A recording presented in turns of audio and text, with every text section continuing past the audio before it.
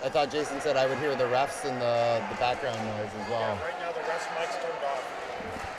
Well, the refs mic's right here, I think, still. Okay, so if you turn it on, you should hear it. Okay, what about the background noise one? It should be there.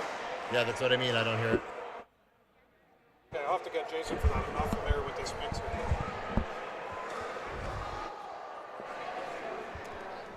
Okay. I'll get Jason. I don't know.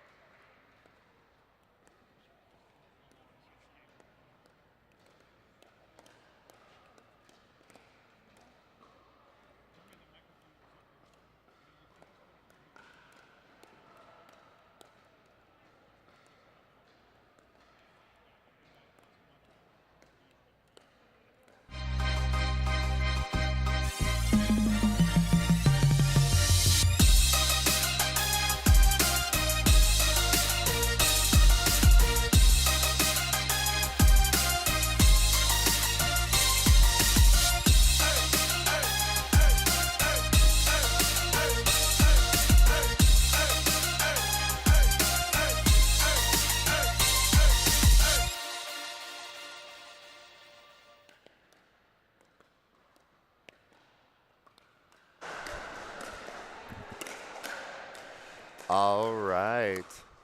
We are getting ready to get started with season number 2 of the CNPL. Cam Taylor from Taylor Pickleball Academy. Sarah McInnes is here from Sarah Mac Pickleball. Hey everyone. We are live here at One Health Clubs in Mississauga, Ontario. We got quite a treat for us on our center court here on our show court, Court 1. This weekend we're going to have 3 courts going. Court number 1 you're going to see out in front of us. That's going to be live streamed on CBC. Court number 2 is going to be on the CNPL English YouTube channel, and then court number 3 is going to be on CNPL French. You'll be able to watch all the matches this weekend. Our schedule is live at www.cnpl.ca. Sarah, how excited are you to be here? I'm so excited. First of all, it feels like we were just here. It does feel like we were just here. And I'm loving the new setup of the courts, the layout. We have a lot of new players, and we've got some fans. We have some fans already in the bleachers. I see some pom-poms. I see some signs. That's just Linda Kawamoto. Yeah. Ready to go again. Ready One to cheer for. Yeah, exactly. Ready to cheer for Matt and Jess out there. You mentioned a lot of new players in the league this year. We had a significant amount of turnover. We were lucky to graduate 3 players to the PPA and the MLP, where the Walker sisters and Hannah Blatt won't be back this season, but strong fill-ins coming in. Absolutely, and a huge congrats to all 3 female players, right? That's great to see for Canadian pickleball representing down in the U.S., but that gives us an opportunity to see some fresh new talent. Exactly. All right, we are getting started here. Okay, so you're going to see the defending champion, Toronto United Pickleball Club. They're going to be in the green shoulders there, and then we're going to have the brand new Montreal Lions in red. And what a shot by Joanna Fang coming out hot here. So in the red, we mentioned Montreal Lions. Montreal Lions, a complete roster turnover from last year, not a single player back.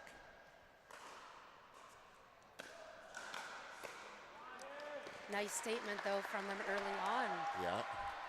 And then Toronto United, one of the teams that did sign all 4 of their players back, but did lose, we mentioned Hannah Blatt graduating up. So Joanna Fang drafted to come in to replace her, playing left side. So Joanna with the white headband there. And then we have Carolina Hack, one of the MVPs of the Toronto United season last year. Oh, just firing right at that. Carolina Hack also trying to make a little bit of a statement here. Early on, everyone showing their power, their pace.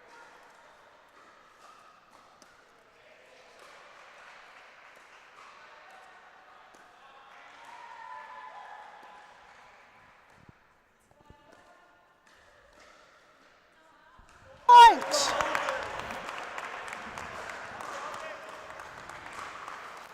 One. All right, and if you're hearing the lovely sound of our lead referee there, Joanne, we've got the refs mic'd up this year, just adjusting her volume, because she is quite loud, which is great for the players. So just a reminder that CNPL uses rally scoring rather than traditional scoring. So a team that wins a rally earns a point.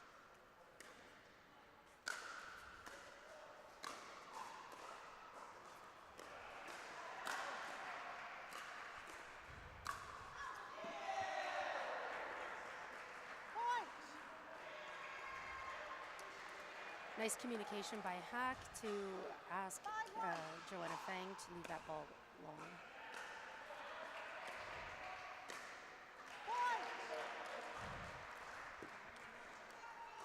Timeout, receivers. 5-6-1, 1 minute. All right, again, we got Joanne dialed in there, so we got our volume under control. And as you can clearly hear, we have our first time out of the CNPL season. So as Sarah mentioned there, our scoring format is a rally scoring format. So rally scoring format means that every time a serve is put into play, there's a point on the line, right? You'll also notice, unlike traditional pickleball, our players are not switching sides. They're staying. We play dedicated rally scoring, which means if you start on the right side, you're going to stay on the right side. They're going to alternate serves. So we have Carolina Hack playing on the right side for Toronto United. She's staying on that side, and anytime they're in an even score, right, Carolina will be serving, and then we'll have Joanna serving when they're on an odd score. The other interesting thing that we play is that we play freeze, right? So freeze, first team to 20 is frozen, and they're no longer playing rally scoring. They must be served to point. And then the second team gets frozen at 19. That's so exciting. Freezes For are exciting. Really good rallies at the end of each game. Time in. 6-1. Here we go. Carolina Hack serving at 6-1. 6-1 Toronto United.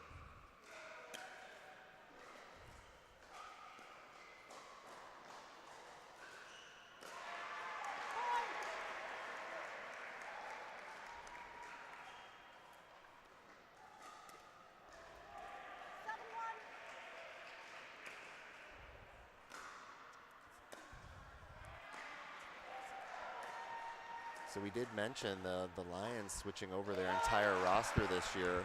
You know, a whole bunch of new players. None of their players were in the league last year.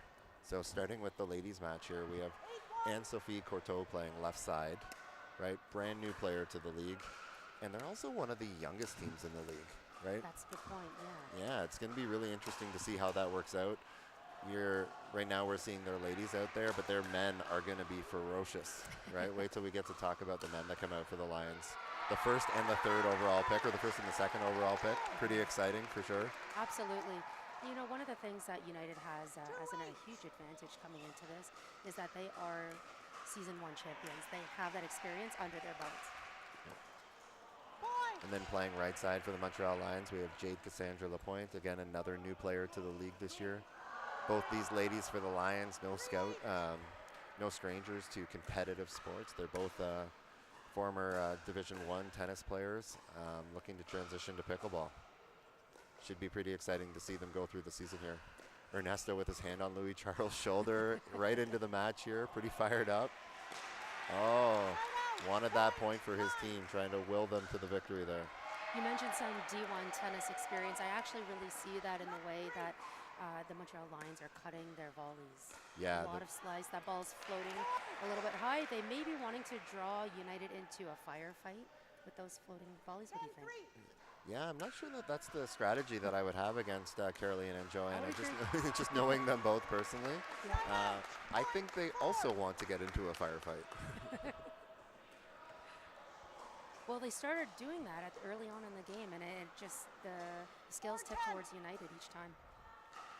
All right, Lions serving here down 4-10. Early lead for Toronto United. Oh, Joanna got away with one there. Oh, just long. I like Jade Cassandra coming in on that ball that way, though. I like that crash, yeah. Yeah, like got the return she wanted off of Joanna, but just couldn't capitalize on it. Oh, what a lob. Wow. The Carolina special. That third shot lob. Yeah. We started calling her the lobster last year, and I think it's picking up right where it left off. I don't see any claws, though. Yeah. That's when she gets closer to the net. They come out. Oh, Joanna with a great ball, but what a response by Jade Cassandra. Yeah, great pressure right into the body of Feng. And with quite a bit of emotion afterwards as well there. Yeah, right back at Joanna. Like to see that. Players are feeling it. Players are feeling it.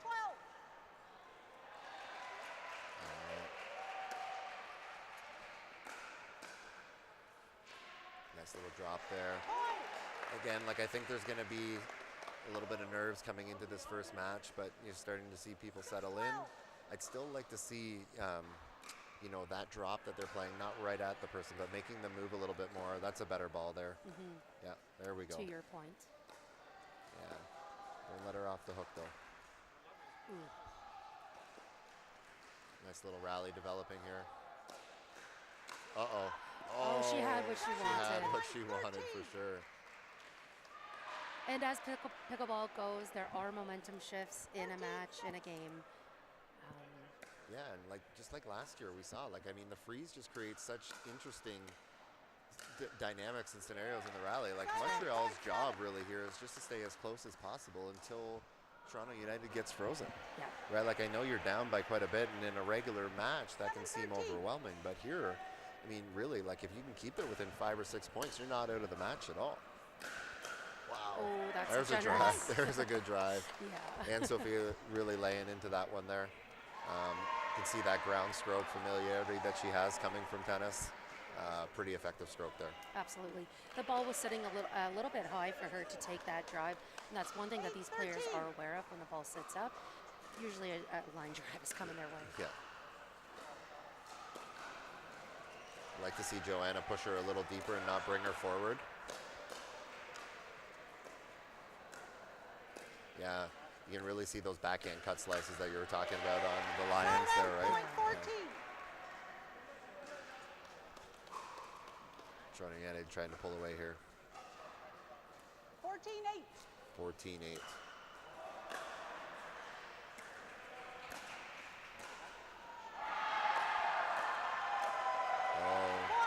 Got to hold your ground there, Jade Cassandra. Looking to back up first. And again, that's probably one of the things that I see the most with players coming from other racket sports is their tendency to want to let the ball bounce. Versus once they get a little more familiar with pickleball, they're trying to take it out of the air, right? Oh, good ball. She's recovering. Uh-oh.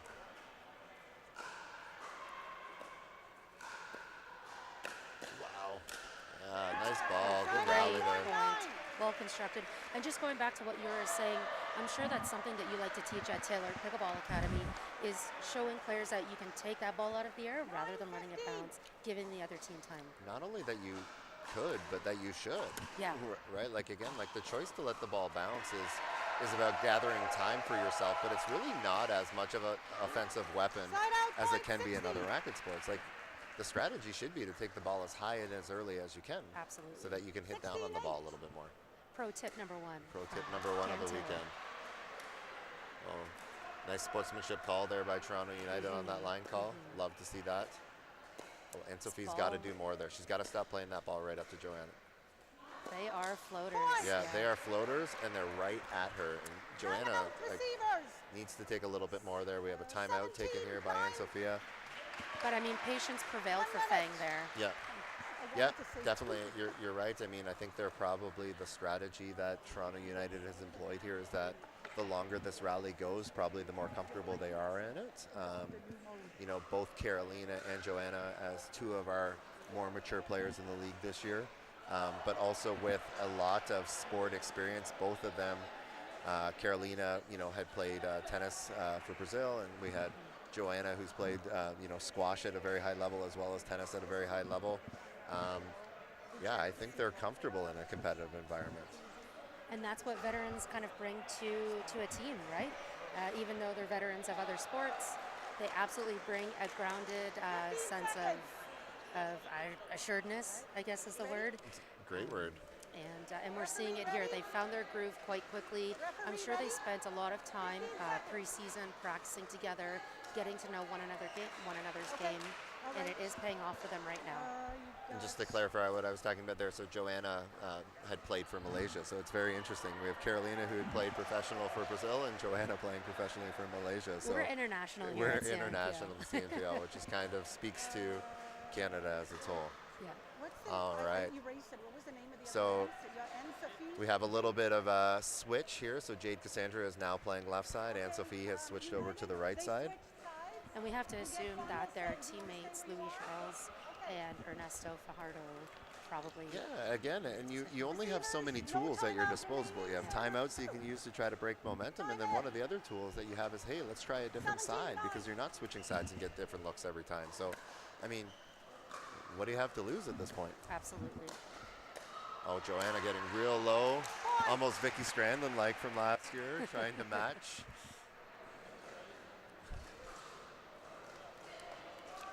So during a timeout, you do have the opportunity to designate a new side, and in that scenario there, we would have Toronto United was given the option to match, and they chose to stay.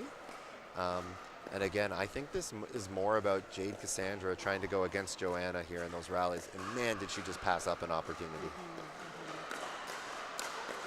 But they got it back on the paddle, and Anne-Sophie really, really likes when that ball gets up high.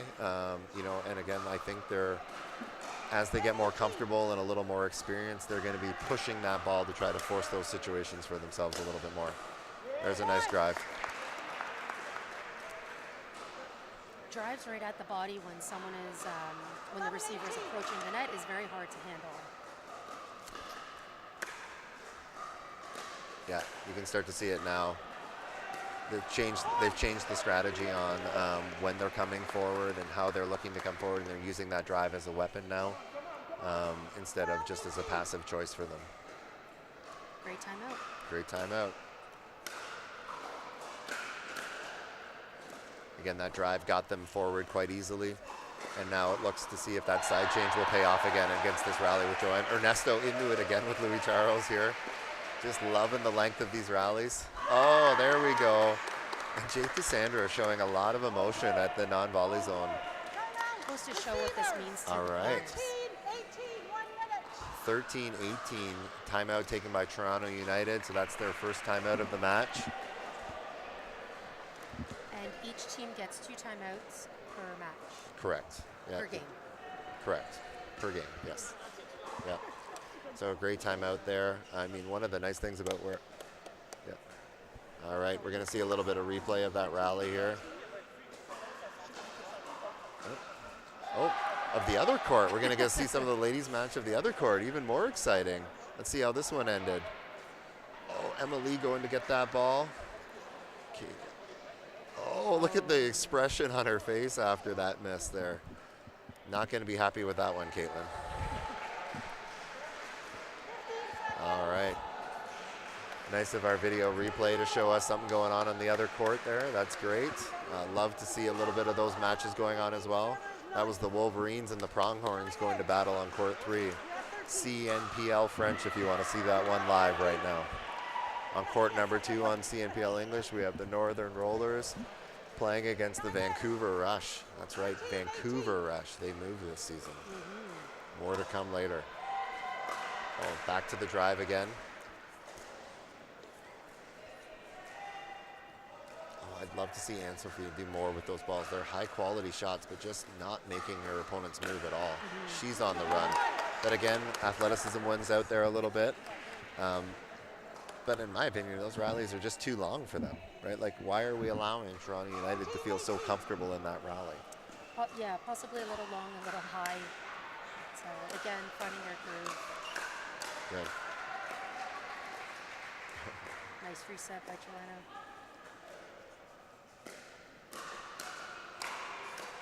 Another nice reset by Joanna. Uh-oh, the lobster. The lobster again. Watch out for She's the 2 for 2 lobster. right now. Yep. This is not boding well for what I teach my students on not to lob, but 2 for 2 for the lobster here. Watch out. Lower percentage shot, but done correctly, very effective. 19-14. 19-14, Toronto United.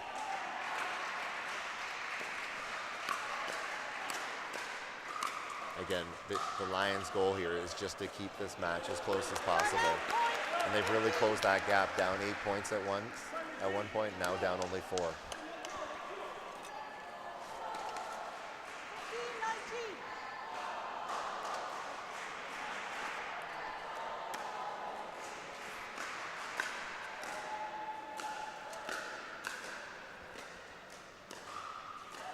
Nice reset. Now they go. That's it. Uh-oh. Uh-oh. United back on defense, and that. All right. First controversial line call of the season. Point. All right. Great job by our referees here. And our first shout out to our referees of the season. Joanne, a very, very experienced referee, bringing her second referee in to see if they saw it any different. Call on the court stand. Call on the court stands. I love having these referees mic'd up this season. Call on the court stand. All right, there we go.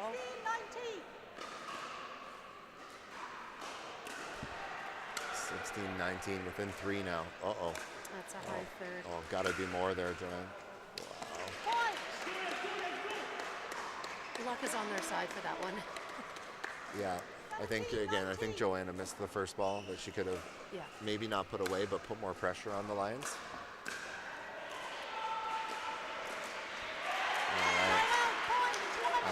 All right, so they're at 20 now, which means they are frozen at 20. Must be the serving team to win this rally.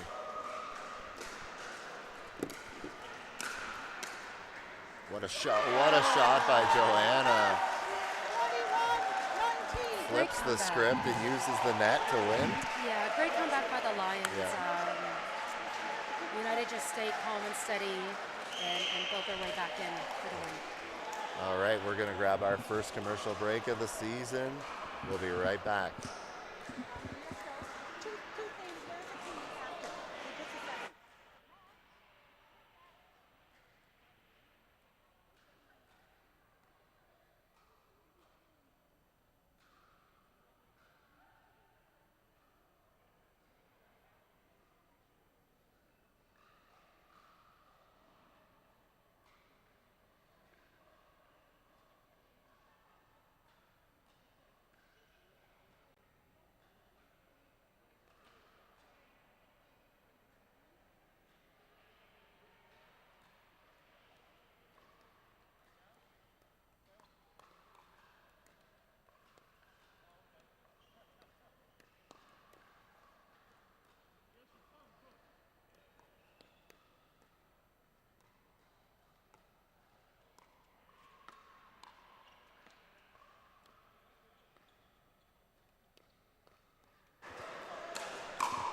All right.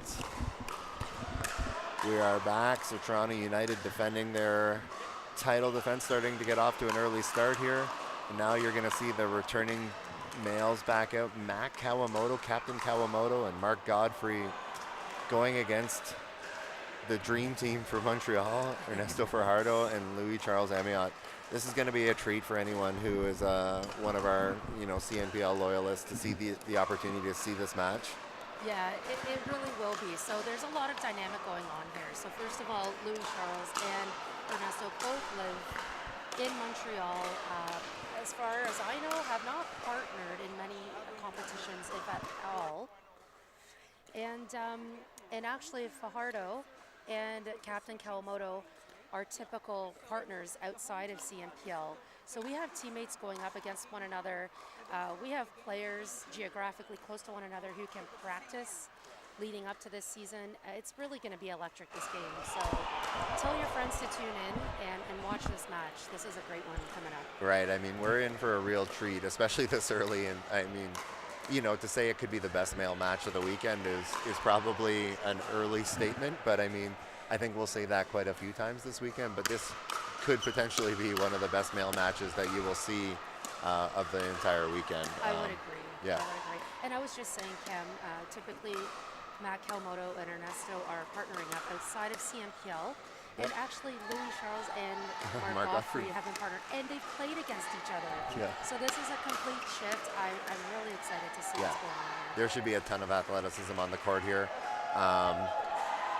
One of the exciting dynamic differences that you see this season is we've added 2 roster spots to each team. So each team actually has 3 males and 3 females on their roster. So you're going to see shots at the bench, and there's going to be very different thought processes here, where Toronto United as a fairly local team has brought all 6 of their players, bringing up Sneha to replace Hannah Blatt, and then Chris Elaine as a 3rd male on Toronto United.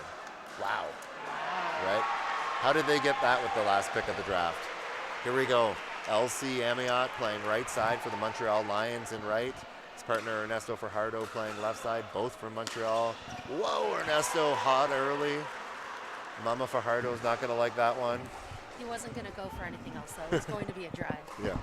And then we have Captain Kawamoto playing left side for the defending championship. Oh.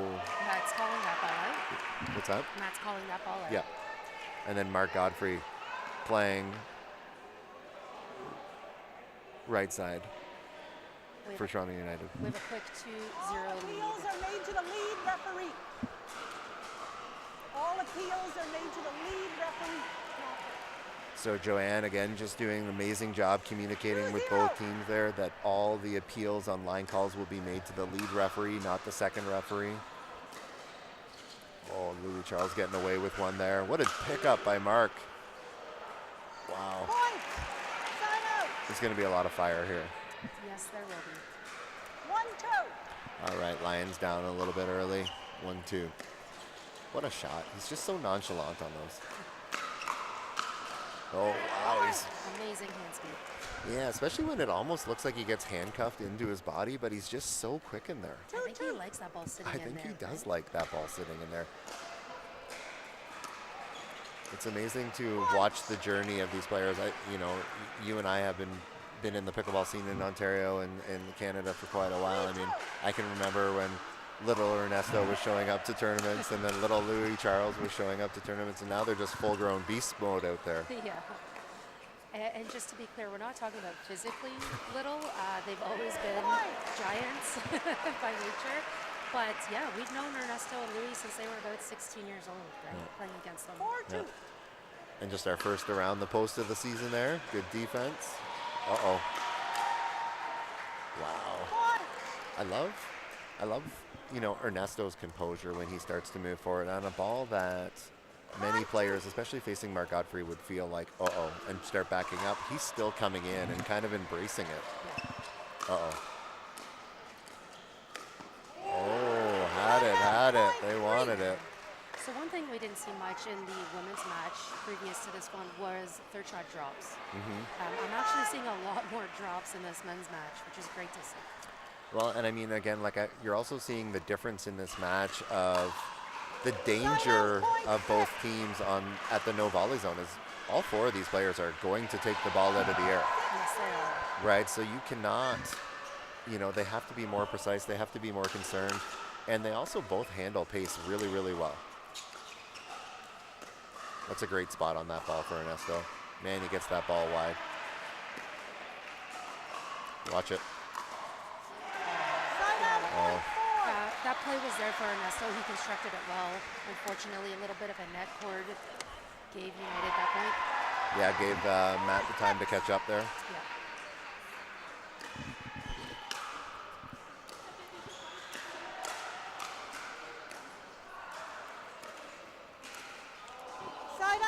So talk to me a little bit about, again, I always get this question from my students, is Ernesto stepped in front of Louis Charles to play that ball on the return of serve. So Louis Charles had returned that ball, and Ernesto stepped in to take it on his comeback. Why would he do that? So we're talking about shot number 4? Shot number, shot number 4, yep. Yeah, I think depending on the type of return that is being produced by the receiver, the person established at the non-volley zone will buy time for the other person to get up to the non-volley line. They could also just be adding additional pressure to the serving team. But there's a number of reasons. More importantly, I think Ernesto likes to play a big role for his team.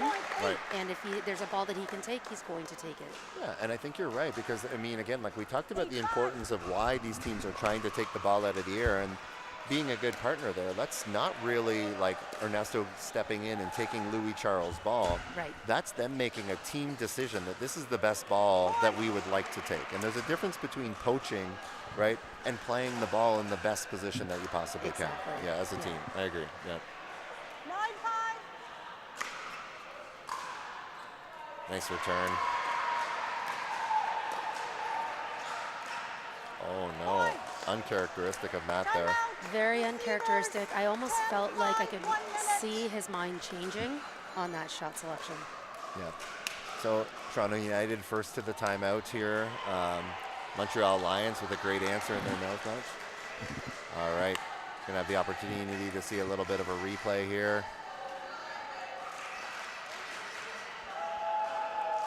So that's that ball that we were talking about, Ernesto stepping in. And again, you can see the strategy is that Louis Charles just wasn't quite all the way up to the no volley zone. And Ernesto stepping that ball in allowed them to regroup as a team, right, and put the pressure on the serving team, just like you were saying. That is pickleball strategy. Which one of us can take that ball higher and sooner? It's a pretty standard pickleball play too. So when the receiver returns cross court, more often than not, the third shot is going to go back on the diagonal to the receiver. Back to the receiver approaching the non-volley zone. Right. So Ernesto knows where that ball is going, and as it's cutting through the middle, the opportunity is there for him to take it.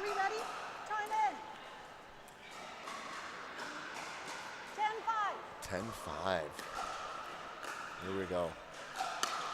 What a drive. Love that drive. Again, at the return server, at the receiver, put the pressure on the person that's coming forward. And this is one of the things I always try to explain to my students is if what you're, Mark Godfrey backing up after that, opening up the court for his partner. One of the things I always tell my students is, like, if the shot that you're doing is putting more pressure on you instead of on your opponents, it's not the right shot. So Mark's putting pressure on himself. There's a better return. That's what I was looking for from him. Okay? So Mark made a very conscious, selfish decision there to gain time to come to the no volley zone, knowing that Ernesto and Louis Charles drive the ball so effectively. So effectively. I wanted to mention one of the returns that was sent in by Philippe Gottfried sat mid-court, and Ernesto still elected to drive that ball. To have the topspin and the control to keep the ball low and in, that's some talent. Oh, lucky net cord. Kawamoto puts his hand up to apologize, but really... Sorry. Not sorry. Sorry, I can't do that every time.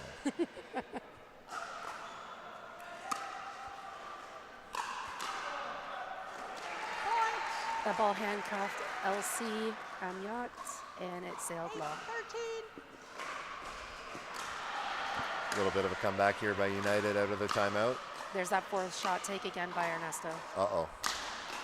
Wow. Oh, wow. Sideline to sideline work there. Amazing get by Mark Godfrey even to get that ball back in play. Yeah. But the composure of Ernesto to then be able to do what he does on that inside out to bring that ball back in. Little change of pace serve there by LC. Ernesto caught sneaking in a little bit, trying to blame the surface here at 1 health instead of blaming himself on his positioning, but what a cut return there too.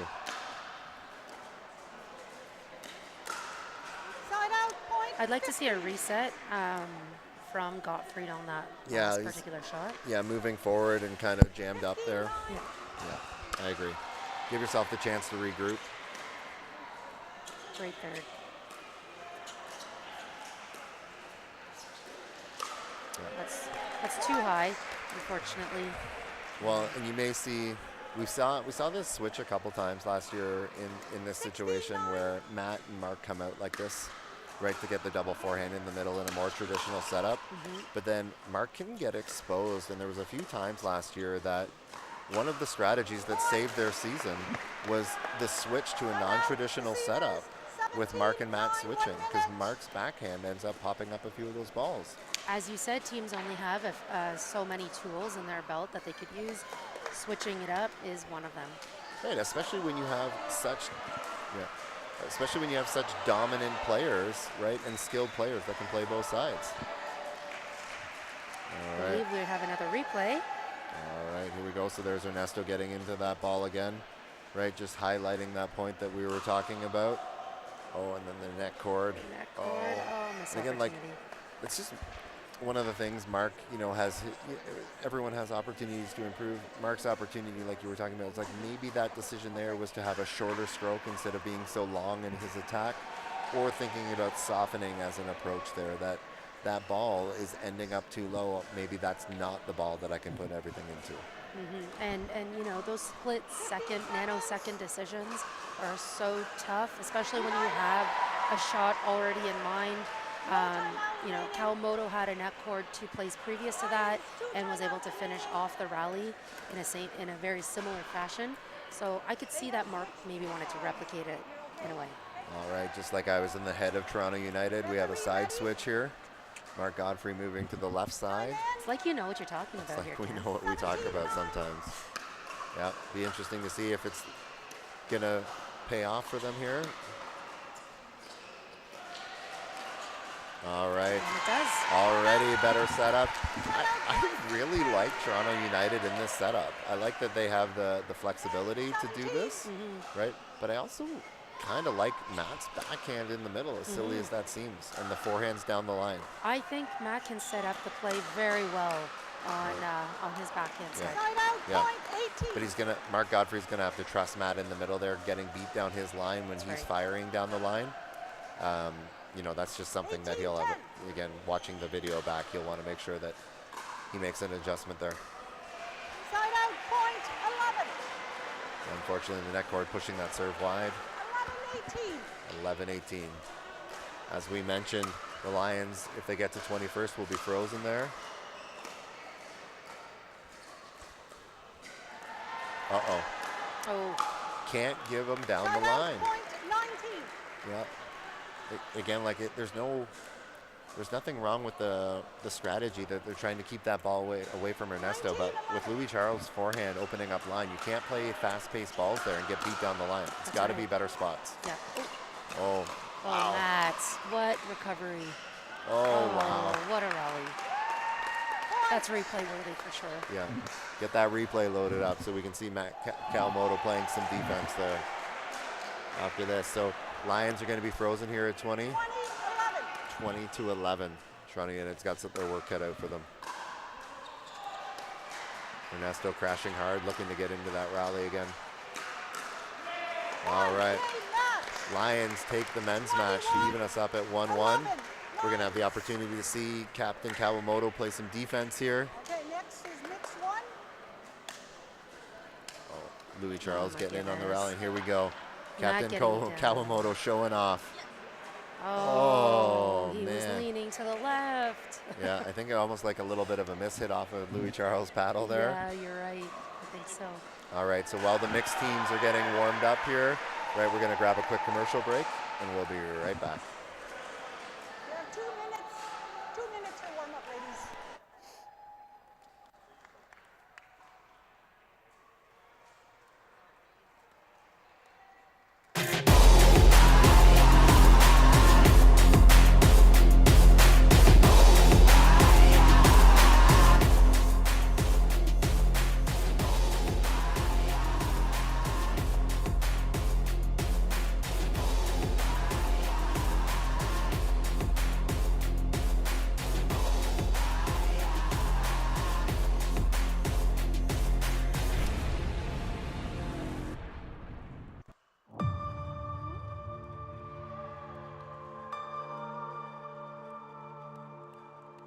Don't say I didn't warn you. You're gonna know my name. I know that you ain't ready. I'm not just anybody. I know that you ain't ready. You're gonna know my name. You're gonna know my name. When no one is watching, are you preparing? Preparing to leave it all on the court. Every ounce of energy. The work that brought you here, to this moment, to this place. Can you play your best game after game? Nothing is given, so give your all. Own the court. Be the one who just won't quit, because settling isn't an option. It's your choice. It's your time. Play your best with Onyx.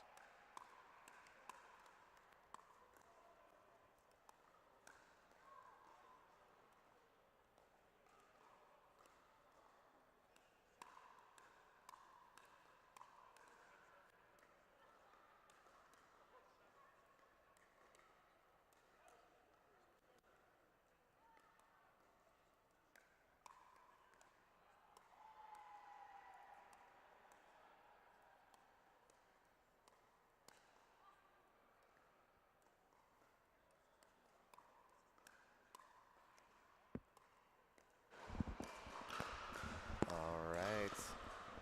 We are back here at the CNPL match number 1 of the season. The defending champions, Toronto United Pickleball Club, against the Montreal Lions, who made a real statement, not re-signing any of their players and drafting 4 new players, well, actually 6 new players, because our roster has expanded this year to 3 males and 3 females.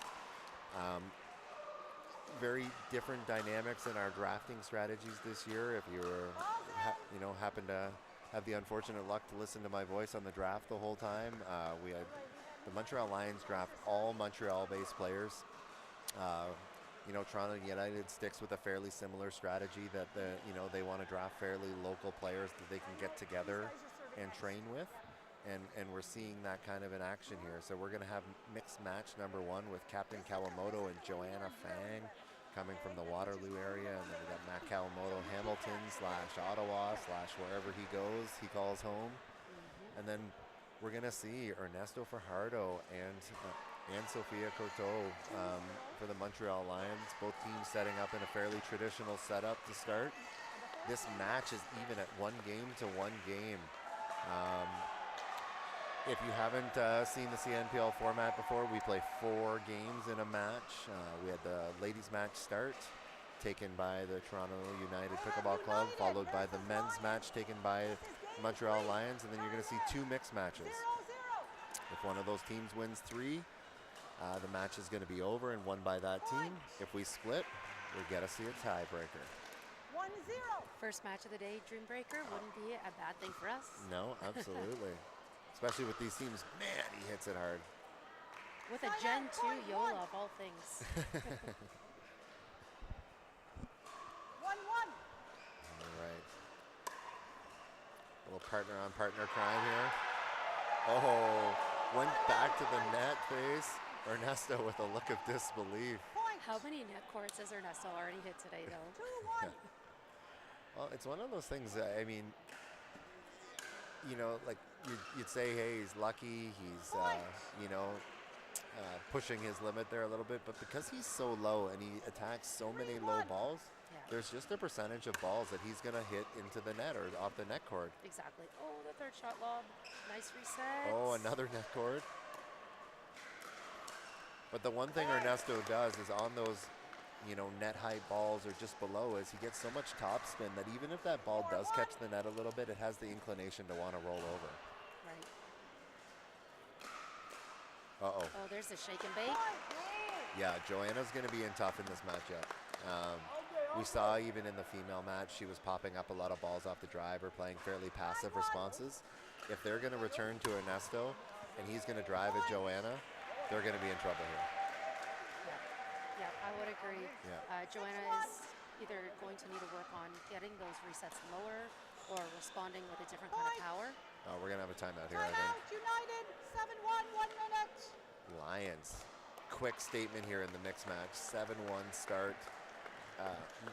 You're Captain Kawamoto. You're Joanna Fang. You're coming back to the bench here. I mean, one of the things that we know about Toronto United is the strength of their team. We're going to see a little replay here. Here's this Ernesto drive. We're talking about Joanna with a pop-up off the return and just an amazing crash by Anne-Sophie Courteau. That's not a fluke. That's a play they've set up. Absolutely. It's a play made and successful. Interesting, though, on that replay, what I saw was Ernesto in a wide open body stance on that drive. I thought for a second he could have done a drop. So he's kind of disguised that shake and bake play really well. Yeah, definitely. And I mean, that's something that I'm working with a lot of my students that are trying to get from what we call like that stuck position between 3-5-4-0 and pushing into advance is this concept of the principle of the same. Like, have everything be the same until it's not. Yeah. Right? The longer that you can have everything look the same, and Ernesto's really good at that, and most of the players at this level are pretty good at that as well, right? Well, and as we say in pickleball, the effectiveness behind an attack is to disguise it. Yep. That's how they work. Yep.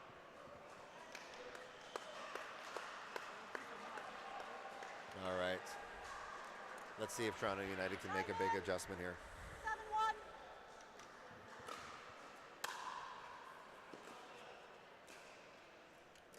Joanna at least getting a down ball there. That's a better quality ball off of her. She's going to be in tough. Oh, tries to go behind Ernesto, though. Ernesto left that line open, but his court awareness is too sharp. He knew that ball was wide. Did you say Ben Johns?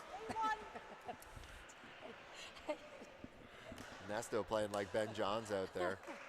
Right? Trying to encourage her to go behind so he can come in with that backhand snap that he loves. Most players would do everything they could to avoid playing that ball in his backhand, but I can guarantee he's looking for that opportunity. And again, Ernesto inserting himself. And that's the ball. That's what we were just talking about. Right? He's trying to get that ball played behind him so he can get that backhand roll. And not only does he roll it in a downwards motion, it's almost like a inside out, right, where that ball's cutting across Matt Kawamoto's body, which is nearly impossible to read and pick up. And there's that shake and bake play again. There it is. The Ernesto drive at Joanna, I mean, in a timeout strategy there, Toronto United has to be returning that ball probably to Anne-Sophia, but then your risk is that Ernesto is coming up. Exactly.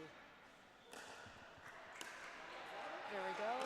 Ernesto taking the Better majority drive. of Yeah, thirds, though. better counter by Matt though Yeah. to get that. Oh, Oh, there's ATP the time. ATP. Hey, all Pretty sure it would have right. sailed long, but we'll never know. Yeah. Some life from Toronto United. Ernesto giving a little smirk there. 3:10. Mama Fajardo still not impressed. And speaking of mamas, I think Mama Kawamoto is probably watching her other child Oh, play. we can see her in the stands there, kind of behind Ernesto there if we get a good view. Oh, there Oh, she yeah. is, yeah. Yep. Uh-oh. A little too high for her liking, that's for Side sure. out, point 11. Yeah, it's a tough ball. 11-4. 11-4, Lions up early here. Matt with the strategy still to return to Ernesto. That's no ball, that's no ball. Yeah, and Shoulder high, let it fly. yeah, there you go. Again, Joanna's just in a tough phase right now where she's feeling targeted on those drives, and you know, when you're getting the ball, she's got to be out there. Nice coverage by Matt. Yep. Uh-oh. Oh no. Oh, that's a big crash. Yeah. Got away with it there though.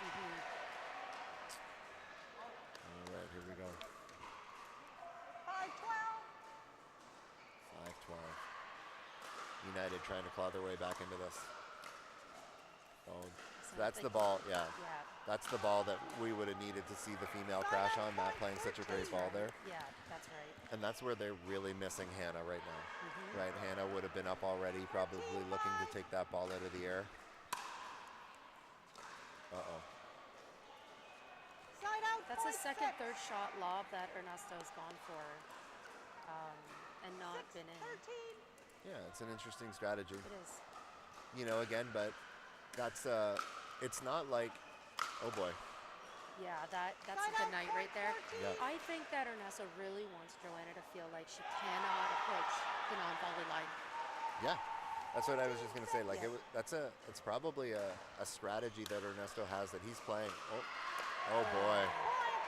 That's probably a strategy that Ernesto has is he's got Joanna so worried about getting forward to take the drive that now he's getting that lob and he's trying to get her to go back so that she's late coming up, right? 15-6. What do you think is going to be discussed in this United timeout, Kim? I think at this point they're trying anything, right? So Toronto United, we saw them almost go to an I formation there. I'm not sure if that was a miscommunication on a switch or them trying to get Matt to play a ball here, but we're gonna see a replay of this. Again, Joanna, here's this switch, and again, like, I'm not sure if that's a switch, if that's a strategy of Matt just trying to take everything up front, right? It looked like maybe there was a switch happening there. Right, yeah. but that switch has to be executed better, right? The return needs to be better, Yeah, right? The return was deeper. to the middle and it wasn't deep enough, Yeah. right? And we're just not seeing, Toronto United just looks out of sync. A little bit, right? And you know what? Not all that surprising in the sense that Matt played with Hannah Blatt all of last season. They found a groove together, and now he's had to make a shift and work with a new mixed partner. I mean, that's not outside of Matt's expertise. He's a seasoned player by no means, by all means. But, you know, the preparation time is maybe tight for them, and they've got to find some plays that work for the two of them. And you're also playing like one of the best mixed players in Canada in Ernesto Yeah. Fajardo, right? Like, I Yeah, mean, and then there's that. yeah, and then when they do get the ball to Anne-Sophie, like, then you're dealing with the movement and the positioning of Ernesto that puts so much pressure. And right now, I feel like, you know, they really, out of this timeout, I mean, it's about getting Joanna into better situations. And you can see, again, why not switch? Matt's now straight across from Ernesto, right? Joanna's playing left side, right? They're trying something different. So when the females go play head on to one another, it kind of eliminates the majority of the cross-court balls. So Joanna, in theory, will be playing head on to Sophie, right? Correct. And hopefully icing out Ernesto. We had a really good view on that. That was a really good view. That sat on there for a while. He wants to Yeah, become friends with the net again. Yeah.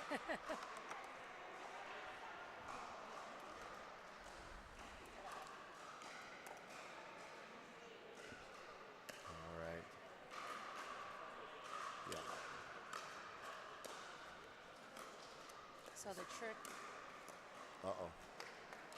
the tricky part to this plan is that Ernesto is so big and present, has such a large wingspan, that even though Joanna's trying to isolate the female player, Ernesto can just slide over and Right. take that middle ball. Exactly. Yeah, Joanna's still working on the control to be able to keep that ball away for Ernesto. There's a chance to do it there, but your window is so small. Good Oh, defense what by a Matt. reset.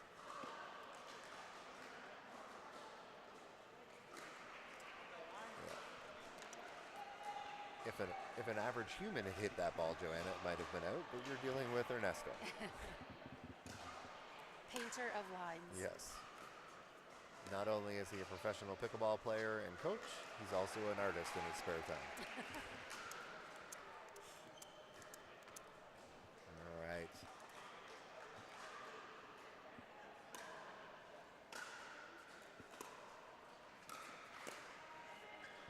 That's in. Oh!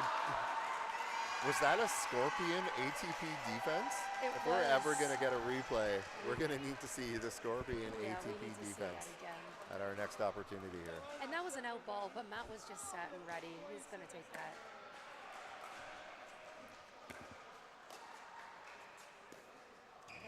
Hopefully we'll Nice get the chance to drops. see that replay here Okay, after so the... Joanna electing to go cross court to Ernesto in their shots. Yeah. Yeah, and I think Matt just kind of said to her, hey, the plan is to play head on to the female. Maybe we'll avoid going cross court dinking to Ernesto this time. Let's see if she switches it up. There it is. And again, Matt's just feeling out of sync. You can see it, like, again, like he's never going to really show it. You know Matt, he doesn't get frustrated, per se. But he does, he's just not feeling it right now. Look at the setup. Look how far over Ernesto already is. He's almost standing on Anne-Sophie's side while she's serving the ball. Okay. Okay. Nice play by Matt. Yeah. Try to see if we can hear the score here from our referee. I didn't hear it that time. Great third shot drop by Matt. Oh, again.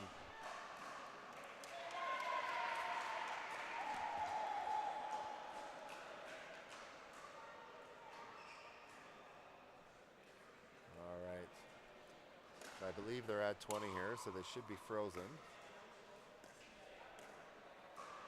Okay, so this was the plan that they were trying to Right, trying to deploy. engage, trying to force Anne-Sophie to play that ball. Yeah.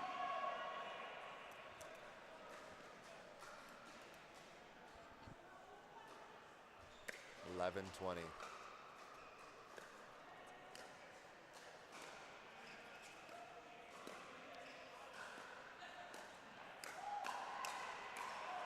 Good. Okay. All right. So again, like that's probably the best construction that we've seen Joanna do on some balls, and more of some push dinks instead of those kind of high floating dinks that we'd seen that the Montreal Lions were looking to attack. See if they can build some momentum here. Oh, there's got to be somebody up there for that. Oh boy. It's tough. It's tough, right? There's just so much pressure on the other side. Stuff that you normally get away with, you're just not getting away with here. But I think there was definitely a missed opportunity off the quality drive that Matt put into play that, if we could get Joanna to move forward a little more aggressively, probably could have done something with it.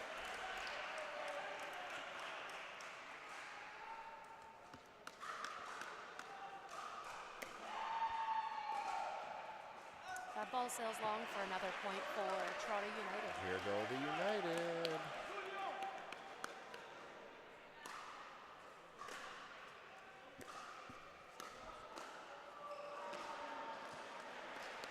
All right, Montreal Lions on serve here. Frozen at 20. Toronto United with 14 points on the board. Yeah, 20-14. Nice little run there to close this gap. Uh-oh, United making a run here. Call it 15.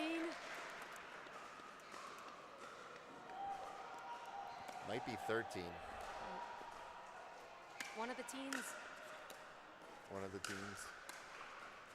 Okay, that's Wow. that. You just can't leave that ball high and floating to the middle. No, you can't.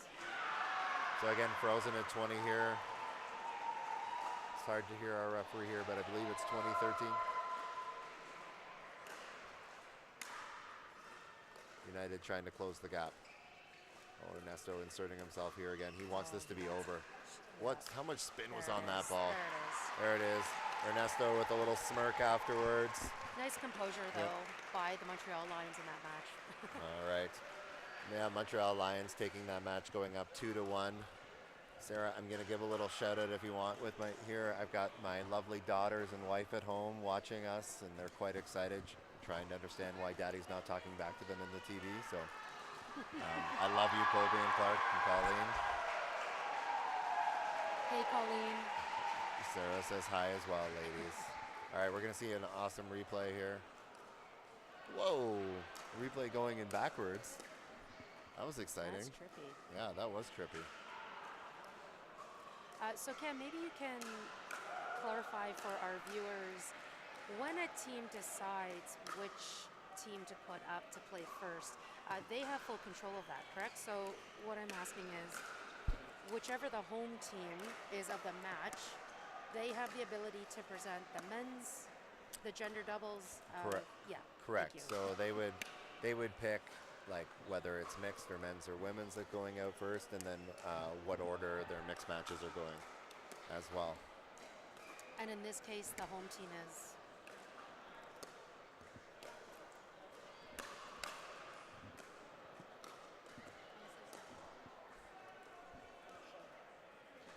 Yep. All right, while they're just kind of getting warmed up here, we're going to jump over to a commercial break, and we'll be right back.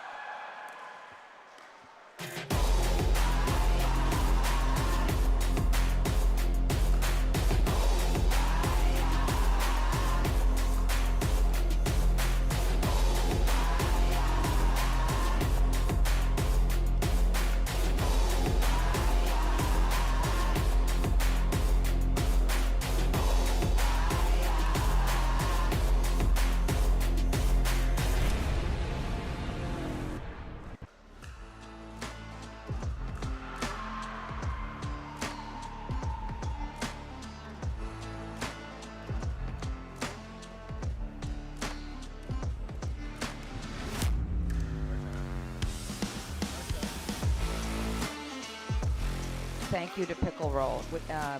It can be installed anywhere, temporarily or permanently on any flat area.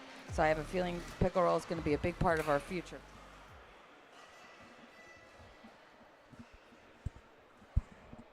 Marcia, how do we get...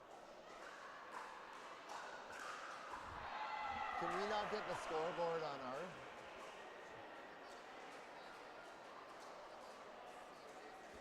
Yeah, because now we can't hear the ref anymore, so I don't know what happened. I don't know. I tried turning her up.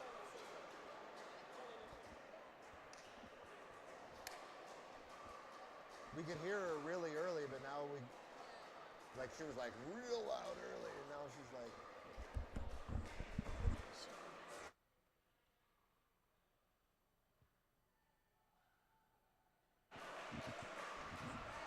All right, we're back with mixed match number 2. Montreal Lions, after going down 2-1, have stormed back, winning the men's match in the first match of our mixed.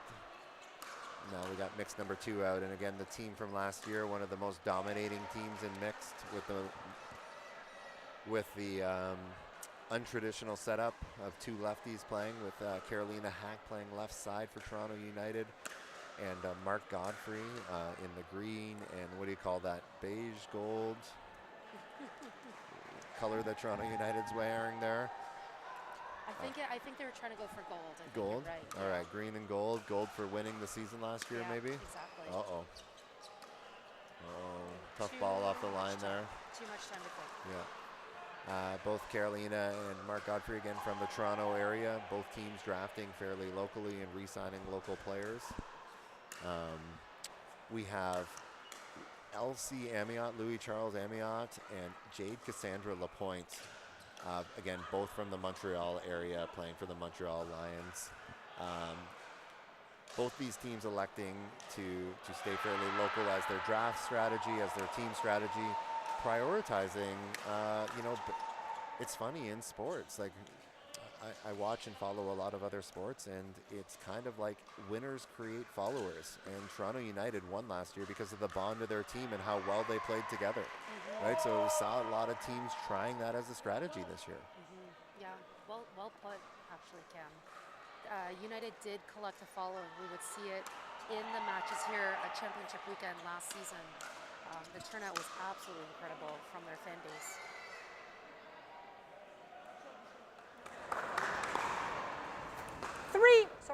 Recall the score. All right, 3-3. We got Joanne back. Joanne's back with a vengeance on the score calling. Happy to hear her voice. Happy to hear her voice. That's a good lot. get. Oh, the lobster going for it. Set out, point 4. All right, she is back. All right, we'll try to turn that down, rein that in for you a little bit. That's better. 4-3 Montreal Lions.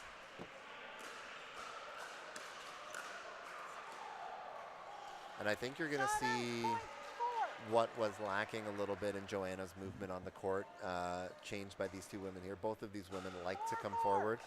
You're going to see Joanna and Jade both kind of crashing towards the net after their partners are hitting the ball here. It's going to be an interesting dynamic change here. Right. Oh, how did he get behind that? Unbelievable. Really seeing United here in particular returning hitting all of their thirds to Jade, keeping LC, Louis Charles, out of the play.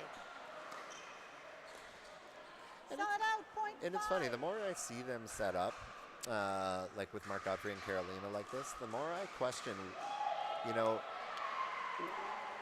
why do they set it up this way?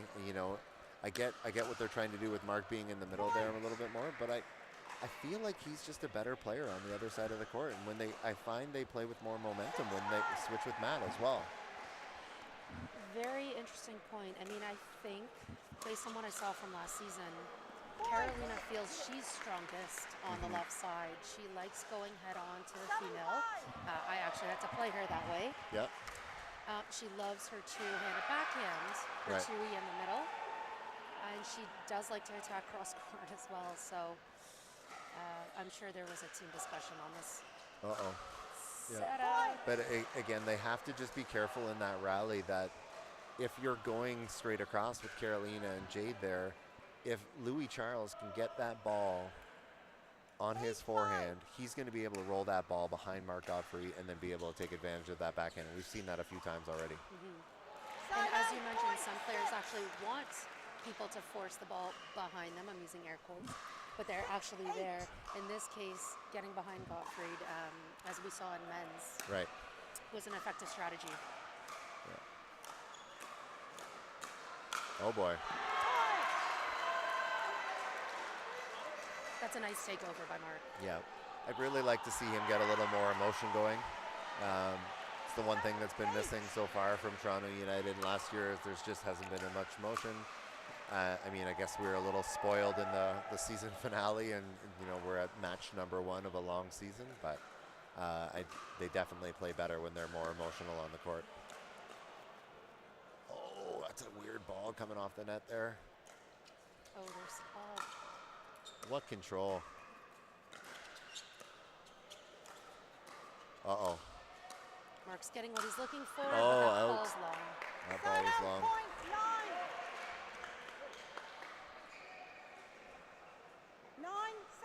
All right, Lions up 9-7 here, trying to put this match over now. Don't want to get to a tiebreak. We want it to go to a tiebreak.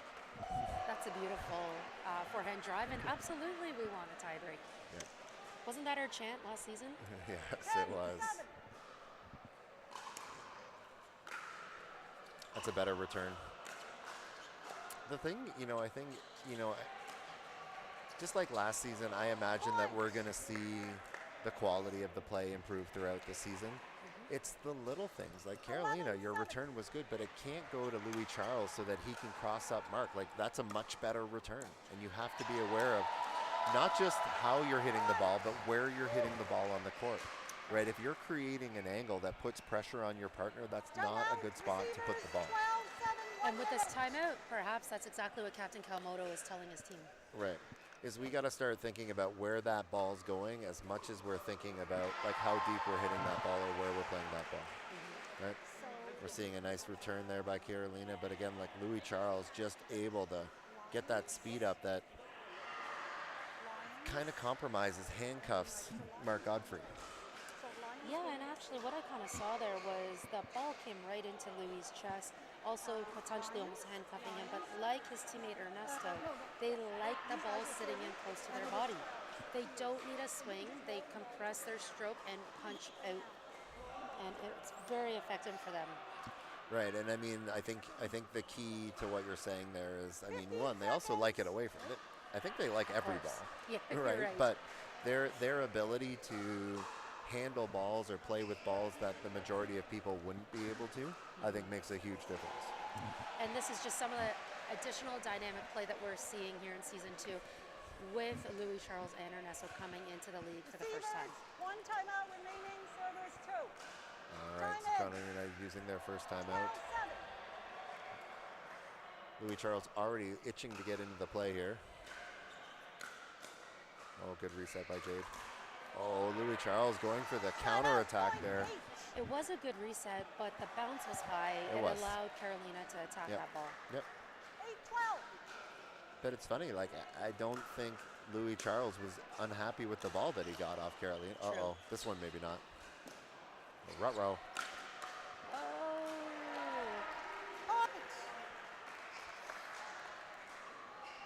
Great pickup by Jade back there, though. 9-12.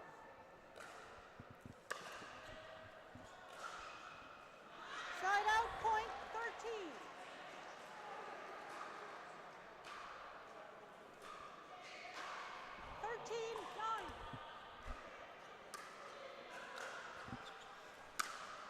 Oh, what a drive.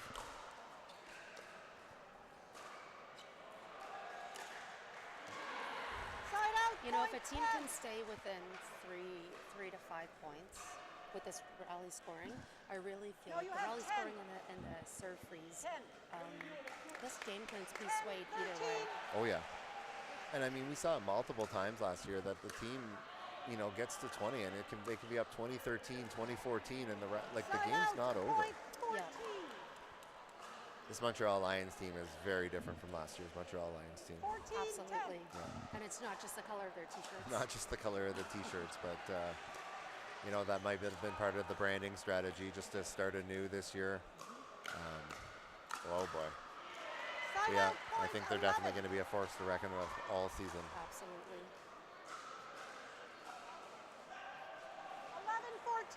11-14. 11-14.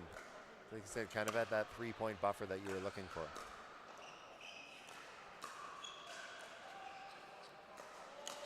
Oh, Carolina. Carolina maybe needs to approach the net a little bit sooner, and because she was a little bit delayed or behind, that ball could have been a reset. Or like you were mentioning with the, you know, kind of the Montreal Twins there, you know, like shorter strokes, more compact. Oh, lobster.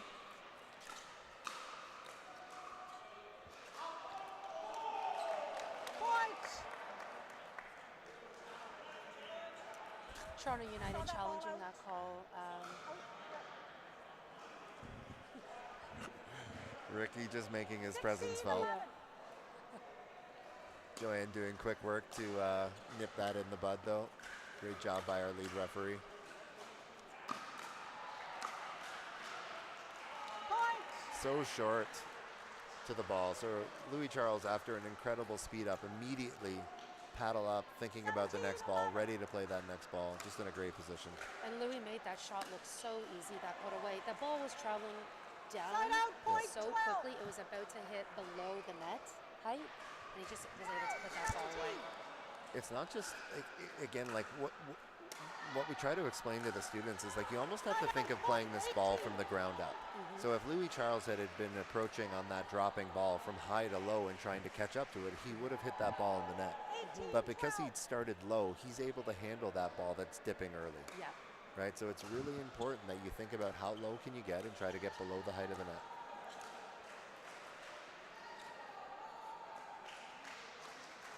Toronto United trying to get back into this match.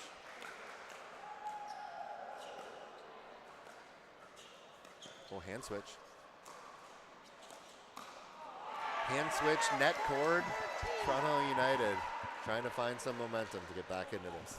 And to your point, Carolina taking that ball out of the air was the reason why the Lions could not get back into the rally. 13-18. Need to close the gap.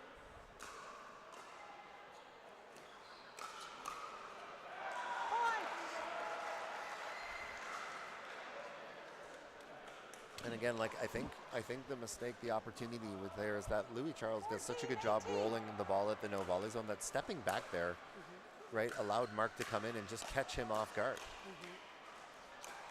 Oh, Mark. Mark doing a great job taking over the net there. He's getting some of the looks that he's trying to build. Yeah, he's just off a little bit, right? And I mean, again, this is the first match of the day. It's the first match of the weekend. Probably the first time people have seen balls coming back this fast, this consistently, right? It puts a lot of pressure on everyone. Yeah, We're going to see a nice little replay here. Right, here's where you're talking about Mark getting those looks that he wanted, right? But then just missing that ball. Like he had the ball on his paddle, just kind of caught off guard a little bit there. I think so, and his weight was shifting backwards, so he wasn't fully balanced to really take that speed up and win the rally. Maybe he thought he was going to catch someone off guard by handcuffing them. All right, let's see if this timeout allows a momentum shift that the United are looking for.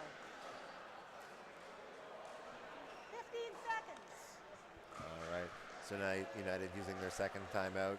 Captain Kawamoto out there giving some great encouragement. Lions, 2 timeouts. Words of wisdom, I would think, to Mark and Carolina.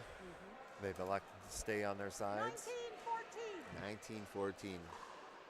Remember, Lions get to 20 here, they'll be frozen. But timeout kills a little momentum there from the Lions, and United hopefully with a little life here, 15-19. 15-19. Closing that gap back to that 3 or 4 that you were looking for. Uh-oh. Really nice finish by Jade. Yeah.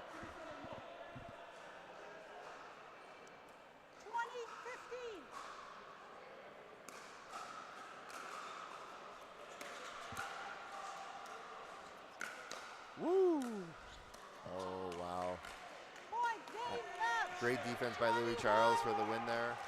The new look Montreal Lions take their first match of the season, defeating the defending champions, Toronto United. Still celebrating, maybe. Yeah, what a decisive win by the Lions, telling the entire league, watch out, we're here to play this season. Watch out, they are here to play. I mean, with their first 2 picks of the season, taking Ernesto and Louis Charles, huge statement, and yeah, look forward to watching them all season. That's the Montreal Lions defeating the Toronto United Pickleball Club 3-1. We'll be back with match number 2 later. Leave the 2 balls over there. Well, actually, no. Let's hold them on here because otherwise someone takes off with them. Yeah.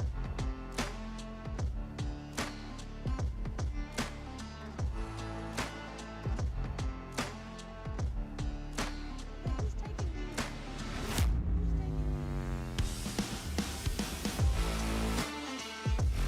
Thank you to Pickle Roll. It can be installed anywhere, temporarily or permanently on any flat area. So I have a feeling Pickle Roll is going to be a big part of our future.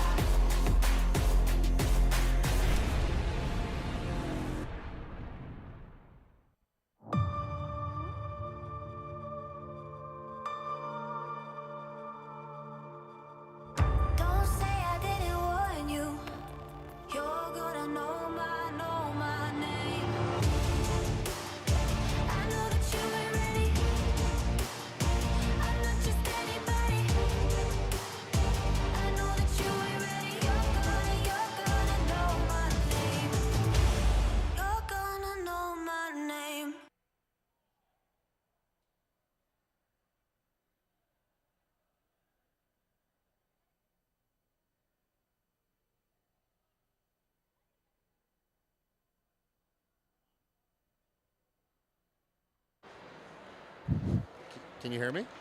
Yep. All right, Cam Taylor for the CNBL here. I'm here with Ernesto Fajardo, the first overall pick of the Montreal Lions. Ernesto, how's it feel to be part of the CNPL? It feels amazing. I'm so lucky to have such a great team. It's all friends. We're all people from Montreal.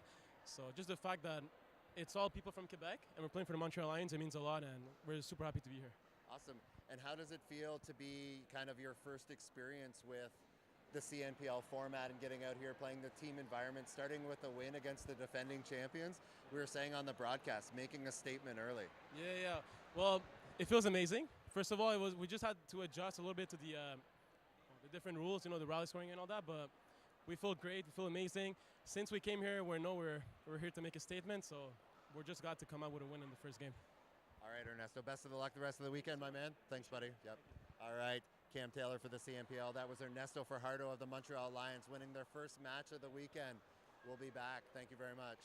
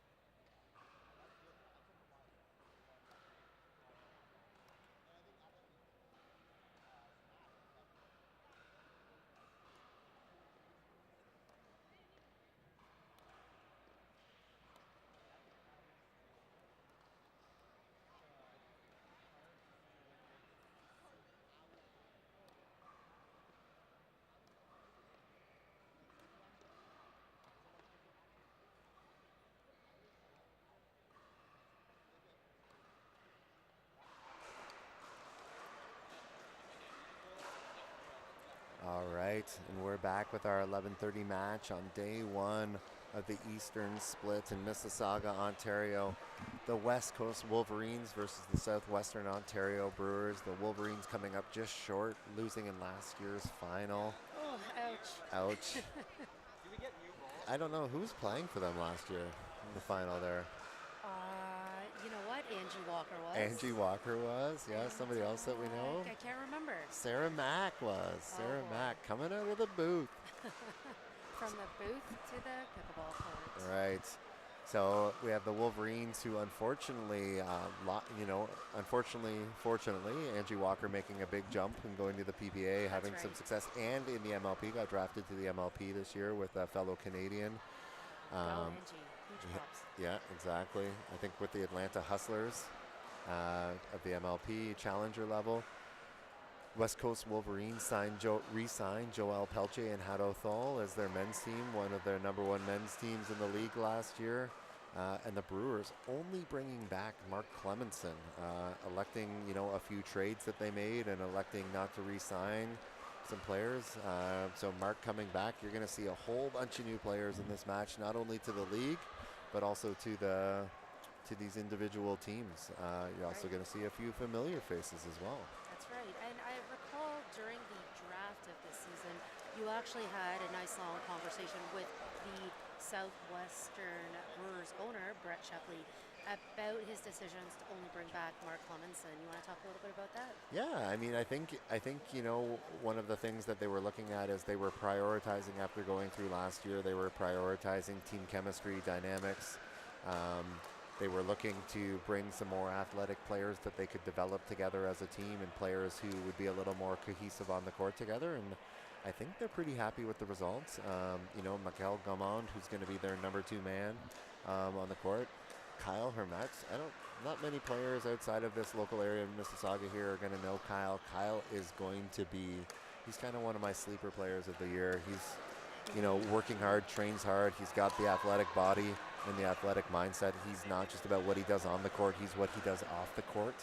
Yeah, I really remember you talking about Kyle during the qualifiers, saying that he went for a long run before, on the Sunday. So after a day of already of 13 games. Of 13 games. He went for a quick 13K run before his 13 mixed games. A light 13-kilometer quarter marathon run.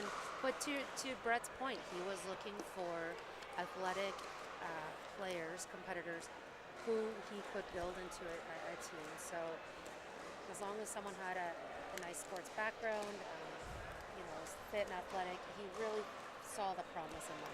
Right, and I think Brett really went into, that draft qualifier with a fairly open mind, knowing you wanted to stay fairly local with his team.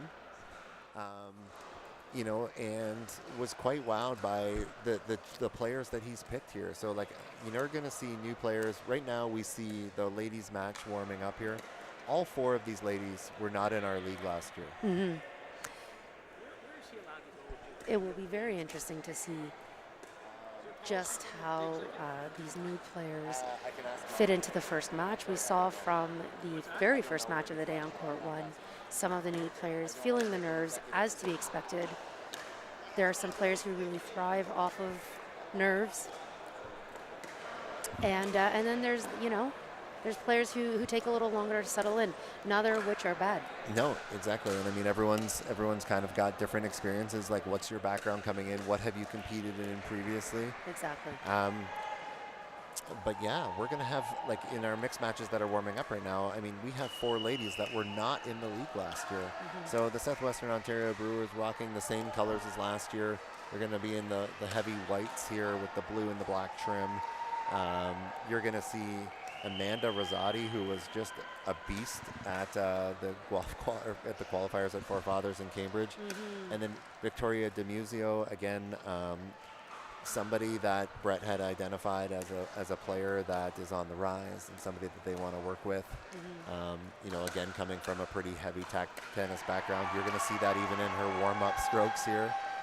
One of the pickleball OGs, Sarah Dufour, finally getting into the league from the West Coast Wolverines. She was able to play this year. She's going to be left-handed in the white hat, the black uniform there. and Sabrina Lamb from Victoria, BC, the West Coast Wolverines.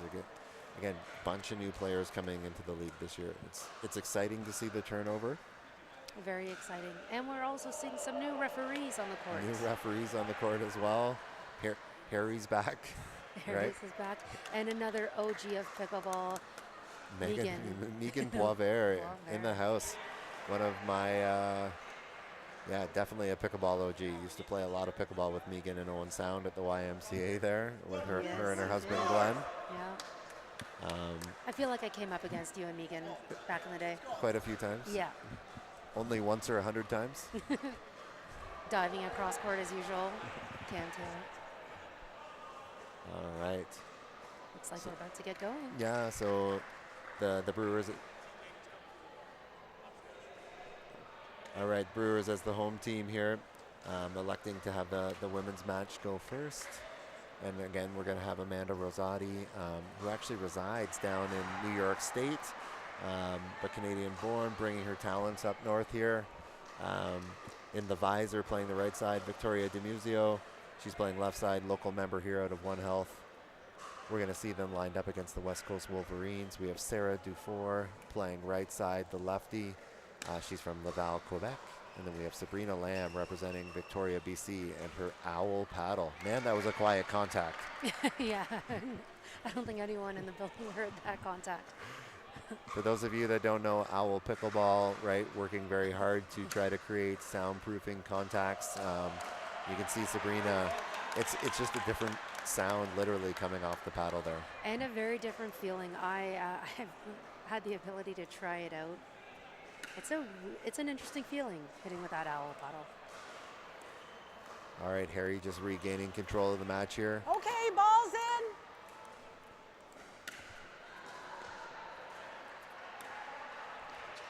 All right. Oh, Sarah caught off guard by Amanda Rosati's. A little bit of a speed up there. Great job. Nice drive by Victoria. We're going to see a lot of clean forehand drive from Victoria. Oh, man. That's a big stroke. Yeah. Again, like a big opportunity there is you're still...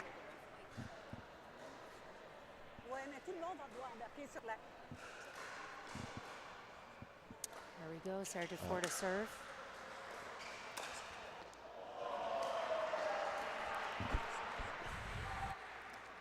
You can see Victoria really liking that two-handed backhand.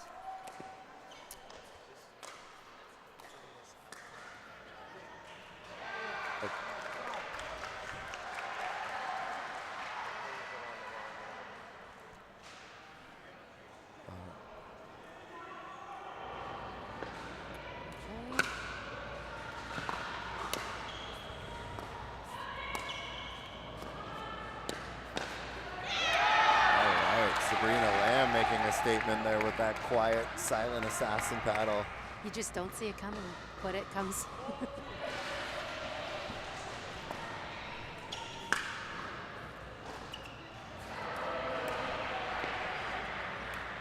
Just like in match one, the teams here have set the match up to have the women's doubles match go first. Oh, sitting there. Oh, what an overhead by Victoria. And even though I would say, like, all of these players, other than Sarah, are all fairly new to pickleball, all learning it in the last couple of years. Amanda's really into it, but none of these players really will know each other and wouldn't see each other much on the playing circuit. So it's very interesting to see Sabrina and Victoria kind of being the targeted players right now. Yeah, really interesting to see. And another thing that's going on is that the game is really transforming. I mean, definitely in North America, but particularly in Canada. This isn't the game that was played back when we were first entered. So 4-5. All right, we have the Brewers serving at 4-5. Oh, good quick stroke there by Amanda. She's got that nice stroke that we were talking about in the last match there. Yeah. Again, we're going to see this nice cross-court rally develop here. Sarah before looking for the Ernie.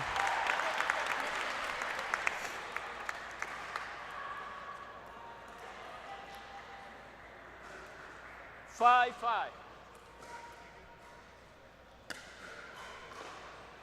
right. Drive. So Victoria and Amanda are definitely, they feel like to me they're going to be one of the most aggressive female teams that we're going to see. Yeah, they're going to come out swinging, absolutely. Interesting timeout. We're at a very close score, and yet a timeout is elected here, possibly just to cut the momentum right away. Yeah, cut the momentum. I mean, you also have two extremely intelligent players on the West Coast Wolverines bench there, Joel and Hato. Yeah. I mean, Joel's one of those guys. I've talked to Joel quite a bit.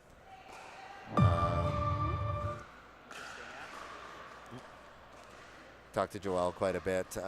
You know, if there's something he's not liking, I mean, even though it's close in score, right, and you know, it's feeling like they're still feeling out. Like if he's identified something that he wants to get communicated, he's going to do it right away. He really is, and you know, a difference that I see on the Wolverines bench from this season to last is that team manager Steve Deacon is not present here at One Health Mississauga. So I do believe that Peltier is going to bring in his leadership skills to the team for the weekend. All right. Let's see what they do coming out of the timeout here. But again, close game. I think we're at 6-5.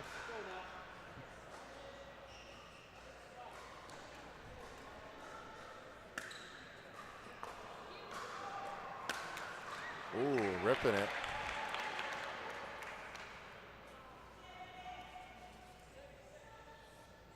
Six.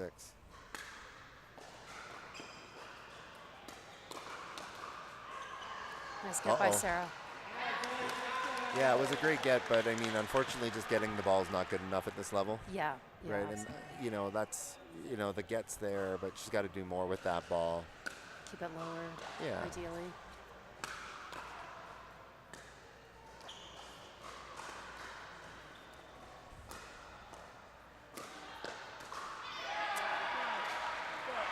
Amanda, I really like Amanda's game. I really like how low she gets. I like her framing with her paddle, like especially on her drive and then her setups on her fish. She's doing that drive drop really nice and putting those balls in good spots. She is demonstrating exceptional touch right now, touch and control. Uh-oh. Oh, what a draw. That's a better get. That's a great get, not just a good yeah, get. that's right. Right. So there's the difference between the two shots where Victoria's get was amazing, but it's what she did once she got the ball that was even better.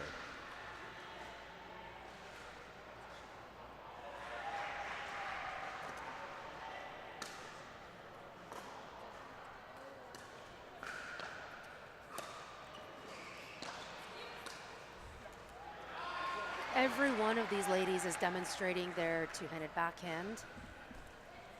Tui, as we like to call it, essentially giving them two forehands. This makes it particularly hard to get a ball behind a player.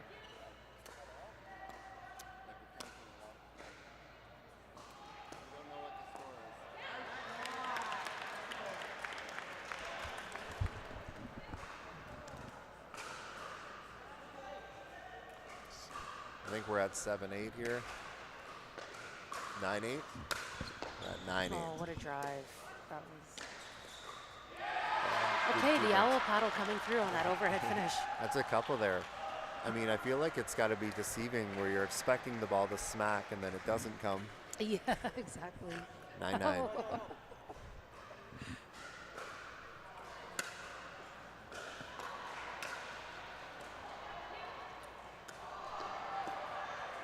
All right. So the Brewers winning that, going up 10-9 here. Amanda serving from the right side. Amanda goes big on her serves. Yeah. Such a good touch. Again, that's a better ball. Yeah, she's so low. And like I said, like really focusing on, you can tell she puts in a lot of work on her technical focuses, right? Because her setup is so clean and so consistent. It's clean, and I mean, she put a high ball through the middle of the court and still came away with the point.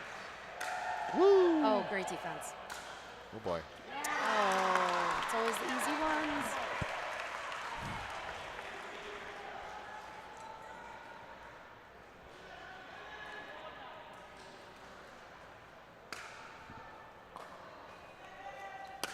What a drive.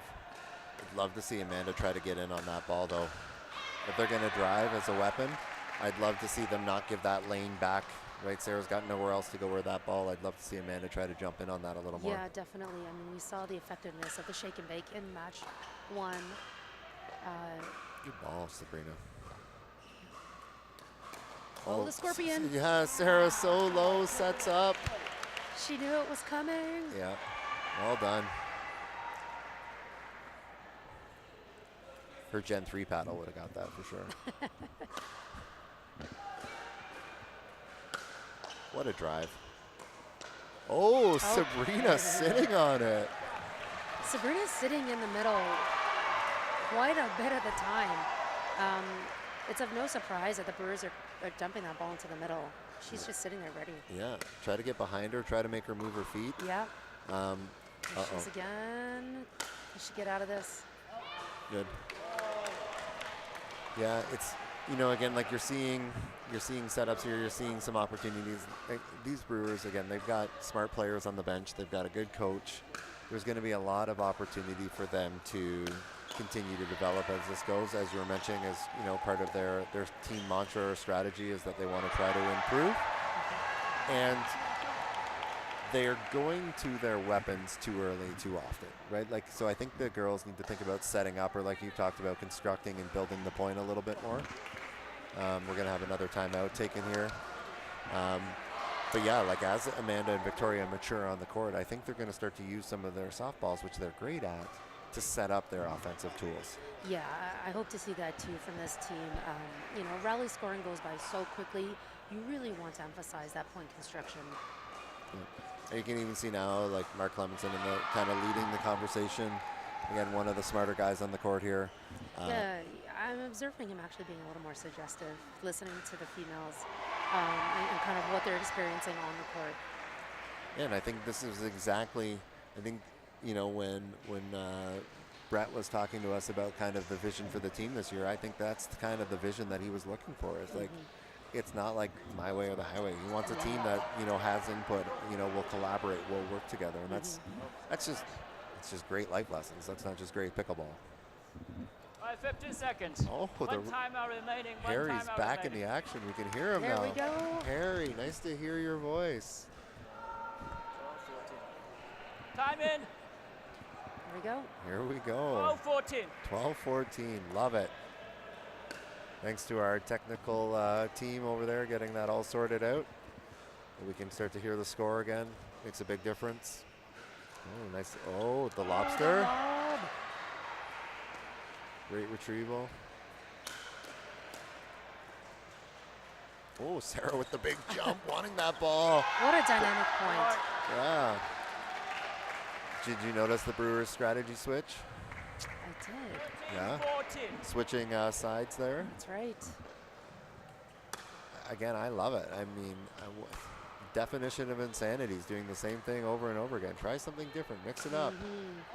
Yep. Yeah, Victoria's two-handed backhand in the middle is definitely a weapon. And I think, to me personally, at this point in kind of their pickleball journey, like I feel like Amanda's probably the more aggressive player and probably fits with more of a left side dynamic or you know, kind of typical type of left side player, right? I think the hard part for Victoria is she feels like she's that aggressive player as well. 14-15. That's possible for sure. Right. One of the interesting things over the weekend to see will be, you know, you have Reese George on the bench here, who is a pretty good right side player, plays pretty good defense. Right. So does those matchups get mixed up? Because, you know, again, one of the differences this year is that each team has 6 roster spots, 3 guys, 3 girls, and they can switch those, not in match, but between matches. They could designate new players that are going to be going out and playing. So what a shot. Not only what a shot, but that speaks to what you were talking about earlier today, where, like, again, we were talking about her setup being so crisp and clean, but that attack was disguised because of how good her setup was. Exactly. Yeah, exactly. Brewers really starting to pull away here with this strategic change. 18-14. So since the timeout where they were down 12-14, they've ran 6 in a row. Oh, there's 7 in a row. We may see a Wolverines timeout coming up. There we go. Timeout, yeah. Timeout receiver, 19-14, 1 minute. 17-14 timeout, 6 points in a row. You're going to see a little replay here. Did I? Waiting with bated breath. What could it be? Oh. All right. Instead, we get to see the Brewers going back into the huddle there, thinking about, you know, again, what's the counter to the counter, right? Because, again, that's the exciting part about pickleball is, you know, the Brewers have made an adjustment. They've ran 7 points in a row. You have a lot of intelligent players on the other side, great athletes. What's the strategy they're going to come back out with? How are they going to counter this Amanda Rosati left side player now, right? Because she's really taken over this match, and Victoria answering on the right side as well. They've elected to stay to their sides. This is probably because of Sarah's left hand in the middle, but I would have also maybe liked to see a change up. 1 timeout remaining. No timeout remaining.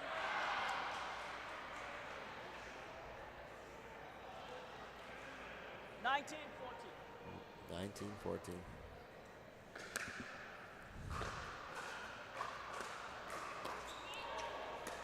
Push.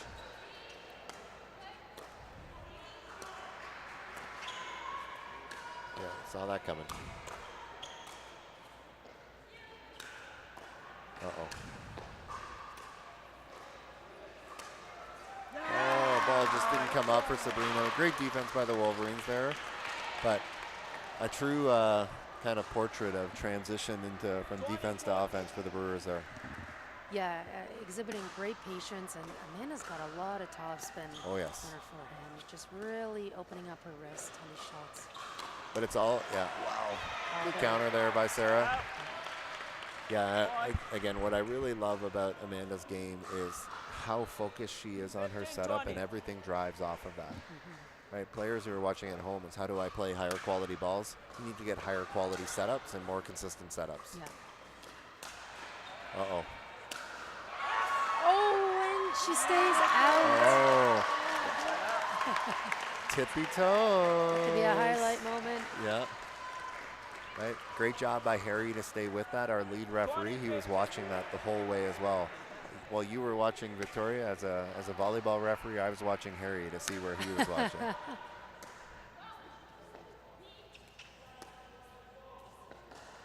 Oh, don't pass that up. Uh-oh.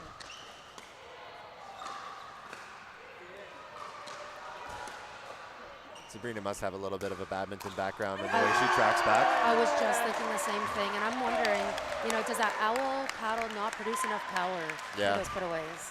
Yeah, for sure. But the way she tracks that ball back, yeah, you can definitely tell she has a badminton background. You definitely see the badminton. Yep. Southwestern Ontario Brewers jumping out to an early 1-0 lead, winning the first game of this match. We're going to have our men's match going out to get warmed up. We're going to grab a quick commercial break here, and we'll be right back. Let's get on time.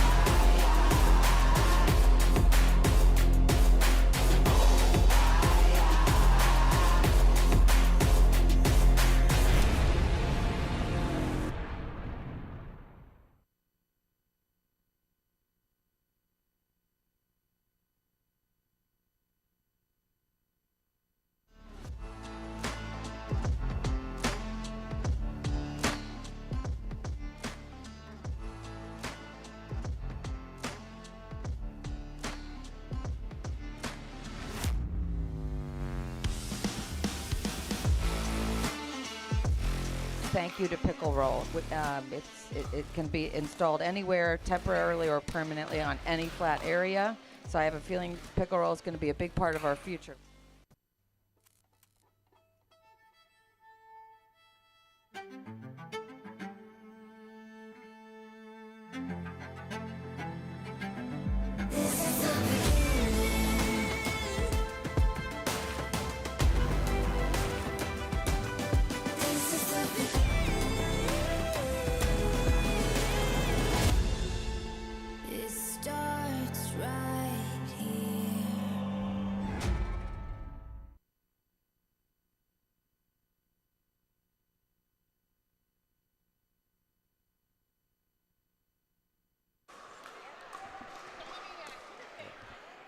right, and we're back. So we have our men's match getting warmed up. This is match number 2 of day number 1 of our Eastern split here in Mississauga, Ontario. Southwestern Ontario Brewers are in the white and the blue. We have the West Coast Wolverines in the black. A little bit of a surprise here not to see Joel Pelche out on the court for the West Coast Wolverines, electing to go with their third male. And that's not a negative or a knock on him, but Jonas Dowler out there warming up with Haddo. A little bit surprised not to see Joel out there in this first match to set the statement for the kind of the weekend and for the season. Yeah, that is an interesting move. It's possible that this is the lineup, or is Jonas perhaps just warming up Haddo? I'm not sure. Yeah, I'm a little surprised. It doesn't look like yeah. Joel is getting ready to play pickleball. As we just see him sitting down on the bench. Yeah. And grabbing some food. Players have to stay nourished. Yeah. But Jonas was on the rollers last year. He was a pretty high draft pick of the rollers. Didn't have a great start to the season, much better finish to the season, and was able to get picked up by the Wolverines. And I know in talking to him how excited he is to be a part of this team. Oh, definitely he is. And he's playing on his home turf. Jonas is the pickleball pro. And squash pro. And squash pro. Rackets director. Mississauga. And, shout out to One Health Mississauga for hosting another CNPL event. We're happy to be here. Top-notch facility, so thanks for having us. All right. So we have Jonas, who was in the league last year. We have Haddo, who was re-signed to the Wolverines. Mark Clemenson, familiar to most of Southwestern Ontario Brewers fans, was re-signed, the only re-signed player of the Brewers. And then we have Mikel Gamond, another new player to the league this year. And Mikel is coming out of? He's out of Ottawa. He's out of Ottawa. Out Ottawa, Ontario, yeah. So I know, again, when the coach Brett Shepley and GM Brett Shepley was thinking about putting this lineup together, Mark was an integral part in how we built up his lineup, and Mark specifically wanted Mikel on his team. Okay. So it'll be interesting to see how they play together on the court here. That says a lot, though. Yeah, for sure. All right, so again, the West Coast Wolverines are in the all black. Haddo in the long sleeves. The lighter colored cap looks like he'll be playing right side, and we're going to have Jonas Dahler playing left side in the blue backwards cap. Mark Clemenson, no hat, the only hatless player on the court. And then we're going to have Mikel Gamond with the hat. Looks like Mark's probably going to set up playing right side with Mikel playing left side, if I know Mark. Mark really likes that right side, and that is because of his strong two-handed forehand. I would say, or backhand, excuse me. He's got one of the strongest two-handed backhands in the game, without a doubt. And Jonas Dahler on the West Coast Wolverines has one of the longest wingspans in the league, or largest. So we've got some players with incredible reach and athleticism on this court. Let's see how this plays out. Yeah, this should be a fun one.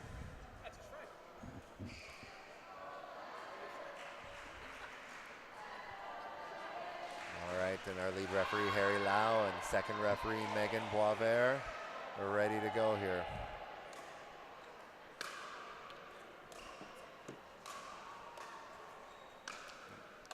Wolverines on the offensive early. What a ball. Uh-oh.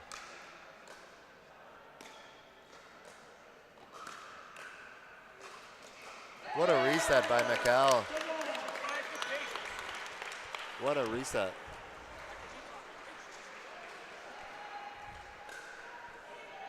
GM Brett Shepley yelling about patience over here on the sideline. Quite excited to see that play out.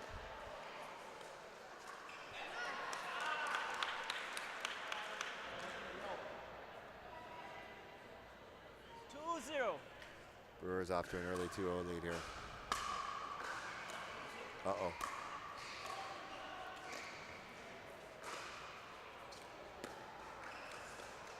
Nice ball by Mikel. Uh-oh. Side out, boy. So this is really my first look at Mikel playing live. I really like how he moves on the court. First impression. I would agree. Yeah, I would agree. It looks like he's playing with a little bit of nerves, to be expected, of course, but great pace getting up to the non-volley line there. Well, uncharacteristic mistake by Mark there again. Early in the first match of the season. I think he'd probably do more with that later on. And Mikkel's taking that ball a little bit early off the bounce. 3-2.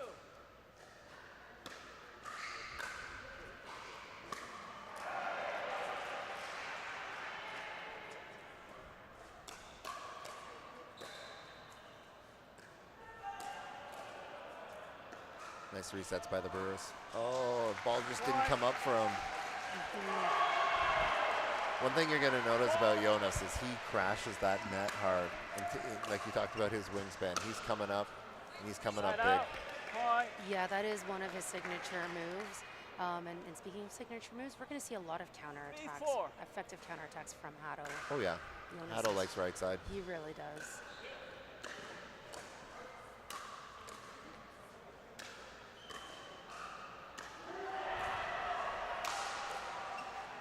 Whoa, get down.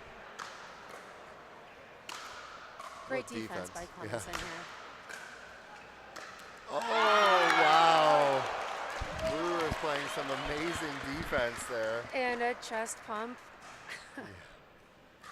4-4. 4-4. Fights right back into it. What a reset. Oh. Side out. Yeah, so that's the ball. You can see, I like them communicating there, staying positive. And Mark saying, that's my ball, because that's why I'm here. Right? You talked about his two-handed backhand. It's definitely his ball, yeah. There it is. With his height, he can just get over this ball so well. Oh.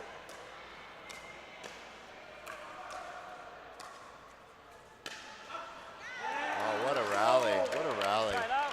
Point. You can see Mikkel and Mark are working things out in the middle. They both want that middle ball. They're both in the exact same position. 5-5. Yep. Yeah, and again, that's part of the interesting dynamic of the league play here, right? Again, Mark getting in on that. And you can just see how much of the court Mark really likes to take. There it is. Yep. Did you mean all of it? Is it singles, 2 versus 1? Oh, wow. What a touch. The ankle breaker. What a shot. That was amazing placement, amazing court awareness. And the ability to disguise. Disguise, is that our word of the day? Yeah.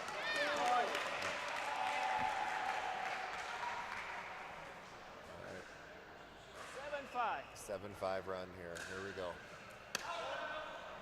Oh, deep serve. We can't miss those serves, and now he's scoring.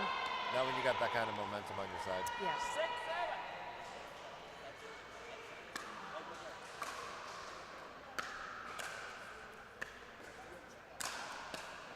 6-7.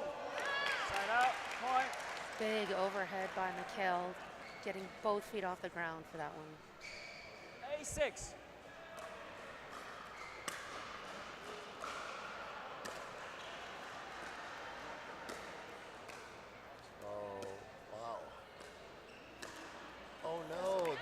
Says no. Thought if it was your home court, that ball's supposed to go over. Jonas needing a little more net love. 9-6. Jonas seeing a lot of balls right now. He really is, yeah.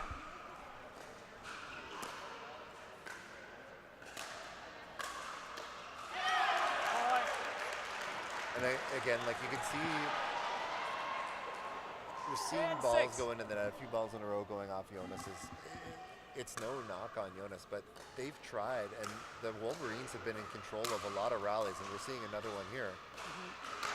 Oh, but he's trying to be so perfect on these shots because the Brewers are getting everything back. 1 minute.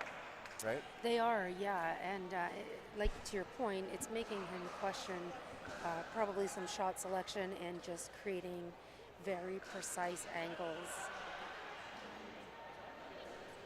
Right, and I think that's one of the interesting things about about pickleball, and we talked about it in the first match of the day, but you know, I don't think it can be said enough. Like, what you're supposed to be doing with your shots is putting pressure on your opponents, not on yourself. That's right. That's And right. the hard part is when your opponents are getting so many balls back and you're working so hard to play these quality balls, now you're starting to put the pressure on yourself to have to play better balls. Well, one thing to make note of here is in some of the put-away attempts that are happening from the Wolverines is that their ball is sinking into the ground but coming straight back up, giving more time for the Brewers to reset and defend. 11-6. Right. One time Yeah, out. no, and I mean, Two time out remaining. again, sometimes playing a ball as hard as you can but straight into the ground is not the best solution. You do want to Yeah. create a different kind of momentum with the bounce where the ball almost more skips, Yes. right? So more of a flatter attack. And you can see some of the better players play with that too. Sometimes they will purposely hit the ball into the ground more to catch somebody off guard, Exactly. right? But yeah, when your only attack is that ball bouncing straight up, it gets you in trouble.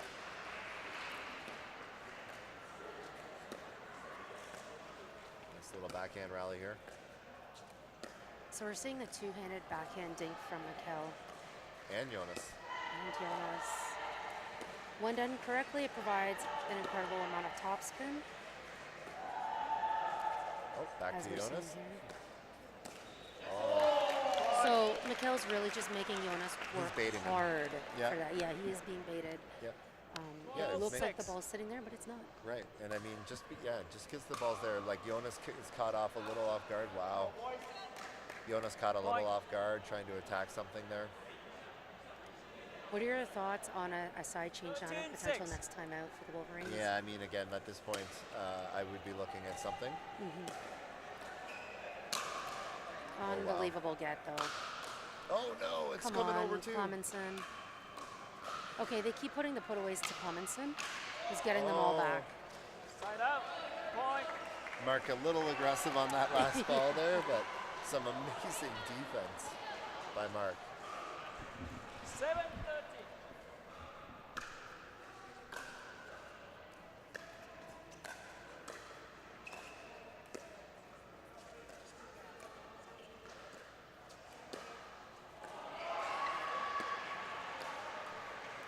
Again, I think he's kind of being baited there, but didn't bite this time. Yeah, so I mean, when we think about bait, there's another ball that Mikkel played kind of as a baiting ball. Yeah. Right? Wow, just out. Well, there's Hato's counter attack that we were talking about. Yeah. He's so great at that counter punch.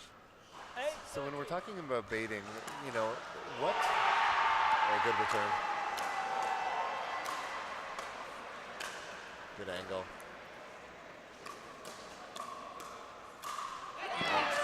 So when we're talking about baiting in a rally, we always get focused on, you know, especially when you're working with your students, like, you know, here's the quality of ball that we win. 14-8. But what we're saying is, like, sometimes you play just a little lower of a quality ball on purpose that looks like it should be attacked, just like that ball, Exactly. right? Where it feels like it's floating high and that I should be able to do more with it, but I actually can't. It is actually a very effective tactic.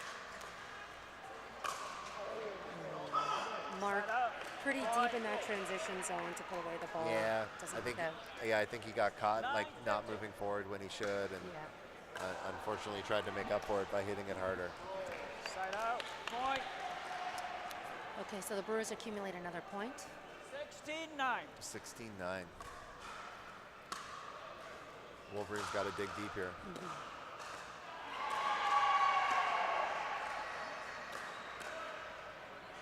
Side out. Point. 10-16. With this rally scoring and you're in this kind of a deficit, you're really looking to accumulate at least 2 points in your serve possession to gain back some ground. Yep. Oh, what a shot. Double bounce. Mark again with some amazing control on that ball. Can we just talk footwear for a second? I'd like to know what kind of shoes that Mark Clemenson is wearing. I think they're slippers. 15-10. They almost look like indoor soccer shoes. I'm gonna have to ask Futsal. him.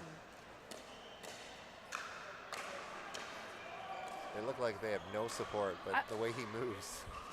I'm looking at the ankle support, Yeah. and it's not there.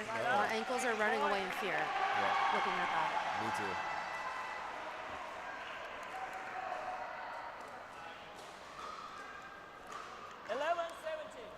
17. Wolverines trying to close the gap here.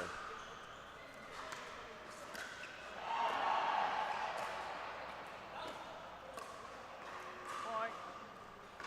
I see that Mark changed his mind actually on that shot selection. I think he was going middle, saw the gap that Jonas was giving on the side of the court. It looks like pushed wide. All right, Wolverines get that 2 points that you wanted. Now time to maybe get a little greedy. 12.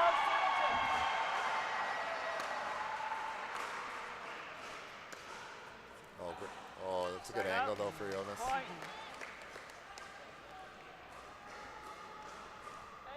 18-12.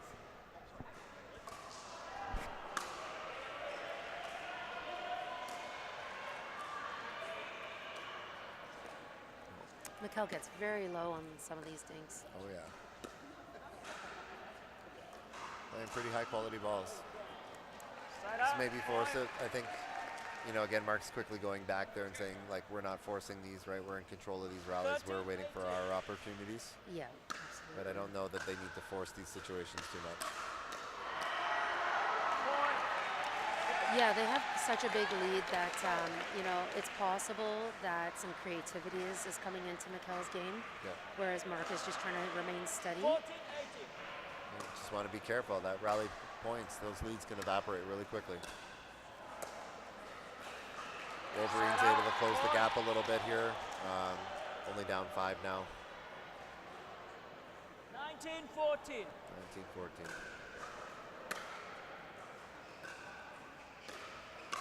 Uh-oh. Hato did a great job cleaning up that ball.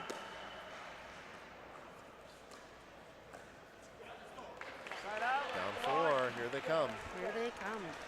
Right? Brewers still going to be frozen. 15-19. Again, the freeze, the first team that gets to 20 in our rally scoring format, they have to be the serving team to win that last point. And just to top that off, we do the double freeze. So the second team gets frozen at 19. Haven't seen much of that yet, but I do expect to see some this weekend. Side out. Point. Definitely. All right. So the Brewers now frozen at 20, meaning they must be the serving team to win this 20-15. round.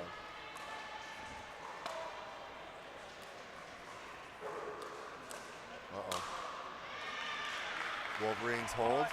Yeah, and again, I'm seeing a lot more third shot drops in the men's doubles versus the female doubles. Yep. Yeah, it's interesting. You know, and I think the Brewers are getting caught that a few of their drops are now floating to the middle versus pushing wide, where they were doing a great job earlier. That's the best ball Jonas has hit so far. More control, took a little pace off on that attack, shorter stroke. Right down to Mikkel's feet. We have our first cracked ball. You want a new one or another one?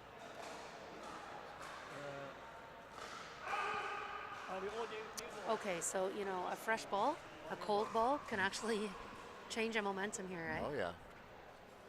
Yeah, especially as the server. Yeah. You got a pretty hot ball coming in. Mikkel's got to try to knock this one down and in the court. Yep.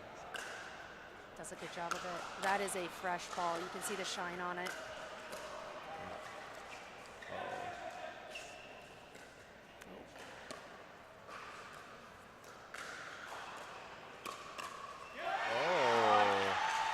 Nice little look there by Hato. 18-20. 18-20. Wolverines getting closer. Ooh, that. This ball's moving fast. Side All out. right, back on serve here. 2018. 20-18. Frozen at 20. Must be the serving team to win. Oh no. Oh, great job getting that ball. Oh, what a ball by Jonas. Play. There we go. There's some emotion. 19-20 double freeze. Double freeze. All right, that means now both teams must be the serving team. Oh my 20-20. goodness. That's the fresh ball. That's a fresh ball return. Yeah. Timeout receiver. 20-20. 1 minute. 20-20. Very good time to time out. I would have liked to have seen them take it around, 2018 there. They might have had a chance. At least they took one. They took one, yeah. All right, Wolverines making a statement, trying to crawl their way back into this. What's the biggest difference in them closing that gap, because they were down 7 points at one point? Aside from the fresh ball, I have to wonder if the other side started to play a little bit tight. Yep. Yeah, I think you identified that pretty well in McKell, maybe playing with more creativity than he had been, like playing as a sound player. Yeah. Because it's almost, again, like the prototypical player that plays left side is the creative player. Yeah. As we're generally the right side player is that more defensive counter player, like you're seeing a lot from Haddo. Yeah. It's almost backwards on the Brewers right now, right? Like what they're looking for from McKell is to be that sound player that's keeping that ball back and play until they can get the opportunity for Mark to get into the rallies here. Yeah, and the players at this level have the ability to make those changes. They should have that ability, so I'm sure that 2020. Here we go. Wolverines with it on their paddle. Oh, just What out. a lead by Mark. That's some great court awareness. Yeah. With the game on the line, too. All right, Brewers' turn. 2020. Oh, going with the change of pace with the live ball.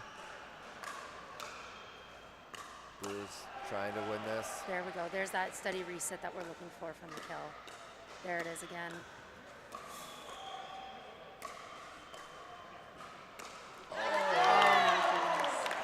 Brewers do it. The game couldn't have gotten much closer than that. Couldn't have got much closer for sure. And there's just a really good example of something you were speaking about with Ernesto earlier, I believe, versus Jonas. Jonas was chasing that ball down, and maybe it was Louis Charles, but Jonas was chasing that ball from high to low and hit that ball down and in the net. That's right. Where earlier, like, start lower sooner. That's right. Work from the ground up, and then that ball has the tendency to stay above the height of the net instead of go down and into the net. Exactly. So with the ball dipping that low, we want to see someone getting underneath it rather than staying above the ball. All right, we're going to grab a quick commercial break here, and we'll be right back.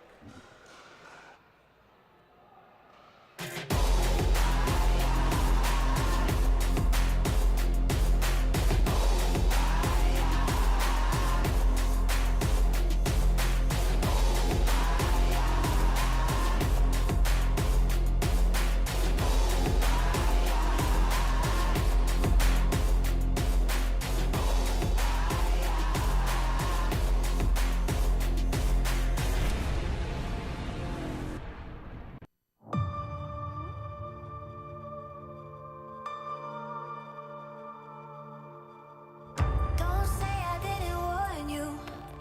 You're gonna know my name. I know that you ain't ready. I'm not just anybody. I know that you ain't ready. You're gonna know my name. You're gonna know my name.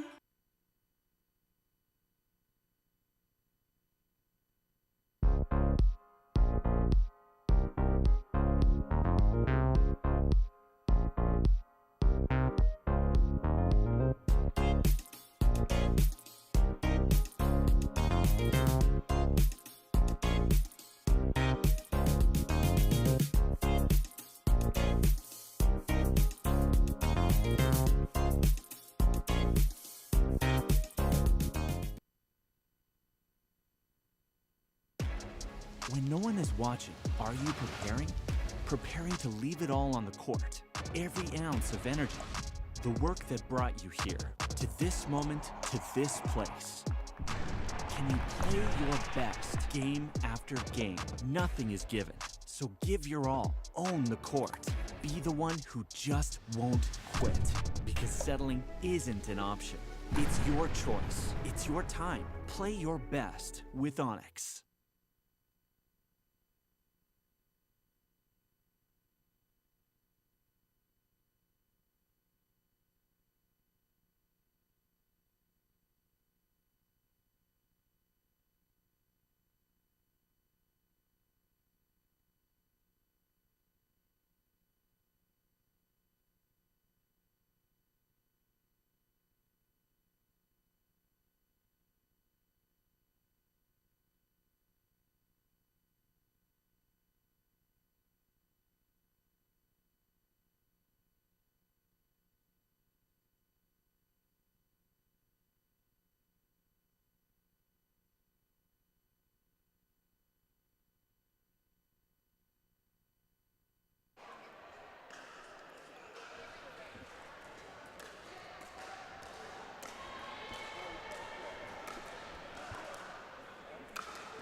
All right, we're back, getting the mixed match ready to go here, just having seen the Brewers go up 2-0.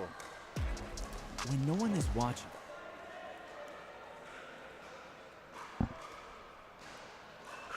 We have the chance to see what we were talking about there. Jonas just starting a little high and then working down to that ball. Would have loved to have seen him start a little lower in that situation.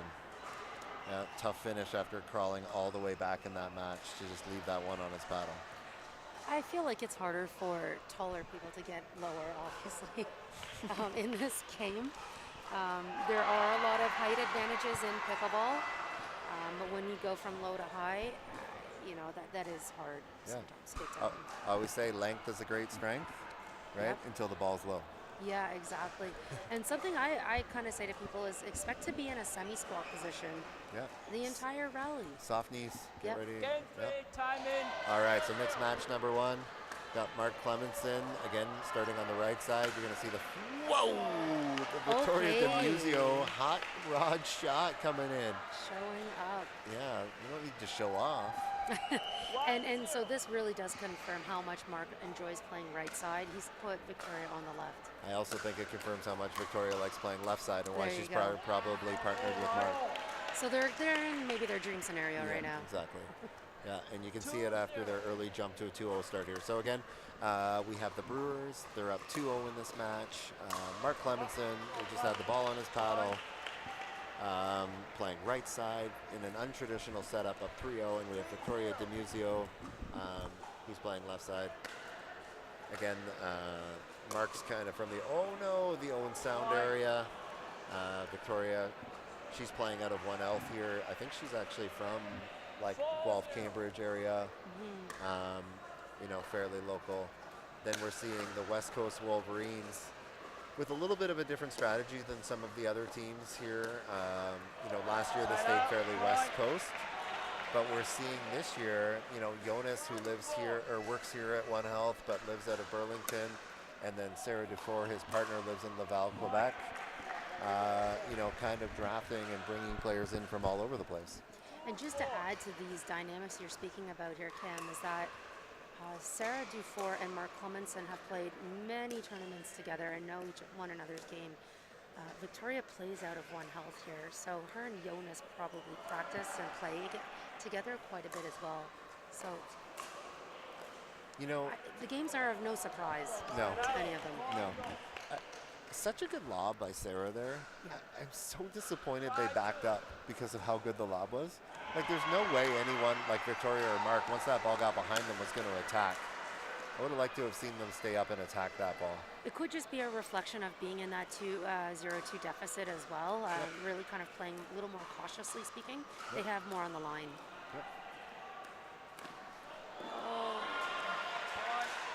Oh, Sarah went for the Ernie there, just missed Victoria on the counter. So Sarah could be very effective on the Ernies on this As a lefty? on the side as a lefty, with their forehand. Woo! Whoa. Okay, so we know she's driving. You can see it from quite a far distance. I would like to see that ball pushed back lower from Jonas next time. Mark disappointed in himself there. Just turning his back to the play in disgust mid-rally.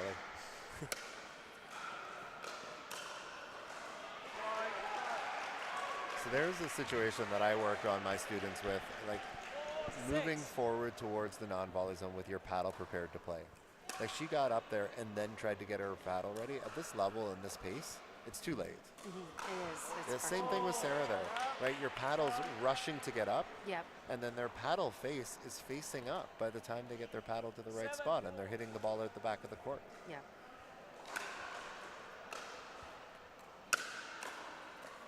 Nice reset.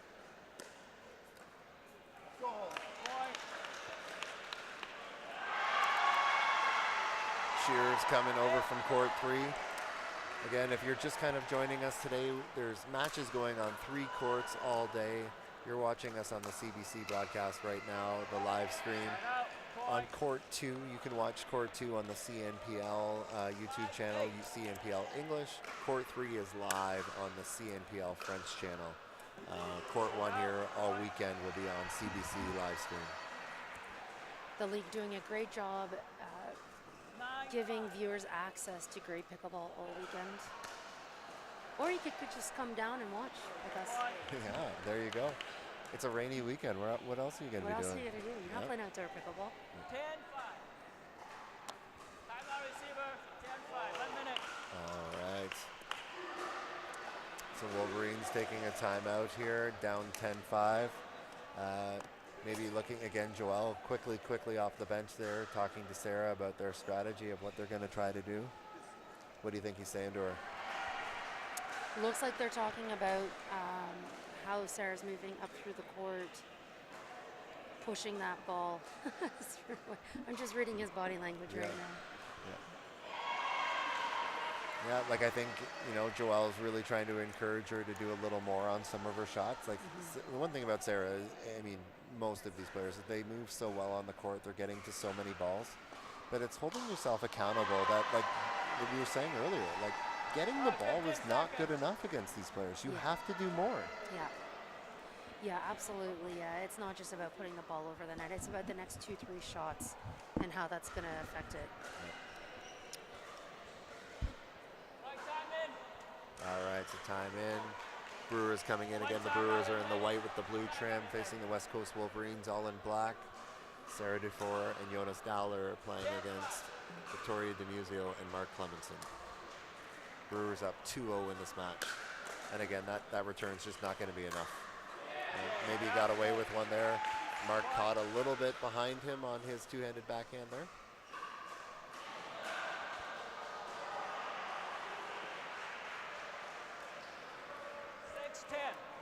Okay, let's see if the Wolverines can make a bit of a climb back into the score. 6-10.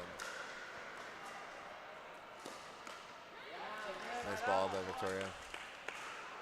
No surprise, she chose to speed it up. Yeah, I think maybe Jonas wasn't expecting it to be sped up at him, being closer to the net.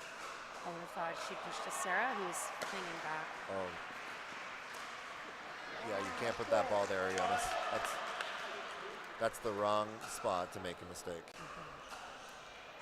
12-6. Mark with that tip, that Mark Clemenson change of pace serve.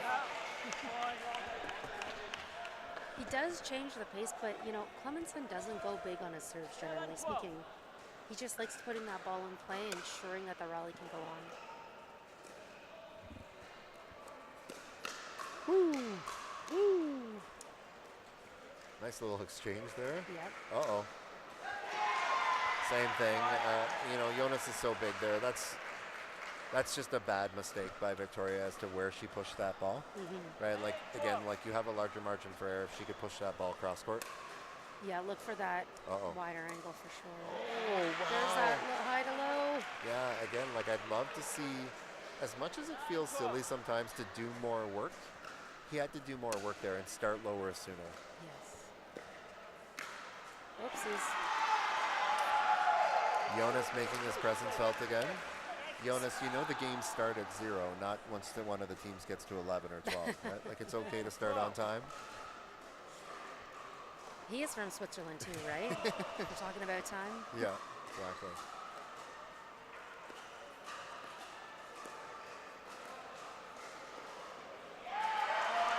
Yeah, I think Mark could trust his partner on that particular shot. Yeah, I think they're creating a little confusion there on themselves.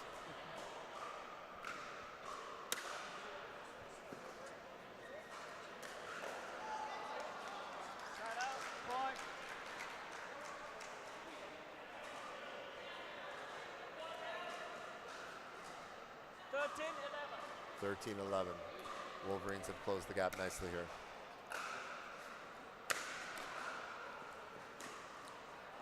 Sarah did a great job pushing that ball behind Mark Clemenson. And I think that's probably the point that Joelle had made there to her, is that ball, some of the balls she was playing just didn't kind of have enough intent or purpose on them. Yeah. Right? Oh, good counter by Victoria on that drive. Ball a little high from Sarah.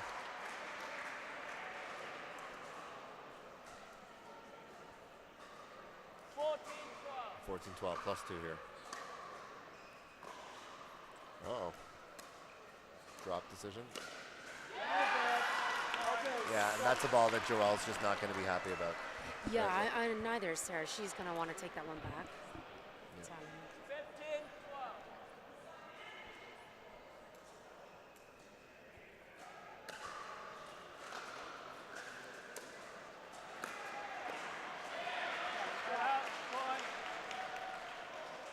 Okay, Wolverines gaining back an extra point here. 13, 15.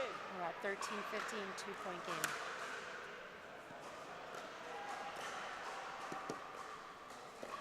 Jonas is demonstrating some good patience here. Oh, good try digging that out of his feet. Yeah.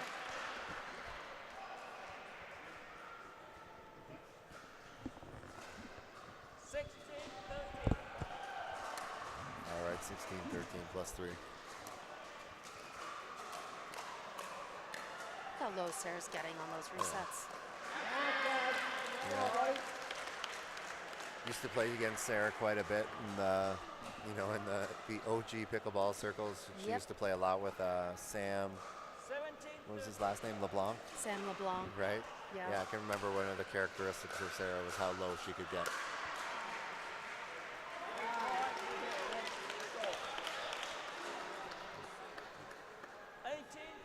Victoria's drive has got them up again a couple points. Yeah, they've just expanded their lead. Uh-oh. Coming down to crunch time. That's a tough. The one thing I don't like about mixed strategy is like Sarah's making mistakes because she's trying to force the ball to Victoria there. Like sometimes the ball needs to dictate where you should be putting it, right? Absolutely. Like yeah. that was a better ball. She had a little bit more space to work with. But yeah, like if too many times she's trying to push that ball down the line, and the risk of taking the ball down the line is that you have less margin for error. You're that much closer to your opponent. Well, I think what you're also speaking to in a more broad sense is that a lot of these players are looking to end the rally quite quickly instead of building up the rally. So we saw a big momentum push there by the Wolverines to try to close the gap, but the power and the composure and consistency of the Brewers jumped them out to a 3-0 lead, so they're going to win their first match of the season. We're still going to see the second mixed match. We're going to grab a quick commercial break, and we will be right back.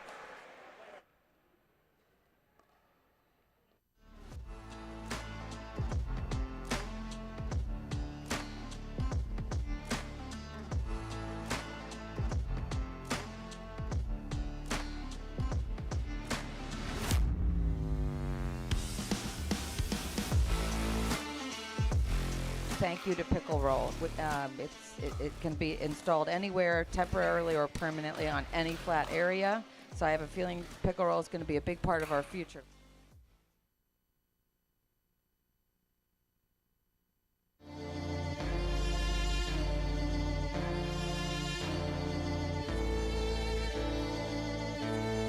There's only one way now, just one way out. With every single break comes crashing down. There's only one.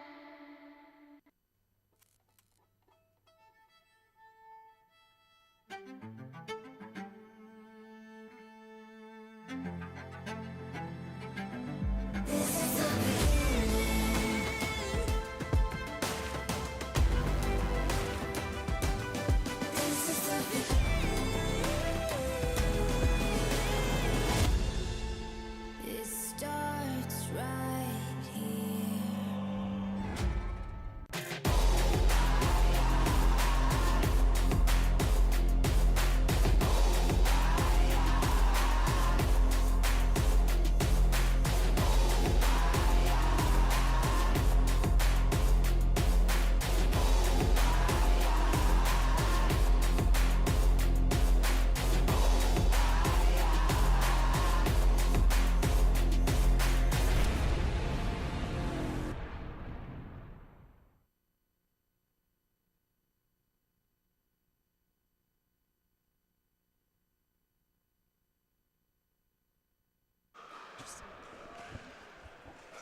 All right, we're back with our second mixed match.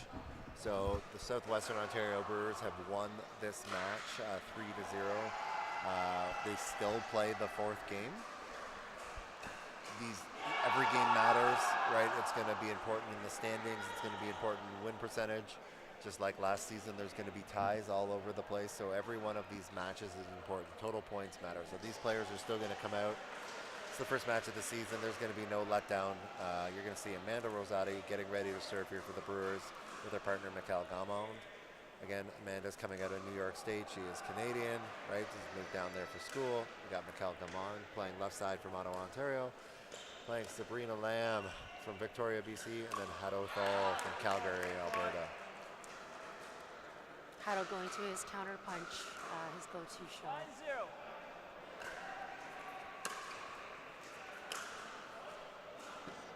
Right, both teams kind of feeling each other out here still. Yep, definitely.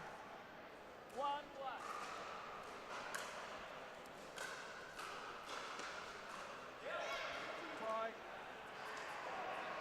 We're just playing 3-shot limit right now. You're only allowed to hit 3 shots, and whatever happens, happens. Here we go. See if we can get to a 4th. Oh, nope. Almost. 4 points in. This is what we were saying earlier. There's some hyper-aggressive rallies being played.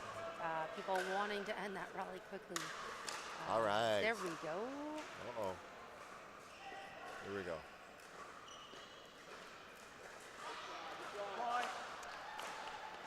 Sabrina positioning that shot nicely with her quiet owl paddle. Can't get over this paddle. Yeah. I just can't. I can't imagine there's enough of a feel on it. Like I'm a feel player. I want to, feel that ball on my paddle so I know what I can do with it. And it just doesn't appear that there's much touch to that ball. But So I think I told you I've tried that paddle cam. It feels like you're playing with carpet. It really does.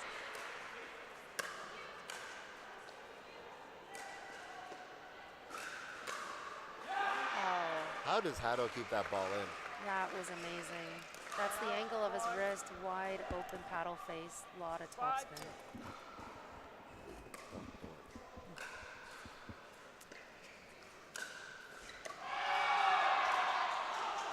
Again, and the interesting thing about this match, and you're going to see it, is we have a whole bunch of new players in here again this year.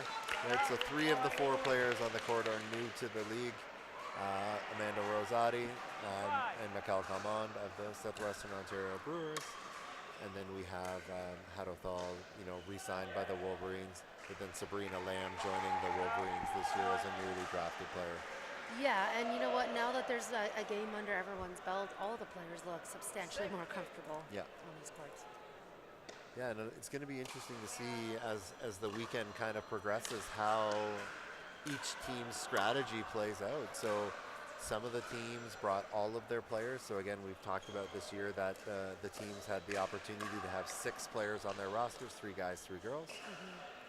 Some of the teams have all of those players here. And some of those teams, like the Montreal Lions, brought 4, right? 2 guys, 2 girls, and they're running all weekend. Yeah, it's going to be interesting to see the different dynamics, how it plays out, how teams mix and match partners, and how they feel about their teams, and how they work these third players into the matches. What a pickup by Hato this weekend. And the Rosati with a little inside out love.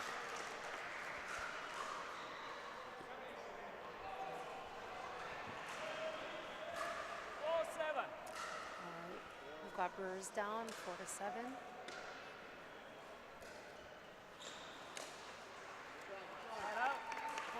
That's their attack.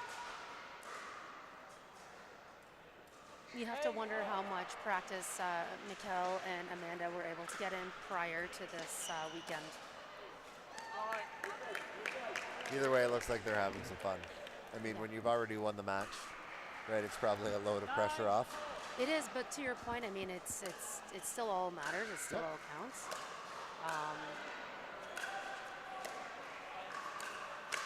One thing to think about is when these teams face each other again, they're going to think about who won and who lost. Correct. 5-9. And how the format for the weekend's going to work is we've basically done you know, we have 3 regular season matches this year, or 3 regular season events this year, but there's 4 round robins being played in 3 weekends. So there is going to be some times that you might play this team again in a weekend. And, you know, that could be important later on this weekend when you think about the matchups and how this all works out. I'm sure it is going to play a factor for sure. Yeah. So much pickleball, so much fun. 10.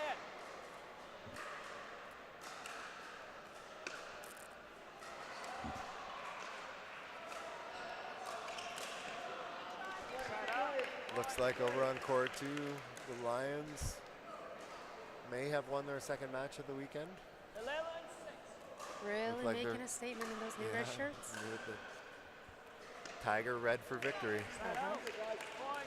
Matches Ernesto's hair. 7-11.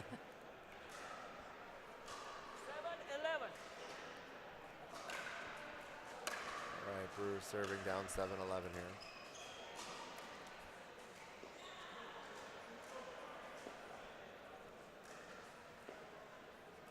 Ladies getting into a nice digging match here, both pushing each other wide. We haven't seen much of that yet, No. but Mikhail stepping in and taking that forehand, pushing it to Hato. Smart move. Yeah, and just a little bit of a change of direction there, catching Hato wanting to maybe be a little over aggressive.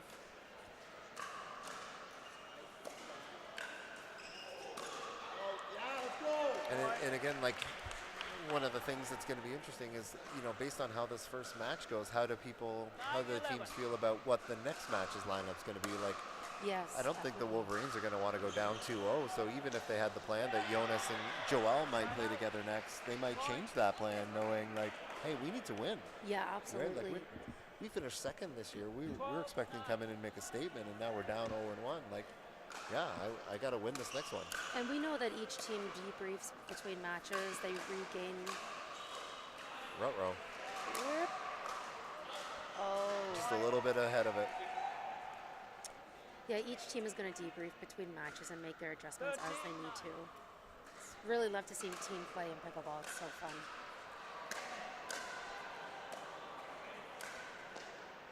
What a reset. Yeah, great. It's almost like she's not even hitting it. But we definitely can't hear it.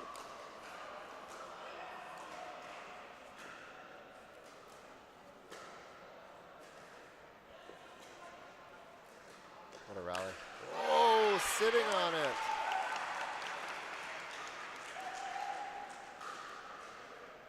That's tough. That's a couple times Amanda in the last few points has got caught with a little bit of a long swing.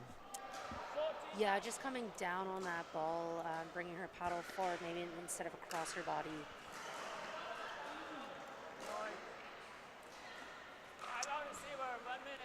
All right. So we have the Brewers taking a quick timeout here. Trying to regroup after a little bit of a run by the Wolverines. So again, go ahead. We've got a replay Yep. coming up, but I was going to say the great thing is that teams can see so much on the side, and with those observations, they're able to give a lot of solid feedback for their players on court.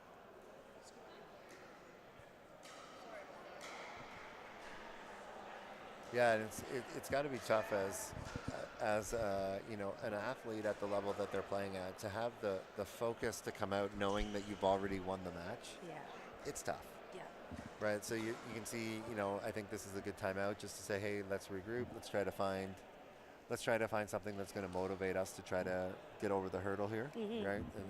And stay in this, because you can see it in the men's match. Mikhail got a little creative, a little bit of a letdown once they got up early.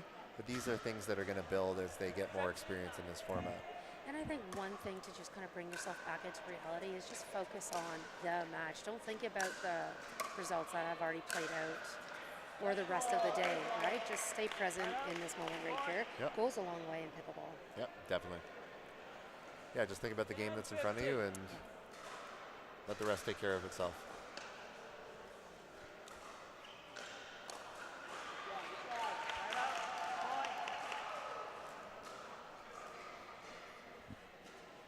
$16-10. 16-10.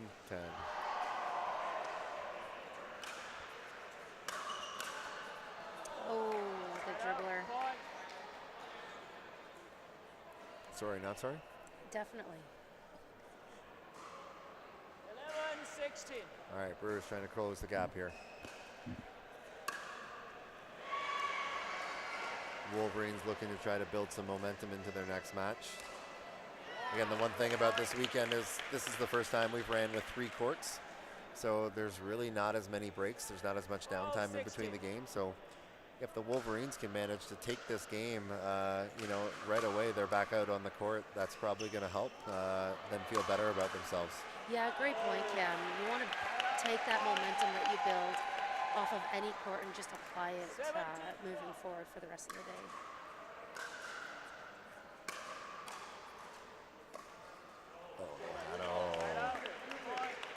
He wants that one back. Yeah, for sure. Feet just weren't quite set. 13-17.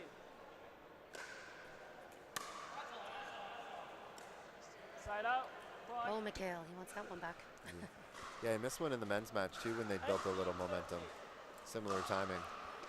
That creativity coming back in, I think. Oh, why back up on that ball? Looked like they're trying to sort out the middle there. She maybe thought Mikkel was going to take that. It's definitely possible, yeah. He get caught her off guard.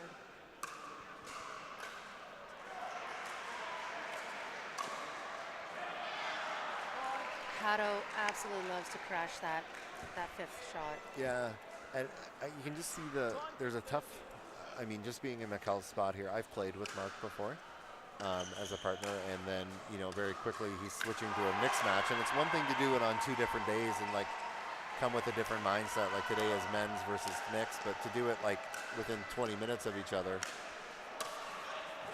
Oh, that was an Oh out no! ball. That was an out ball. For the match, yeah. for the win. But to have Mark taking the middle so much, and then the expectation be that I'm now taking the middle, that's going to be tough. Yeah, that absolutely would be. But he's going to have to make adjustments. Absolutely. Just has to. Yeah. All right. 3-1. The Brewers take match number 2 of the weekend. We are excited to see what's coming up next. 3-1 Brewers over the Wolverines. We're going to grab a quick message from one of our sponsors, and we'll be back with match number 3.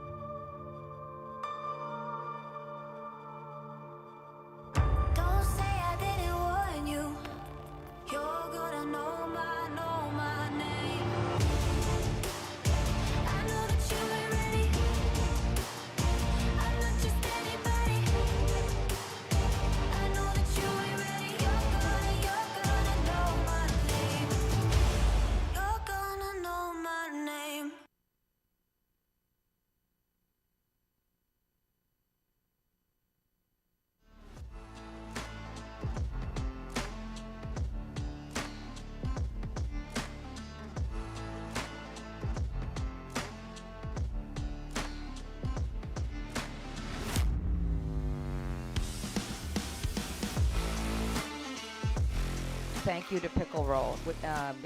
It can be installed anywhere, temporarily or permanently on any flat area. So I have a feeling Pickle Roll is going to be a big part of our future.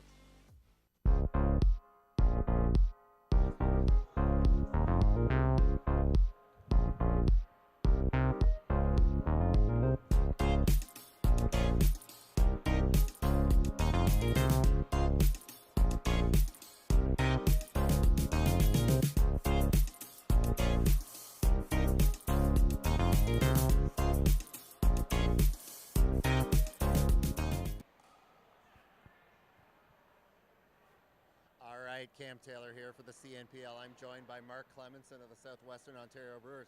Mark, first match of the season there, getting back out on, with your new team. How did it feel? Felt great. My teammates are great. The energy's there, and we're happy to win the first one. So as the only re-signed player coming back this year, it must have been quite interesting going into the draft and having all these new players coming in, creating new relationships and dynamics. How did you feel about getting on the court with Mikkel and then, with your mixed partner there, Victoria? Yeah, everything worked good. Everything meshed well. We have a good chemistry on the court with all our players. A little bit of added pressure coming into this year, but it worked out. It's working out so far. Right, and we had the opportunity during the draft to talk to your general manager, Brett, about like what he was looking forward to drafting this year. And one of the things was getting players that could get together and practice a little bit more, but it was really important to him to have people that would be more cohesive on the court. You felt that that was successful today so far? Yeah, we got the W. We got the W, so it must have, his game plan worked. I think his game plan worked for us. All right, so the Brewers off to a 1-0 start for the season. Thank you, Mark. Good luck for the rest of the way. Thanks, Yeah. Appreciate it. All right, so that's the Mark Clemenson of the Southwestern Ontario Brewers. We'll be right back with match number 3 in a couple minutes.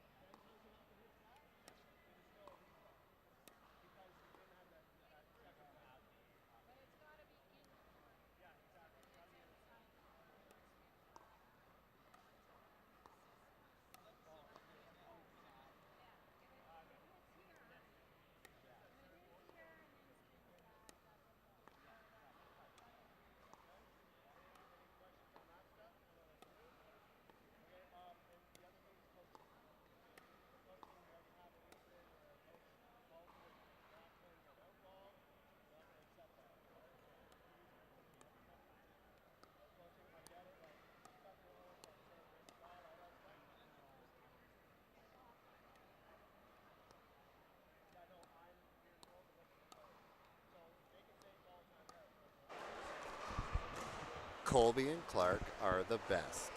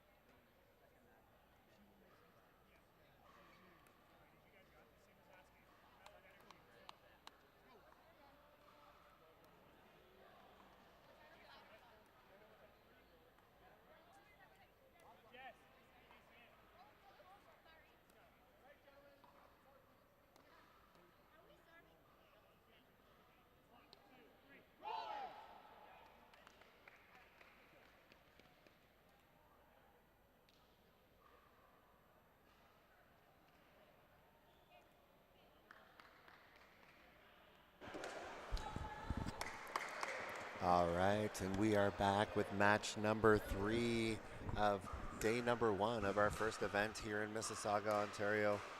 Again, this is Cam Taylor from Tailored Pickleball Academy. I am joined by Sarah Mack of Sarah McInnes Pickleball, and we are here with the Northern Rollers, the Rollers Pickleball Club, and the Toronto United Pickleball Club. Northern Rollers have the blue and gray stripes. They will be the visiting team for this match with Jessica Kawamoto playing left side. Oh, what a get. Nice defense. Another good get there by Jess, and then a shot down the middle. Hot start. Loving that energy off the Rollers bench right away. And then Casey Rogers serving. So Casey Rogers had a great season last year playing for the Rocky Mountain Rush, and actually got drafted to the Australian PPA as a first-round pick. Yeah. And luckily, you know, we're still able to have her in the CNPL, and lucky for the Rollers, she was available at the second or the 4th overall pick this year. Just talking to Jess before the match began, Cam, on the court 3, they won their first match, 4-0. Yeah, I heard. Almost as many wins as they had last year altogether. She said it's their best record to date. So very, very unique for Jess. Nicely. Jess was on the Rollers last year, but she was not re-signed by the Rollers and then Yeah. taken in the draft. A second of the first round picks. Yeah, exactly. Second overall. Second overall. And then Casey taken 4th by the Rollers. So just a very, we're going to have a real quick timeout here by Toronto United. Rollers out to a hot early start. We haven't even had the chance to introduce Toronto United here. And again, one of the interesting dynamics this season is going to be the implementation of the subs. So we mentioned how Hannah Blatt, had graduated due to her MLP contract, is unavailable to play in the league. Sanea has stepped up. Sanea, I don't know how she has time to play pickleball. She's a family doctor. She is. Right? And then Yes. she's out here on the pickleball court trying to become a professional pickleball player. She stepped up. She's a great player. She plays locally out of One Health here. Yeah. I know the Toronto United Pickleball Club was pretty happy to be able to pick her up where they were as an undrafted player. So after losing their first match, we talked about how our team's going to respond, and Toronto United responded by sitting their best female. So we have Joanna Fang in the white headband, Sanea Iyer, and I think we're going to have a switch of sides here. Looks like it, yeah. I think this is a smart decision. Yeah. So Sanea now moving to the left side, and then Joanna Fang. Again, Sanea's out of Toronto here, and then we have Joanna Fang playing right side. She's out of Waterloo, Ontario. Jess Kawamoto. Jess Kawamoto's from Hamilton, and we have Casey Rogers from Kamloops, BC. Good timeout by Toronto United, just to get them off their momentum a little bit. I also think we're going to see a new male playing in the Toronto United. I think we're going to see Chris Elaine come off the bench. Yeah, I'd really like to see how Chris and Matt play together. If that does happen.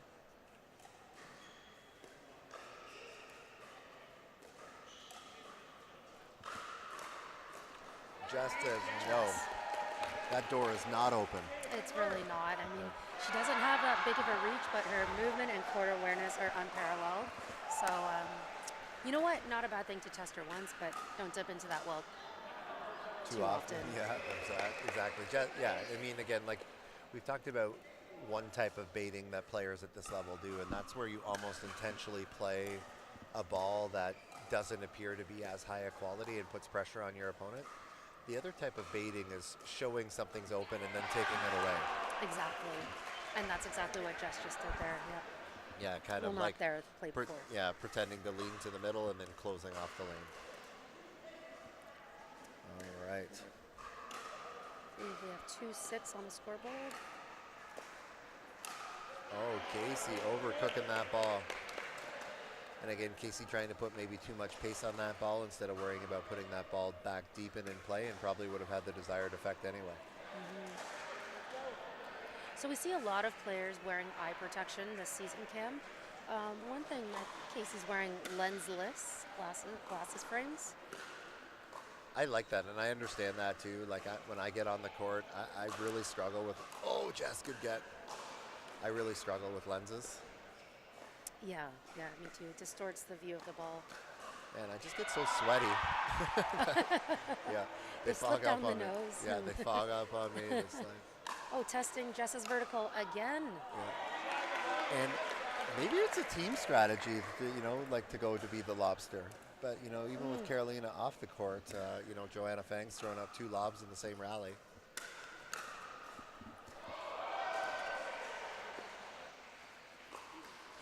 What a get. What defense. So Jess Kawamoto going to the ATP. Great counter defense by Joanna. And unfortunately just blew that last ball out the back of the court there.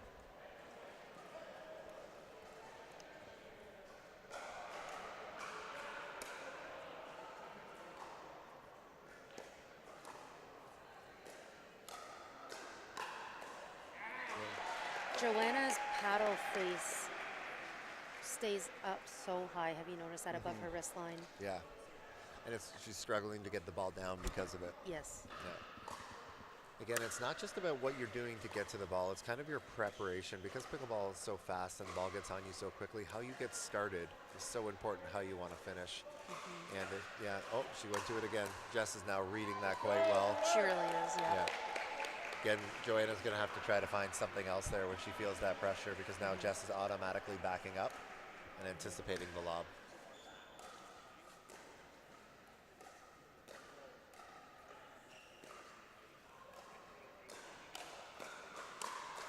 Uh-oh. Oh, nice get by Jess.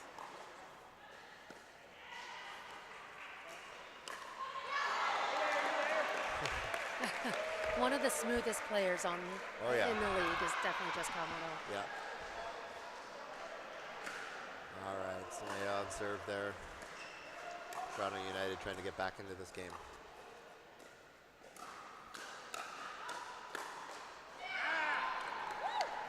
Casey Rogers likes the ball fast. Oh, she does. Yes. Yeah, she always has.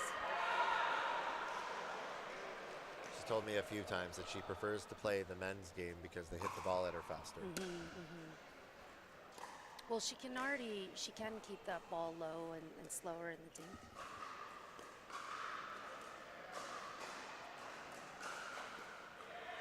In the dink rallies, however, she wants to get faster and stronger and quicker hands all the time, as do a lot of these players.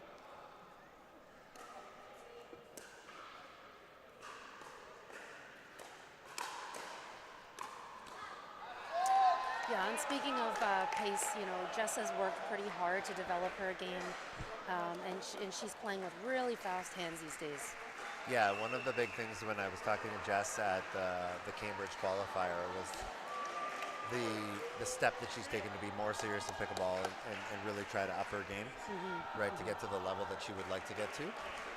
And yeah, she's made a big transition to trying to be a little more aggressive. Yeah, right? exactly. Yeah, and try to look for those opportunities more. Northern Rollers also having a uniform change. Yeah. Between seasons. Yeah, and bringing in a new general manager. So Corey Sigvaldson has jumped onto the bench for them and brought on. And again, like a lot of new players. We have Joanna and Sine are new to the league this year. Casey and Jess both playing in the league last year. Jess with the Rollers, even though she wasn't re-signed. But Casey transitioning teams. But you're going to see when it comes to the men's matches, some familiar faces, but also a new face or two. Definitely.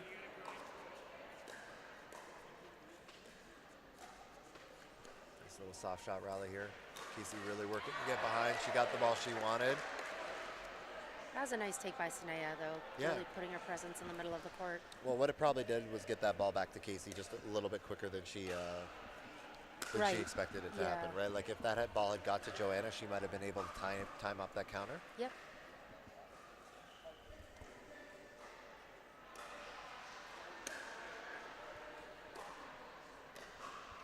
All right, both teams fighting for this first game here. Toronto United getting back into this. So Joanna putting that ball, the start of a put away into the middle of the court. I think she should really kind of be cognizant of the fact that Casey loves the two-hand backhand attack.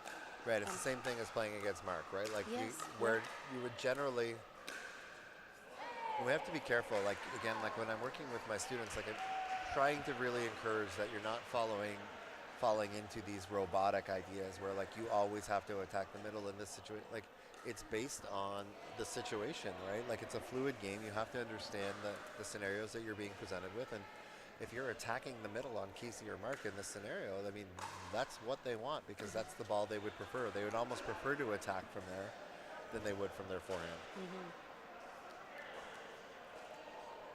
Yeah, and that awareness, that skill, that's really all developed as you play more and more pickleball. Some players work harder to understand the game that way. Some players have it naturally within them.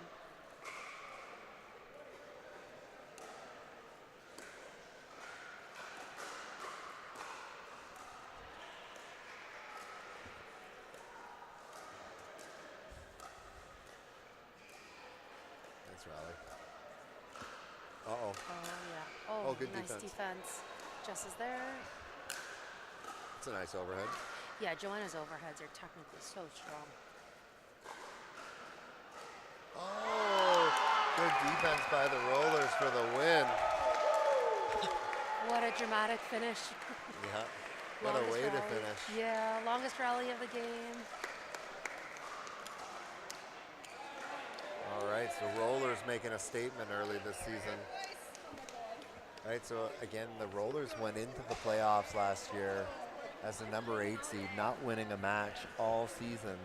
And already they've won their first match. Not only did they win it, they swept it.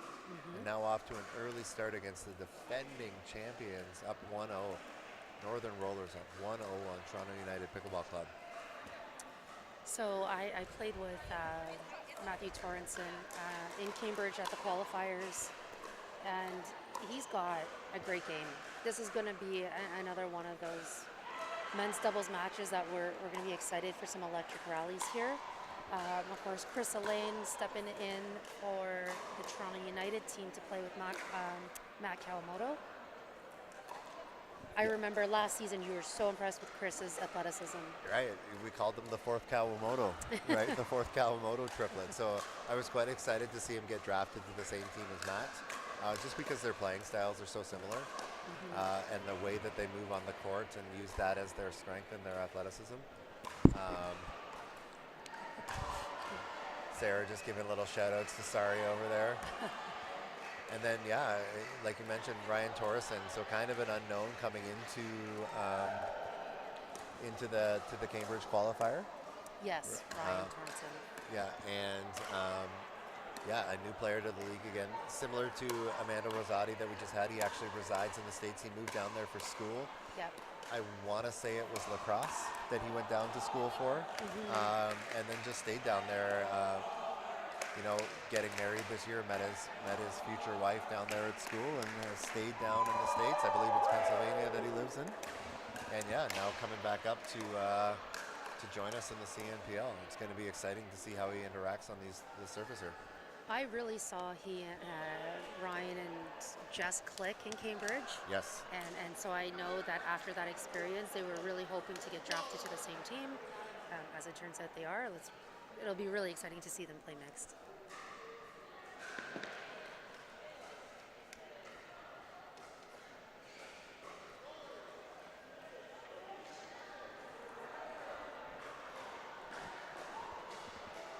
All right. Chris Elaine of the Toronto United Pickleball Club playing right side. Matt Kawamoto playing left side in the hat. Oh, Chris, good hands. Oh, boy. I hope it's all like this. I do too. All right, and again, Toronto United Pickleball Club. Oh, Matt's looking for it. Toronto United Pickleball Club wearing the green / we decided on gold? Goldish. Green and gold. All right, green and gold. Sarah says gold. I'm half colorblind. All right, and then we have Ryan Torreson playing left side. Again, coming out of Pennsylvania, coming up. And then Matt Stadola, the ambidextrous pickleball player. Again, from Kamloops, BC. Best poker face in the league as well. Best poker face in the league, playing on the Prairie Pronghorns last year. Happy to be drafted to the Northern Rollers here. Should be a fun match. Blue and Gray? Gray. Gray. Yeah.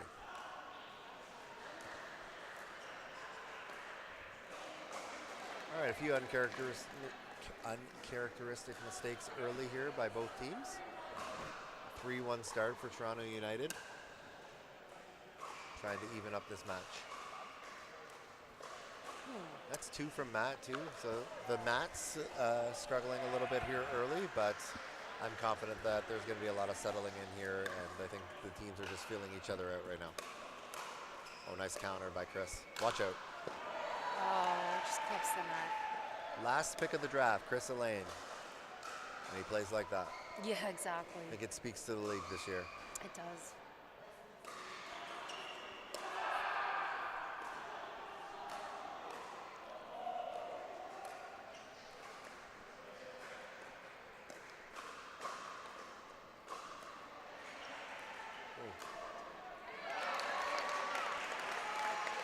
Chris played so hard for East Toronto Smash last season.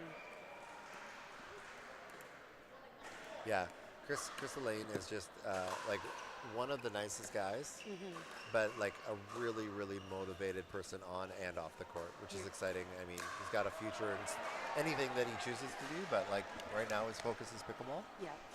Yeah, like it. You can just see how serious he is on the court there.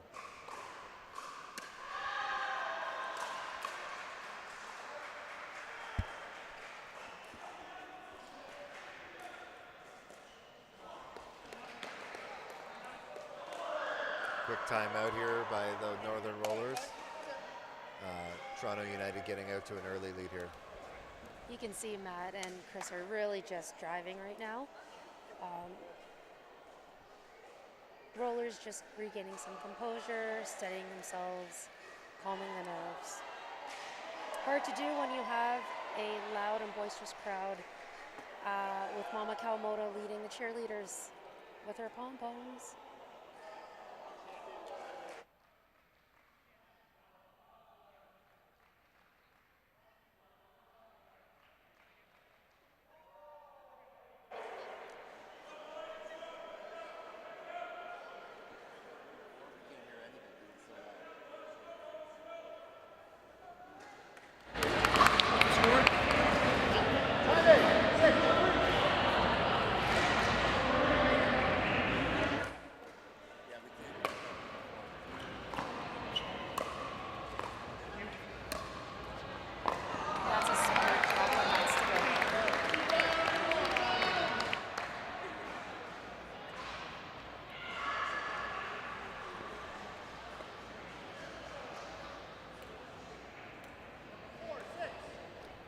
We've got 4-6. Matt Stadola serving for the Rollers. Really like how Ryan crashes that net. Oh yeah. Yeah, like one of the advantages is Chris Elaine and Matt Kawamoto's movement on the court, their anticipation, the way they read the ball. Watch out. What a pickup. Good ball by Chris. All right, here we go. Oh, I want that one back. Oh, Matt. Such a good rally. So one of the things we talked about in some of the other matches, Cam, was that the serving team, they weren't advancing to the net off of a nice drop or a drive. And, you know, Ryan is demonstrating that. As soon as Matt Stadola hits that third shot option, Ryan is on his way to the non-volley zone. So again, like that speaks to a lot of, you know, again, this idea of being very robotic versus starting to read the play. A lot of players that you're working with, and a lot of, you know, good sportsmanship call by the United again. A lot of the concepts that are out there is like you should not advance until you see whether the ball is going to be good or not, right? Like especially on drop shots. At this level, that doesn't work. It doesn't. Right, so you're talking about Ryan crashing early, and I always speak to my students is I want to employ this strategy that can kind of adjust as your skill levels adjust, right? So the reason Ryan's moving forward so aggressively, and I mean Toronto United as well, is the expectation of consistency. Right? Yeah. So the higher the expectation of quality and consistency, the more aggressively I'm going to move forward. And I think that is one of the last things to develop is the sense of timing. And that, like you said, it just ties too much into the consistency factor, which all of these players do have at this level. Right. Like Ryan with a great anticipation on the Ernie there, which maybe forced a mistake on Chris. This is what I'm talking about when I said, playing with him in Cambridge, I was really impressed with his sense of the game. Really impressed. Yep. Yeah, he reads the ball really well. Yeah.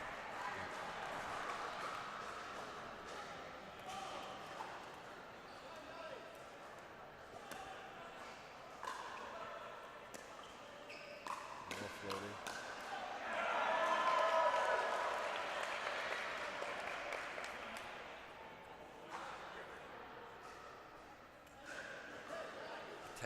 Rollers all the way back.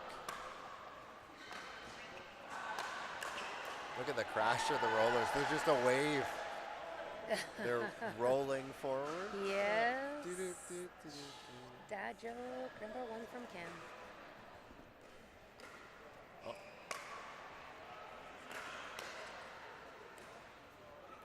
Nice drive drop by Chris there. Ryan pretty specifically putting that ball to the forehand on that.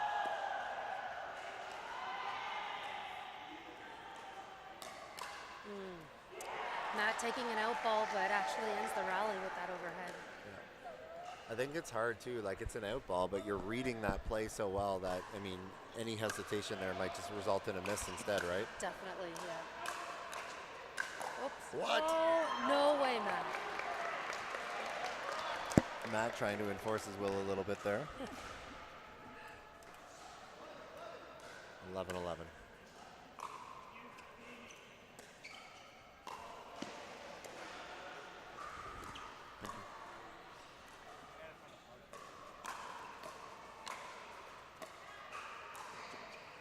Oh, Matt trying to do just a little too much there.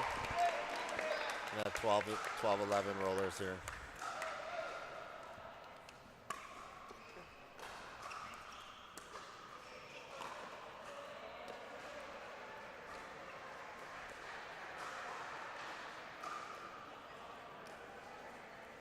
Nice rally.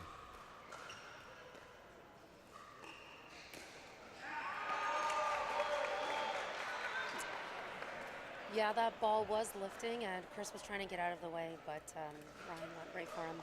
Yeah, and again, we've talked about not putting pressure on yourself, but putting pressure on the other side. Yeah. Right, Ryan's playing that ball into Chris. Yes. Knowing that it's likely an out ball. Yeah. Right, to put the pressure on Chris to get out of the way of it or to handle that ball that he's played in there. Right, he's not trying to keep that ball in, because if he tried to keep that ball in, it would put too much pressure on himself. Exactly. Rollers. Big comeback here in this. Down early, coming back up 14-12. They have a new sense of confidence with this newly formed team that is just it's great. It's refreshing. Yeah, it's a completely different team. I mean, our draft, one of the unique things about the league this year was like we had so many strong players coming into the league that finishing last in season 1 may actually set up a lot of these teams for success for a long time. Oh, definitely, yeah. Right, so you're looking at the Lions, and I'm watching them over on court 2 right now. Yeah. Right, being able to pick up Ernesto and Louis Charles, right? And Ernesto just hit a tweener for a winner. Oh, and the chest pump. Yeah. Yep. Right, so having the opportunity that, Yeah. they get to pick up them, the Northern Rollers going in a completely different direction, picking up 2 females, Jess and Casey as their first overall picks. Yeah, no team plans to finish last, Right. But it's how you rebuild from that experience, and they've clearly done some really good decision-making in the off season. Right, and sorry, I have to correct myself. They took Ryan Torres in number 4. Okay, right, yeah, they took Casey in the 3rd round. Yeah. Right, so I mean, Ryan, an amazing player, but to get Casey Rogers in the 3rd round is amazing. Amazing, and that goes to the depth of talent in the league this season. Yeah. Same with Torreson. Oh, yeah. That's a sleeper pick. Yeah. I'm sure other teams would have. Yeah, absolutely. Yeah. So, I mean, the Rollers having that opportunity, that finished in 7th last year, I mean, again, has probably set them up for totally switching around the team's fortunes, not only for this season, but for future seasons, depending on how they decide to manage the roster. Yeah. We can see some of the other courts in action. We've got the East Toronto Smash men's doubles team playing against Team Backwards Hats. Yeah, Team Backwards Hats. The Prairie Pronghorns. That's the Vancouver Rush. They look like brothers. for Yeah, sure. they do look like brothers. Oh, wow. That drive by Matt, again, like, we're not sure if it was a forehand or a backhand, but having Chris's response come to the middle really allows Ryan Torsen on that crash to be offensive and aggressive. Same thing. Yeah, same thing. He's That so good at movement that. forward, I mean, he's got such long limbs. Toronto United has to figure out a way here to counter this. Chris has to do more on those force. Right, he has to try to do something to keep that ball away. Yeah, that shot to Ryan is just too indecisive. It's slower in pace. It's sitting too high. Yeah, but I mean, again, like that's the result of what they're doing to Chris right now. Yeah. Right, that's Chris trying to do too much there. They're making him work harder, not smarter. Right.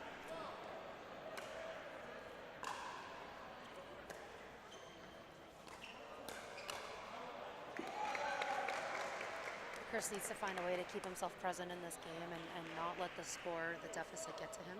2012. Toronto United started out early in this match, up early by 3 or 4, and since a quick timeout by the Rollers, they have turned the fortunes here. I seem to recall United having a slower start to last season as well. Yeah. And they are the defending champions, so like in pickleball, anything can happen. All right, Toronto United grabbing a couple points here. And again, we're in a freeze situation, and what a freeze situation means here is even if the United lose a point here, the Rollers are not going to win the match because they must be the serving team. Nice reset by Chris there. That was. See if he can dig deep here. Oh, watch the ATP. Oh, Nice yeah. defense. Oh, Matt Kelmo gets the ATP defense, but that ball just was a little Yeah. too high. And again, a great anticipation and read by Ryan, speaking to your comment about how well he reads the situation. All right, for the win. 2014. Oh, good defense by Matt. Nice push by Matt. Trying to do his best impression of Jessica Kawamoto covering behind him. Yeah, it is almost like a no-look shot, Yeah, right? oh His yeah. head was completely turned to the left.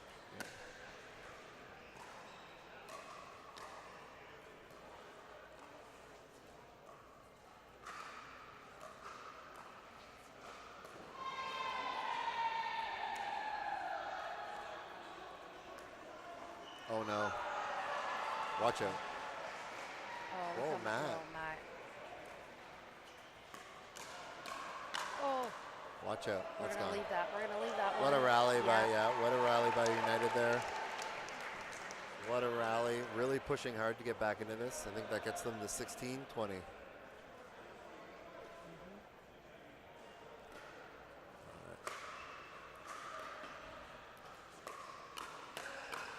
Wow.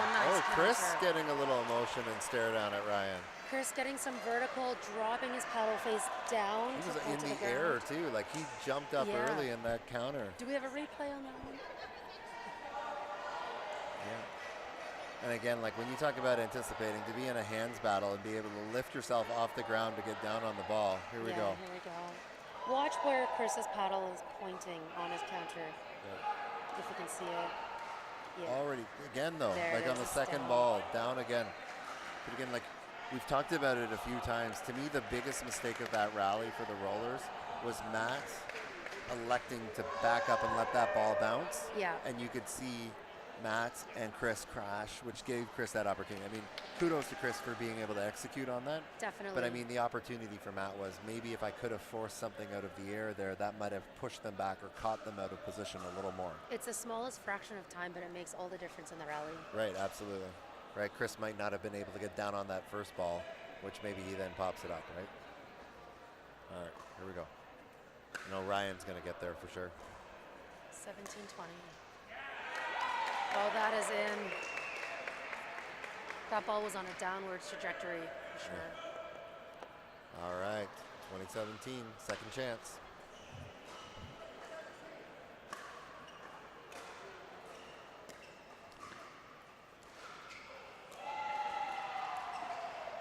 Oh, wow, Matt. Again, that's almost like he's forcing that ball there. Like Chris has a really good backhand, and I mean, you know, it's hard because maybe Chris has been struggling a little bit in that game just to trust the partner there. But yeah, I would have loved to maybe seen like Matt's just pushing himself out of position there. I think Chris could take that ball, and I think later as the season develops and they build some confidence together, I think they'll have a little bit more opportunity here. That could just go to show you the weight Watch, that Matt we can feels. See, yeah, we can see here where Matt's stepping Right. way over. Yeah. Yeah, taking the ball yeah. behind him. Yeah, that's right. Right, and as soon as you take that ball behind you, right, you're just going to be forcing yourself into a downwards paddle plane. It's just such a tough situation. All right, rollers still rolling. Still up rolling. Up 2-0. Right, these are not the 2023 Northern Rollers. This is high tide for the rollers. This is high tide. Last year was low tide. Here we go.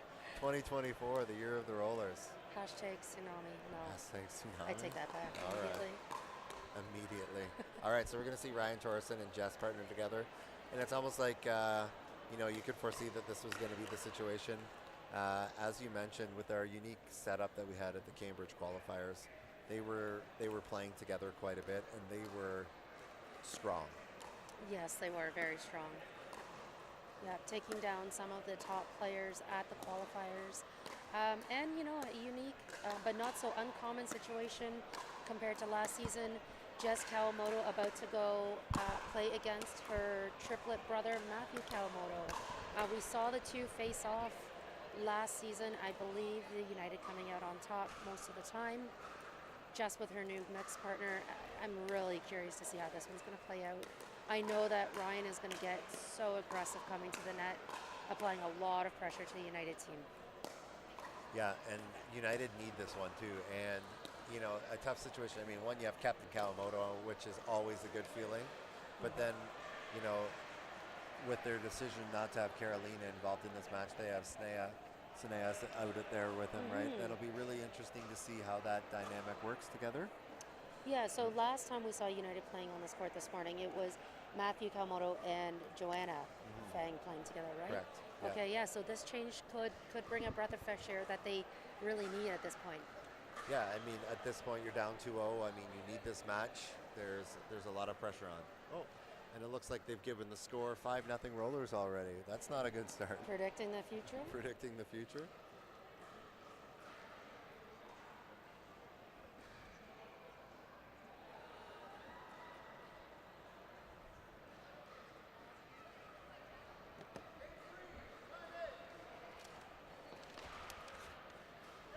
All right, Toronto United on serve.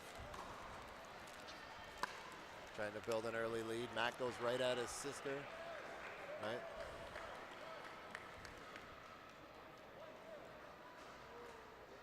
All right, 1-0 Rollers. 2-0. Right, Ryan with a little paddle flip afterwards.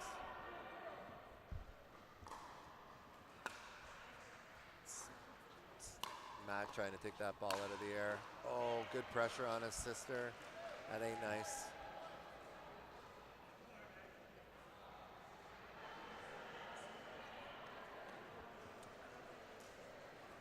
All right, 1-2 United on serve here. So we have Toronto United in the gold we've decided with the green trim. Matt Kawamoto from Hamilton and Ottawa, Ontario playing left side, and Sneha from Toronto playing right side. We got Matt's sister Jess playing the right side, right from Hamilton, partnered up with Ryan Torreson coming up from Pennsylvania. To say that Matt and Jess know one another's game is an understatement. They definitely know how to play this ball against each other.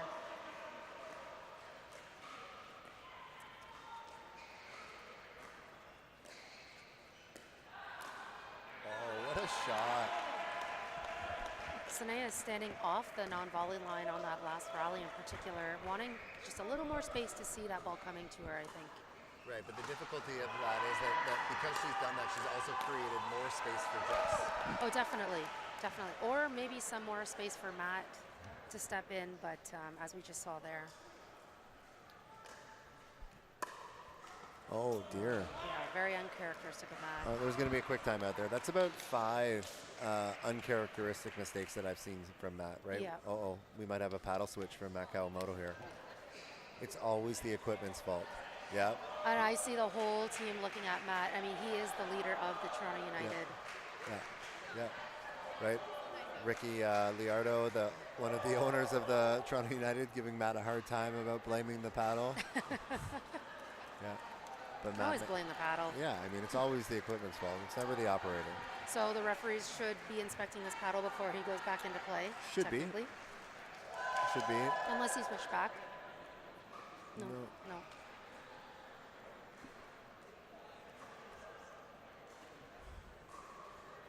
Still deciding. So we can call this almost an equipment timeout. Yeah, there you go. I think he's just trying to warm up, get a feel. Oh yeah.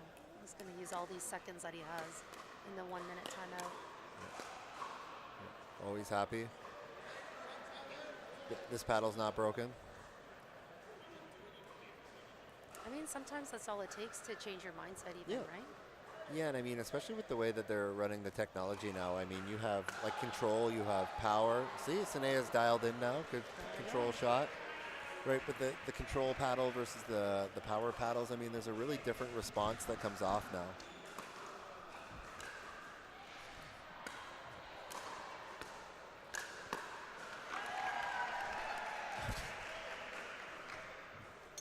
Good pressure by Jess. She doesn't need to change her paddle. Yeah, the Kawamoto family has been with Engaged Pickleball for Ever? I think previous to that was Onyx, but I don't even remember that time. Yeah. So long ago. I think they were with Engage before there was Engage. Nice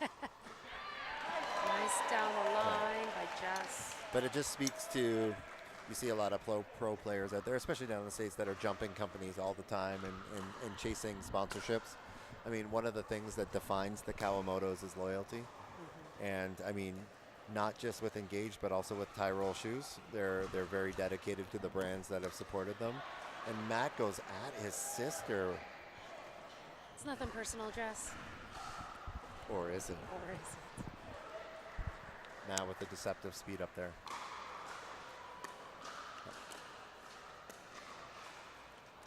Yeah. I don't mind that step back. Yeah. I like that he mixes it up. Yeah, it definitely gave him an edge there. Right. I like that he mixed it up because on the exact same ball that came the next time, he stayed in and took it out of the air. Right, so he's not doing that as a go-to. He's doing that as a decision to create time, right, either to be more offensive or potentially set himself up for more success. Yeah, Ryan really is showing us his ability to stay in control of his movements. Yeah.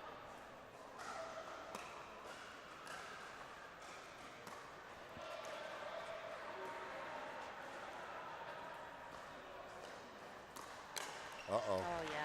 That's just too big, too high in the middle.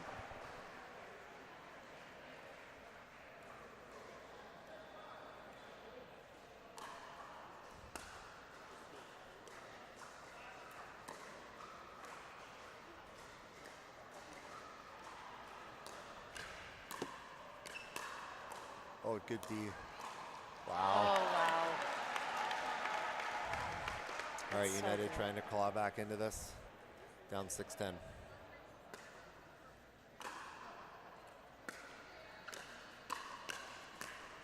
Ryan's kind of playing to Matt quite a bit right now. Yeah, again, I think he's trying to create that angle for the forehand in the middle. Yeah.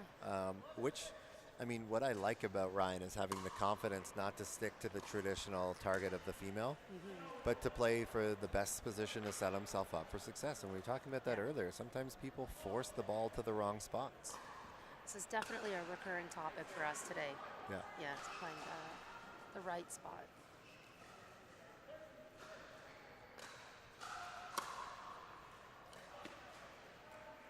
See, I don't like that step back from Sanea. I would agree on that Right, particular so case. that's a what, tough yeah, choice. like I mean, Ryan's already coming in so aggressively that if you allow him and you create time by the step up, you have to remember that every choice that you have has kind of a consequence. If you're trying to create time for yourself, you've also created time for your opponents. Nice ball. Oh, that's a nice ball by Uh-oh. Jess. Oh yeah, good that's defense. in. Get in, get in. Oh, wow. Don't be afraid to hit one, Jess. Oh, there we go. Good rally. Good defense.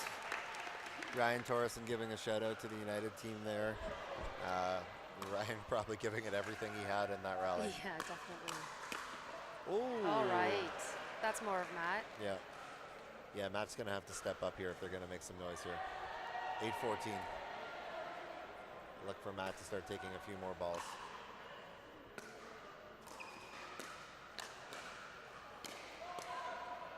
That's a bit of an inside out by Torreson there.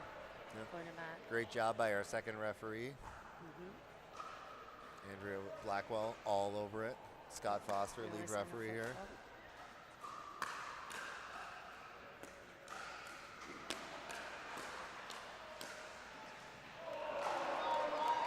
Ryan is just a wall. 59, United having trouble getting the ball away from him right now. Ooh. They do seem like, I mean, Ryan's creating quite a presence on the court, but it's almost like the United are okay playing the ball to him because it doesn't look like they're trying to get the ball away from him too often. Well, it's kind of keeping him in his lane a little bit, so to speak, when they keep playing him. Yeah, but on he's really good in his lane. He's very good in his lane, but what he likes is that open middle pocket. Yeah. Going for the huge aggressive cross court. Yeah, you know your team's over here, Ryan. We're over here. Oh, Matt, yeah, a little unlucky on the net there. Yeah.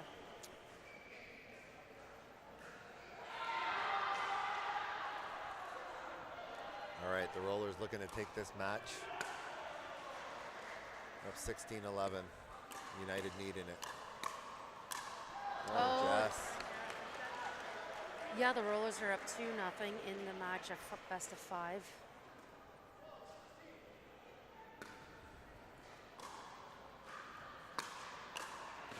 So a great strategy there by Matt to jump in on that ball. I think he recognized how the quality of Sanea's serve there. That's one of the first serves I've seen her push that deep. Yeah. Right? And then Matt jumping in to drive it at the receiver like you've talked about. It's so hard to move forward and handle that next ball. Yeah, and that's actually normally a ball that Jess can handle, that kind of a drive. I know she's seen harder drives. It's actually Matt's present. He was, you know, steps away from the non-volley line, looking for her response. So she was just trying to keep that ball very low in that case. Yeah, exactly. And, you know, the Toronto United doing their job and forcing the timeout there. Yep. And, yeah, closing the gap here, down 16-13. Rollers looking for an answer here in the timeout. And, again, the fun and the interesting thing about pickleball is, I mean, you get into this timeout, right? So you're you're Ryan and Jess coming off the court. I mean, you got Casey Rogers, you got Matt Stadola, you got Corey Osborne, you got Corey Sigvalds and Tara, you know, on the bench here. A lot of pickleball coaches. Like, there's a lot of pickleball knowledge. That's right. Right? The pickleball IQ accumulatively is quite high. Right. Yeah, and we got Krista Lidster as well, like Matt's wife. Like, there's a lot of people who are making livings talking pickleball strategy.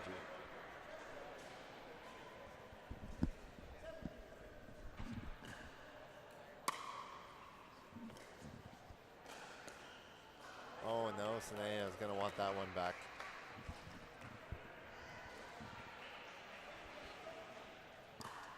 Rollers looking to put this out of reach here. Oh, Jess. All right. Okay. No harm, no foul, other than giving that extra point to United here. Looking to get right back on it. Matt taking more of the thirds now. I like that. I like that decision. But Sanea's got to get that ball farther along. Like, she either needs to play it lower to cut off Ryan, put more pressure on him, but you can't be floating high balls to the middle. Yeah.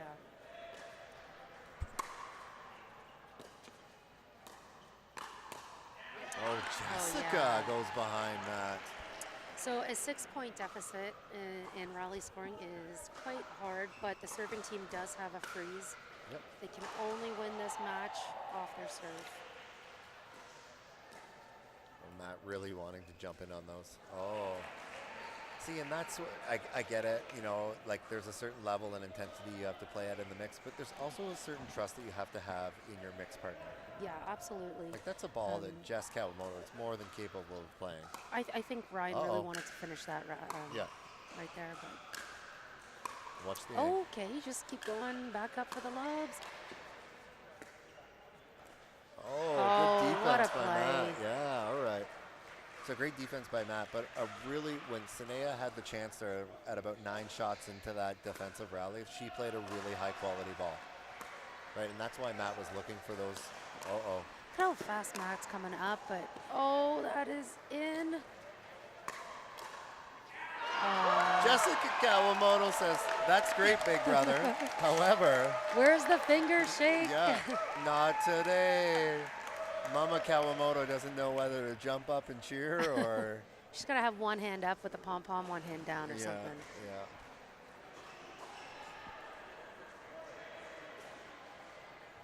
Yeah, Jess has really improved her game, especially in the attack and the counters. Absolutely.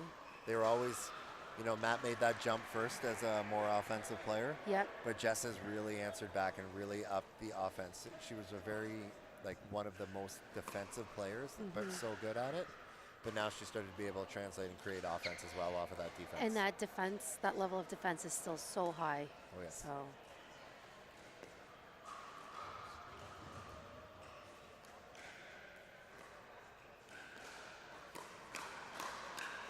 Wow, short stroke by Ryan. Oh, get there.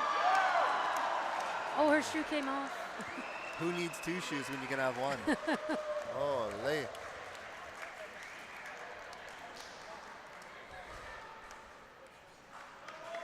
I think she's tying up those laces a little tighter. Wouldn't happen with Ty Rolls, that's for sure. Shout out Kevin Huckle. Nice plug. Be a great time for a Ty Roll commercial. Oh, Sanea electing to step back again. But keeping Jess back and now pulling Ryan back with her. Okay, here they come. Oh, wow. What a leave. 18-20. That's a confident leave at 18-20. with the rollers on serve. Yeah. So down 6 at one point. United crawling back here, playing their best pickleball of the game. Oh, Matt. Maddie. Forcing it just a little bit. And he was on the line. Yeah. All right, 2018, this has got to be fourth chance for the match. Oh, Sanea again electing to stay back. Oh. Rollers, 3-0, they take it. Winning this game, 21-18. That gives them a 3-0 lead in this match, which means they're going to take this one. Just like our last match, we're going to have the 4th game still being played. Every game's important at this point. But yeah, the rollers, they are officially rolling at this point. Yeah, and I think what we're seeing early on this weekend is the importance of team dynamics. Absolutely. Right, good partner chemistry goes a long way at this level. We're going to see Sanea stepping back there a little bit, letting that ball get in, and Matt trying to get in and cover. But again, that wouldn't have had to happen. Matt wouldn't have had to overextend himself if Sanea had stayed up on that first ball. It probably would have changed the situation. I mean, Matt may have wanted that ball regardless of Sanea's positioning. I think Matt wants every ball. I'm wondering, though, he looked maybe a little early on that shot. Sure. Yep. But the ball was certainly there for him to try that. Yep. All right, I think we're going to grab a quick message from one of our sponsors, and we will be right back.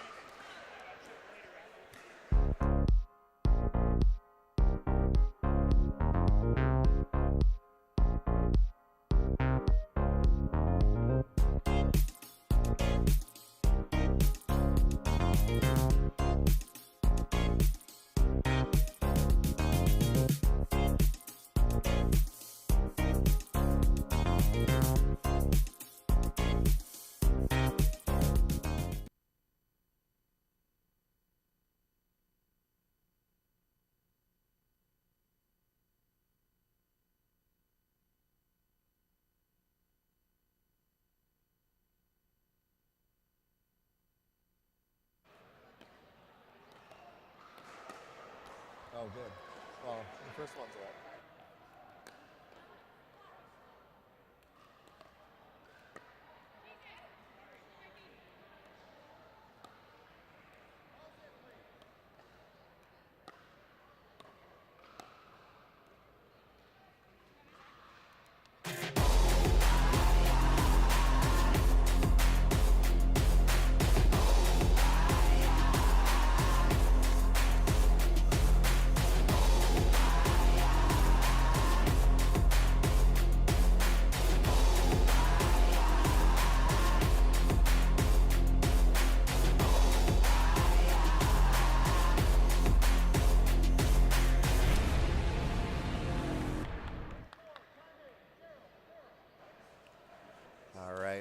Back with game number 4 of match number 3 of the first day of the CNPL weekend. Whoa, welcome back. Matt Stadola wants to get in on the action a little bit. But again, I'm really liking this Rollers team, and we were talking about like team dynamics and team chemistry.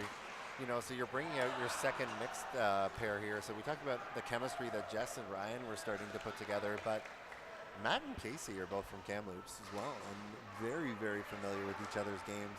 They really are. I think this was a smart strategic move to have two players who really want to play together, and then two players geographically are so familiar, and blend them together. One big happy family. Whoa, Chris Lane getting fired up a little bit there. Nice to see him play with a little more emotion. He's not a player that, you know, he definitely plays his best when his emotions are up.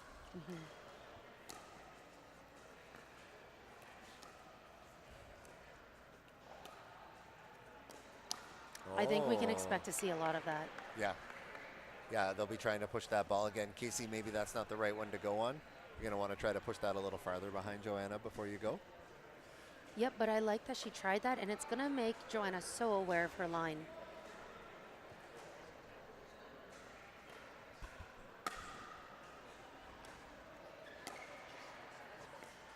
Great get by Chris.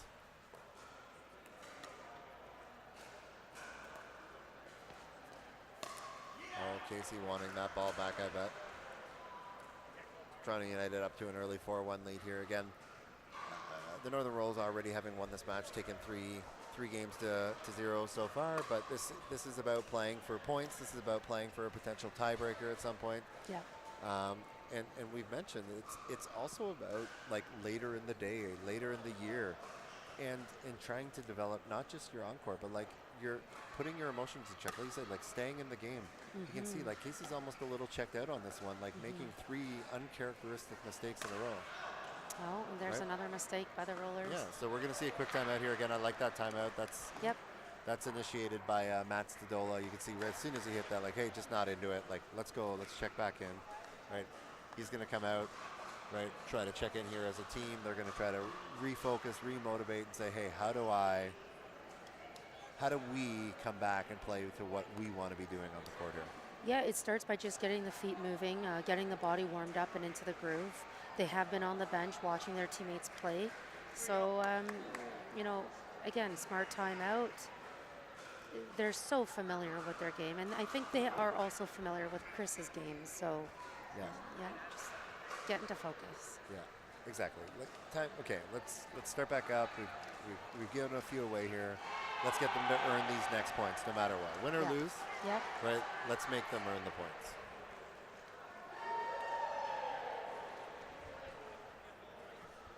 All right.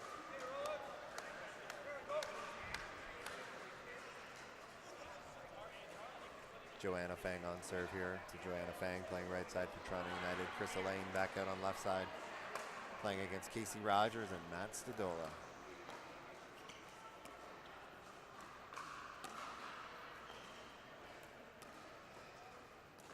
Oh boy.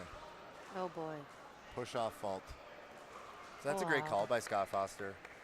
So Casey anticipated the earnings, stepped into the no volley zone to do it, and then pushed back out and didn't reestablish. So even though she wasn't in the no volley zone, oh, great drive, great pickup. So even though she wasn't in the no volley zone when she volleyed there, because her last point of establishment was, that is a non-volley zone fault. Great job by our lead official. Okay, short return. Oh boy. Casey gets the pop-up she's looking for. Yeah, she stayed on her backhand. Yep. In that moment. Yeah, but I mean, again, like we talked earlier today, you pointed out earlier today how much she likes her backhand. I think, yeah, one of the hardest things in sport is to play games that don't have the same intensity or the same focus as ones that matter as much.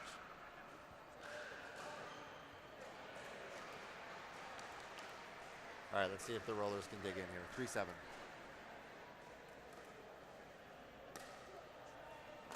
Nice deep return, Chris. Great return. Yeah. Uh-oh. Yeah.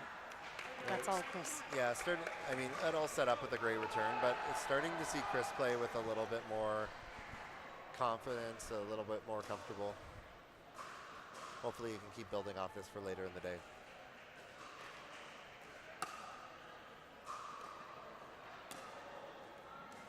Uh-oh. Can't put it there, Joanna.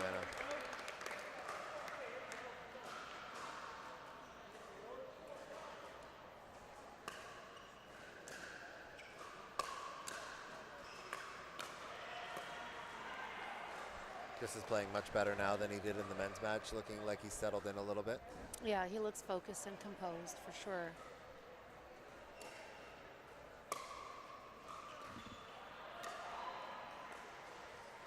Great drop.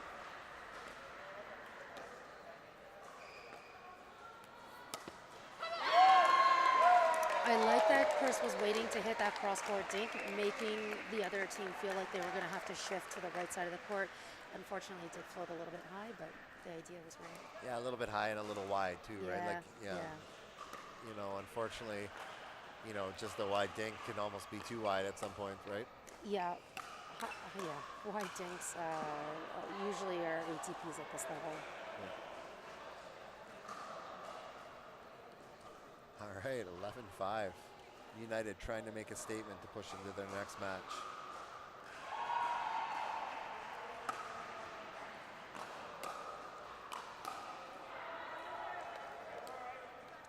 Yeah, Chris is playing a totally different game right now than he did in the men's match, and this is great to see.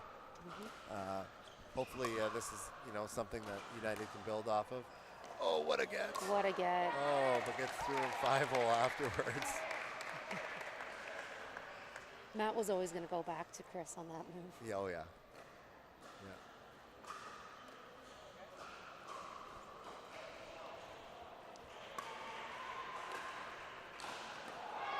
Good drop.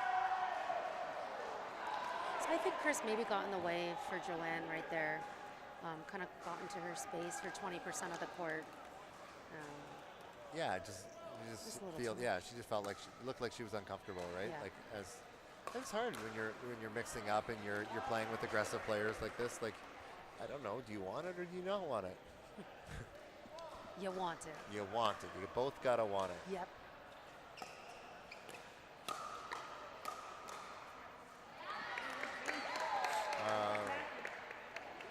Oh, thought we were going to see a timeout there, but Toronto United giving up that lead that they had. They were up 12-5. Now it's 9-12. Good run by the Rollers here.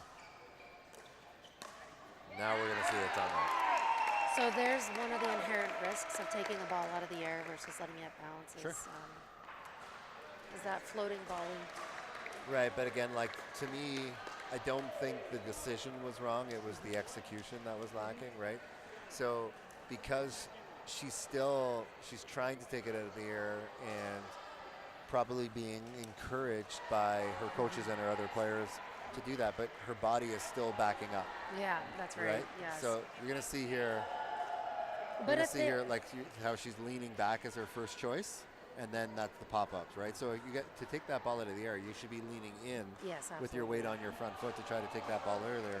There was a really good example that she wants to, her body wants to let that ball bounce, so she's backing up to let it bounce. But then in her head, she's trying to take that ball out of the air, and that's where those mistakes come from, right? In that case, I would want to just step back and let it bounce. Yeah, like, do I mean, what it's you hard. do well. It's hard to make the change in the middle of a competitive environment. Like that's a between tournaments or between events change that needs to be made. Like that's a drill. Like that you need to be forcing good decision making on people, right? Yeah. All right. See if Toronto United can hold on to this lead here after the coming out of the timeout. Oh, but yeah, see, I don't like that one for her though. It's too easy. I mean, the Rollers will take it. Now she's really stepping back on everything. Oh boy. Oh!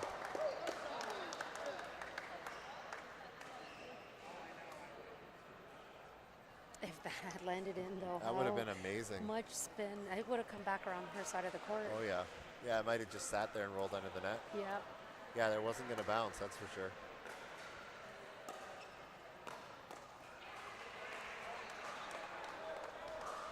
I like that push from Chris. All right. Okay. 13-11. United back on serve here after giving up 7 straight points.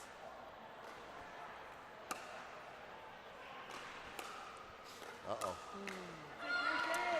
He was lucky that Casey even took that shot. Yeah, the first one? Yeah. Yeah.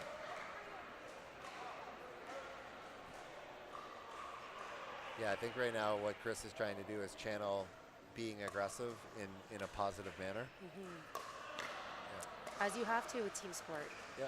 Like I think he's. Oh. How did Matt even get anything behind? That's like that little flick back in there, but great position by Chris to put that ball behind Matt, who was crashing pretty hard again. All right, 14-12 United.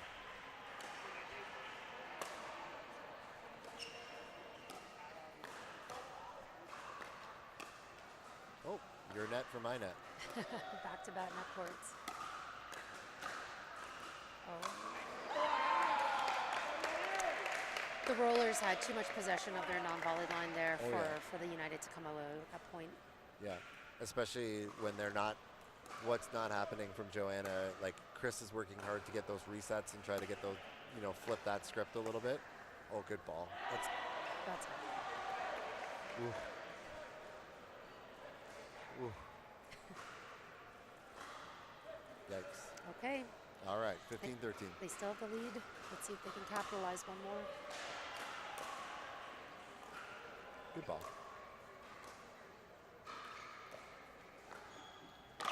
Oh, cheers. Oh yeah, what a drop. Nice touch by Matt.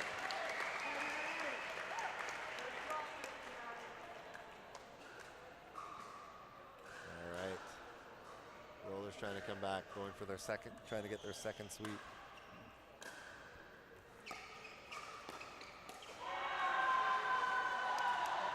I don't like that change of direction there. So that's another ball that we talked about, like maybe the strategy is overtaking the execution there. So Casey really trying to force that ball to Joanna is where everything about the situation dictated that that ball should have gone in the direction of Chris. I think there may have been some confusion on the server in that scenario.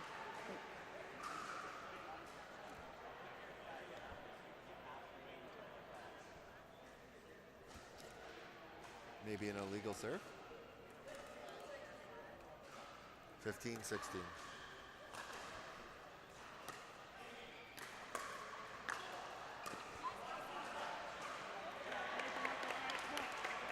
Great track by Casey there. Yeah, it really was. So Joanna served that last ball, so it must have been an illegal serve. Yeah, because she came in at 14, Yeah. 15. Yeah. 15, Or 17. 16, 14. Uh-oh. Another out ball on the sideline. Casey's looking for a timeout here. Yeah. Yeah, and again, like that, those cut volleys where you're trying to, the ball's coming from cross court, and then you're trying to control a down the line volley, and trying to be as precise as Casey's trying to be there is a mistake sometimes, right? Like, I mean, Joanna's not at the no volley zone that she has to be that precise. And I think one of the things you have to be aware of is that situation. Yeah, and we'll see that there on the replay. Right? Like, so Joanna's 3 feet off the line there. It's true, and maybe that's a shot that like Casey can execute 8, 9 times out of 10. In this environment with this quality of players, it's tougher. Yeah, absolutely. Yeah, a change of direction is always tough, and a change of direction on the volley is even tougher, right, to control. So yeah, I mean, Casey's either got to start thinking inside the sideline a little more, or be more aware that she doesn't have to be that good based on where Joanna's being positioned. Joanna's not punishing at the no volley zone right now. It's so hard not to get a little creative in this game. Oh yeah.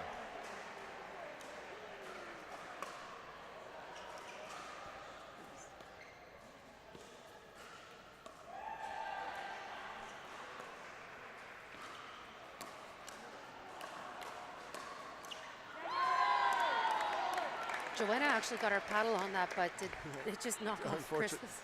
Unfortunately, Chris's butt got in the way. All right, 16-18, Rollers trying to get back into it.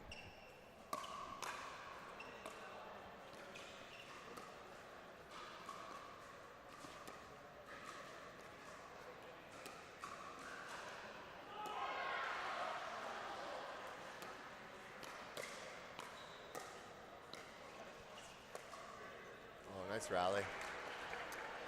Chris is really playing aggressive. And maybe, maybe that's part of it, like was him trying to feel it out with Matt Kawamoto and getting used to playing with somebody else that moves that much on the court. Yeah, that sounds about right. And of course, they wouldn't have had time to practice very much leading into this season. No. All right, Rollers hanging around, 17-19. I like how serious the Rollers are taking this game, despite them already winning the match. They're really playing like there's something on the line. That ball's out. Uh-oh. Come on.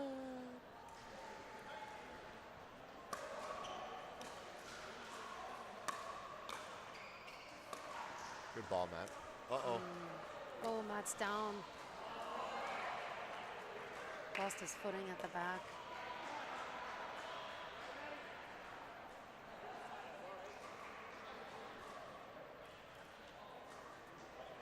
Uh-oh, we might get a reserve here.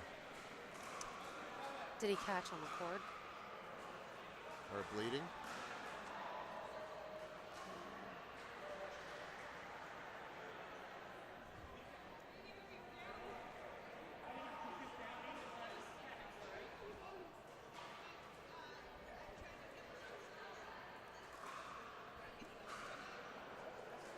Referee Andrea Blackwell trying to get that cord out of the way.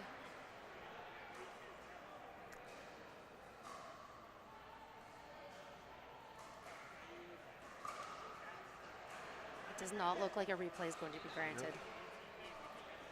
Yeah, again, a great job by our officiating team, just getting together, taking care of the situation, player safety at all costs. Yep.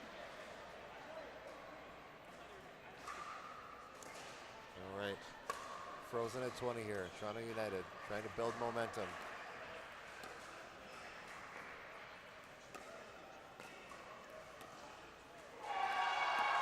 Oh, Joanna catches Casey. United take one.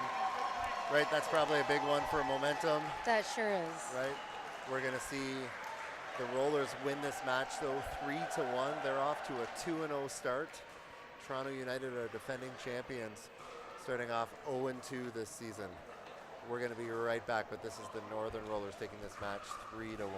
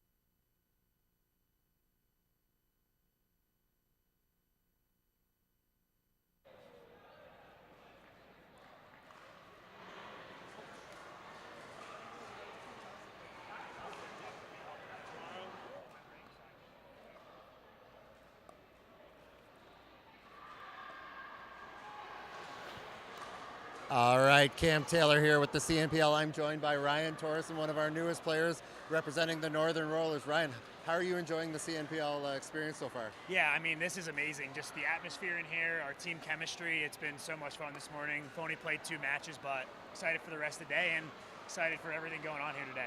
Right, and I mean, one of the exciting things is, you know, the Northern Rollers didn't get the season they wanted last year. They had the opportunity to draft you, Jess, and Casey in the first 3 rounds.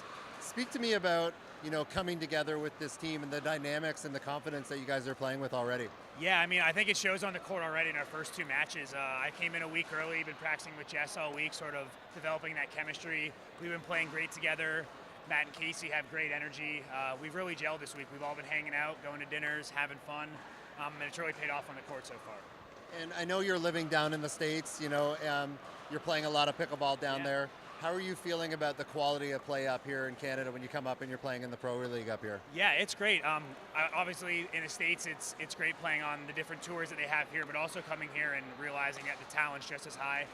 There's so many new and up-and-comers here. It's great to meet everyone here, and the play's been awesome today so far, so it's exciting.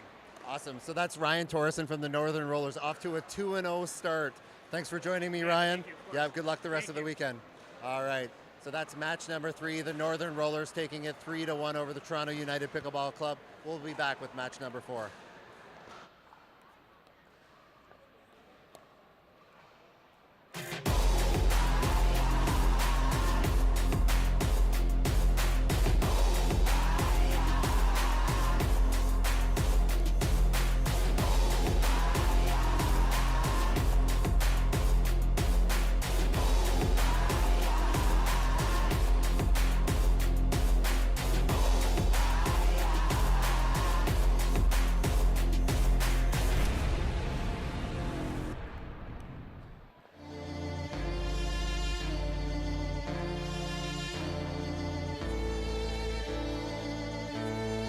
There's only one way now, just one way out. With every single breath comes crashing down. There's only one.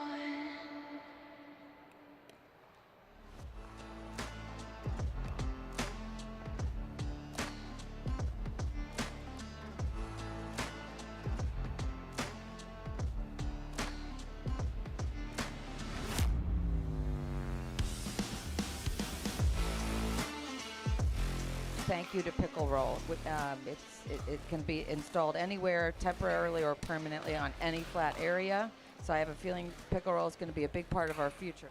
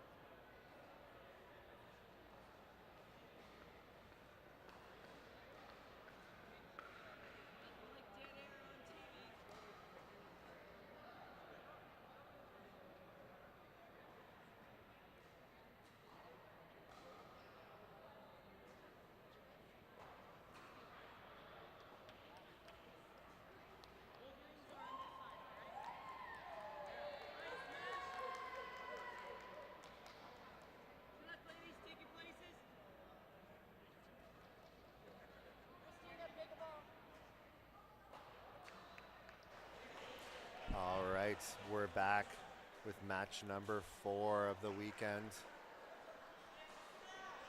We have the East Toronto Smash, represented by Kim Layton and Christina Chin. Kim Layton from Calgary, Alberta, playing left side with the hat on. Christina Chin playing right side. Christina from the Oshawa, Ontario, coming out of High Sports. Member of the Southwestern Ontario Brewers last year. Traded a couple times in the off season to the Rush and then to the Rush and then to East Toronto Smash. And then she's playing with Kim Layton there, who's playing left side. They just came off a big tiebreaker win against the Rush. Oh, Sabrina Lamb puts that ball away. One thing I'm noticing, Cam, I don't know if you've noticed this too, some of the teams are taking the opportunity this weekend to mix things up. Throwing in their 5th and 6th players, changing up the combinations. Some teams sticking to what works. All right, and then we have Sabrina Lamb playing left side for the West Coast Wolverines. With her partner, is it Natalie Araya, playing right side. Natalie's out of Mississauga here. She plays out of One Health as well. So Natalie Araya and Sabrina Lamb. Sabrina's from Victoria, BC, representing the West Coast Wolverines. Kim and Christina have played Canadian Nationals once or twice together, a few other tournaments together. They definitely have a groove going on. Yeah, so Kim Layton, who played for the Montreal Lions last year, was looking forward to the opportunity they were able to get together in this offseason through a variety of trades. And the Smash were quite happy to get them together on the team as their women's team.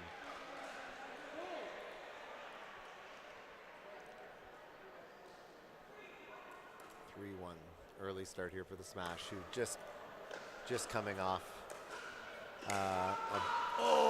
tough ball, net working in Natalie's favor there. Yeah, so you're right. So we saw Natalie not play the first match that we saw the Wolverines on this court. Yep.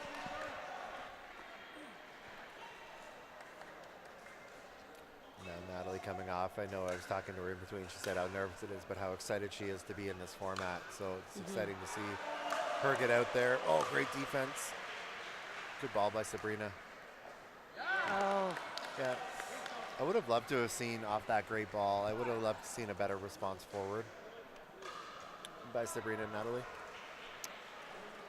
Yeah, with Kim's reach, though, I see maybe her justification instead hanging back just a little bit, waiting to see if Kim's going to come in and do something more with that volley.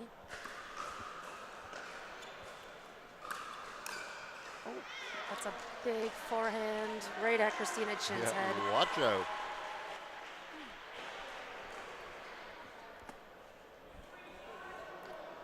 Christina and Kim both like to play with a lot of emotion as well, so it's going to be interesting to see if they can get into it. And I mean, one of the goals for Natalie and Sabrina need to be to kind of keep them out of it.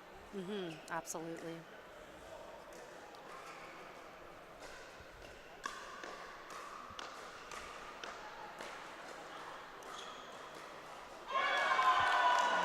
Yeah, we can't give Christina a floater. No. On her forehand. No, she'll do that inside-out move down the line all day. All day. You know the first person to ever do an inside-out forehand on me? Who's that? Cameron Taylor. I know that guy. You should see his backhand inside-out. Glad I haven't.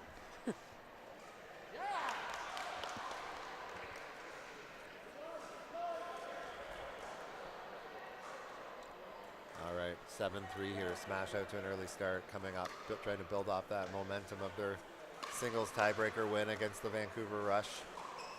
Whoa-oh. Oh. Whoa-oh. Oh, boy. Kim and Christina looking pretty seamless. Yeah, no shocker there. All right, 8-3 timeout. The West Coast Wolverines taking their first timeout, trying to regroup here, trying to figure out a strategy that they can do to deal with it. I mean, it's got to be intimidating for Natalie and Sabrina to be looking across the net, because really Kim and Christina are like the top female players or some of the top female players that we have in Canada. Yeah, it's the combination, right? So maybe Kim on her own or Christina, not so much on their own, but together they're a different kind of force. That's definitely intimidating for two rookies to be facing. But you know what? Sometimes we just need to push that aside and just play the ball. Right, and you can see the East Toronto Smash. There's a couple coaches on their bench here. A familiar face in Daniel Godfrey is coaching the East Toronto Smash, and then we got Brian Rim, fresh off completing his first year at chiropractic college. Yeah. So shout out to Brian Rim. Brian, you're not playing. You have to come back to the bench now. It's like, but I want to play. Yeah, I want to play. I don't blame Put me you. in, coach. Yeah, I think that's such a great point that you made. I mean, Christina and Kim are both so strong individually, but it's tough when you have a player, and I think they both realized that last year, you know, in the league format, that having another strong player that can move and be seamless, and you know, transition with you seamlessly, just makes such a big difference. Yeah, absolutely.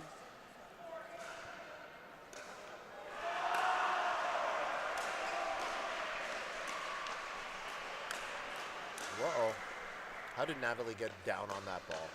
Yeah, Natalie does a great job of getting really low and under the ball while holding her balance. Really don't see her weight tipping back on her heels at all. No, awesome.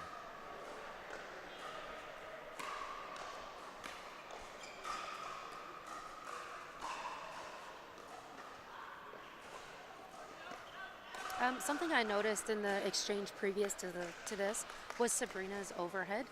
Actually, the paddle face took pace way off the ball. Oh, yeah. She kind of had a bit of side spin to her shot anyway, but I really saw the pace of that ball change quite dramatically. Very interesting when she's trying to finish the point. Right.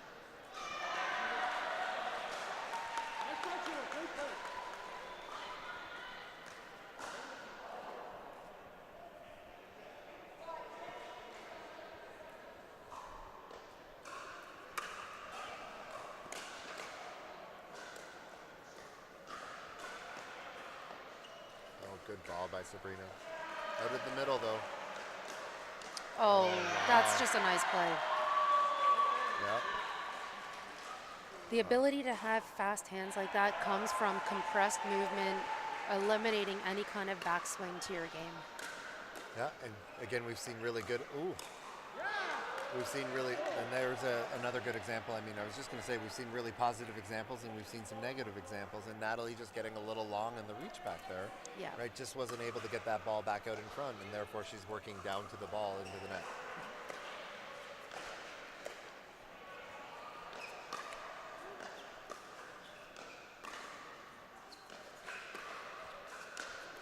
Sabrina really settling into this. Oh, what again? Match. Oh, nice resets. There it is. It's a pretty high quality rally. It is.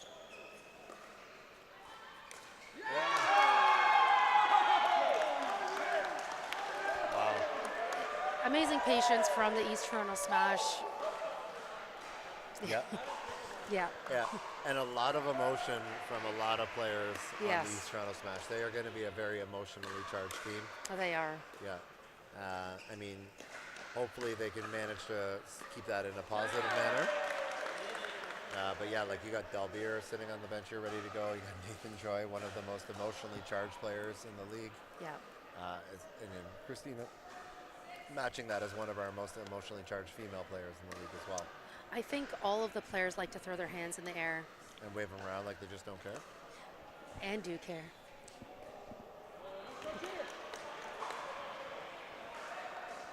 All right, 13-7. 7-13 Wolverines on serve. So if this is your first match that you've ever watched in the CNPL, first off, what's taking you so long? Second off, right, we play 4 games within a match. We have the West Coast Wolverines and we have the East Toronto Smash. You're going to see the ladies match out in front of us right now. That's going to be followed by a men's match and then 2 mixed matches. If one of those teams wins 3 of those games, they're going to win the match. But if it splits 2-2, we're going to a tiebreaker. Tiebreaker is singles. We want a tiebreaker. We do. We've seen them on the other courts. It's now our turn.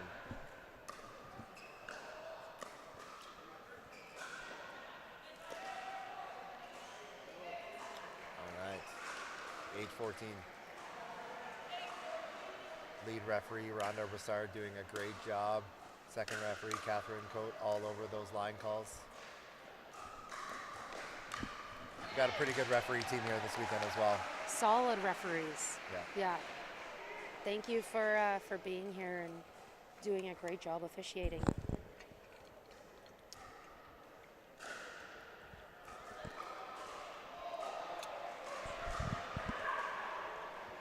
All right. 15-8. The scoreboard may be a little off here, but it's 15-8 according to lead referee.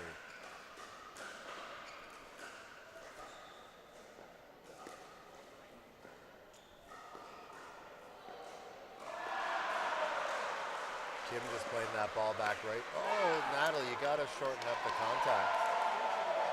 Right, she's just very long on those balls. Yeah, and again, it's one of those things, I've seen that work for her. This environment, it needs to be way more compact.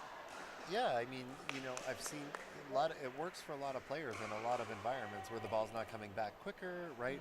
You know, there's not as much pressure, but you have to shorten up as your first approach. Like, that's a great ball by Sabrina. She's got, again, same thing. She's so long on that ball, right? Where just on the other side, Sabrina is so short to the ball, right, that she's able to attack those balls. Those balls are just getting onto Natalie before she can get ready. We've seen Sabrina play on this court already today. Like I said, she's really kind of settled into her own here. She really looks a lot more comfortable. Okay, we're going to see a replay, I believe, of that last rally.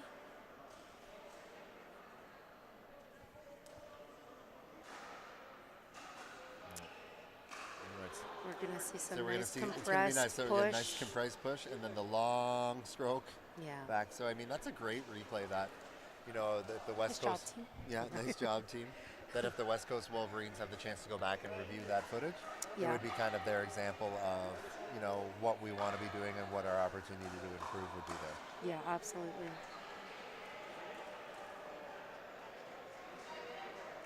All right, we're coming back in here.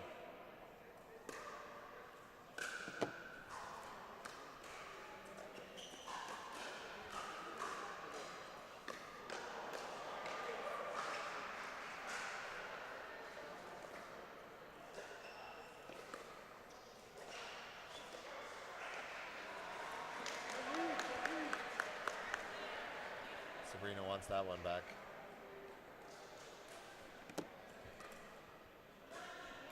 19-8.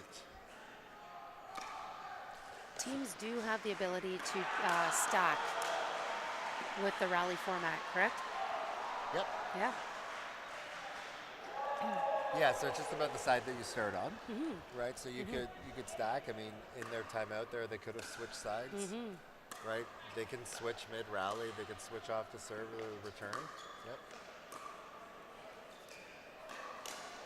Yeah, there's a nice compressed push by Christina. Really nice. That's one of the biggest changes I've seen in her this season versus last season is sometimes she would get a little long, right, on some of her attacks. And that looks like a very specific ball that she's now targeting in more of a push. Yeah, I would agree. So a pretty decisive win right there for East Toronto Smash. We're going to see a nice compress push here from Christina coming up on this ball. Here we go. Oops. Right now. Boom. Yeah, absolutely. There's no backswing to that at all. All right, we're going to grab a quick commercial break. Message from one of our sponsors, and we'll be right back.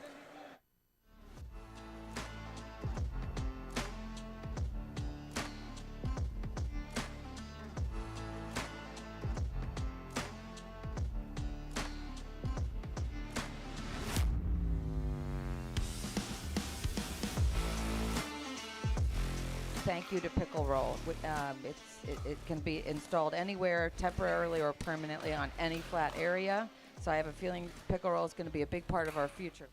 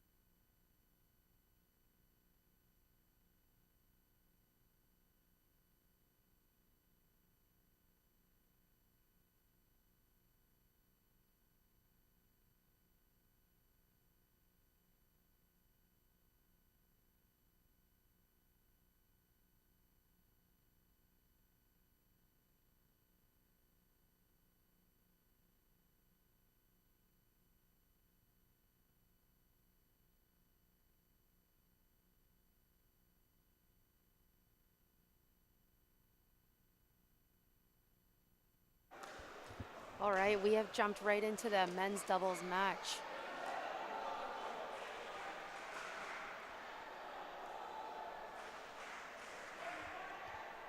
Cam and I were talking about emotional play. I definitely think we're going to see a lot of electricity from the East Toronto team.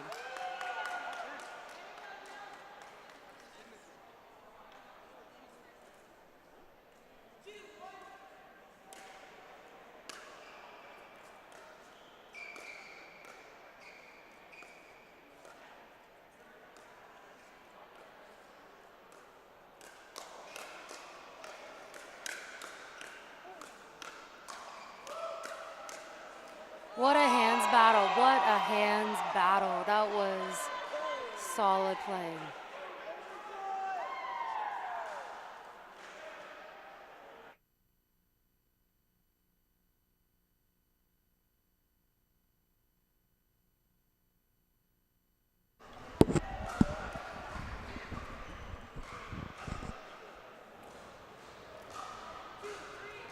Some unbelievable rallies to start this match. Oh no! Nathan's not sorry at all. Cam, we're going to see some fireworks in this We're going to match. see some fireworks in this match. I mean, you could we mentioned that after the West Coast Wolverines first loss that they probably putting out their starting men's team here. East Toronto Smash only bringing 2 guys today. So Nathan Troy, Dahl Beer, Bond, all the Beast. Dahl Beer. Yeah. All of these guys, West Coasters. Yes. All Yep. 4 of them. Yes. So Joel from Red Deer, Haddo from Calgary, Dalbeer and Nathan both from Vancouver area. I believe Nathan might be actually from Richmond, but down in that same area, that same vicinity. And I mean, the size of Nathan Joy and Dalbeer Bandal on that side of the net. I mean, yeah, this is going to be a fun match. So Nathan Troy playing right side for East Toronto Smash, Dalbeer playing left side, and then we have Haddo and Joel playing left side with the hat and the visor, the traditional Selkirk visor for Haddo playing right side.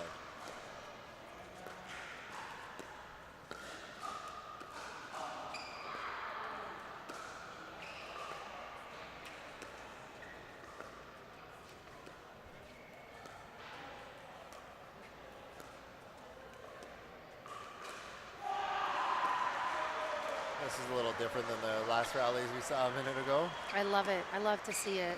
Yeah. Both teams saying that they are patient to wait for their moment. And there it is. Nathan just caught on his heels a little bit. But yeah, he's got such a quick counter on that.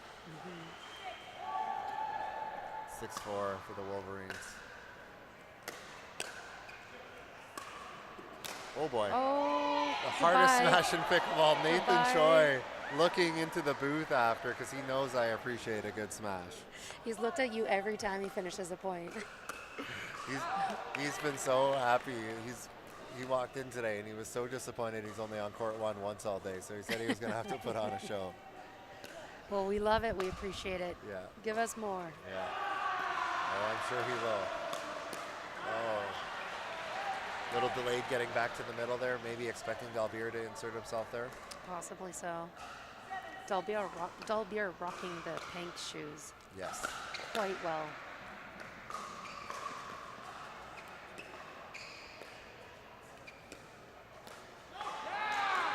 The reach of Dalbeer to be able to take that ball out of the air. Yeah, and I mean, catching a great player like Haddo off guard there, I mean, speaks to the quality of ball that was just played.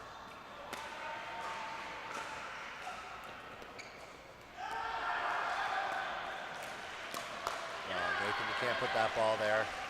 Well, he saw a room from Haddo stepping back, but I mean, that was the play all along from Haddo. Yeah, that's the bait play, right? Like, I mean, again, like you're working on what people want, and then you're working on, you know, what you should be doing.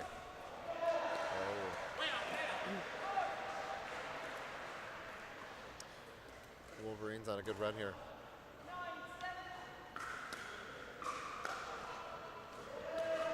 Oh. We think that one was out. Yeah. Field goal. All right. Joel is calling that one out just to eliminate any controversy. We think it might be in on court 2 though.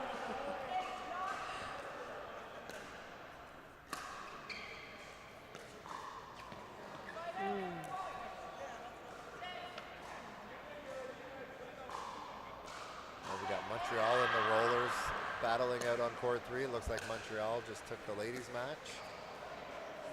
Wow, that's a big win, beating Casey and Jess over there. Huge win. Yeah, huge win.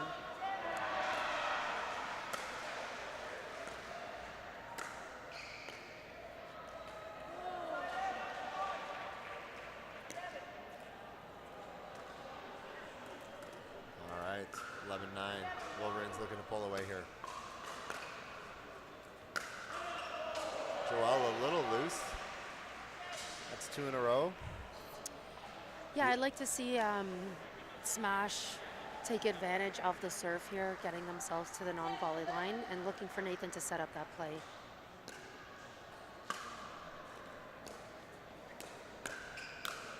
Nice short stroke by Joel. He's so quick on that forehand attack. And returning back to Joel here. He's kind of a little off on his drives. Let's see. Yeah. Oh, yeah, Forced he him looks into for a the drop. Yeah, probably a smart decision. Yep.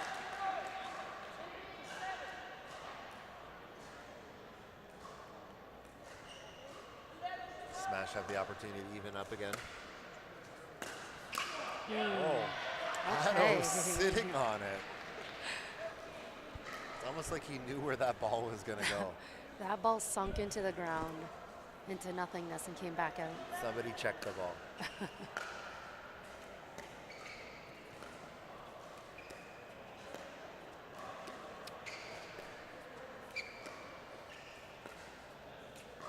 Seeing a good amount of dinking again in men's doubles, I think. All the men respecting the hand speed of one another. Yeah, which is exciting. I love.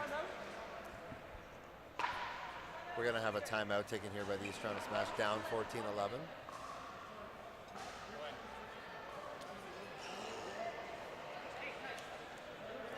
Might see a switch here. Again, putting Nathan maybe on the left side, allowing him a little bit more fluidity of his movement. I feel like he's playing a little restricted. Right, I might open that up. I might free that up a little bit. Yeah, absolutely. We should let him kind of play looser and freer. Yeah. It looks like they're coming back to the middle a few times, and there's some confusion about who's taking that ball. And just knowing both of those individuals, like I think Nathan could be a little bit more as an aggressive player. Mm-hmm. Yeah. Yeah, it looks like that's the switch that we're going to see. I really like seeing the teams that have brought in team management or team coaches, seeing them all work together and kind of trying to figure out the riddle together.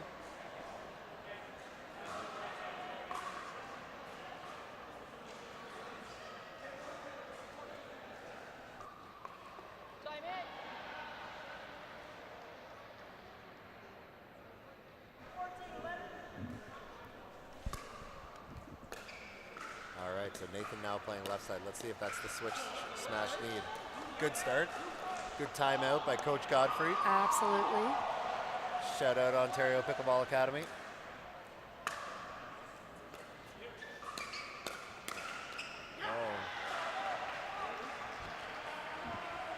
Joel putting pressure onto Delbier's forehand. And again, it's how the trouble with somebody as big and as long as Dalbier is how long it takes to get from one spot to another.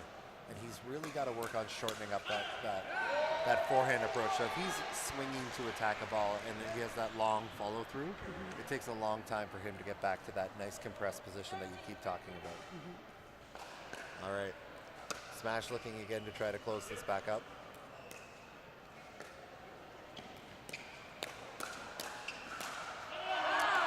So East Toronto Smash really got lucky there.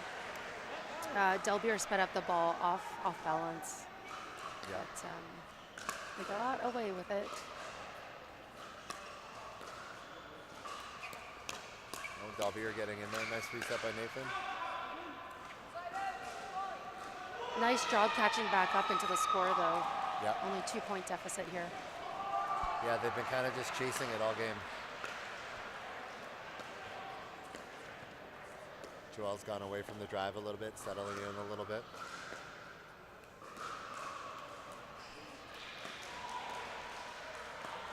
Another Another nice rally. Uh-oh. So that would be a good ball that we talked about, is kind of those balls that make your opponent feel like they're attackable. Exactly. Right. And Delbier had stepped off the non-volley line. Huddle really saw that that opportunity could have been there, but it wasn't.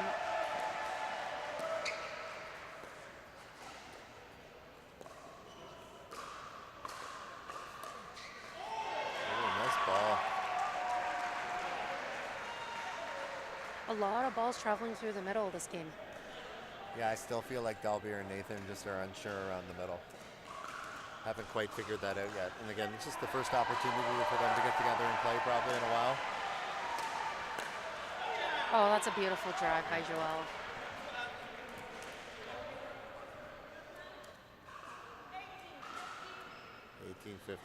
Looking to try to get to 19 here. Oh no. I don't think either player saw if that ball was in or out, so by default, it'll have to be in. Looked into me. I don't think Nathan's confused about whether it was in and Okay. out. He's looking for the hole in his paddle. Yeah. I feel like he was already looking to the booth to celebrate.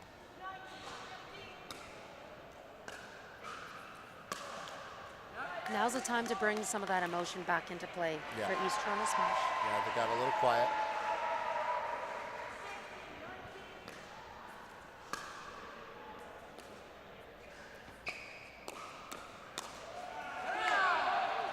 There's a good ball.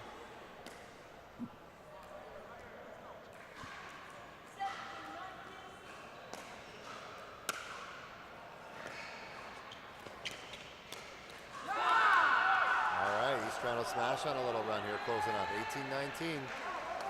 A little emotion here. Such a game of momentum. Oh, nice short ball. Oh, just long. Just long. 2018. So frozen at 20 here, must be the serving team.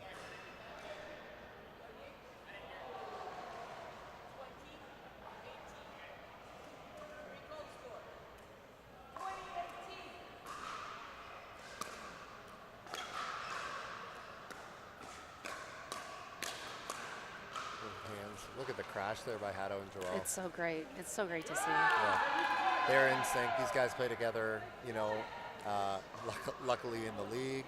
But I mean, also as chosen partnerships, they're going to be playing in the CPA together. Okay. Right? They're playing nationals together. Yeah, these guys are quite familiar with each other. Ooh, again, another ball around the middle. Dalbier's got to have a little more restraint in there. That's why you put Nathan on that side. Right. All right, double freeze.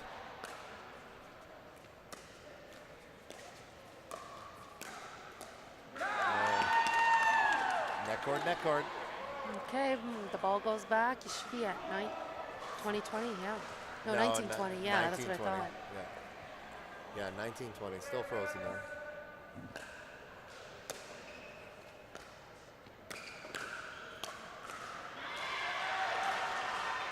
You can feel how much both teams want this win. Yeah, double freeze, so we played rally scoring all the way to this point, but now you must be the serving team to win a point. Another good hold by East Toronto Smash.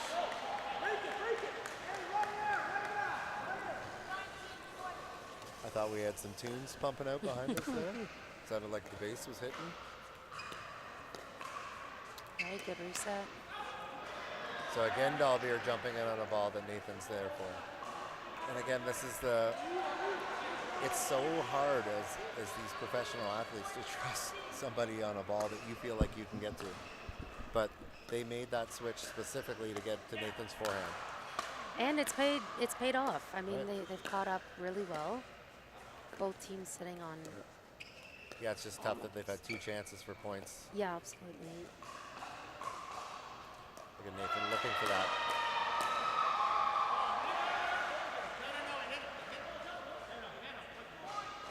Yeah, so Dalbier being a great sport. Yeah. Right? Calling that ball hit him.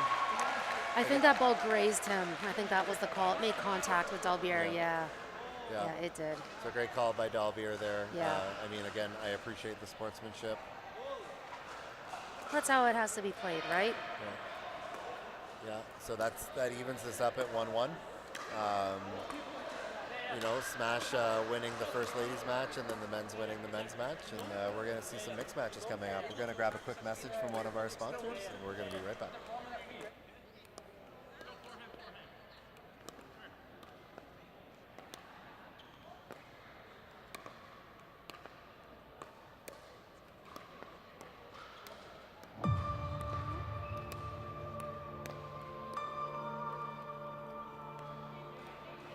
Don't say I didn't warn you. You're gonna know my name. I know that you ain't ready. I'm not just anybody. I know that you ain't ready. You're gonna know my name. You're gonna know my name.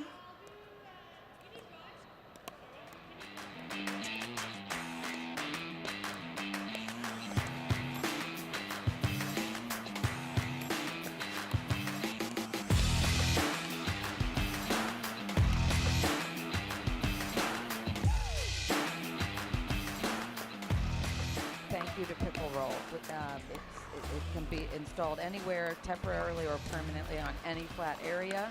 So I have a feeling Pickle Roll is going to be a big part of our future.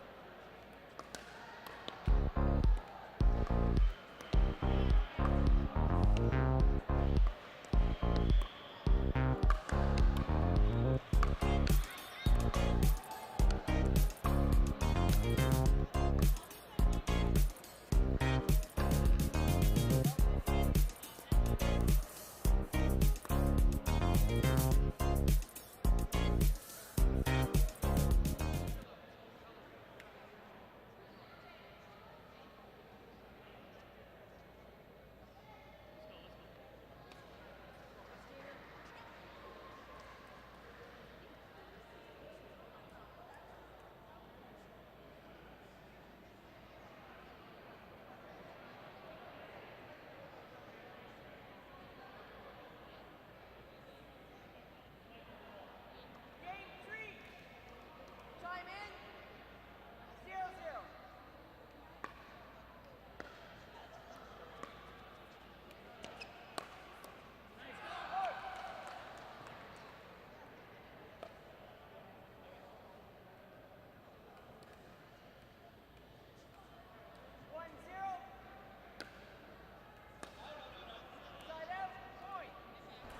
All right, we're back with game number 3 of match number 4.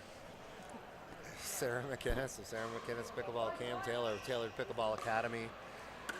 West Coast Wolverines, East Toronto Smash, even at 1 game apiece. Let's go. Let's go. Tiebreaker. Tiebreaker. We Do you have, want? yeah, we want a tiebreaker. We have Hadothal for the West Coast Wolverines. West Coast Wolverines all in the black there. Hadothal representing Calgary, Alberta. We have Sabrina Lamb from Victoria, BC, playing against Nathan Choi, Richmond, BC, and Christina Chin, Toronto, Ontario. East Toronto Smash here in the white with the pink. 2-1 Wolverines.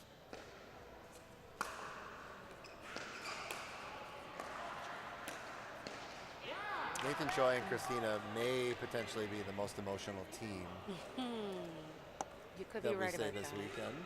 Yeah. You could be Right. right. I mean, when East Toronto won the tiebreaker in their previous match, I think the whole room just erupted, and that electrifying spirit gets translated from these players here. Correct. And again, like we're going to be looking at, right now, Nathan and Christina really aren't emotionally invested in this match. And one of the West Coast Wolverines' jobs is to get as many points going without letting them get in there. Yeah, absolutely. Whoa. This could be a Wowzers, Nathan Choi looking into the booth again. Right? What a goofball. the personalities just fit with these two. The way they like to celebrate. Yeah. That smash though is incredible. It was monster. Yeah. Yeah. He's got such a quick wrist.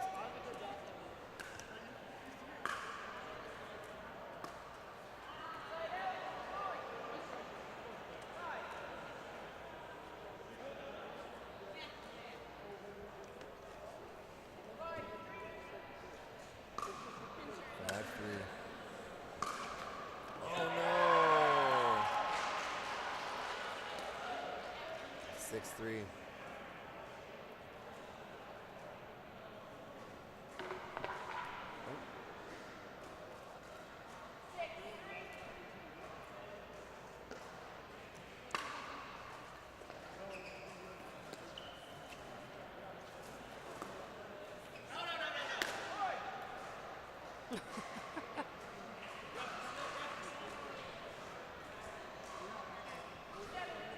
It's never wrong to ask the ref if they saw that ball on an out absolutely call. not, especially right in front of her. Some players take it personally. It's really not. It's just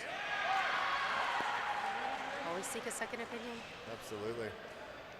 I mean, and it can just, you know, it can be something that you just get into the heads of your opponents on it, right? You could get them emotionally up on something. Yep. But I mean, again, right now we've seen the Wolverines take a 9-3 lead in the smash, trying to figure out how they're going to get invested into this match. Oh, what a ball.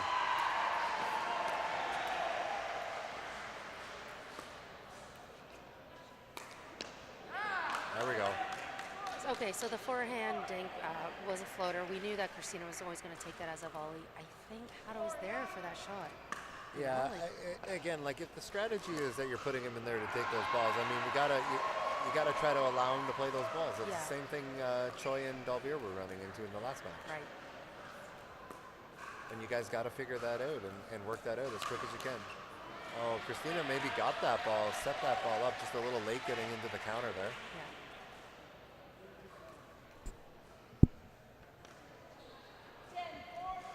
All right, 10-4, Wolverines out to an early lead here. Smash have to dig deep. Switch, good court coverage. Oh.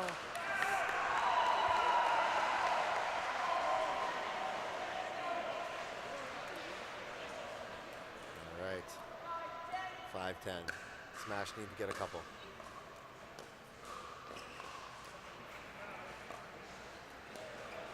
Oh, nice little lob. Watch out. Oh boy. Oh my goodness.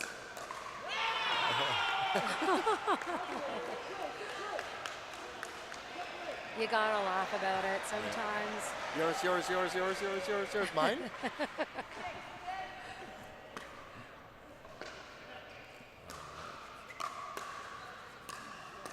A lot of drops going Hato's way. Hato covering 90% of the court there. All right, nice little run here by the smash.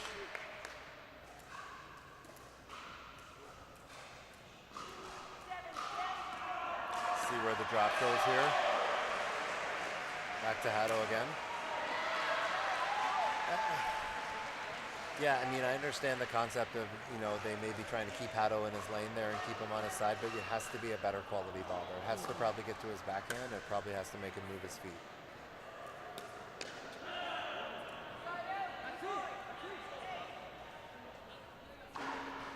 All right, smash hanging tight here.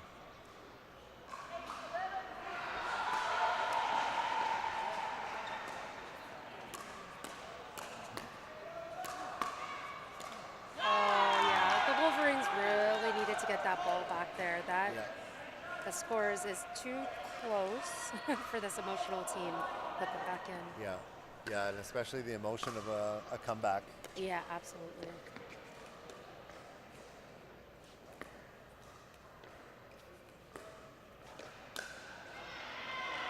I like that Hato left that ball for Sabrina. Yeah, I like that they're figuring out that communication there.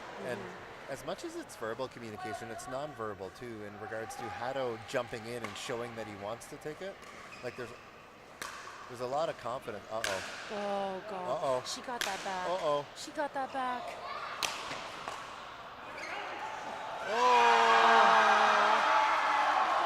Oh my gosh, I've never seen a ball break to that extent. Oh my gosh. That is unreal. I've never seen a ball that shape before. Nathan Choi changed the shape of the ball.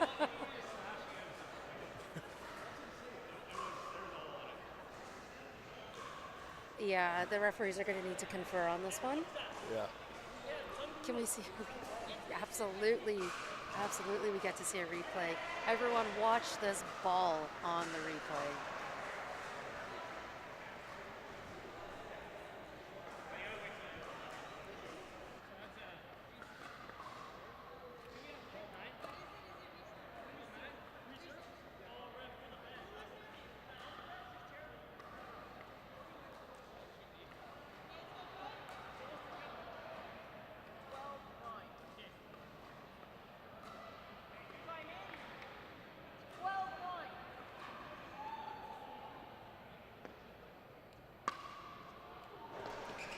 Okay, so I believe we're replaying the point. Yeah, if we ever have the chance to get a replay of those smashes, that would be amazing. And those gets by Sabrina. Oh, those were unreal.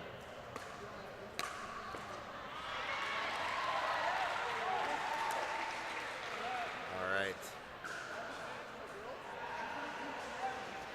13-10 Wolverines up here.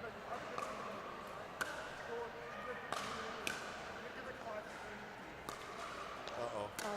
Big backhand snap there. Yeah, Sabrina just couldn't get her body around the ball well enough. She's already in the air when it came back to her. I just want to keep giving a shout out to the referees. Like, it's one thing to referee, a 3-5 or a 4-0 match or something, but the level and the intensity that these players are playing at, to be able to stand in there and have some confidence and know the rules and enforce them and manage emotions is such a skill set.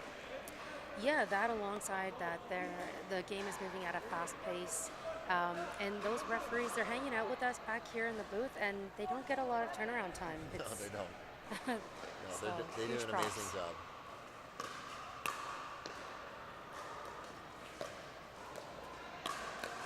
Oh, Kat Cote doing a great job watching Hato's feet as he slid towards the non-baller line.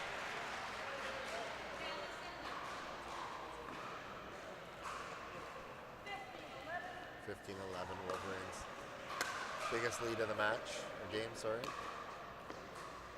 All right. Smash looking to close this back up on serve.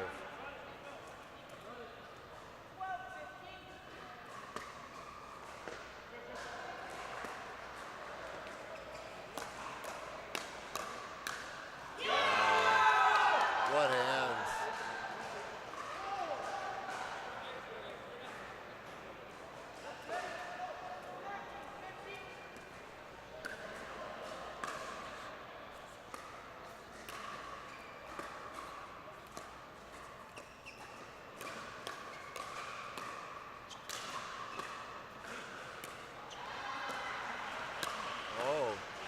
The body check. He wanted to see that point through. Yeah. Hato was pretty committed to him winning that rally there. I think he knows how important this is. Go up 2-1 here.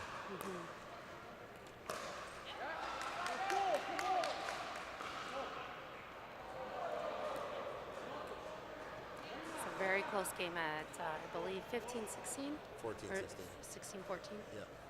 Yeah, 14-16. All right, here we go.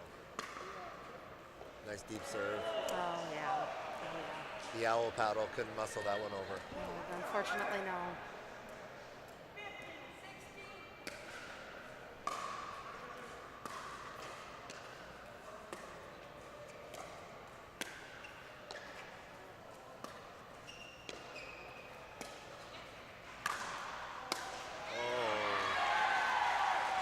Gonna want that one back.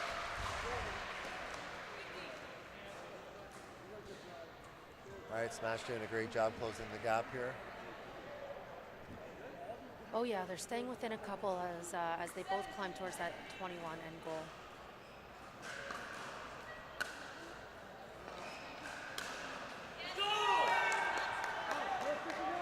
That's a pretty clean winner by Nathan Choi. He's so quick to the ball. He really and is. to be able to generate that much power from that position. Took him 1.5 steps to get to that ball.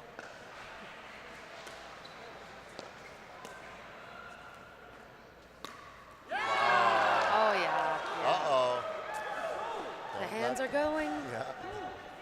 All right, West Coast Wolverines immediately call a timeout, try to nip that in the bud. 17-17, down 6. Okay, we're gonna have a chance to see Nathan Choi ruin a pickleball here. Nope, not that one. Good get, Sabrina. And Nope, not that one. Good get, Sabrina. it's got it. Yeah, this Nope, one. this one. Boom. Look at that ball. You can see the balls that's moving through the air. Yeah. Wow. Yeah. Not only the smashes that Nathan was playing, but the balls that could get picked up there by Sabrina, right? Just unreal. Absolutely great defense. I'm glad we have that on the highlight reel. Yeah, 17-17.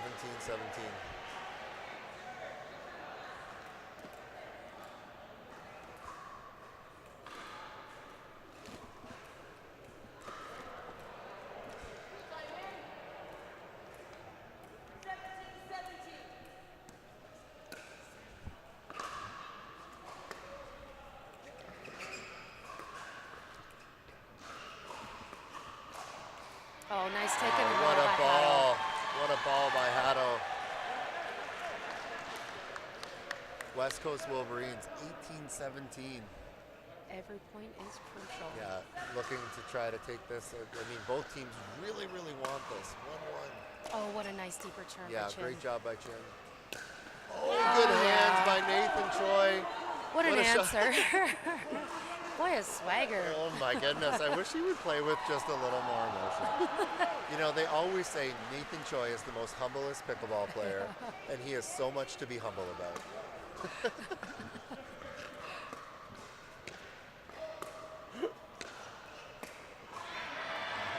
Sabrina Lamb just going about her business, very workmanlike there. Two totally different approaches to this game. Haddo and Sabrina. So different. So different. Like lunchbox, you know, blue collar. We got Nathan and Christina playing with a ton of emotion, right? I don't think I've seen the West Coast Wolverine bench stand up once. No, right? they haven't been popping off. Yeah. But that's okay. That's the way they like to roll. Yeah, it's great. I love to see the different kind of vibes on the teams. Oh, good try. What a great reset attempt there. When I had to step in with them last season, though, I mean, there were a lot of high emotions, obviously, just after a long season. But oh, for sure. we're at the start here, guys. We've got a lot of pickleball to play. Uh-oh. Oh, boy. Oh, good pickup. Oh, got a pretty loose ball back. The game win on the Wolverines paddle here. Both teams now frozen 2019. Who wants it? Christina wants it. Yeah, she does. What a rally. Sabrina put that ball up. She knew it right away. All right. Double freeze, 19-20. Nope, just 19-20. Yeah, so we're at the double freeze, so they must be the serving team to win the point here. 19-20. Go for it again. Oh, Christina, maybe boy. just that speed up to the wrong spot. Yep. So, No surprise we're going back and forth here with these yeah, teams. so we are frozen at 2019.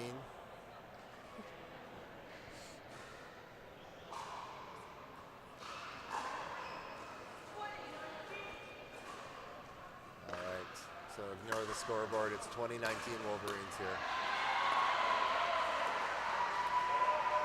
Oh, big hold by the smash. Oh, another hold. Back on serve here.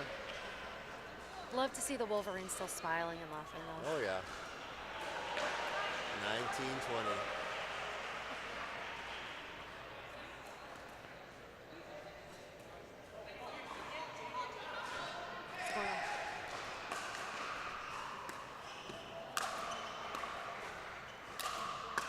Good defense. Yeah, that's in. Oh.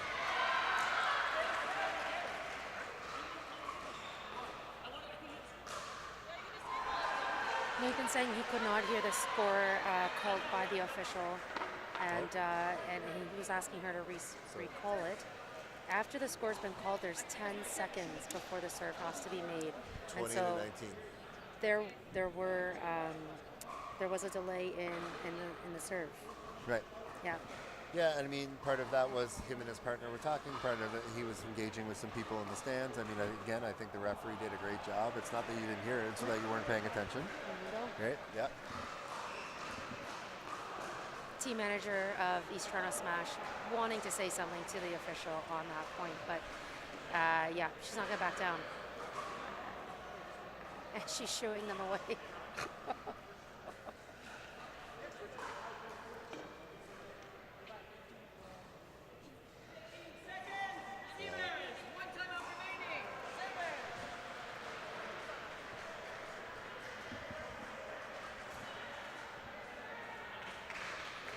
All right, 2019 still frozen here. Oh, we're going to see the stack now. Oh, there we go.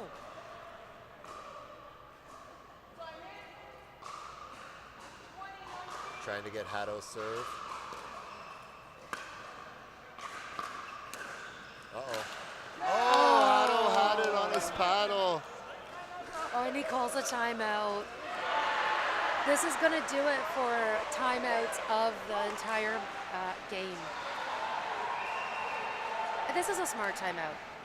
Yeah, so I think the timeout was to get Haddo on serve, and this timeout is to get them off serve. Yeah, exactly. Right, so like they stacked Haddo over so that they could be in that position, and now they're taking this timeout so that they could get back to their regular spots there again. Exactly. Yeah. I mean, he had what he wanted right on his paddle. Yep.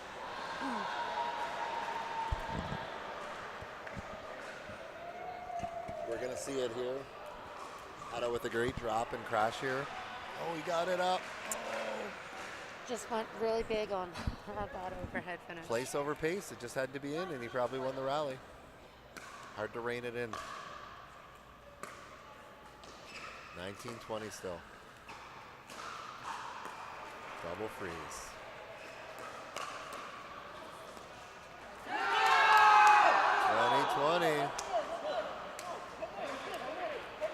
Nathan Choi is just celebrating with his teammates. All right, we have game point. 2020. This could get really emotional in a hurry. Oh. There it is. It's long. Paddle toss. A little emotion, to say the least, being expressed on that East Toronto Smash bench. Again, two very different approaches to this. Yes. You know, Haddo and Sabrina, and Christina and Nathan. Smash take it 2-1. Looking for that second mixed match coming out. Smash are leading the West Coast Wolverines 2-1. We're going to grab a quick break and a message from one of our sponsors, and we'll be right back.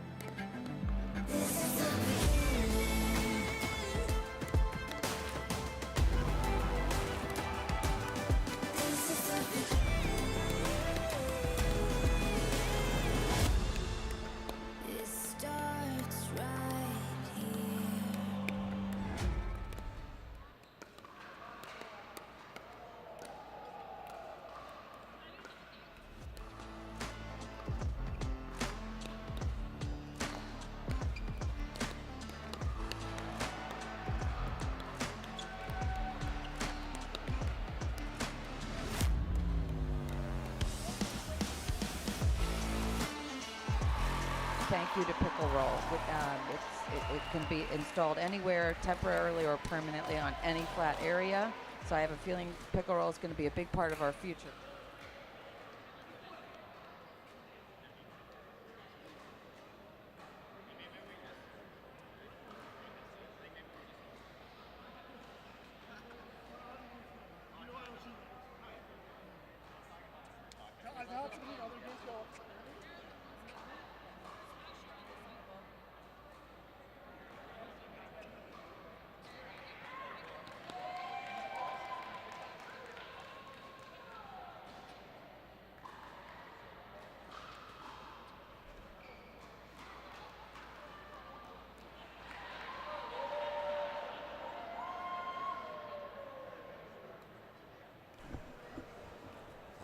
We're back. The East Toronto Smash up 2-1 in this match. We're going to have Dahl, Beer, Bondal, and Kim Layton. Dahl Beer from Vancouver, BC area. We're going to have Kim Layton from Calgary, Alberta. They're going to set up in an untraditional stack as well. And we're going to see Joelle Pelche from Red Deer, Alberta, and Natalie Uraya coming from Mississauga, Ontario here. 2-1 smash up on the West Coast Wolverines. Uh-oh.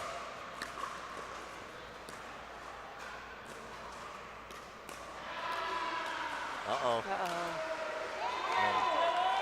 Dalbier, that is nowhere near as hard as Nathan. No. You got to step up the game a little bit. Yeah, Nathan would have broken that ball. I can't believe we saw that. So it did take him 3 shots, though. Uh-huh. Oh, Joel, heads up. All right, both guys getting big in this mixed game. This is a must-win. Must win for the Wolverines, for Yep. sure. Must win for our hopes of seeing a tiebreaker today. Absolutely. Whoa. Oh, what a rally. Those are some great hands. The beast is coming out. I love it.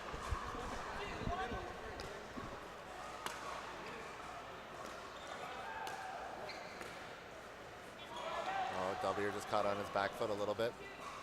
That's a few, even in the men's match. That's 4 or 5 of those drops that he's missed where he's kind of just been a little nonchalant on the back foot. I mean, if he's going to get caught in that position, I'd rather see him just speed it up and push the ball over the net and get another chance. It'll be interesting to see if Wolverines actually push down to his feet in that kind of position throughout this game, if that's something that they picked up on. Right.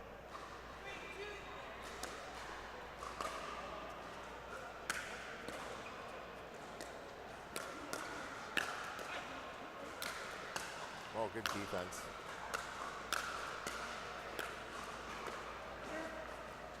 Great defense by the Wolverines. Oh, What a ball. yeah, that's Joel there. showing some emotion. I was wondering if the confusion in the middle would carry on for Dalbier. He did want to see Kim Layton take that middle ball. Yeah, and Joel held that ball a long time on his paddle. He did. Oh, Uh-oh. great athleticism by Joel. Watch Peltier. out. Here comes Joel. Rocking that mustache. Yeah. I don't know if it's him that's getting excited or the mustache. Natalie's got a really nice brush stroke, too. Yeah, she really does open up, flicks out her wrist and uses a ton of topspin. I think that comes from her tennis. Yeah.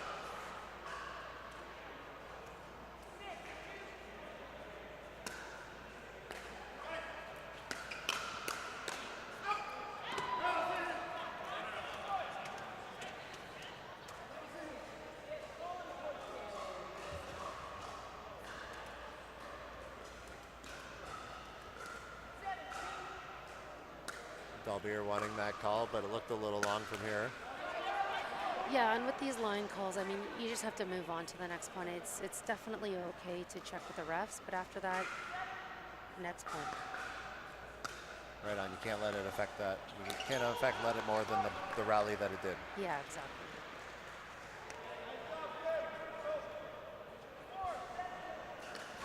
Four 7.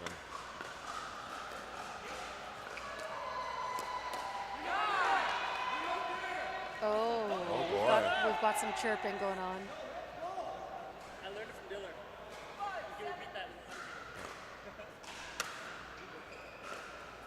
Most emotion that I've seen the Beast play with here. This season. This season, for sure. I don't remember him being that emotional up at the oh boy. I saw a hype man last season. Yeah. I definitely did. Yeah, I mean, East Toronto Smash had a Cinderella story, the very first event for CNPL in Guelph. Yeah. And he had a really big presence and contribution to that. Nice little run there by the Smash to close the gap. We're at 8-6.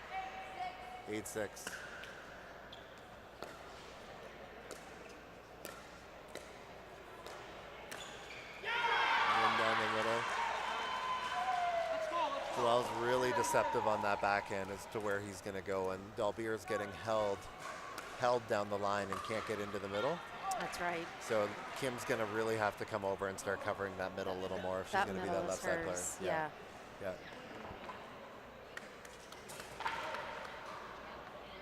All right, we're going to have a quick timeout here by the East Toronto Smash.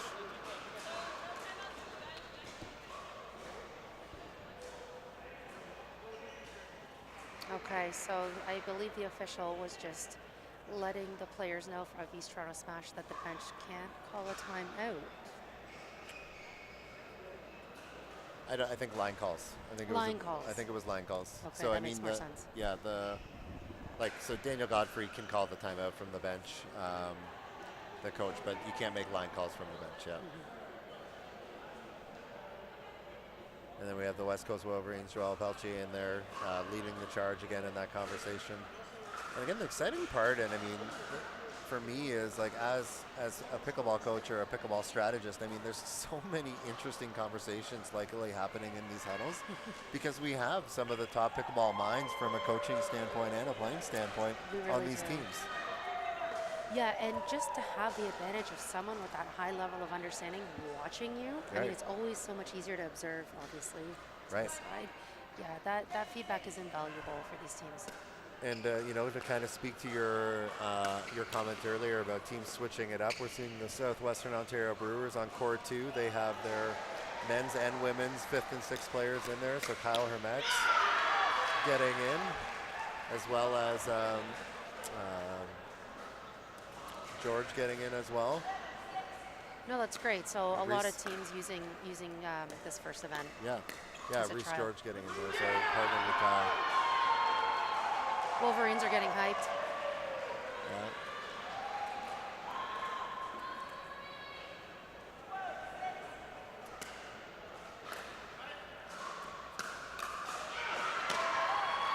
The assassin is coming back. Yes. His drive is back.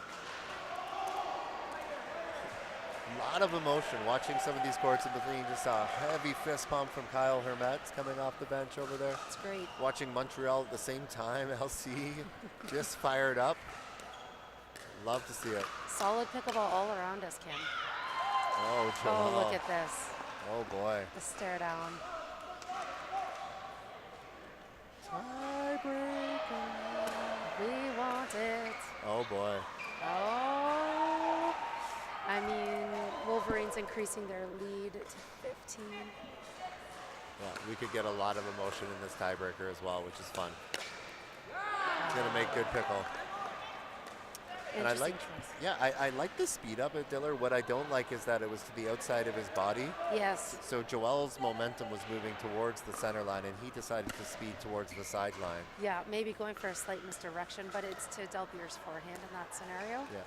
And it opened up Joel's lane that he could get beat down the line.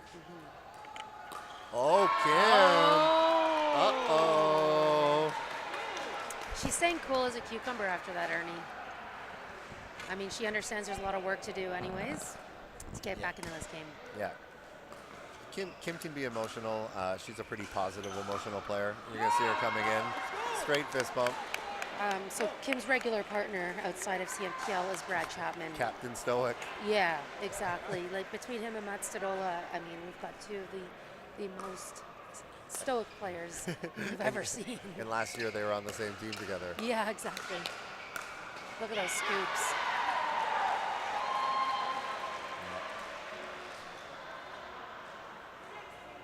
Yeah. 16-9.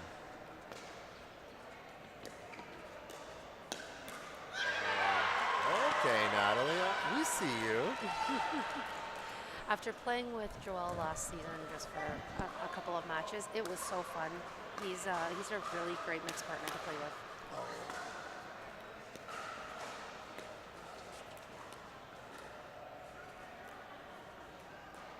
Uh-oh. Oh, but she got... And again, what a job by our second official there, Catherine Coate, being all over that, right? That's a lot to watch with the body and the length of Kim. Yeah. You're not just watching feet, you're watching is she making contact with the ball before she goes over the height of the net.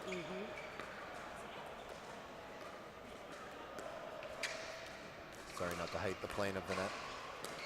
Oh, here we go. Smash making some noise. Closing the gap.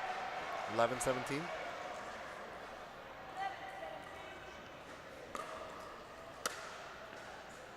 Oh, that ball just sits in.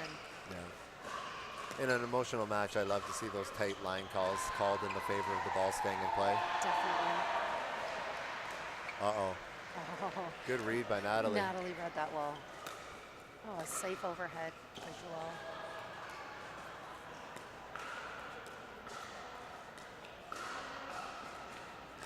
Oh boy, instant replay. Oh, that's too good.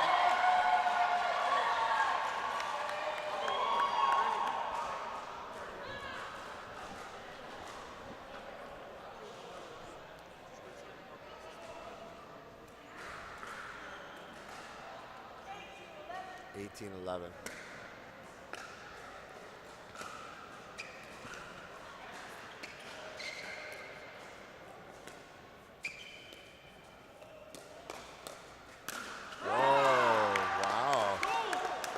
So I like where Dalbier's emotion is at right now. Like, I mean, he's not making it personal, but he is playing with a lot of emotion, and I like that level. Yeah, I do too. Uh-oh. Oh, that is in. Yeah, he's clearly invested, but he's keeping his head. Okay, so Smash are slowly working their way back into the score here. Wouldn't be surprised if the Wolverines call another timeout. There it is. Yep. All right, Wolverines taking a quick timeout here. Natalie trying to work her way over to the bench. And we go for a replay. We're just going to take another look at that yes. lob. Is this Joelle's big overhead? Yeah. Yeah, look at that setup. Oh, yep. Was Joelle a volleyball player? I don't know, he moves like one. Yeah. Yeah. Now, it was funny, that was the second sequence in a row there where Natalie had used that as a setup shot. So now that is her counter to Kim's aggressive Ernie move. That's right. Yeah. And she's seeing it well ahead to put up that lob, but of course, you can't dip into the well too many times, as we say. Well, and one of Natalie's, I mean, again, like Natalie's using that ability to let the ball bounce from her tennis background to create the time there to see whether Kim is going or not. Mm-hmm. Right, as where she had put her head down to volley, she might get stuck and not see what happens there as easily.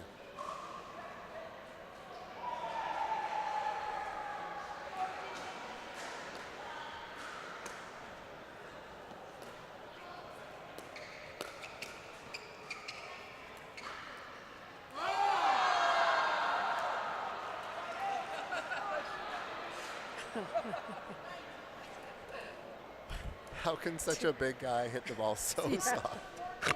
There are so many options running through his head. You just know it. Yeah. The problem when you get into these emotional matches is it's hard to not want to show up the other team. Mm-hmm. Right? Mm-hmm. So again, like there's so many things that he could have done that would have been a better play there or a smarter play. Yeah. But he was also almost going for the most insulting shot. Yeah, exactly. Right? Which yeah, exactly. Yeah. All right, 15-18.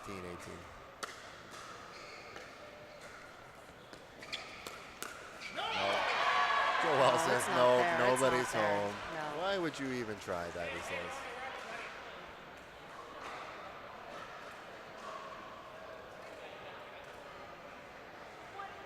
Okay, 20. Okay. 20, so frozen at 20 here for the Wolverines. Oh, good first hold by East Toronto Smash.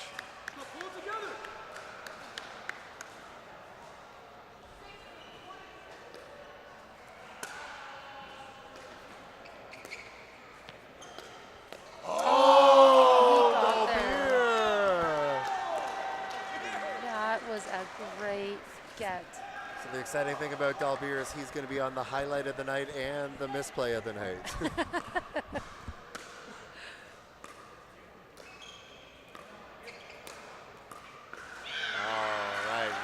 Back on. I don't know, that broken ball is a contender for highlight of the night. For sure. Okay, so this is game point number 2 for the Wolverines. It's a better ball from Dalbier. So that could have been the same setup on that other one that he had the chance to. He made a great decision to push that ball deep. Yeah. Yeah. 16-20. Big point here.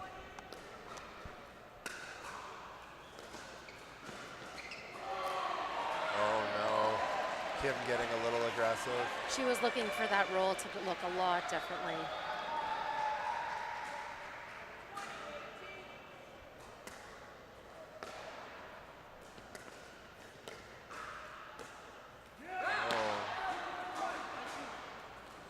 All right, Smash chipping away here. Okay, we're in a double freeze now, aren't we? 19-20, double freeze. The Wolverines were up 1 point by 7 points. Oh, Kim was going for it again. Oh! 20-20.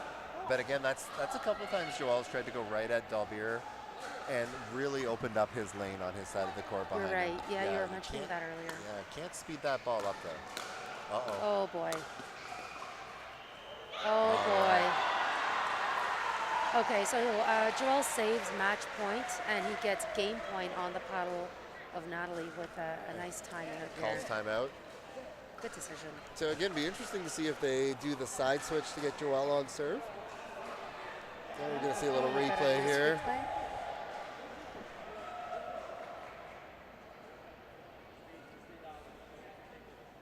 All right, so here's the speed up. Oh, Joel, yeah. Just caught a little flat-footed there. Yeah. I think he was leaning line. Yeah. Not one. Yeah, because he's been beaten back there a couple times. Exactly. So knowing that Dalbier, but again, it's about where he's putting that ball that's catching him in trouble there a few times in a row. Yeah. All right, so what is Joel and Hato saying in that timeout? Yeah, again, like I think they're thinking about playing balls. They should be recognizing that there's an opportunity down the middle here. You know, again, it's fairly open.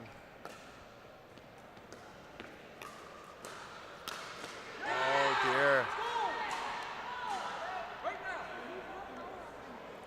Another chance to close out the match for East Toronto Smash. 2020. But we want a tiebreaker. Just one today.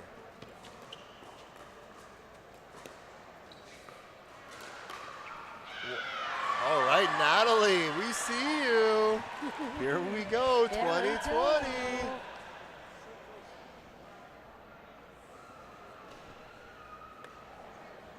What's this, game point number 7? Something about, that sounds about right. Oh, Joel. Oh, Dalbier with a huge hands.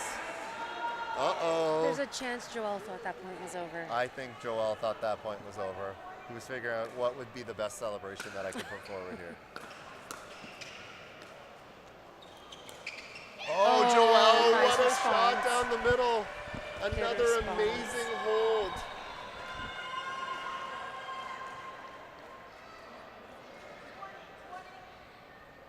Here we go.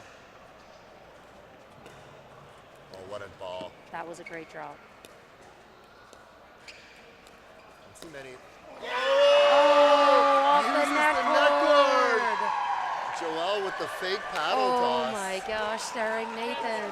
It's getting personal out here. Oh, Watch out. we've got a tiebreaker. All right, here we go. Tiebreaker time. 2-2. And we've got that replay. Well, let's see Joel's response after this. A nice friendly, hey, have you seen how high I can toss my paddle? Oh, the messages that are being sent back and forth. Just solid competition here, folks. Yeah. If you're in the area, you should come down and watch this You live. should come down and watch this. This is about to get very exciting here. We're going to have the West Coast Wolverines and East Toronto Smash heading to a tiebreaker with some of the most emotional players you can have on the court. This is going to be a lot of fun. It really will be. We're going to grab a quick message from one of our sponsors and we'll be right back.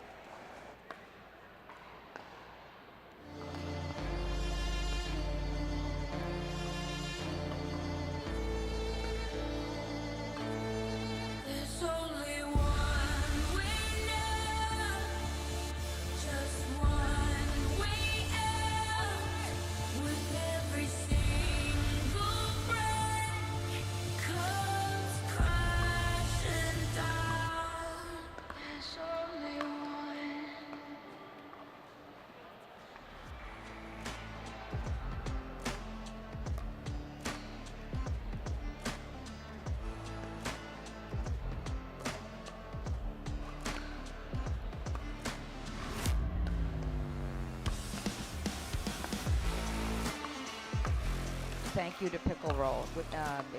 It can be installed anywhere, temporarily or permanently on any flat area.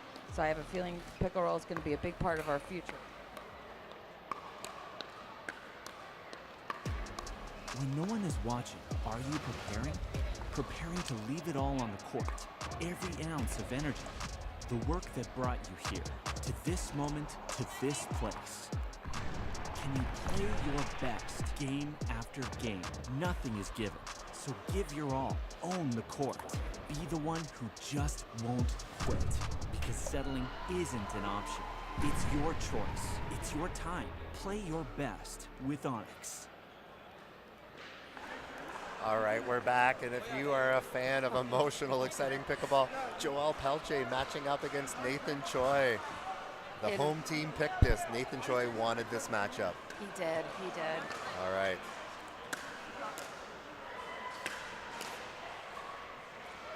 All right, Joel with a nice little serious piece of business there. So if this is your first time seeing a tiebreaker with the CNPL, again, we still play the game to 21. We still have the double freeze. There's no timeouts in here. But each play, whoa!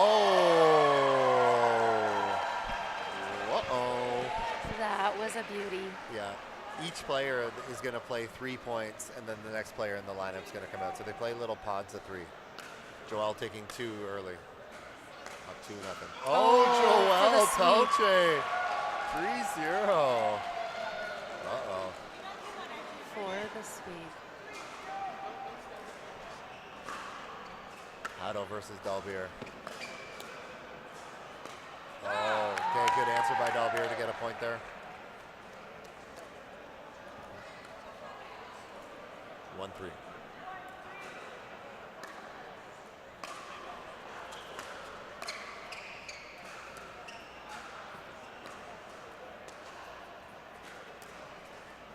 Really smart drops here by Dalbeer. Oh, Dalbeer keeping that ball in. That was a great point. Yeah, well done. Yeah, nice drops to kind of neutralize Hato there. Yep.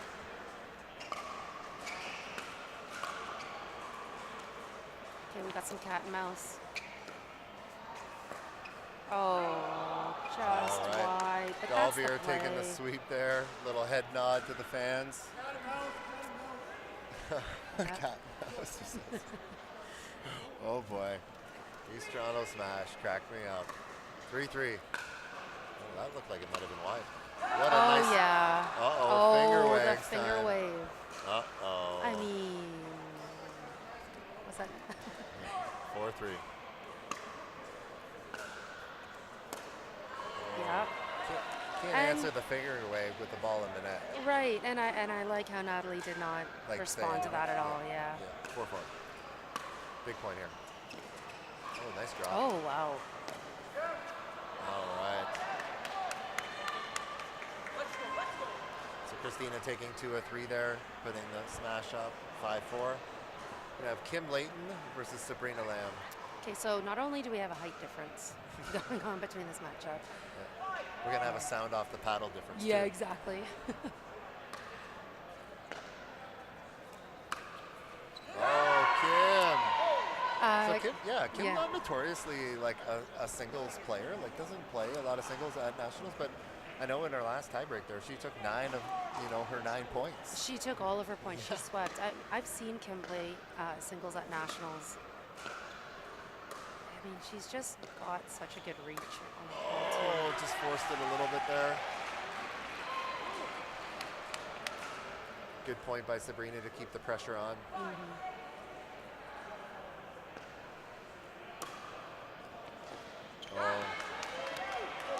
using the short return there. Smash up 7-5. Okay, we're back to the original electric face-off here. 7-5.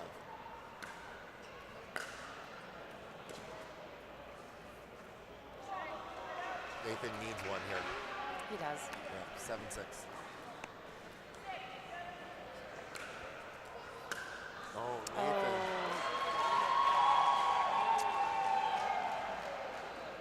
Nathan trying to keep that ball low on Joelle, but more importantly in singles, we want to keep that ball deep. Right. Yeah, and think about pushing the angle as well. Yeah. Yeah, there's lots to worry about, especially when you have somebody who drives the ball so well as Joel does on the other side. Nathan needing this point. Joel's going to get there. Oh, Joel! Yeah, that's a big point for Nathan to give his team the lead at 8-7. All right, so Dalvier swept last time. Haddo really looking for a point here now. Haddo's up on his toes, though. He's ready to get that Oh, yeah. ball deep, got up to the line. Uh-oh. Oh, yes, that's going to sit in.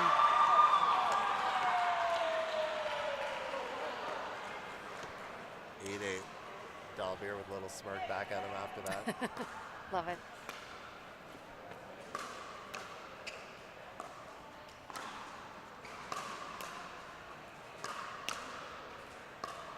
Oh, what yes. shots, what firepower by Haddo. That's a clean winner. Yeah. Baited him into that a few times there before he finally shot down the line. 9-8.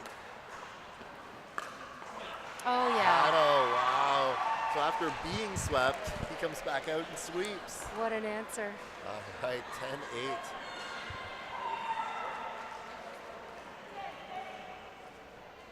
All right. Oh, no. That's uncharacteristic for Christina. She's an experienced singles player, too. Yeah. And that's going to give the Wolverines an 11-8 side out there. All right, so we have a side change and a bit of a timeout for the players here. Natalie coming from tennis, I mean, this is what she likes, right? Yeah. Ground strokes from the baseline. Yeah. And playing with a little bit of a lead here too, right? So you got a little bit of a margin for error. Pressure's on the other side. Oh boy. Oh, that two-y sitting a little high, a little deep. Great return by Christina though, put a lot of pressure there.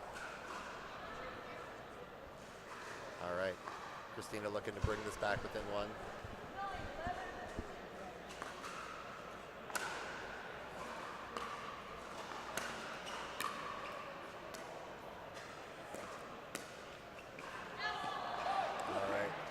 Nice answer by Christina there. Take 2 out of 3, even that back up with Natalie.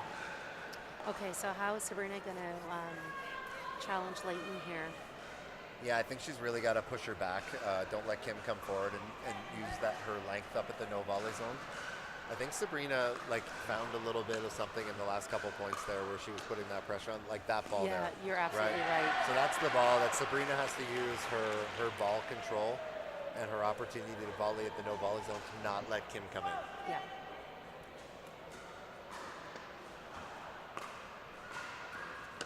Oh, like that. Oh, that's what a great ball, shot. too. Oh, no. The owl paddle making it work. And again, very businesslike. Yeah, I like that. Yeah. I like both sides of it. Yeah.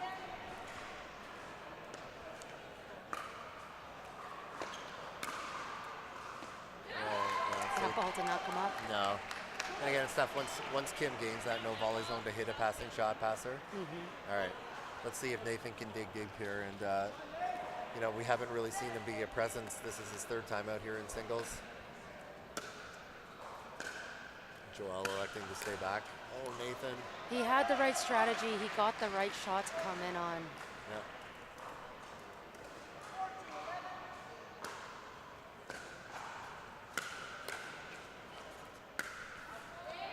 Oh, the stare down on both sides. These two guys crack me up. Two of my favorite guys to talk to, just going at it with each other. Oh, wow. Oh, yeah. Oh, what a ball. Oh, and he's still going at him.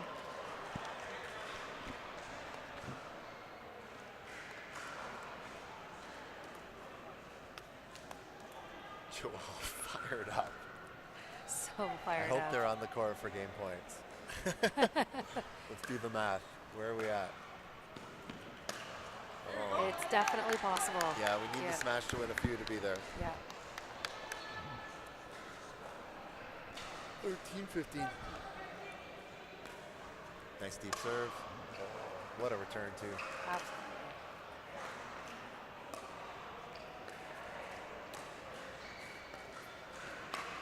Oh, that's just too what a good. job. Great ball control by Haddo. Well done. Really good composure here by Hato. 16-13. This would be a massive lead if he takes this point. Oh boy, that Perlman. Yeah. Wow, got away with one there, maybe the beast. Yeah. But he'll take it.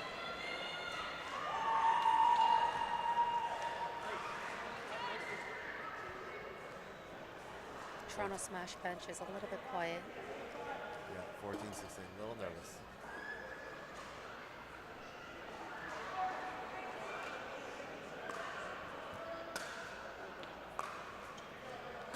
Oh.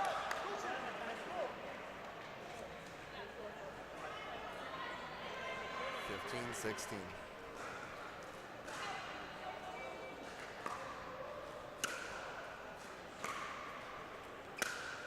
Uh-oh. Yeah.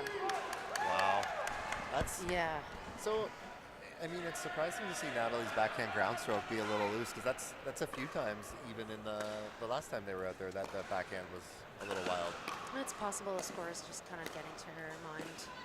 Uh-oh. She did a great job fighting for that Christine point. 3-0. Christina takes it. 17-16 smash up. Kim Layton coming back out. So Sabrina took 2 of the 3 last time. She's going to need that again here to keep the Wolverines in this.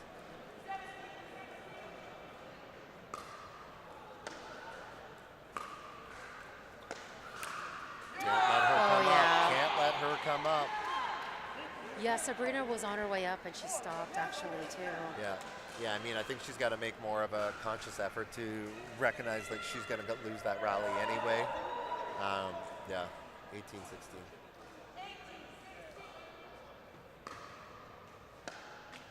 Be there. Oh.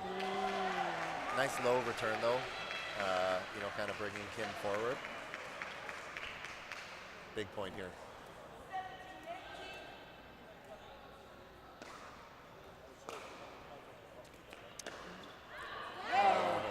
The cross-court angle was there for Sabrina. I think so, yeah. And look who we have walking on. Yeah. Nathan could win it here. Will a paddle go in the air? Oh, I think it'll go into the ceiling. I mean, when you own your own paddle company, you can toss it as high as you want. That's right. You can always tell when they pay for paddles or not pay for paddles. Right. What a return. Oh, yeah.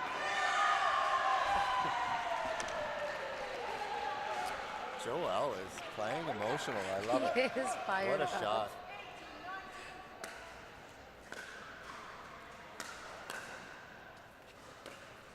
Oh, yeah. Here we go. 19.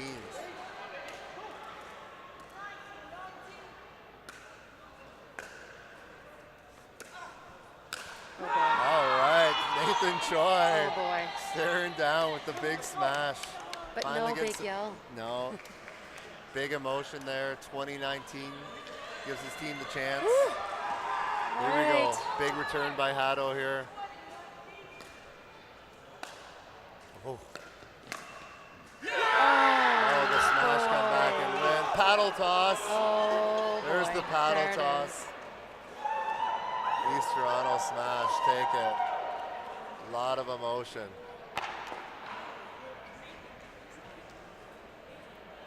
All right. Okay. East Toronto smash win that one in a tie break.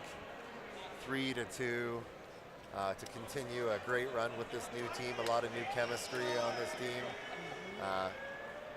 Unfortunately, the West Coast Wolverines not off to the start they want, but starting to show some life. Absolutely, yeah. They can always build off of this experience, as I'm sure they will. They've got a lot of experienced players moving them forward through the weekend. All right, we'll be right back with a message after one of our sponsors.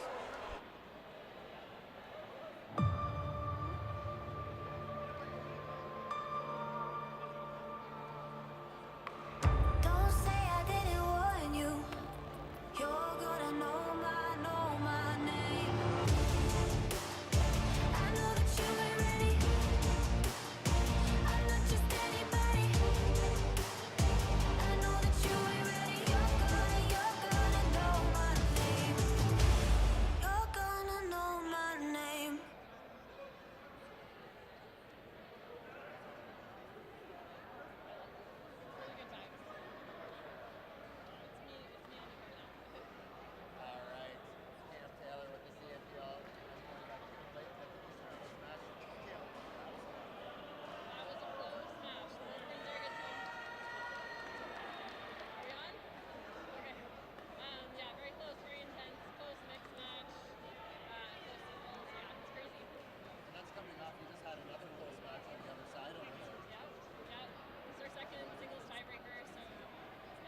Won that one as well, thankfully. Yeah, it's pretty intense. The singles tiebreakers are kind of stressful.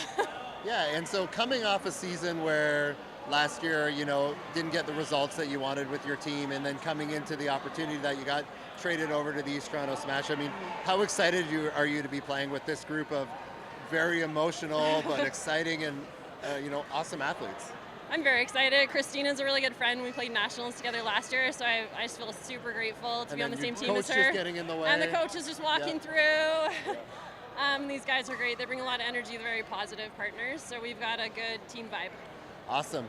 So that's the East Toronto Smash just coming off back-to-back exciting tiebreaker wins. Thanks for joining me, Kim. Good luck the rest of the weekend. Awesome.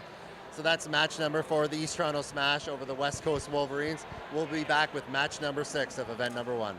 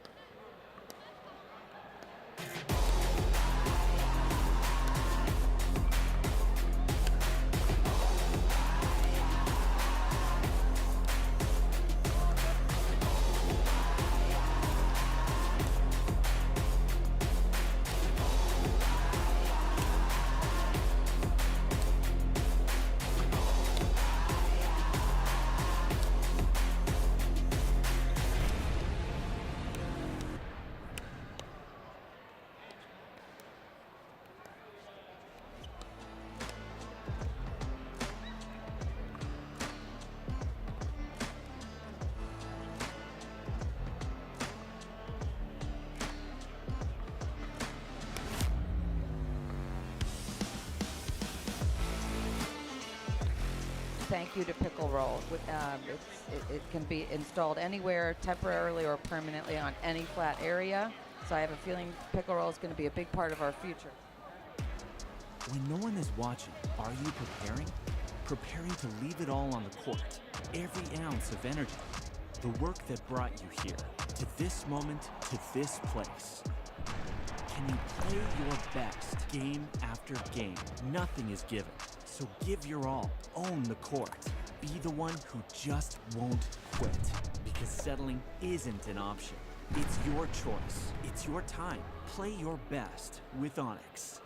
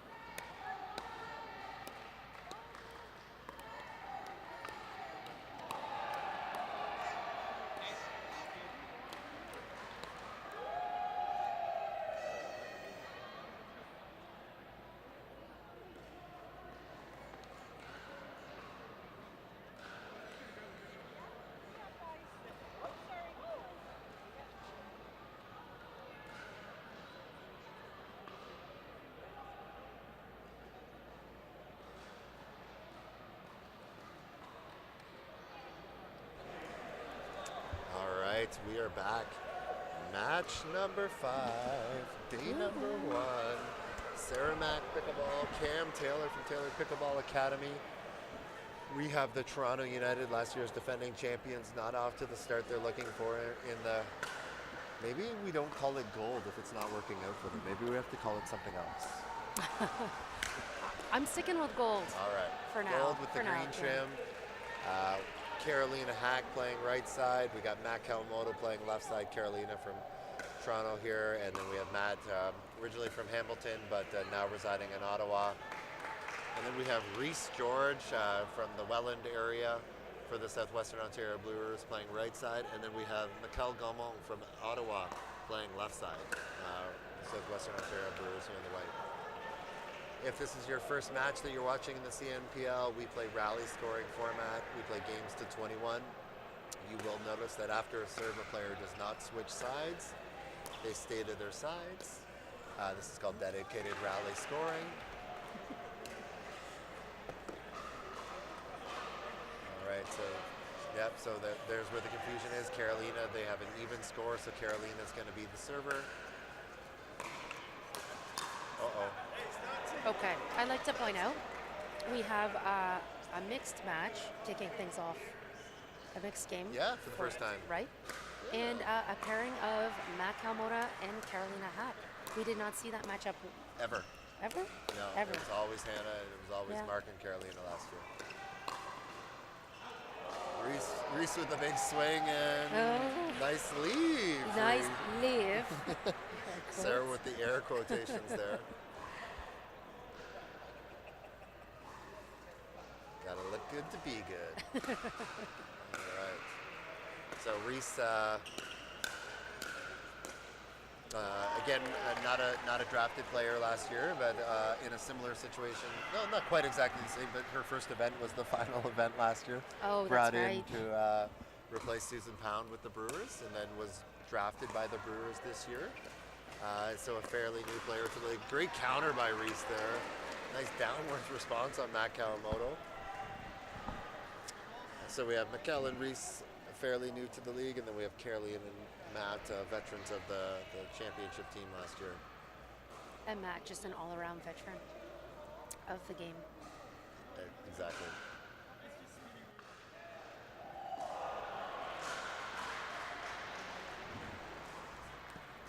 All right, so Matt just sorting through the ball there, asking for a new ball, and lead referee Joanne doing an amazing job. All right, here we go. Nice return by Matt. Uh-oh.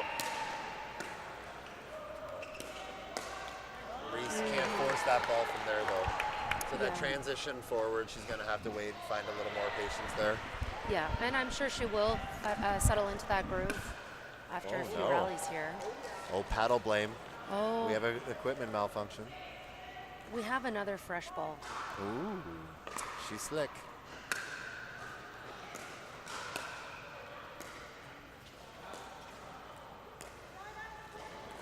Yeah, so generally a lot of the players will not want to play with that fresh of a ball, the ball that still has the shine on it. They'd like it to be a little conditioned first. Yeah. Yeah, fresh ball will skip off lines, skip in general quite a bit. Yeah, and even slide off the paddle a little more than you're used to, right? Yeah, so as the ball gets used against the surface and paddles, it will roughen up, so it will lose that waxy exterior.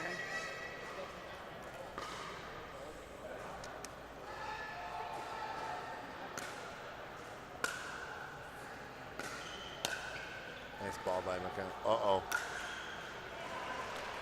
See, his overhand looks a lot like he's got some badminton in it as well. Like he's got a pretty wristy attack and coming sometimes across the top of his head. Yeah, that wristy overhead provides a lot of whip. Oh.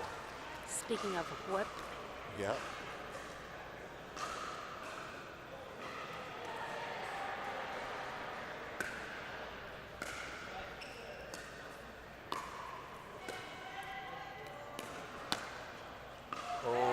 And it's funny, like we've seen, that's 2 balls, maybe 3 balls that I've now seen where you know, Carolina primarily playing in the mixed as well as in the ladies. I mean, he's going to be on the left side, right? Because with Mark Godfrey, they've been playing it the other way. That's right. Right? That's a few balls down the middle now that there's been some confusion.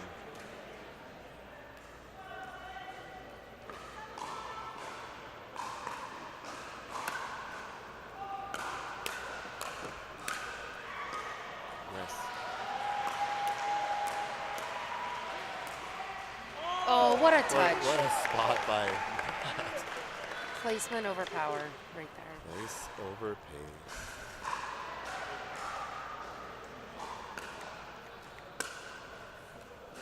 Oh, nice job by McCall inserting himself there.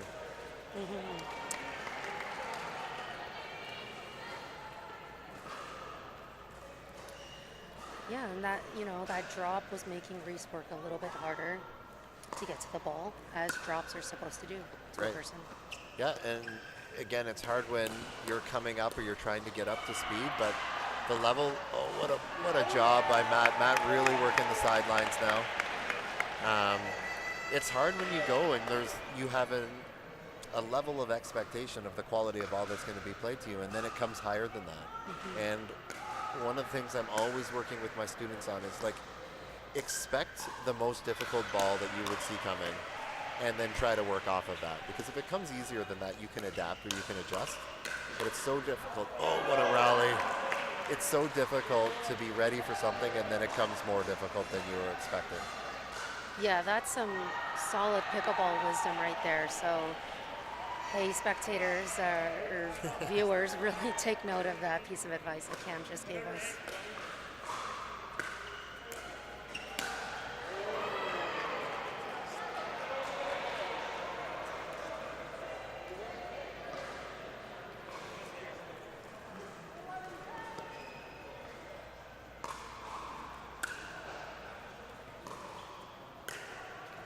Uh-oh.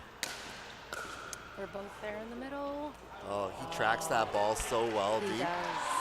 Yeah. Another sign of a badminton player. Yeah, the way that he opens up to it is kind of tracking back. Yeah. Nice drop.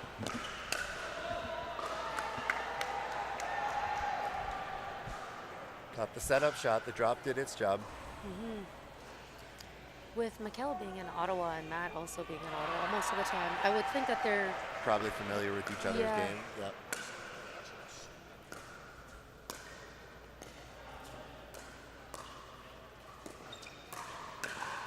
Oh, what a ball by Mikkel. I thought Matt was going to keep the pressure on Reese in that moment. Yeah. Again, like I always ask my players, like, why would you put that ball there? What do you think Reese was thinking? And she was probably thinking, oh God, I hope I don't get another ball hit to me. Exactly. Right? Yeah. And as a strategist, that probably means I want to play the ball better. Yeah. Yeah. Right? If And you I put think yourself in their shoes. Matt knows that, right? Yeah. Like he's got that experience, that awareness. He must have seen a gap, or maybe Mikkel moved a little early, so he thought he had a spot. The lobster not as effective this game so far. Right. Oh, but the drops are. But taking someone from high to low like that is also a great strategy. Right. Yeah, absolutely. Just changing. I mean, that's a strategy they use in multiple sports. Baseball, you'll throw a low pitch to, change their eye level, right? And then you throw a high ball that they might leave. Yeah. All right, Brewers are going to take a timeout here. All right, down 15-12.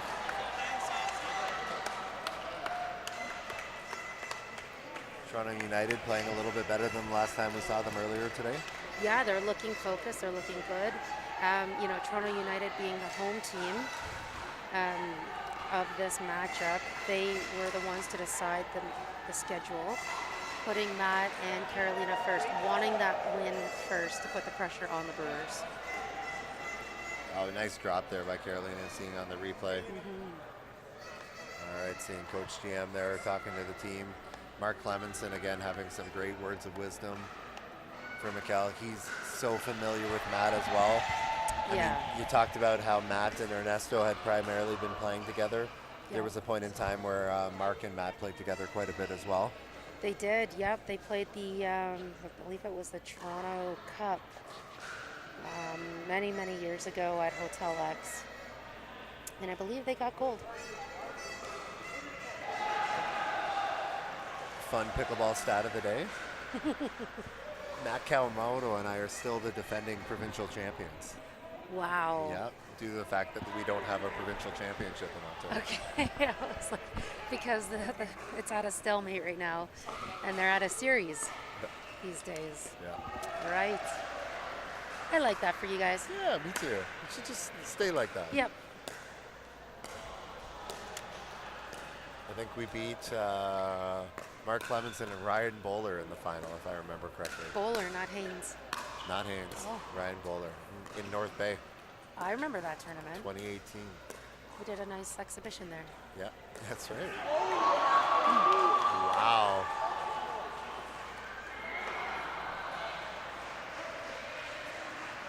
Mikkel thinking that the ball hit the part of the net, which would mean it'd be replayed.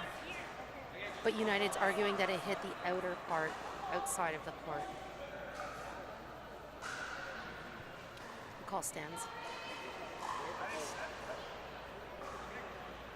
All right, so hit the inside part of the net there. Again, having the second referee there makes all the difference. It totally does. What a nice deep serve. Drive.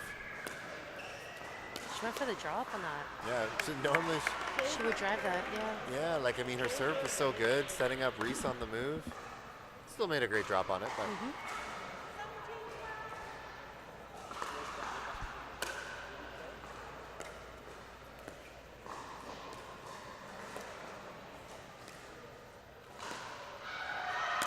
Oh, the lobster being loved.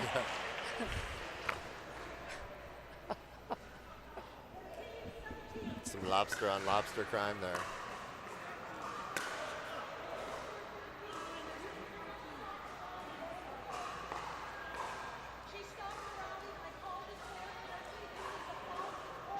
Yeah. Nice. Yep.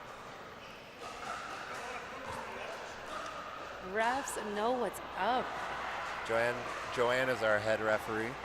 I mean, she is all over the rules. She's very meticulous in leading up to these and making sure that all of our refs are on the same page. Yeah, she's so self-assured as to what's going on here, and Yep. she's been making call after call correctly. Yeah. And very, very definitive, and most importantly, communicating extremely well with the players. Yes. Yeah.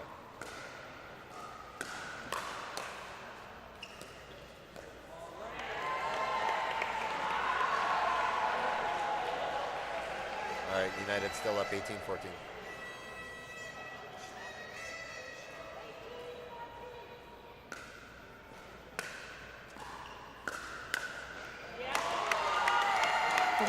Mikkel looking back, wondering if that ball was going to sail long at the baseline.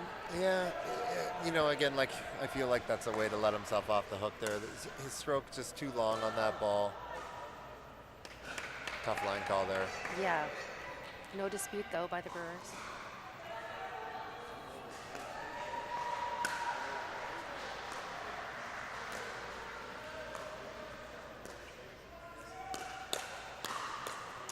Wow. Nice. Good hands by Reese there. Good hands all around, Yeah. for sure. In spite of Reese being a little bit handcuffed there, she did a great job getting through and extended. Right. Nice deep serve. Oh.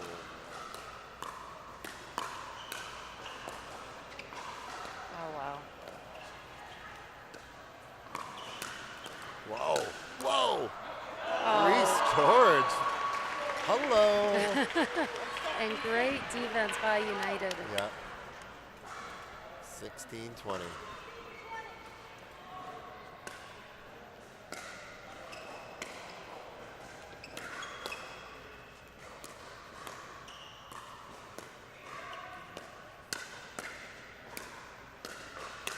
Whoa. Uh-oh. Oh. Wow. What a run here. We maybe see a timeout. There it is. All right. So Brewers making a little bit of a comeback here, 17-20. Nice push here. And again with United frozen here at 20. It's funny, like you'd always think the team that's ahead is going to have the advantage, but it's hard sometimes to get off that freeze. It's very hard, I mean, because the pressure's all on them, and they know it. And then any error, it goes to the other side. So again, kind of to your point of teams beating themselves.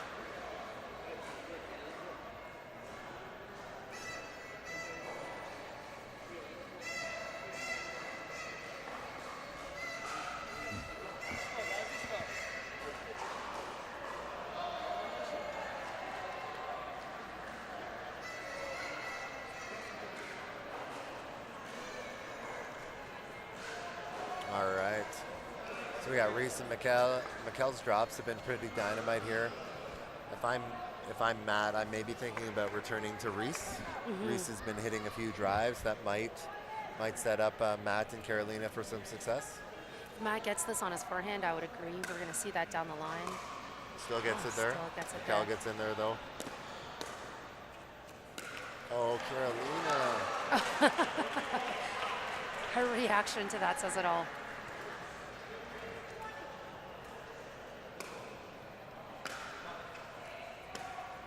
Again, too easy for Mikkel to get to that ball. Yeah, it worked in their favor, but I would agree.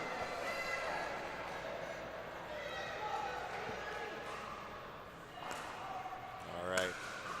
Frozen here, 20, got to win here. Oh, Matt. I'm I can't believe Matt didn't surprised. take that. Yeah. What a reset by Reese. Oh, wow. There we go. Good fight there by both teams. It's a nice win from the veteran team of Kawamoto and Hack. Yeah. Okay. Looks like we're going to see Hermet stepping up with Clemenson sitting down this match for the Brewers. All right. And we're going to have Mark Godfrey going out with Joanna. So Chris Elaine and Sinea are going to be sitting for Toronto United. We're going to grab a quick message from one of our sponsors. We will be right back.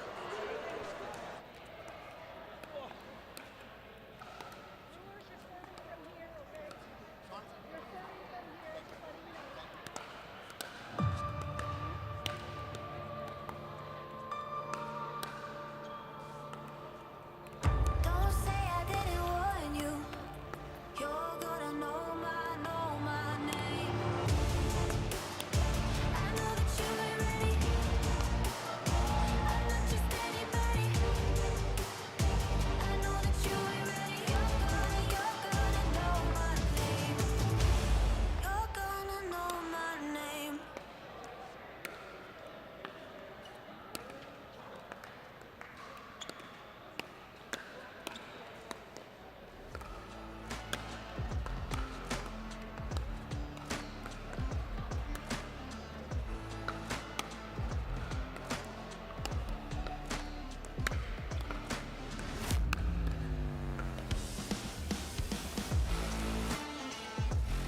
Thank you to Pickle Roll. It can be installed anywhere, temporarily or permanently on any flat area. So I have a feeling Pickle Roll is going to be a big part of our future.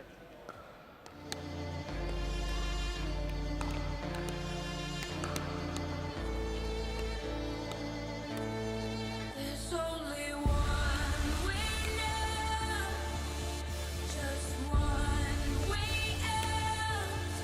With every single breath comes crashing down. There's only one.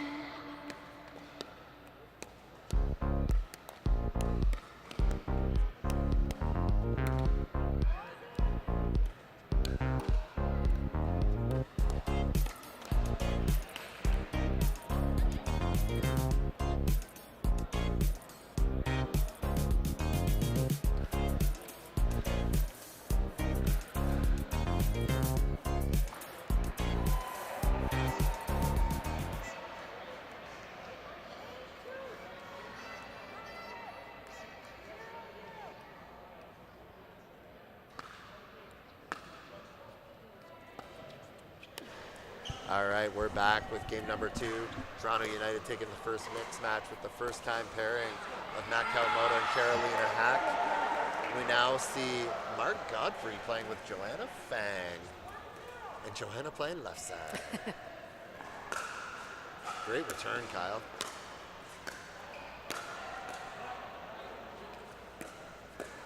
Uh-oh. Oh, there's a lot of floaters coming his way. Oh, wow. That's a great get. Okay, Mr. Hermats, we see you. We like to see smash. you. Yeah, we see you. You like to smash too. Yeah. So Mark Godfrey, the brother of Daniel Godfrey, who is coaching the East Toronto Smash. Together they own the Ontario Pickleball Academy. Joanna Fang is the rackets director at Greystone and Waterloo. So a lot of rackets experience on the Toronto United side here. We have Amanda Rosati, again from New York State, coming up with her partner Kyle Hermetz, who's out of the local area, plays here at the One Health. It's at the Western Ontario Brewers in the white with the blue trim. And then we have, oh no, what a get! Oh! Wow. He touched that net? I think Are you sure? He could have put more effort into that. Yeah, I mean, if you're not going to try, I don't know what you're doing here, okay? Yeah. All right. I can't believe he got that ball. Yeah. I mean, a man runs 13 kilometers before he goes and tries out for the league. He's getting that ball. All right, 3-2. Oh, good drop.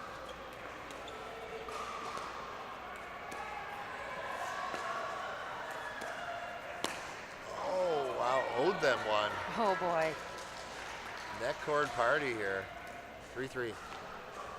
Interesting to see Kyle and Joanna go at each other here. Yeah, it in is those really. diagonal rallies. Cross-court rallies. It's been a lot of Kyle versus Joanna, you're right, as opposed to Amanda getting touches on those balls.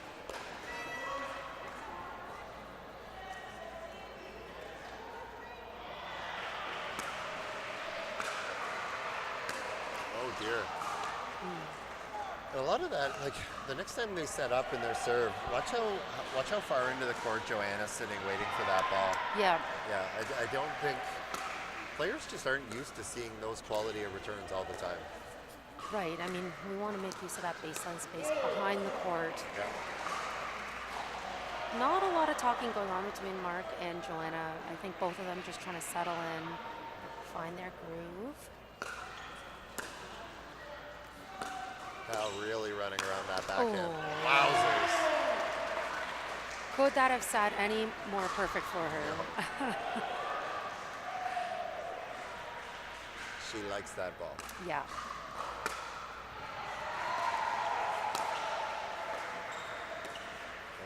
Oh, just Joanna dribbles with the over. net again. She really broke the tension of her wrist there, and I'm impressed that ball trickled over. All right. So even Mark really gets tight to the baseline here. But Joanna right away inside the court. Oh dear. But again, you talked about that drive at the return of server, right? And Kyle just got caught a little bit off there. Yeah. Joanna again caught stepping back. Better. Oh yeah. Joanna with another net board. Did it catch her hair? It did, yeah. Yeah.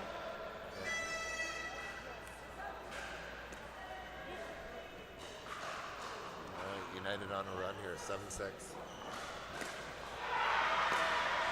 Great return. Oh my goodness, yeah. Yeah, and again, catching Joanna way too tight into the court. Both Joanna and Mark are taking the ball off the baseline early, off the bounce. We call that a half volley.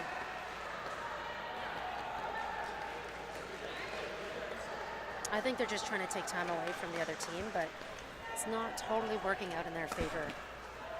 Well, again, it just goes back to the concept that we've been talking about a lot today is, I mean, when you take the ball earlier, not only does it take away time away from your opponents, it takes time away from you.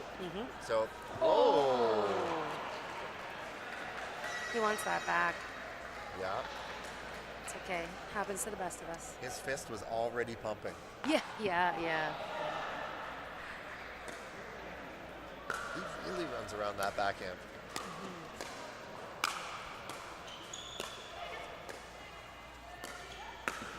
It's a really good low ball by Kyle, though.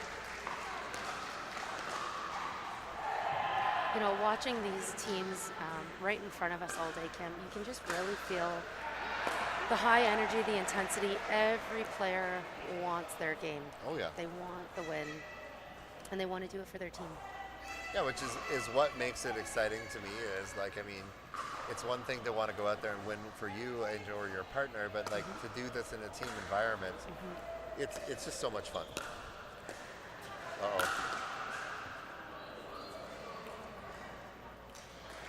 Kyle there just in case. I like that. Yeah. So we see team play in tennis through the Davis Cup, but it hasn't popularized the way team play has popularized in pickleball. Oh. Joanna almost got that ball. Kyle and Joanna trading net cords back and forth.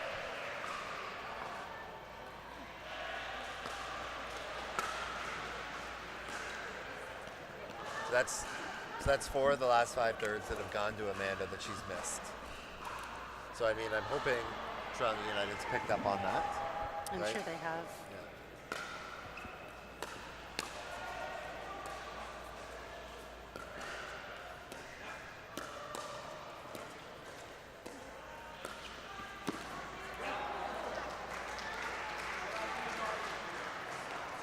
All right, let's see where this return goes.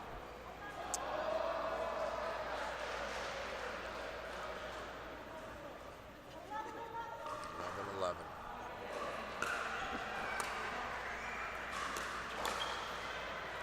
Yeah, I think you got to try to get that to Amanda right now. That was a short return too, so it was a matter of handling the deep serve. There we go. Oh. Nice. Man, Kyle moves well. Get that out of here.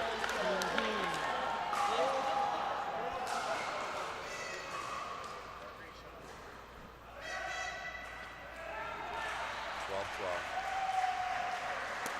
Joanna's still a foot and a half into the court. Oh boy. And I just don't get it. Like, I mean, why consistently step that far in and then have to back up and then be in no position to move forward?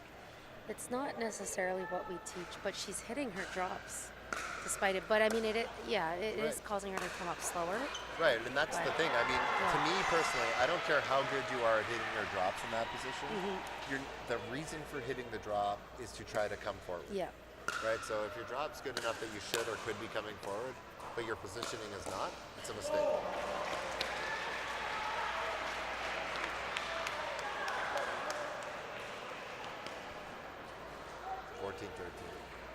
Brewers up 1. Oh boy. Oh gosh. Oh my goodness.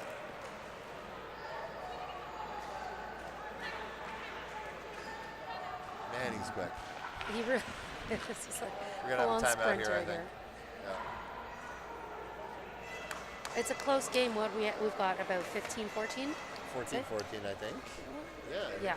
I think it's 14-14. Yeah. So I mean, again, like both these teams, you know, a new partnership for Toronto United. We got Mark Godfrey and Joanna Fang out there. Mark playing with somebody other than Carolina for the first time, and then you know we have a new player to the league, Amanda Rosati, and then Kyle Hermet's the third male right now for the Southwestern Ontario Brewers. And also new to the league. And also new to the league. It's you know a lot of feeling out right now. Yeah. Right, and at 14 for 14, it looks like the Brewers appear to be more comfortable, other than they've given up too many opportunities on missed thirds. Yeah. Which has allowed the Toronto United to stay in this. Really, all of the teams are using this today to work out their different partnerships. Right, absolutely. And I mean, I can see on the Northern Rollers court over there, I mean, they've gotten their spares in now. So Corey Osborne's in playing with Ryan Torreson. Yeah. Right after a great start for the Rollers with an amazing counterattack. Oh, Kyle Hermet's playing a lot of balls, and again, some confusion around the middle for Mark and Joanna. Kyle able to exploit that there, 15-14. It's a lot of pop on that serve too. Just drop.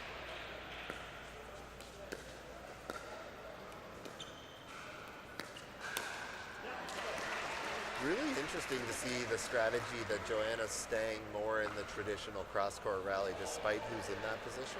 It's her go-to. We saw that in the last match that she played on center court here. She really likes. Great point. Oh, great point.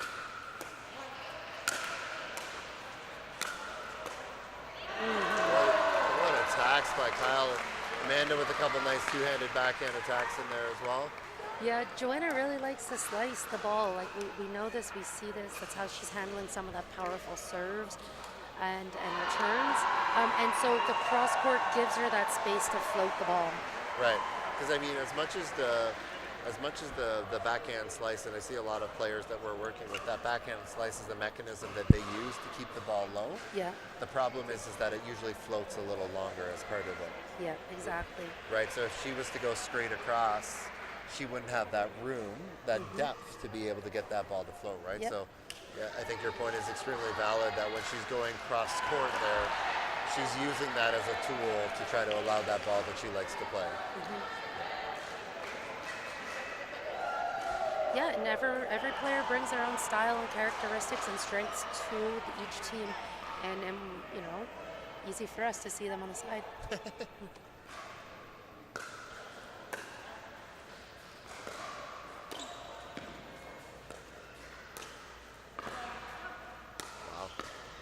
Wow. Might have played an out ball there. Yeah, I think so. Amanda? Yeah, I think so. It's too bad. Great rally.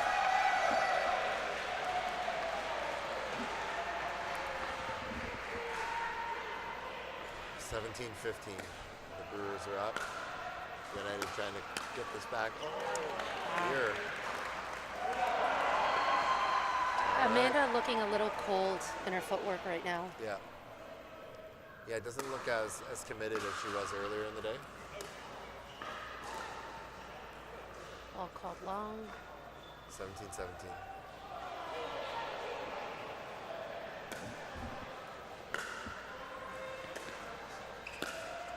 Nice roll by Kyle. Yeah, on the back end. Yeah. He really got a lot of shape on that. He did. Oh, no. 3 straight points here by United to switch the script here and now have the lead. We're going to have a timeout by the Brewers. So after giving up 3, they did have a 2-point lead. Now they're down by 1. United with the comeback here, trying to win both of these mixed matches.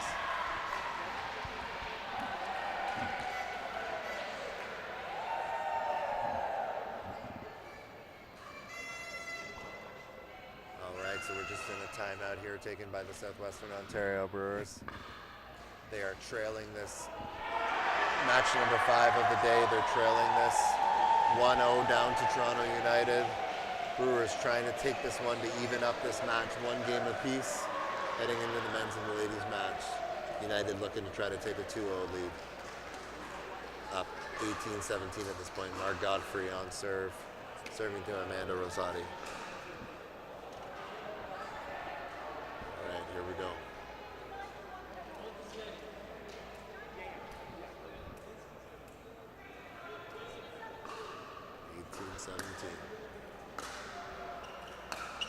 Oh, what a backhand down the line. What a time for that, too. That's a great shot. Yeah, if they've been targeting, you know, middle or cross court all day, and then now to get Kyle leaning like that. Yeah. Good ball. Here we go. Oh, no. Oh, these things happen, but it's a tough. Yeah, such a good rally, too. Yeah. All right, back into it again.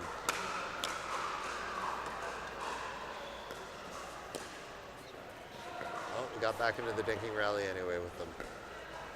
That never happened. That is a high dink.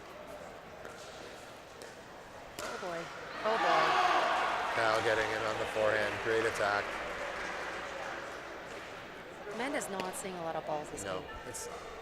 Yeah, and to me, she's definitely not playing her game, and that might be a result of that. Right? She might be a real field player where she has to get a lot of touches. Yep, I can see that. But I'm surprised there hasn't been a little bit of a switch in priority here where and you may see that here as the game kind of closes out. United up 2018. That lands in.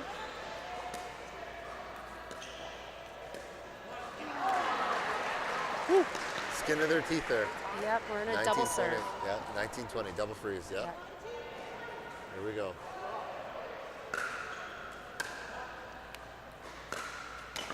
Uh-oh. Oh my goodness, oh my goodness.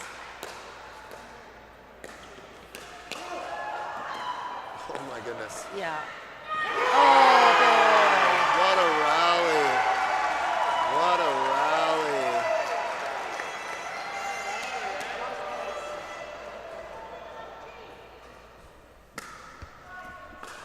Here we go for the win. Uh-oh. And he gets a lot on that backhand. Oh my goodness.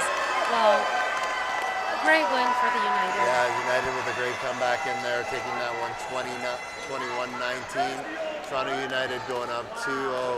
Mark Godfrey finding a little bit of life out there on the court finally. It's what was needed. Yep.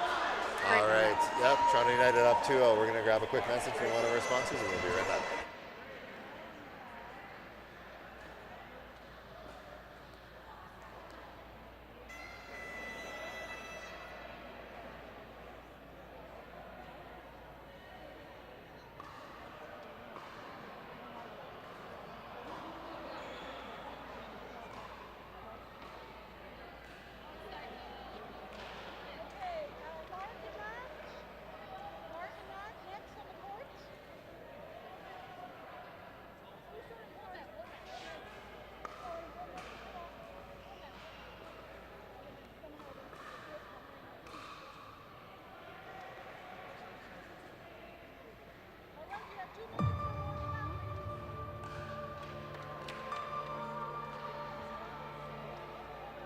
Don't say I didn't warn you. You're gonna know my name. I know that you ain't ready. I'm not just anybody. I know that you ain't ready. You're gonna know my name. You're gonna know my name.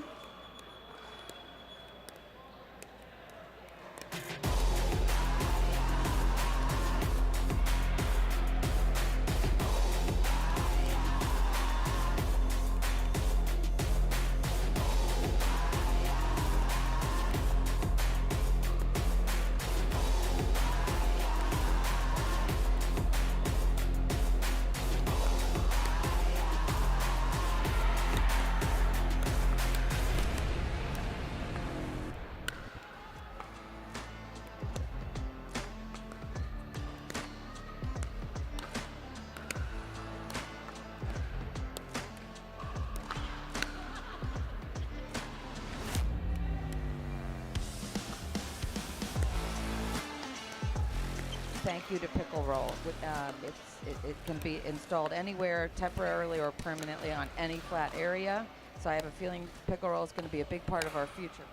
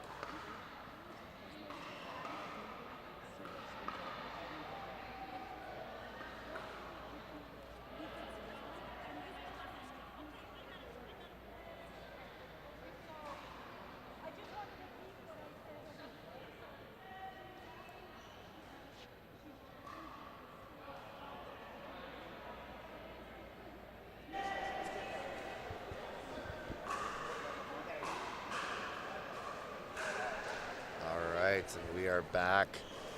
So we have the Southwestern Ontario Brewers in the white with the blue trim here. Reese George and Amanda Rosati playing against Carolina Hack and Joanna Fang. The Brewers needing this women's match to stay in this. Down 2-0 with the Toronto United taking both matches, starting to look like the Toronto United of old, who were a mixed game dynamite last year, winning the majority of their mixed teams or their mixed games, and yeah, a little bit of a different start to this season, but nice bounce back there.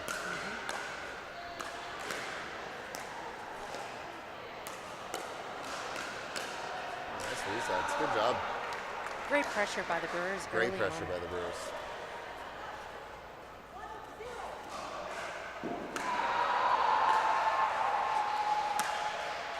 Oh, yeah. Good get off the net by Joanna.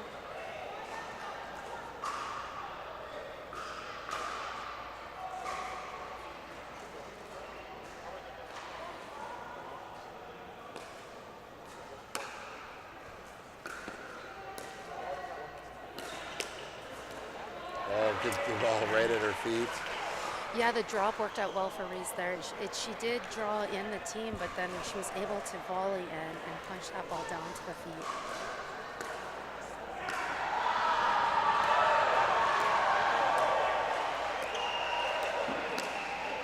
Oh, that's a nice change of direction. Okay, so Amanda's going to have to find a way to get herself into this match.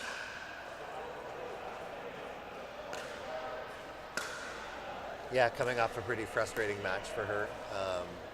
Yeah, she's definitely going to be looking to find some positivity and some energy in this match. Yep, definitely. All right, Amanda Rosati on serve here. Again, the Brewers are in the white. We have Toronto United in the gold and green. Oh, man, just short. And the thing is like sometimes when we're working with students, you see players and they're just so locked in on this is what I have to do. One of the things I would know right away about Carolina and Joanna is that my drop shots don't have to be perfect. Yes. Right? Because they're going to step back on the ball. Yeah. And as a player, me missing a drop shot, knowing that that's what my opponents are going to do is a mistake.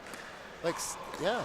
Yeah. Right? Or you're going to get a loose pop back. So, I just hate to see players that get locked into this idea that this shot has to do this.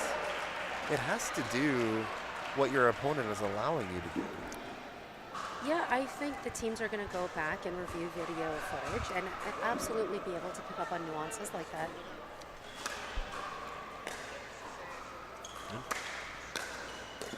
Oh, good ball, Reese.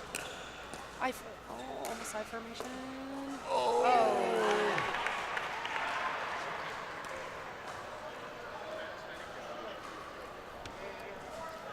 4-5.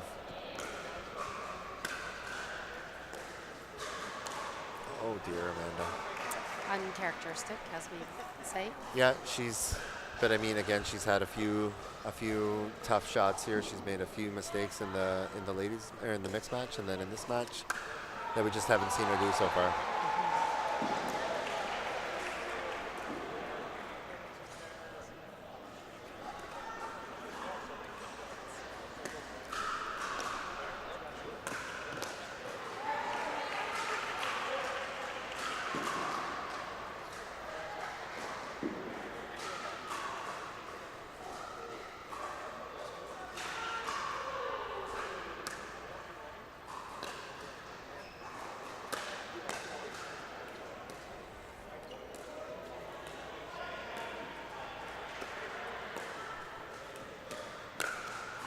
Oh, good ball.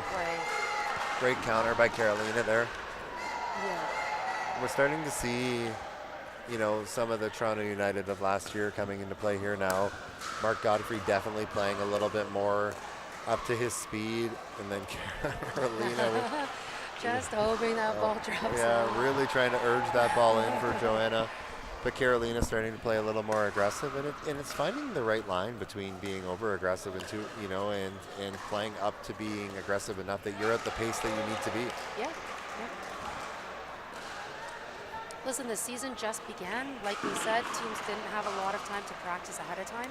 So this is their moment to find that group. All right, we have a timeout taken, 8-8. The Brewers trying to take this ladies match, forcing it, finding a little bit of momentum here, trying to push back against Toronto United, who took both mixed matches. Like seeing the camaraderie that every team is bringing to one another, you know, high fives, bumps, a lot of guiding in these timeouts. It's great to see. Yeah, I really like it. Not to say that we didn't have a lot of like good team chemistry last year within the teams, but it definitely does feel like it's even stronger this year. For sure. And players know how to be teammates this year.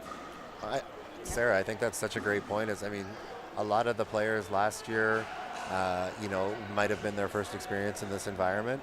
So, you know, they always talk about, you hear it in sports all the time, whether they're talking about hockey or football or baseball, like, you know, the veteran presence, like I've been there and I've done that before, and how important that is reflecting in this year. And you can see that in the leadership of the players that were in the league last year. Definitely.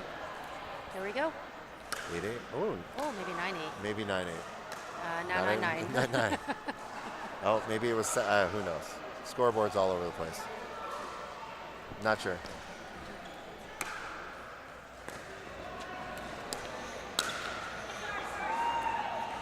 How many net cords have we seen today?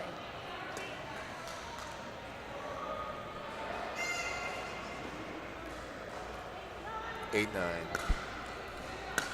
Yeah, I mean, again, like I think to the average person, they're going to see this and say, this is it's an extraordinary amount of net cords, and I think it really relates to like the balls that these players are attacking. Generally, for the majority of people at home that are watching, these are not attackable balls. Oh, wow, great adjustment on the bounce there for Carolina. My back sore just watching. Yeah, her body went all in on that return. Oh, nice balls. So a lot of players at home are going to see these balls, see a lot of net cords, but these players are forcing the issue on at the net or just below the height of the net balls that are generally catching a lot of tape. Well, we want to make every point be earned by your team, the other team. You know, no freebies at this level, right? Right, exactly.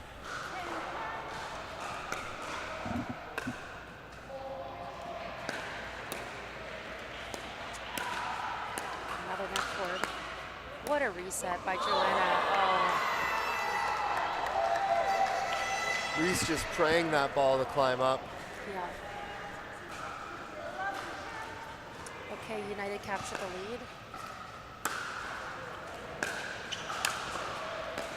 Uh-oh. Amanda getting a few touches there. She'll like that. Nice overhead by Reese. Oh, dear. Oh, my gosh.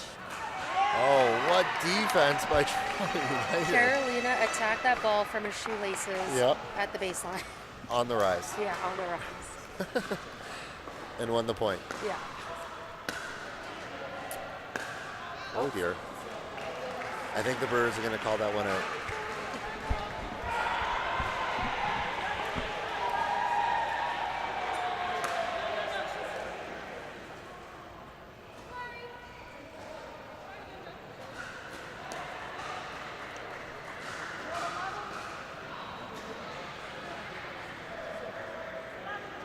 Eleven, 12.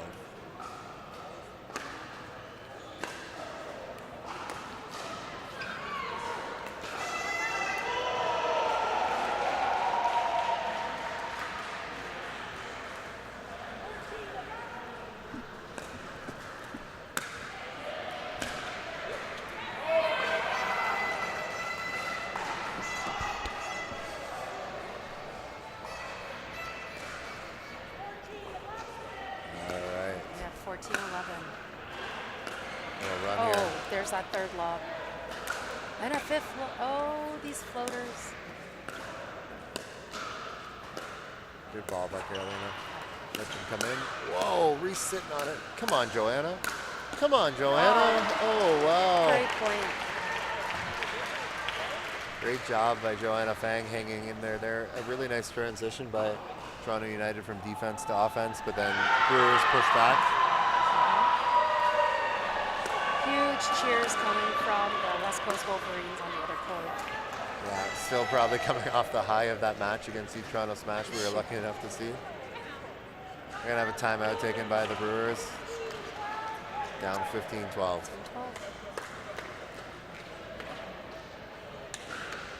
So the Brewers playing a little frustrated here. They've got a mix of dynamics. They've got you know, the second man or the third guy, and they've got Amanda playing with Reese. You know, you're Mark Clemens and you're on the sideline there. You can see him working with Reese right now. What do you think they're saying to each other? They're absolutely talking about timing of coming up to the non-volley line, shot selection. You know, it looks like they're talking about how the other team is stepping back and taking their time to hit the shot.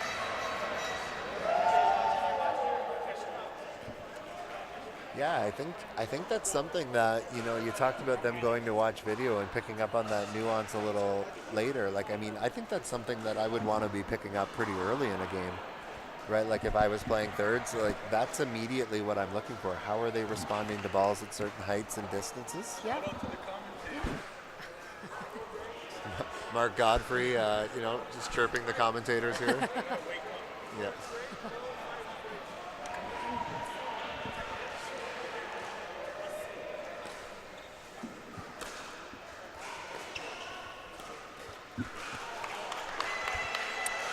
It's a long day.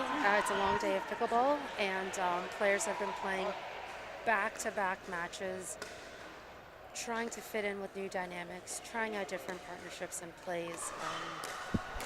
Everyone's doing a great job on the court.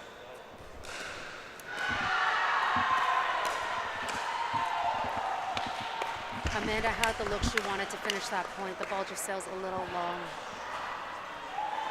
She's getting the look that she wants, though. She should keep her head up with that. Yeah, I mean, especially when she's the one that's setting that up, Yeah, right? exactly. So, I mean, again, like, to me, the exciting player about where I would be more frustrated is if I couldn't get to that look. Oh, that ball's in. That's in. Execution is one thing. That's one level of mistake, but then not being able to play the balls to get to that ball. Like, Yeah. some of the best athletes, you know, in the best sports in the world, they make mistakes. Yeah. But it's the fact that they got to that shot, like, you know, Michael Jordan goes to make a game-winning shot, he misses that. But the fact that he worked himself into that situation to get that shot, right, is what makes him great. So I think Amanda's going to want to really focus on that maybe after this match, is that, like you were saying, she's getting to the shots that she wants. She's just not timing them up. She's just not feeling it today or in this match. So that's about the fourth or fifth drop that Reese has put to Carolina's full backhand. Yep. Into the non-volley zone. For the most part, they have worked out, but the inherent risk behind it is that you've just drawn the other team to the non-volley line. Yep.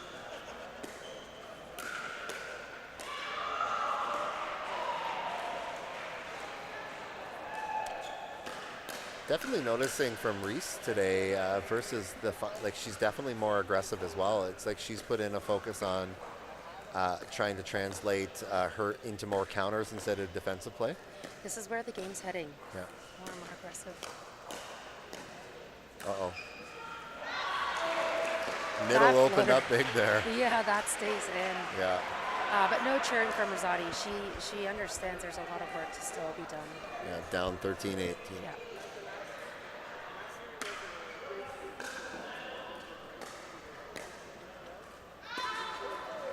$14-18. Yeah, like Reese was kind of like, again, like a similar mindset to me as to what Jess Kawamoto was last season, where they were just like very reset, very defensive orientated, and both of them very good at it. Yeah. Now I'm seeing her set up to attack balls that are coming instead of looking to defend balls. I would agree with that, yeah. It's great. It's great to see.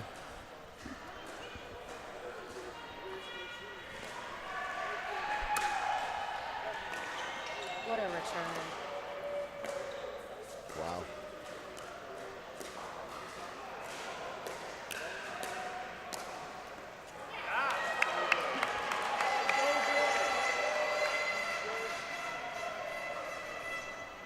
Okay, that tips United into 20 points. Yeah, freeze territory. Mm-hmm. Not just for the game, but for the match here. Mm-hmm. Oops, on the paddle.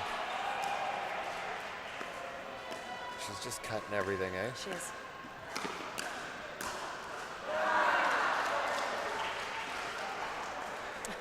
Caroline's face.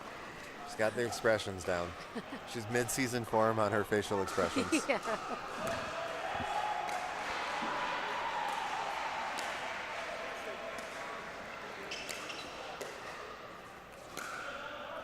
That's a great shot.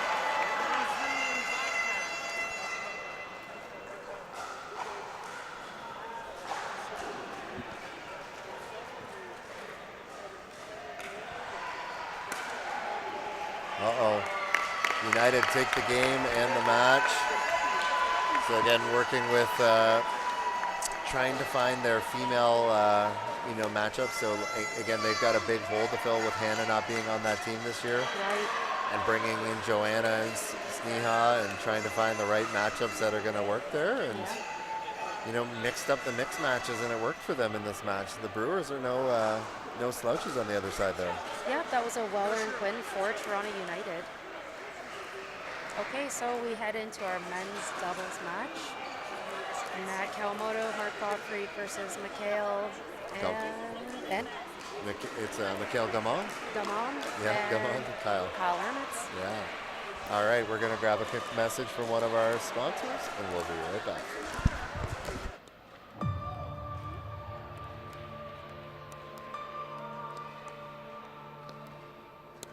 Don't say I didn't warn you. You're gonna know my name.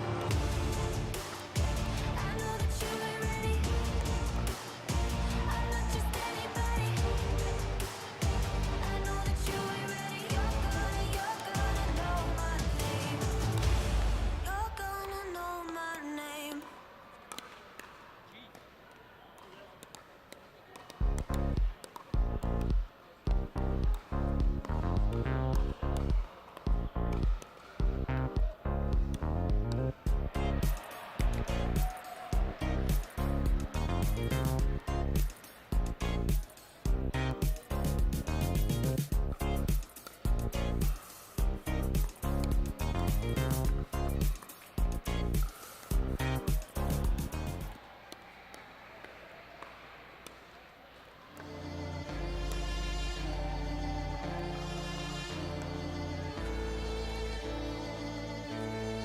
There's only one way now, just one way out. With every single breath comes crashing down. There's only one.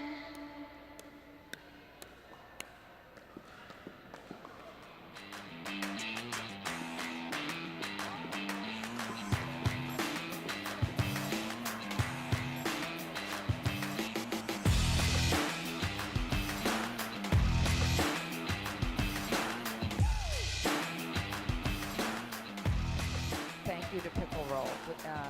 It can be installed anywhere, temporarily or permanently on any flat area. So I have a feeling Pickle Roll is going to be a big part of our future.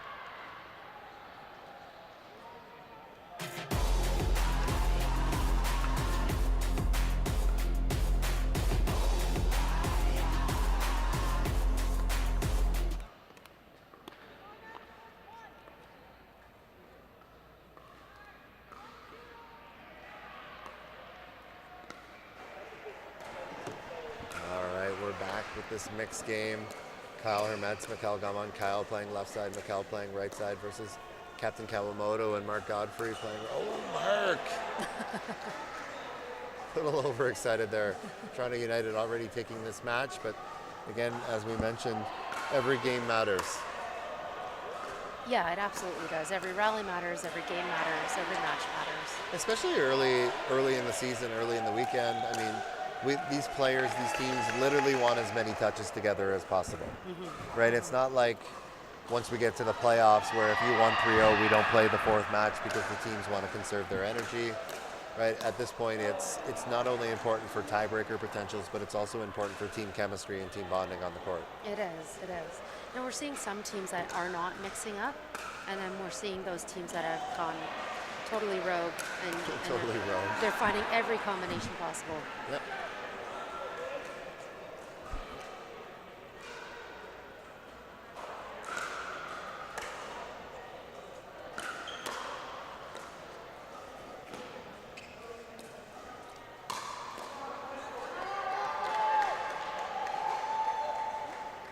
All right, Matt with a great overhead. 3-2.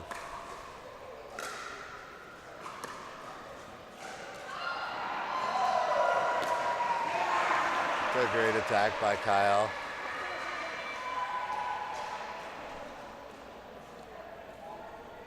Four, 3. Nice drop.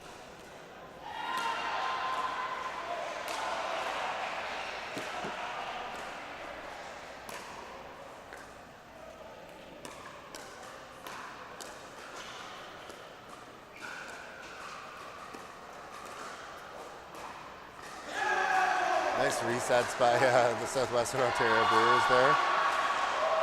I'm really impressed with Mikhail's patience. Yeah. Yeah, I really like Mikhail Gamon's game. Sure, I would say probably one of the surprise on the male side of the draft. You know, to be taken as early as he was. And definitely as one of the earlier males off the board. But yeah, like when you got to see him on the court, you could see why Mark Clemenson wanted to play with him. For sure. Both players for the Brewers right now carrying a lot of energy, a lot of athleticism. Yeah.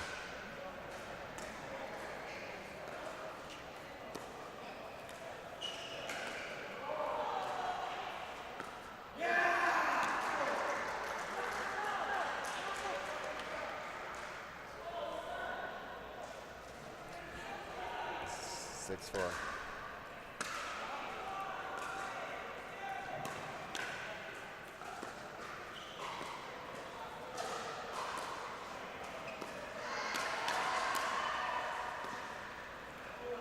Really smart resets. Oh, shooter. Matt got that one in the spot Mikhail couldn't handle. Yeah, that's a great spot to target either someone's dominant shoulder or dominant hip.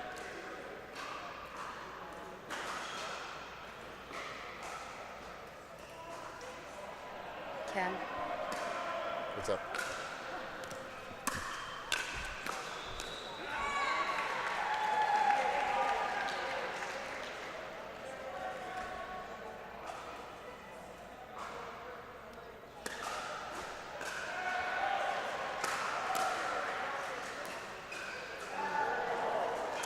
Ball still is a little bit long.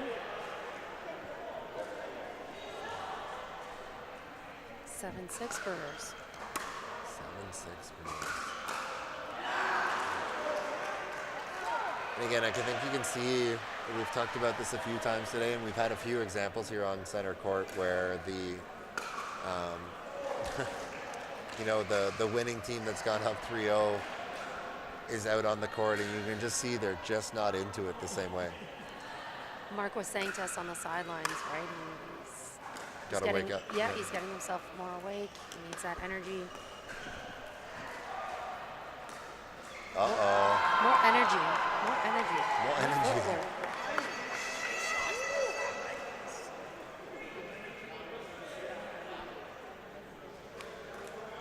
All right, 7-9.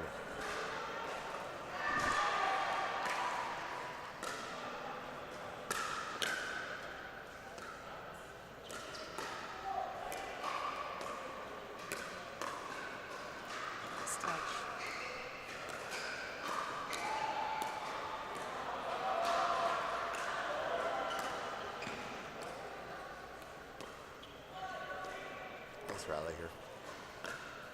Wow, great placement by everybody. That was a really great, well-constructed rally. Yeah, on both sides. my Both gosh, sides on were both setting sides. something up. Yeah. That was wonderful.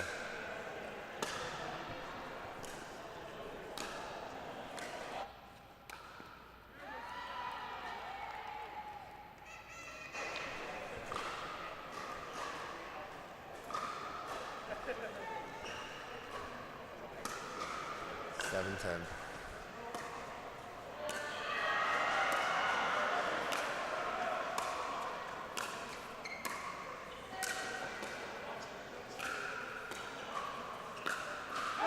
Such a good angle by Kyle. You can only create that by good movement, right? So him getting that kind of step around there. All four players in this game are giving each other the space to play. Yep, it's nice. Yeah.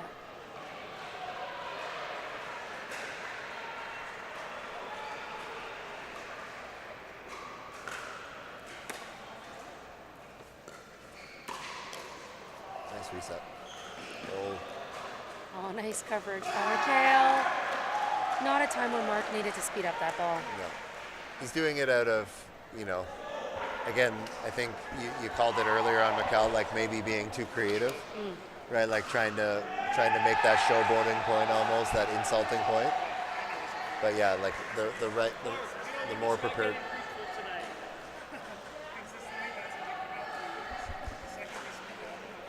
She don't stop. Mama? Yeah. Yeah, Mark needs some of that energy. Yeah. Yeah, but I'm really impressed with both Kyle and Mikkel as you know, not just good players now, but where they're going to potentially go because of their athleticism, because of you can see their commitment and their focus right on the court. It's exciting. And there's synergy between them. So yeah, I can tell that their styles are working for them right now. You know, get them in a more intense kind of matchup, or a matchup where they're struggling a bit. Be interesting to see that. But right now, it's working. And I mean, one of the other exciting things is it's hard to keep track of the other courts. I just got a fist pump and a smile from Corey Osborne, so I think the Northern Rollers just took down the Wolverines. Well, that's exciting, and I know he was playing that match, so I know he'll be happy about that one. What a huge change for the Rollers this season. Oh, yes.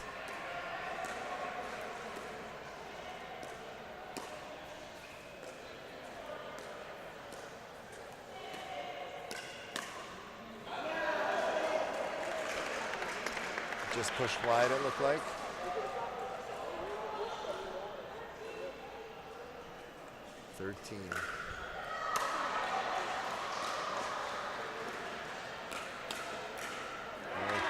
Kyle almost looked surprised that ball came back. I was thinking the same thing, Cam. The roll was good, but it was still mid-level, mid-height, so... Yeah, and I mean, these guys get everything back, right? Yeah. So... All right. I think it's 14-8. Our score's off here a little bit.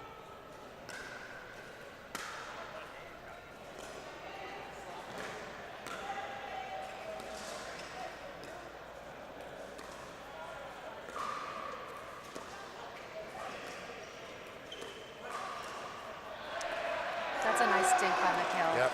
Changing the pace and direction of that ball, too. And I like that you identified the pace in there, because that kind of equates to the distance as well. Like, it wasn't like every ball was the same every single time, right? They were changing the depth that ball was landing at and playing with the pace as well. Just giving different looks, right? Yeah, and not allowing the other team to settle into any kind of rhythm.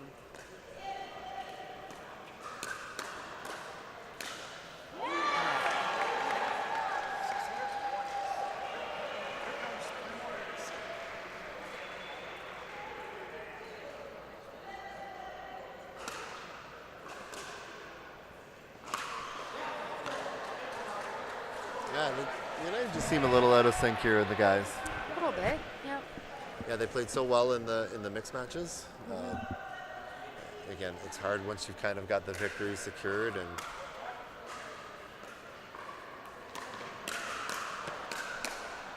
Ooh. Wow.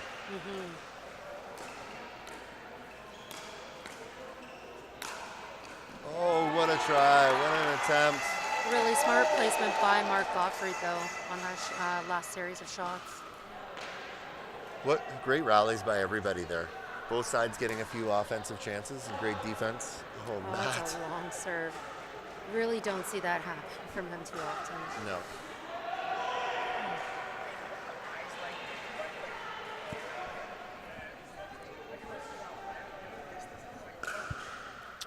We're at 17.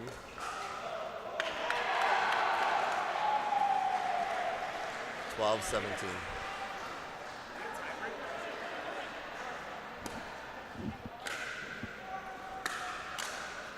Nice counter.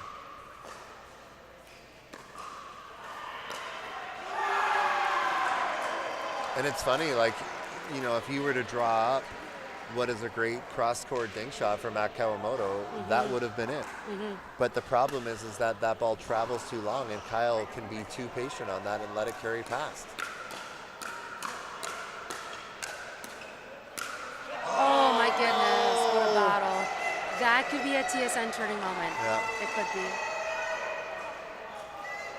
What a hands battle. Got to the ball he wanted. Again, it's so hard, but you have to, in that moment, say, I got the ball I wanted. In that next time, I'm just going to make sure I put it where I want it.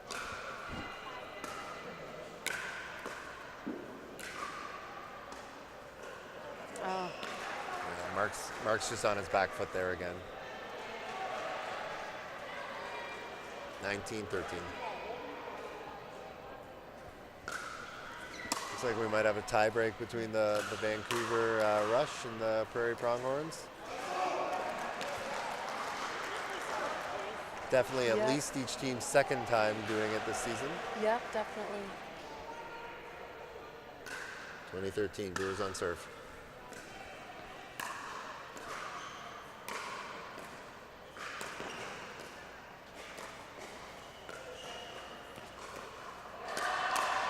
Oh, yeah. Big hold.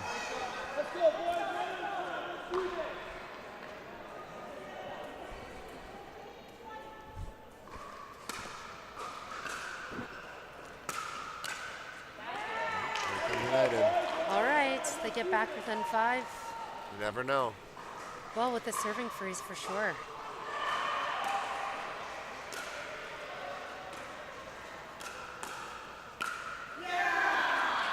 All right, good hold here by the Brewers. Back on serve.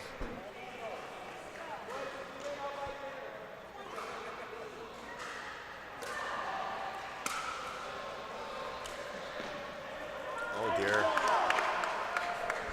Uh-oh. Within 4.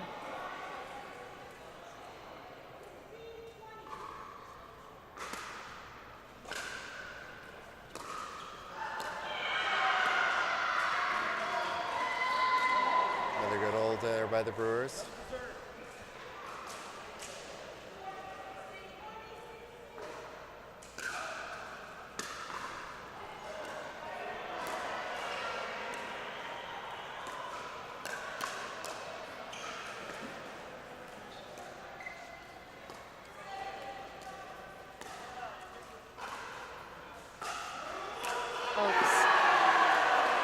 Brewers take the men's match to build a little momentum for later in the day, but still lose the overall match 3-1. Toronto United's going to win that match 3-1. Unfortunately, dropping the last men's match there. So that's Toronto United 3-1 over the Southwestern Ontario Brewers. We're going to grab a message from one of our sponsors, and we'll be right back.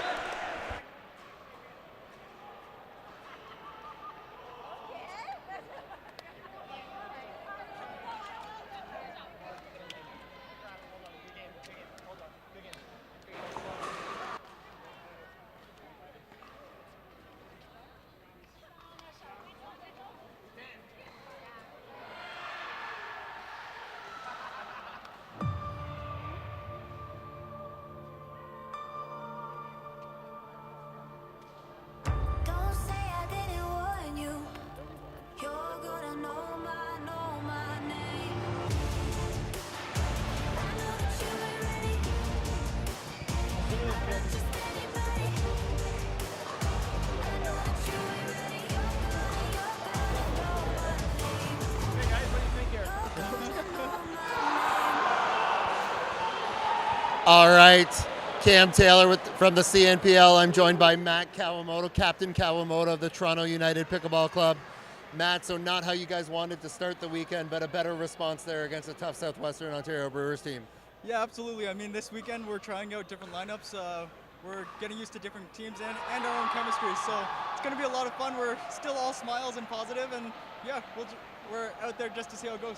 Well, and that's one of the things that we've been commenting on all weekend already is like, this just feels like a fun year for all the teams. So a pretty big hole to fill with Hannah not being able to come back. And the first time that we haven't seen Mark and Carolina partner together today, and you having the chance to play with Carolina. How was that experience for you? It was a great experience. I mean, Carolina and Mark, they make a great combination, but Carolina's easy to play with, lots of fun. Everyone on our team has positive energy, so we're just feeling it out and seeing if we can get better combinations, but you might see them together tomorrow. Right, and one of the great things about this season is we've added 2 additional roster spots to the team, and even the players that are in those 5th and 6th roster spots, I mean, Chris Elaine with the last pick of the draft being your 3rd male, speak to me about the depth of the players that are on the teams here. Yeah, I mean, this year, I think a lot of people saw the success of the league last year and wanted to be part of it. So we're seeing more talent come out, higher talent from all over Canada, and it's amazing to see the quality. Hopefully, everyone can keep competing and push each other to new levels, and we can start seeing results down in the States as well. Awesome, love that. So Toronto United Pickleball Club, Chris Elaine coming in, right? Getting back on the winning side of things, looking to build some momentum for the rest of the weekend. That's Matt Kawamoto. Thank you for joining us. Thanks, Tim. Yeah, appreciate it. All right, so that's the Toronto United Pickleball Club over the Southwestern Ontario Brewers, 3-1, match number 5. We're going to have match number 6 coming up in a little bit later.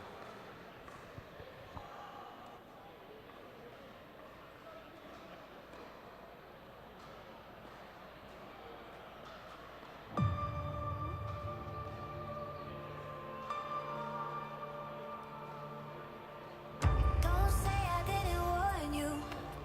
You're gonna know my name. I know that you ain't ready. I'm not just anybody. I know that you ain't ready. You're gonna know my name. You're gonna know my name.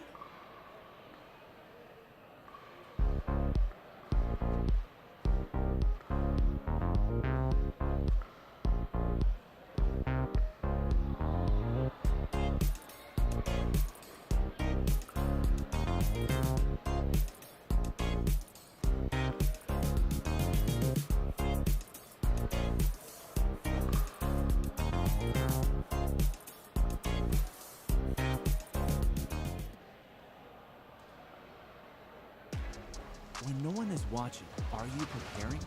Preparing to leave it all on the court. Every ounce of energy.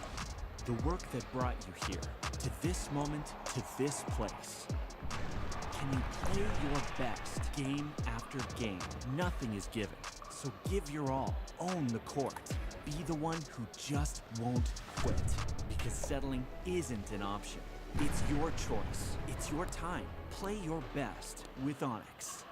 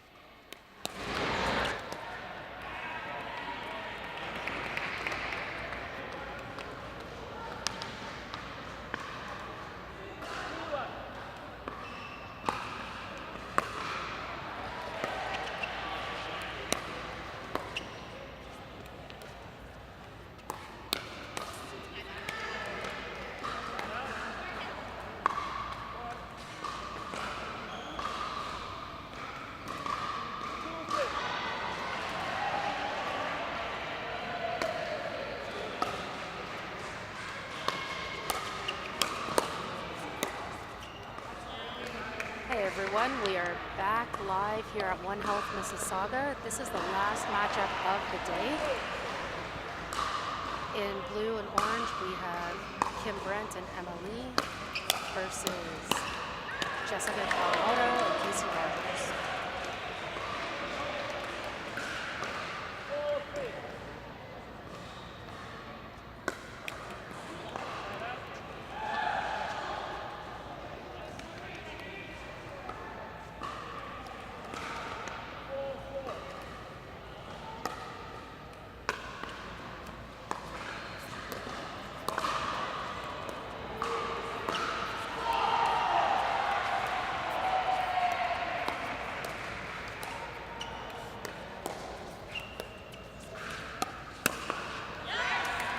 Right off the top, I am seeing a little bit of more of a traditional strategy from both teams, incorporating a lot of dinking and resetting and waiting for or creating that more attackable moment. Oh, hey, Cam Taylor. Oh, hey, Sarah Manick. How are you? Great, doing great. Yeah, I think that's a great observation, especially in this women's match. But all four of these players, fairly established pickleball players, have been playing the game before what we call the tennis revolution, right? So more traditional setups and how they enter in. Casey probably being the most aggressive of the four.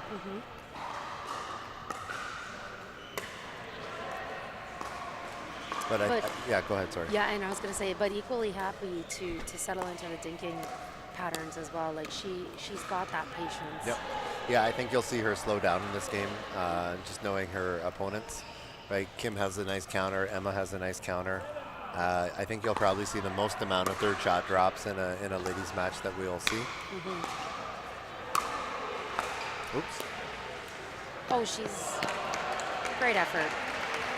Almost there.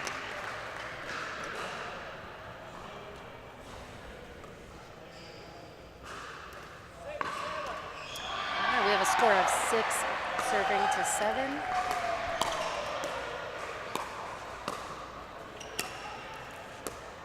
Lots of drops. Oh, Kim caught cheating to the middle. Casey keeping her honest.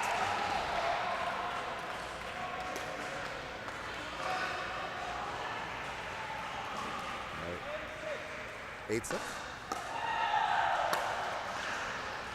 Nice deep return by Grunt.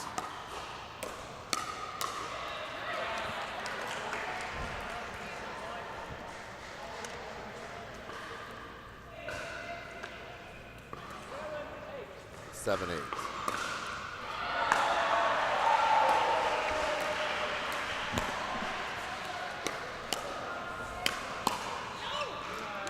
So again, all four players here in the league last year.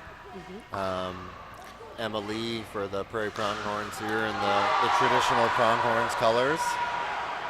We have Emma Lee playing left side in the Selkirk hat, and then Kim Brent playing right side. Kim Brent was on the Pronghorns last year, one of the re-signed players back to the Pronghorns. Emma Lee was on the Montreal Lions, and again was one of those players that was not re-signed by the Lions. They didn't re-sign anybody and found a home here on the Prairie Pronghorns. And when we go back to the conversation of proximity, we have 3 Prairie Pronghorn members, all residing very close to each other. Kim, Emily, and Jeff Elwood, all kind of in that Eastern Ontario, edging into Quebec. Right, so yeah, Jeff's out of Kingston, we got Kim Brent out of Ottawa, Emily out of Montreal. I mean, you're within about an hour and a half of each other there. Yeah, definitely for pickleball, that's close. Pickleball in Canada. Yeah, pickleball in Canada, that's quite tight. On the other side, with the blue and gray rollers, we have Casey Rogers playing right side from Kamloops, and Jessica Kawamoto playing left side. And that's kind of interesting to me as well. I thought earlier when we saw them, Casey was playing left side. Casey loves that two-handed backhand. Keep Right, going that's back to the two-E today. She wants the right side to use strength on both sides of her body. Oh, touched by Kim. That's too bad. Yeah. Yeah. Yeah, that went off Kim's paddle.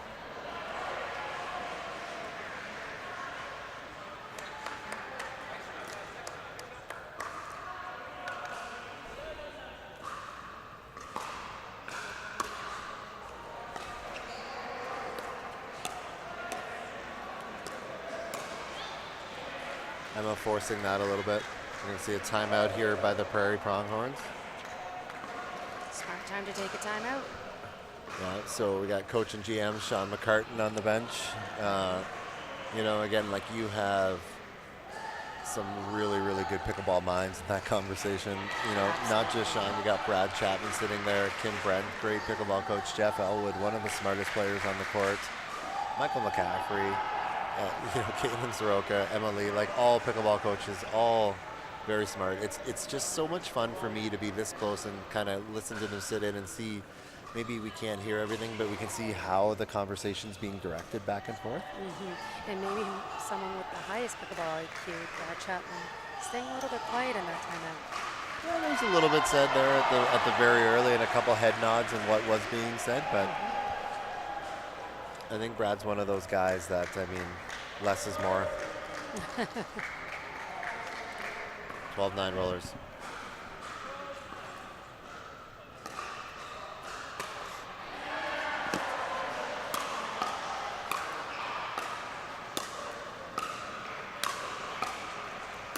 Oh dear. Oh yeah, you could see by the angle of her paddle face that ball was going to float out. Just open it up way too wide. Yeah, like leading with the wrist. Like it's a tough way to attack a ball. You have to think about closing that paddle face off, especially as the pace was picking up. So one of the things Casey was doing really nicely there was starting to lower that ball, like work to get that ball lower, and the pace was increasing because of that. Emma's timing was getting farther off. All right. 10-13.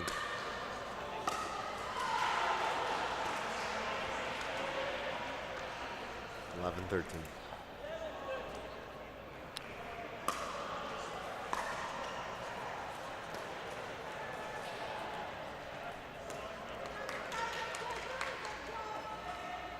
All right. Kim a little upset with her after that drop shot. Great drop by Jess. That shot wasn't particularly threatening at all for Kim, but I think it just caught her off guard, the direction. She was reading Jess's paddle going in another direction. Right, and again, like I think the hard part with so many of these players is they can do so many different things that,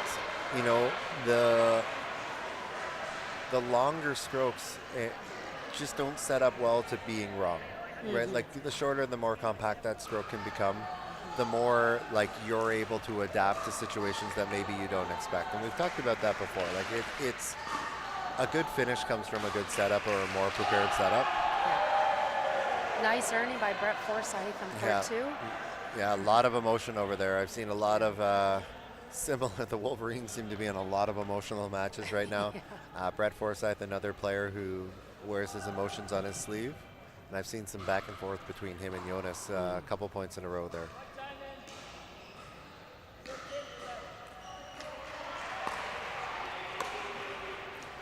All right, Pronghorn strategy switch.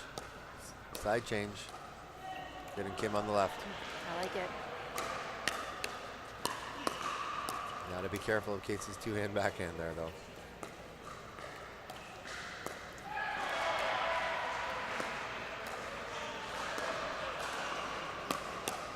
Oh, heads up, into the booth.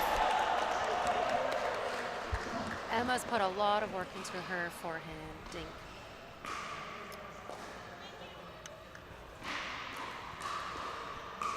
All right. So a great time coming out of the timeout. A great job by the Pronghorns. Implementing a new strategy and being able to execute on it.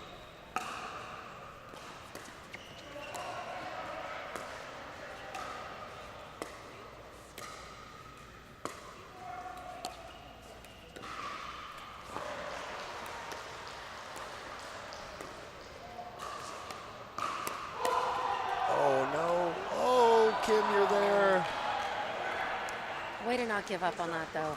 Right? 16-12 rollers.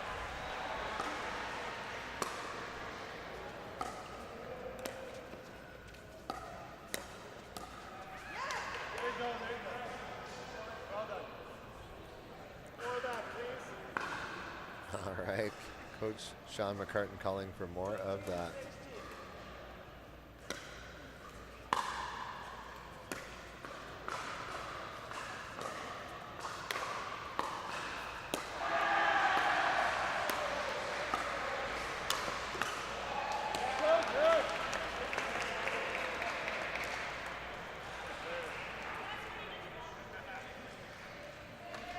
14-16. Pronghorns coming back in this.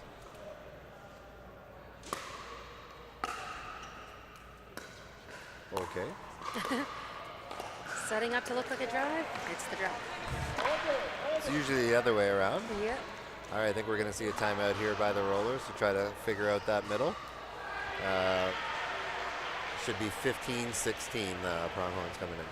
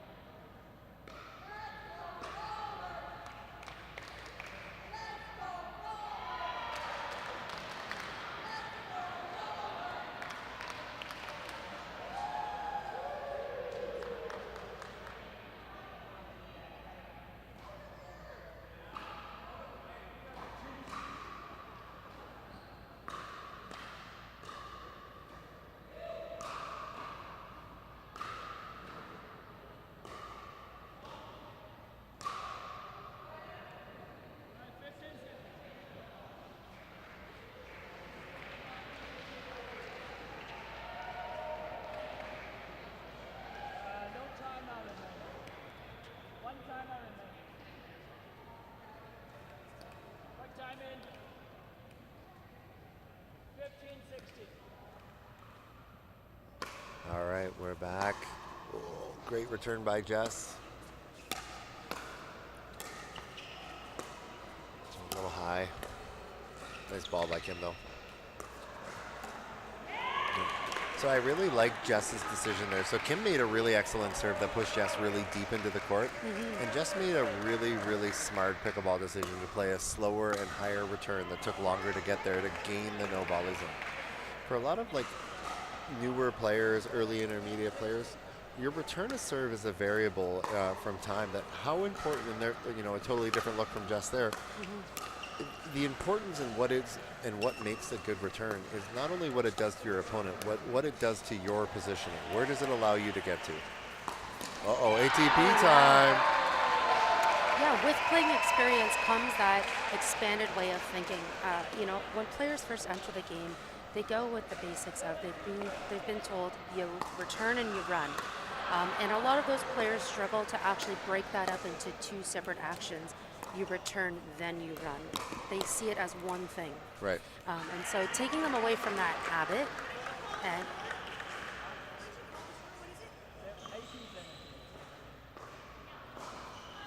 yeah, and it's not just about tying it together. To me, it's about like it becoming one thing in your mind, right? Like where I tell my students, like you don't judge, you can't say to your partner good return if it hasn't resulted in them coming forward to the no volley zone. Like there's no such thing as a good or a great return if you're not up at the no volley zone to take advantage of what's coming back. That's right.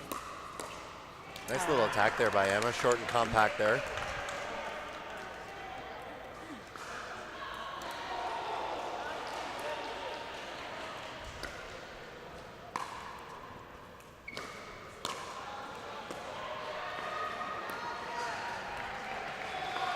All right. I think we're going to have 18-19 here. Rollers down now. Pronghorns haven't flipped the script here a little bit.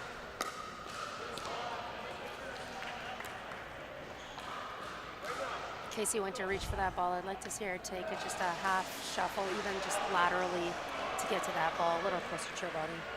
Pronghorns frozen on 20. Uh-oh.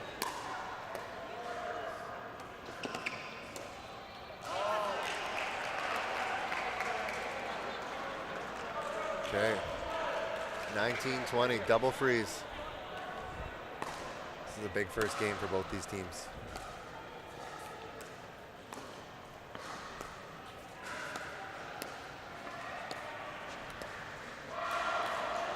Casey really doing well to set up and get behind those balls to make sure she gets that ball exactly where she wants it to go. Yeah, great footwork by Oh, Casey. no.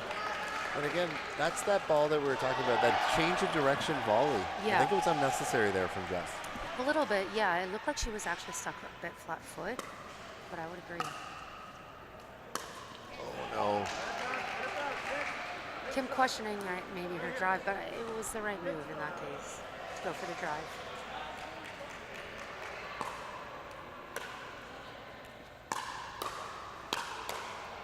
Yeah, that's just a brand new Jess Kawamoto. Yeah. I love Kim staying up to play off that lob. Mm-hmm. Oh no! Really experienced players here, and it shows. Yeah. Like reading that lob was going to be more of a passive response from Casey, like reaching behind her. Yeah, I love her staying up and taking that. 2020. Uh-oh. Oh, that's a reset that Casey wants back. Oh yeah, 2020.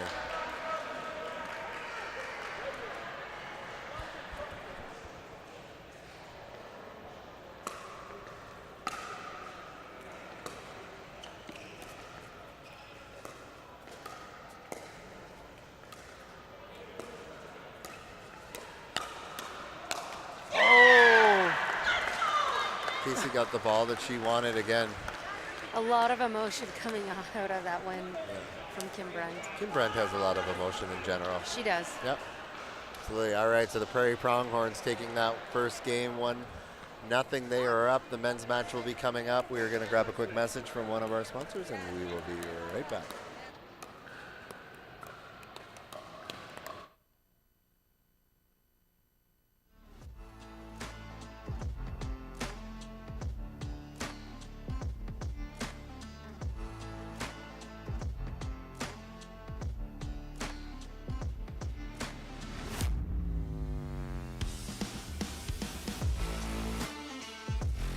Thank you to Pickle Roll.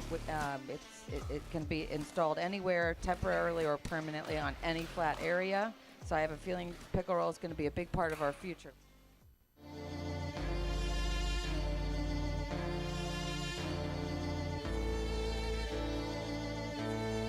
There's only one way now, just one way out. With every single break comes crashing down. There's only one. When no one is watching, are you preparing? Preparing to leave it all on the court. Every ounce of energy. The work that brought you here, to this moment, to this place. Can you play your best game after game? Nothing is given, so give your all. Own the court. Be the one who just won't quit, because settling isn't an option. It's your choice. It's your time. Play your best with Onyx.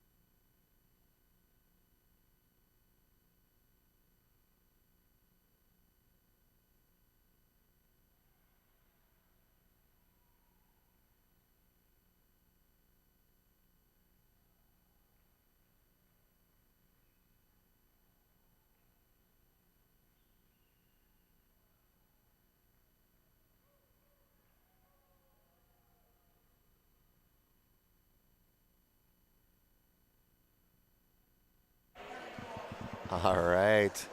Northern Rollers looking for an answer here.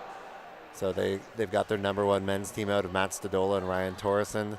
Matt Stadola's on the right with the hat from Kamloops, BC. We have Ryan Torreson coming up from Pennsylvania, playing left side. Former D1 lacrosse player, up against Jeff Elwood, who was on the Brewers last year and then released by the Brewers and put back into the draft, and now he's on the Pronghorns, and I think he's pretty happy about that. Had a few conversations with him about it. He just loves the team chemistry, the dynamic that they have on the court, the opportunity to play with Brad Chapman. Right, Brad Chapman, Calgary. Oh, Brad loose. Brad Chapman, little smirk there. Brad Chapman from Calgary, Alberta. Jeff Elwood from Kingston, Ontario, playing right side.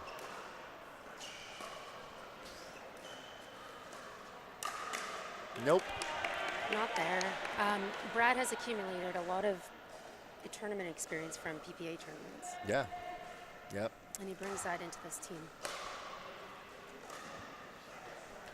A little bit of a miscommunication there. I think that's trying to figure that out. Again, I think that's maybe a ball that Jeff was expecting Brad to take, which I'm sure he'll be happy to do. Brad making that volley look easy.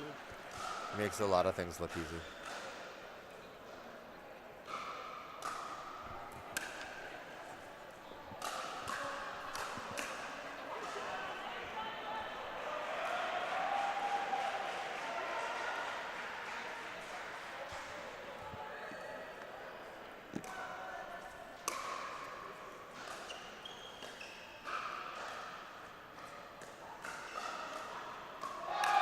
Whoa, Jeff Elwood.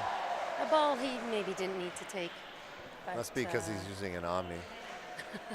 Is that the Omni? I think so. Not, I know. Not the Maxima. Yeah, maybe it's the Maxima. But either way. All right, here they go. We still have the 21-20 score up from the last time. See if we can cue the score from referee Murray.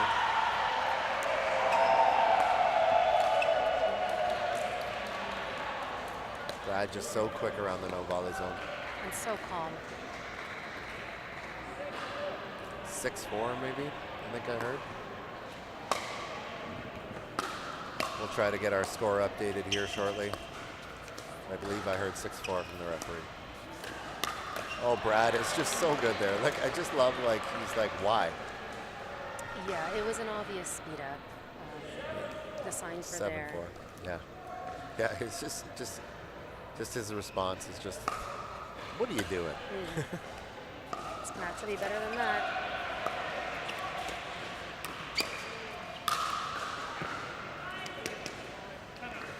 All right, we're gonna have a side out or timeout here. 8-4, Prairie Pronghorns are up. Yeah, you know, making kind of a statement here against the Rollers. I believe the Rollers are undefeated today so far, winning their first 3 matches. Quite a turnaround from last year. But yeah, Prairie Pronghorns definitely no slouches with the strength of their team. Brad's coming into this game very focused. He's that calm and steady player, even with really nicely constructed, beautiful points. He's just staying steady. Oh yeah.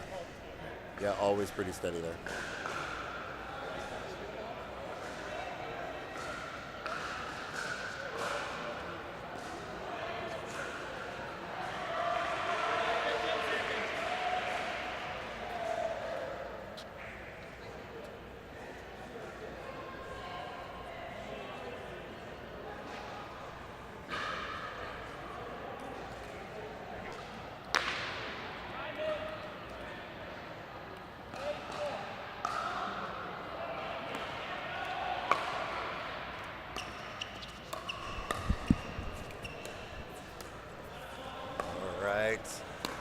Ooh, just long. Just long.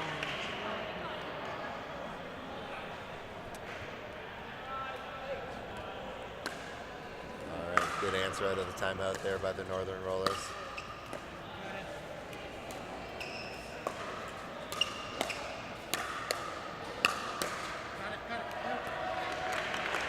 Brad putting a lot of pressure on the no volley zone right now.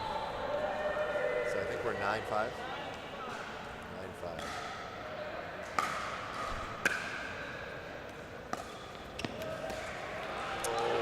Torsen, yeah, he's being tested in a way that I don't think he's been tested yet today.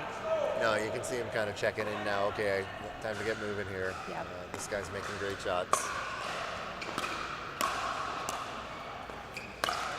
Oh, wow. Nice matrix by Jeff Elwood. Yeah. Again, if you're just watching Matt Stadola, you're not sure whether he won that point, lost the point, or if he knows. Right? Like he's just so composed on the court. He really is. He's always been that way.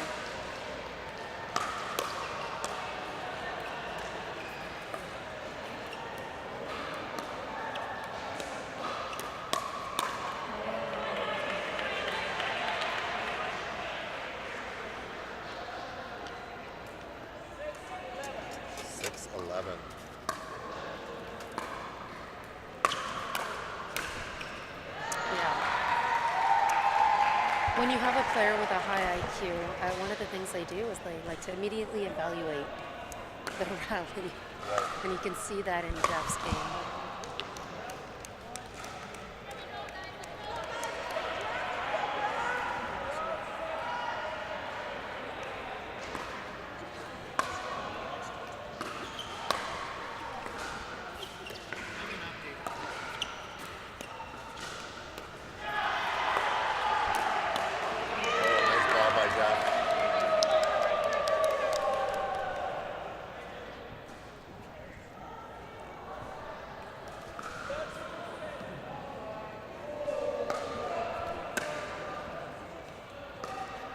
Good ball by Brad.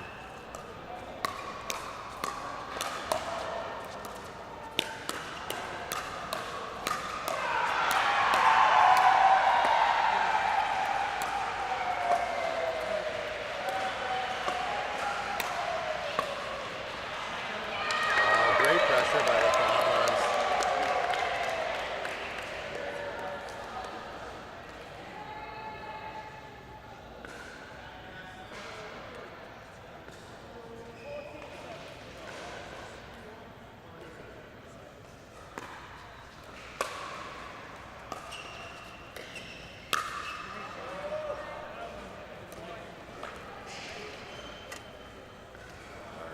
Roller's really looking for an answer here. 8-14. Nice return, Jeff.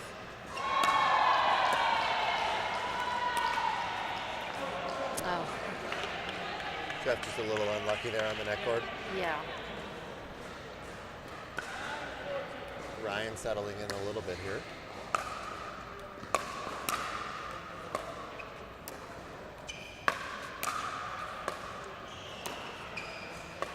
Jeff doing a really good job of exaggerating that ball out in front. You can see him telling himself to calm down. You could see that they both needed that just clean, calm rally to happen. Yeah.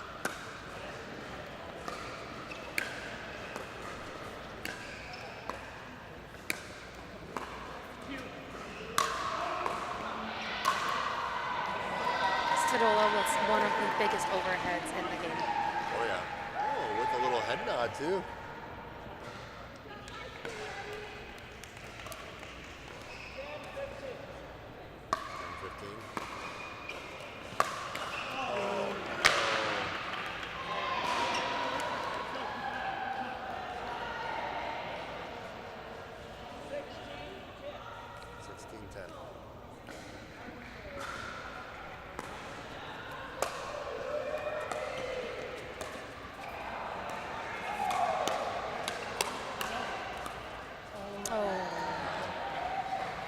Might have had an air ball in the middle of the rally there too. Yeah.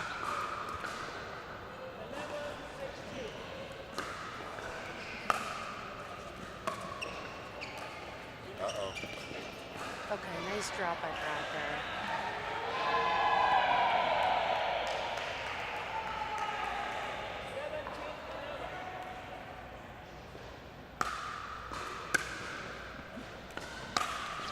Oh, Brad.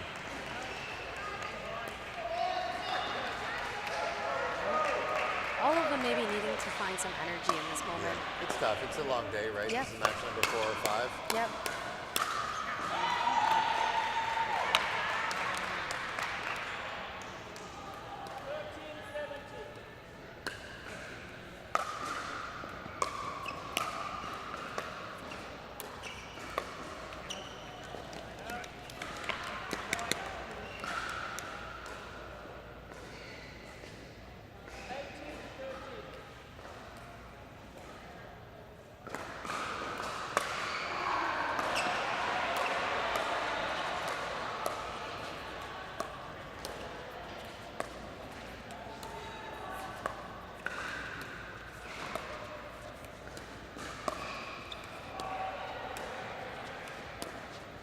Oh, that's a nice one.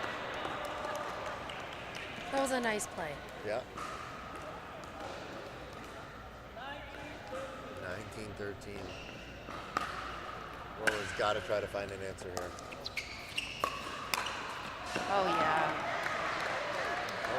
Oh, channeling an inner Brad Chapman saying, like, what are you doing here? Jeff can be really loud. He can be fiery. Oh, yeah.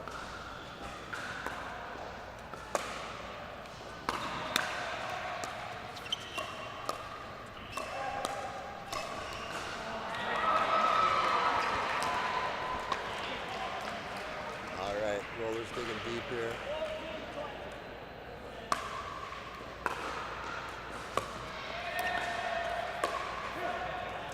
Yeah, easy lead for Brad. Yeah, All right.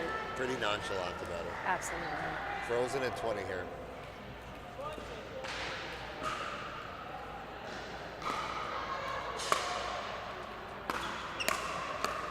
Nice reset, Brad.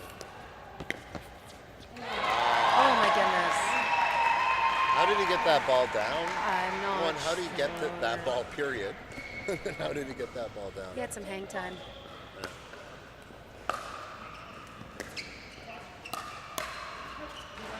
Again, another good leave. So easy about it.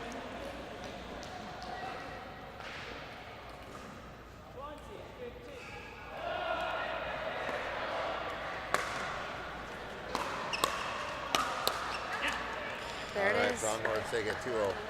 They are up 21-15. They won that one.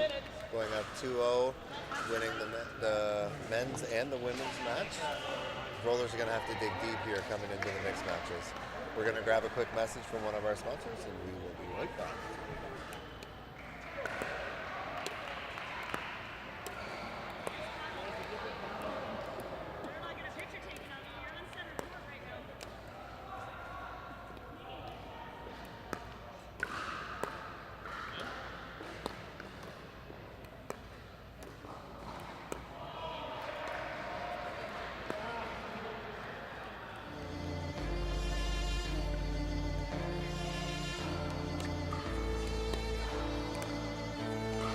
There's only one way now, just one way out.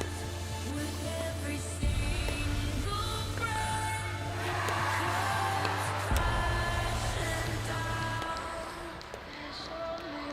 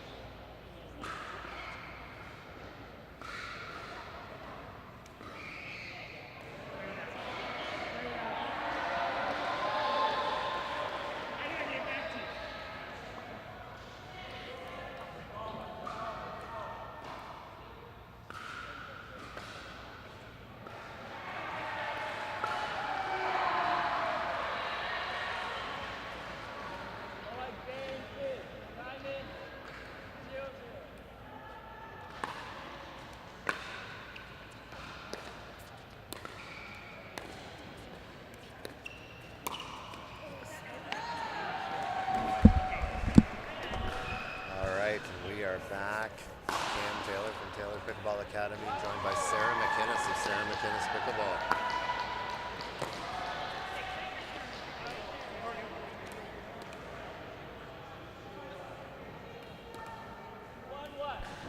We have a 1-1 score, so the Prairie Pronghorns won the women's match first and then won the men's match. Jeff Elwood and Brad Chapman kicking down Ryan Torres and Matt Stadola.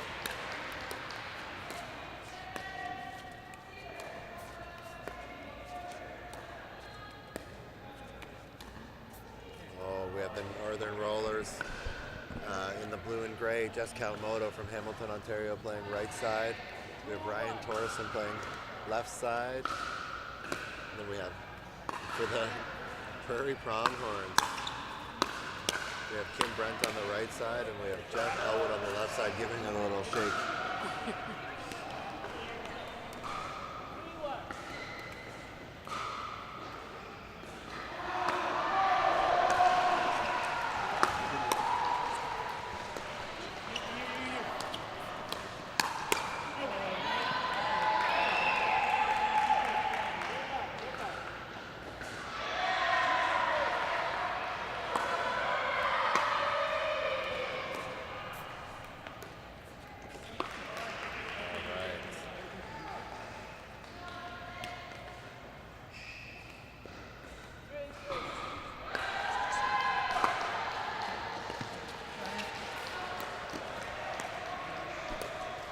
Good cross-court ball there.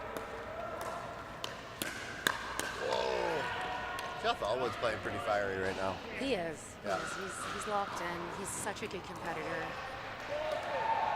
How many times have Kim and Jess gone toe-to-toe in Oh, mixed?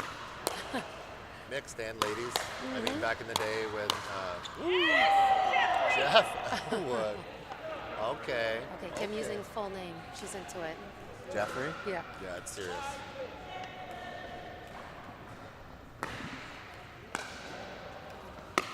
A drive.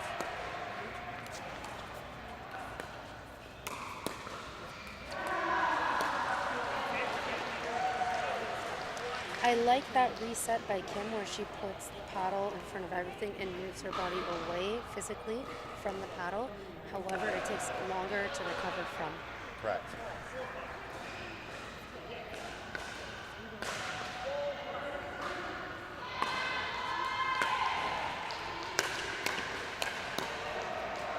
Nice reset there.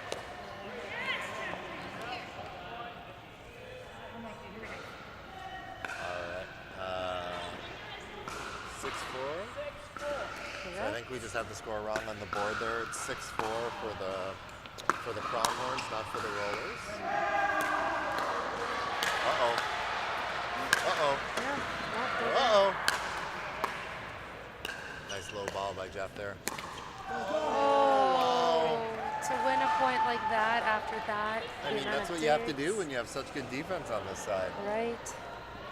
So we're going to have 7-4, I believe. Okay. Now I'm just confused, period.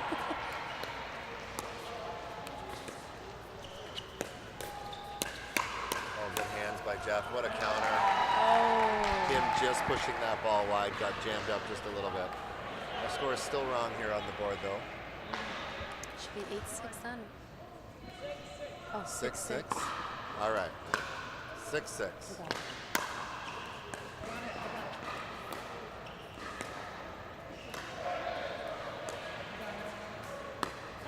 Oh, could not get that ball down.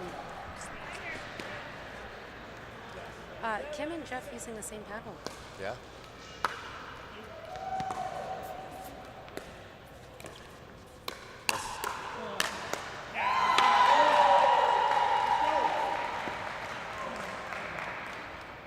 Yeah, so you can see the difference in the strategies here. And I think it must be one of the project. Is it one of the project threes that they have? Yeah, it is. Yeah. By Selkirk. Yeah, you can see that Jeff's wanting to play a different strategy than Kim. Kim's asking for Jeff to slow it down, and Jeff's saying, well, I want it quick. Yeah. So it's a little bit of a fight here. The Rollers up 9-6. Yep. We're going to grab a quick timeout here taken by the Pronghorns, trying to regroup.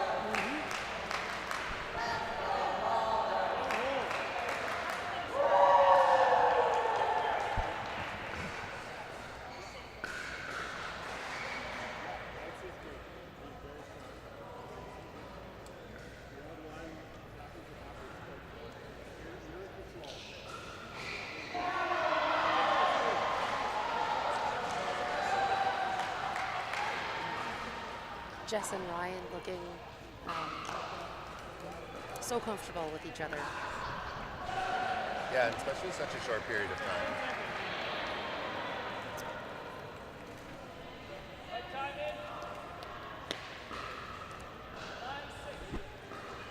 not like either one of them has a very unorthodox game though, so it transitions well to like playing with other good pickleball players. It does. I was thinking about that. It still will come down to synergy and chemistry. But I mean, what we're saying is a lot of that work's already done just by their talent. Yeah, like there's a lot of compatibility built into their games. Yeah. Right. Yeah. As where you have some players that play like the styles just don't match together. Right. So it's very interesting to see like the dynamics between players who may still be familiar with each other, but the games just don't match. Yeah. So Brent questioning if. Brent questioning if maybe Jeff Ola took an out ball. Her team encouraging her to just move on to the next point.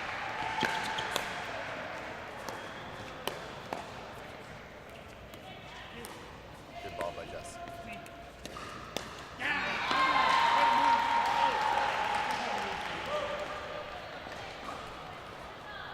So one thing I see with these players that are starting to introduce more two hands is they're just getting a little long. They're still working through this. They either have to start that sooner or they have to shorten it up. Such a great counter there by Ryan. Yeah, and you know, Jeff just got to the non-volley line. He didn't need to take that as an attack necessarily. Yeah, no rush.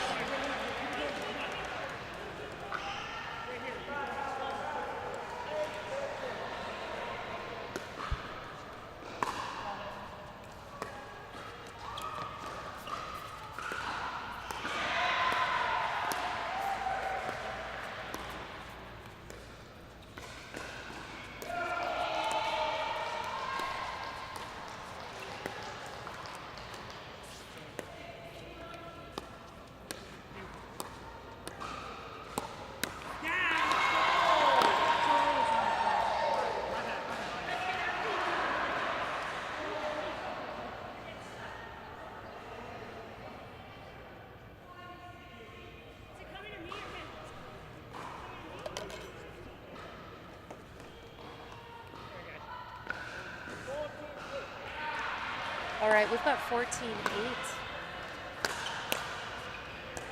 All right. Uh-oh. Okay, Kim with a changeup. Oh, yeah. Caitlin Soroka on the bench loving the lob.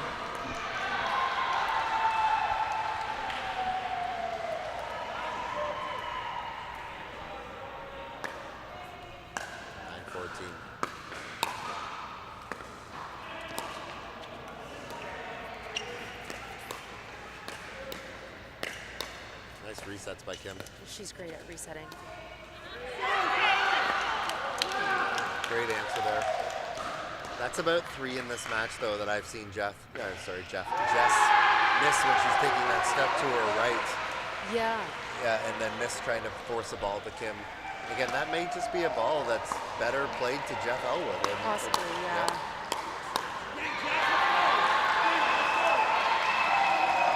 Yeah, the placement itself needed to be a reset down the line, or not down the line, but to Jeff versus cross court.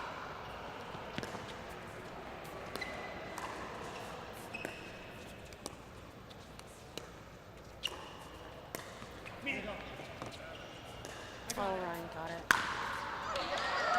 Jeff is so good with this.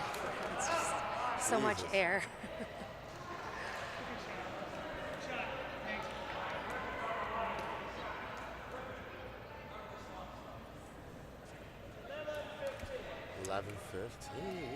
Pronghorns climbing their way back in.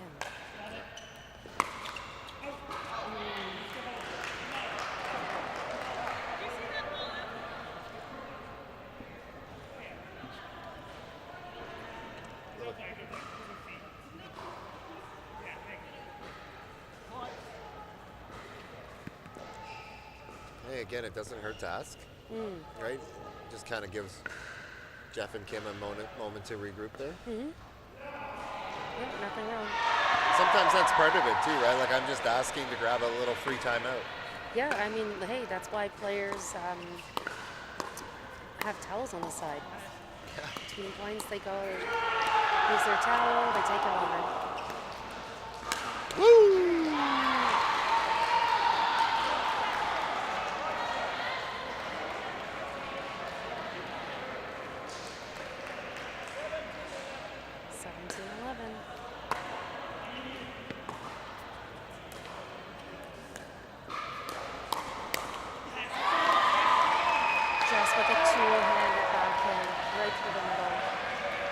14-11.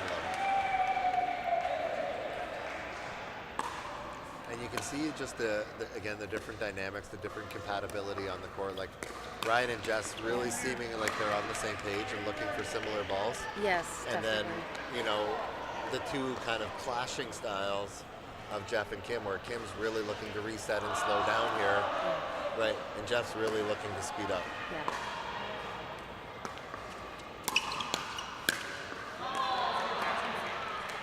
Yeah, every team has work to do for the remainder of the season, Yep. right?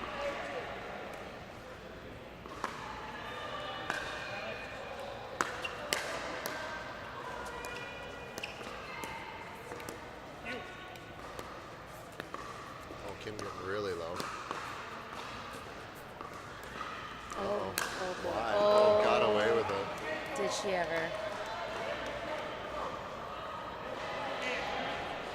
Timeout taken by the Rollers there. Ryan not too happy with his miss there. That's not a miss that he can allow for. No.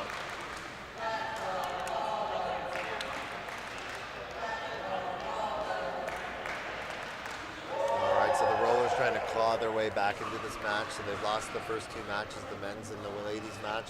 Looking to take this first match, bring it back into 2-1 and make that second mixed match a pretty important match.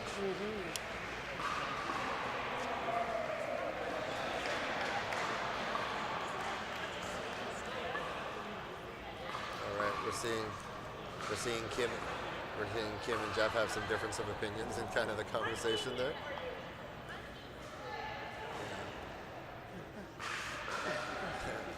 Coming out smiling, which is the most important part. Yeah, absolutely.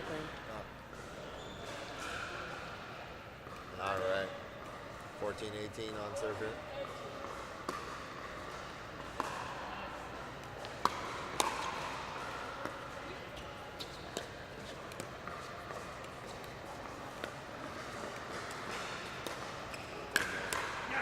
Why throw that up?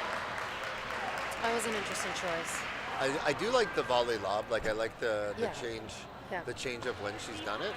Might have just been a little early in the rally.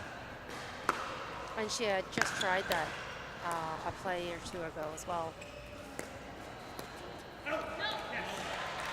Wow, great court awareness by Ryan. That was an early call on that out ball. All right, frozen at 20 here.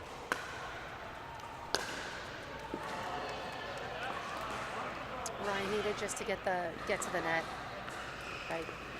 Didn't need to force that. Yeah, and didn't need to force it there either. Like a ball at Jeff or Kim might have forced the pop up there.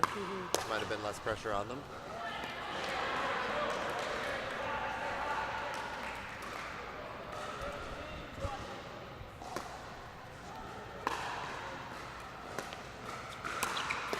Uh-oh.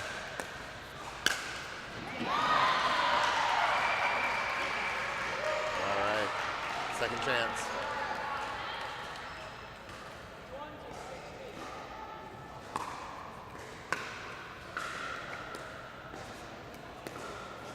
Wow.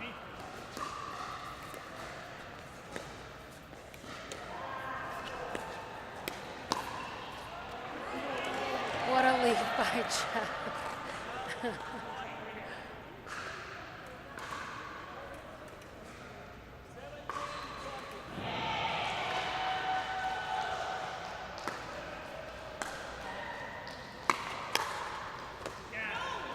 Oh dear.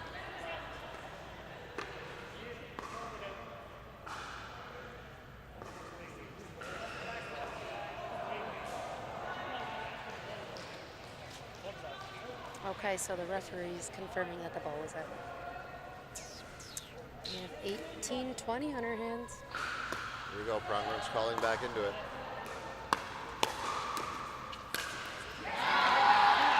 Again, we saw that earlier with Joelle too. I mean, again, they're specifically targeting Jess, obviously on Jeff's drives. But if Jeff's going to be moving towards the center line, he's got to be more aware of where that drive is going to, where Jess is, because Jeff's such a good volleyer. Yeah.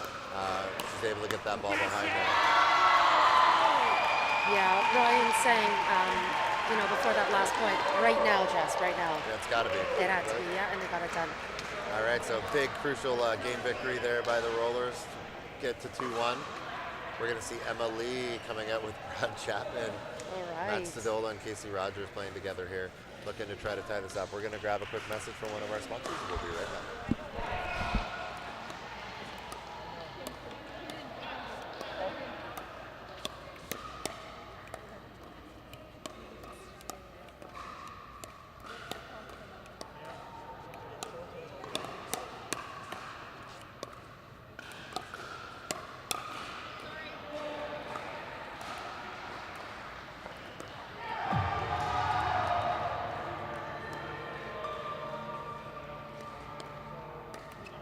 Don't say I didn't warn you.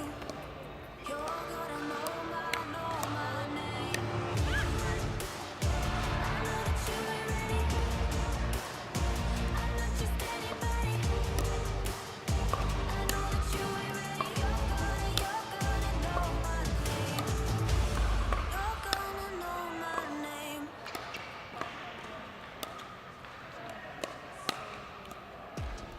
When no one is watching, are you preparing?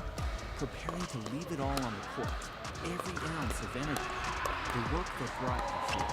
To this moment, to this place. Can you play your best game after game? Nothing is given. So give your all. Own the court. Be the one who just won't quit. Because settling isn't an option. It's your choice. It's your time. Play your best with Onyx.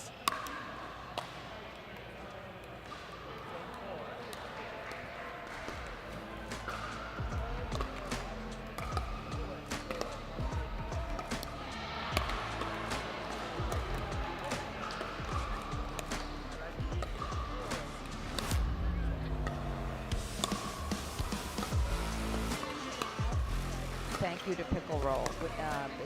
It can be installed anywhere, temporarily or permanently on any flat area. So I have a feeling Pickle Roll is going to be a big part of our future.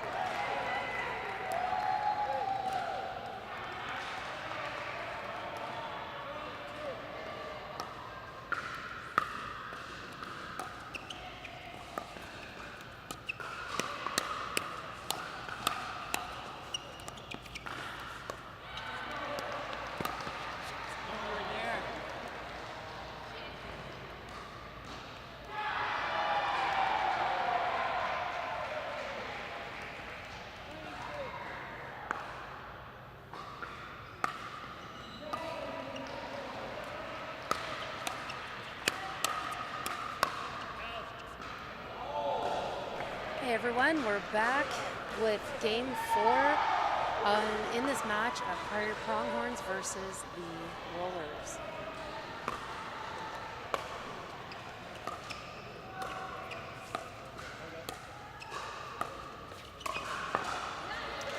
Really nice placement by Matt Stadola, not only in the middle, but low enough that it could just get by Brad Chapman, making it really difficult for Brad to do anything with that.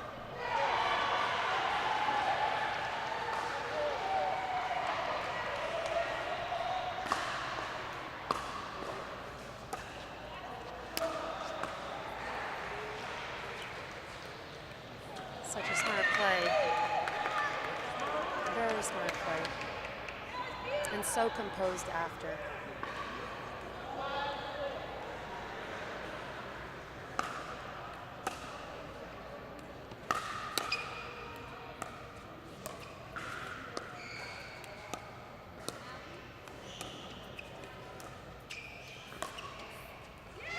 That's in. How did Stadola get to that ball? Oh my goodness.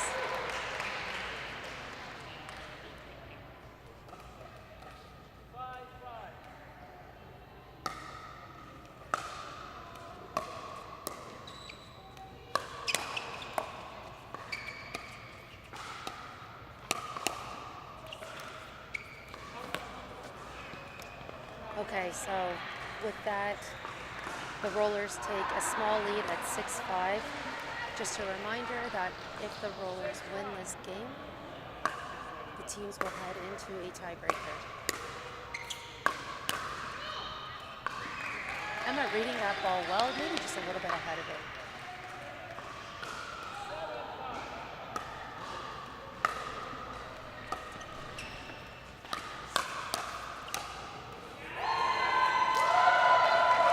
That was maybe a little bit of a miss hit. It was certainly off pace, too off pace for Brad to be able to respond to it. And with that, we're going to take a timeout. 8-5 Pronghorns. Rollers.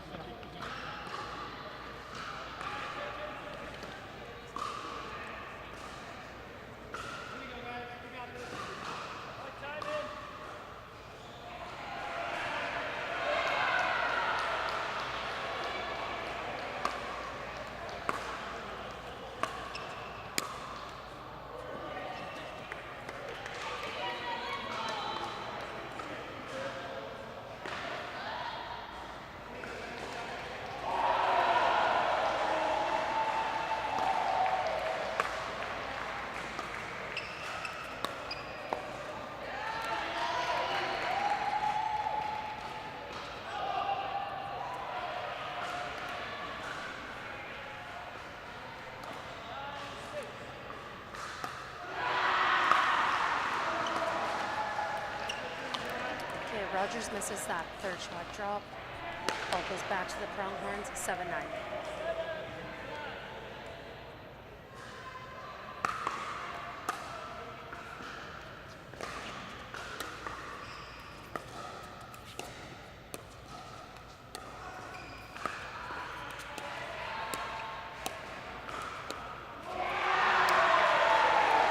So I've seen Emily Dink head on to the girl in front of her quite a bit.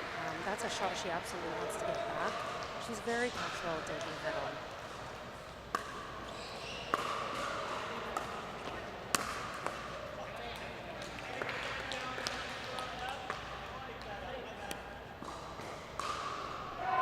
The serve possession going back and forth quite a bit between these two teams.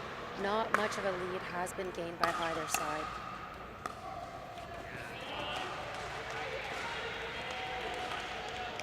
And there we see another side out.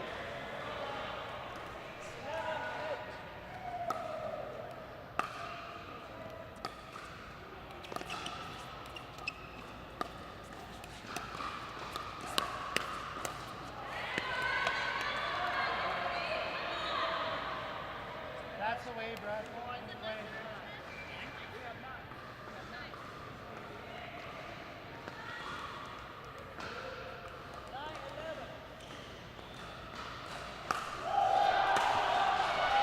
All right, Rollers trying to push it to a tiebreak here. Cam, I was just saying that the serve possession is just going back and forth like a ping pong ball between these two teams. Right Yeah, now. and again, like the hard part is you get these such strong teams, like in their third shot drives being so effective and the teams being really good volleyers, you can get into kind of this ping pong match going back and forth. Yep. Right now, the Rollers holding up +2.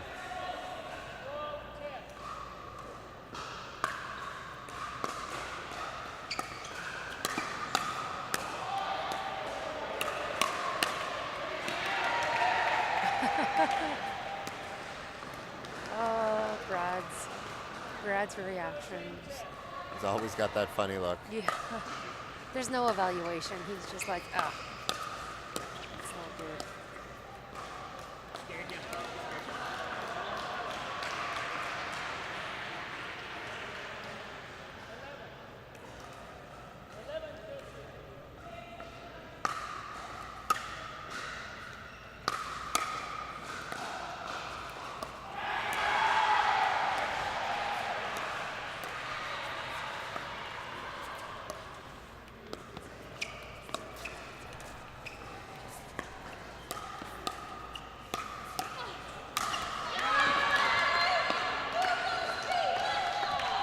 Oh.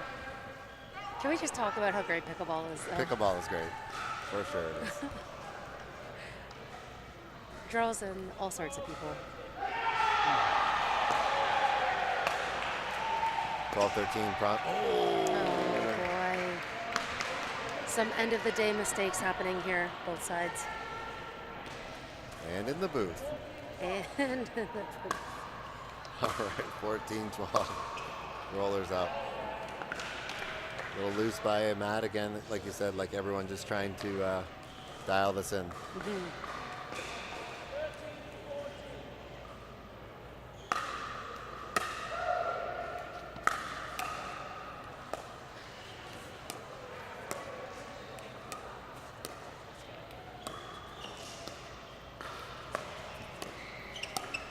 Good rally. Really good rally. Watch out. Yeah, I'd love to see Casey come over a little bit more there. Yeah. I'd love to see Casey come over a little bit more after that push wide to Brad's backhand in anticipation. Yeah. And for her to be caught unaware on the backhand there, I think, read forehand.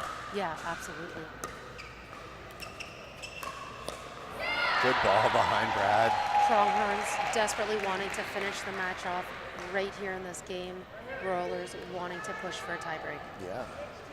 The booth wanting a tiebreak. Tiebreak.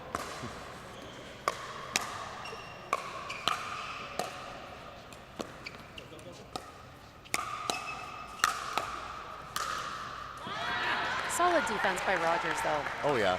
I mean, especially with Matt right in her face beside her. Yep, she had 10% of the court. And he had 90% of the encouragement.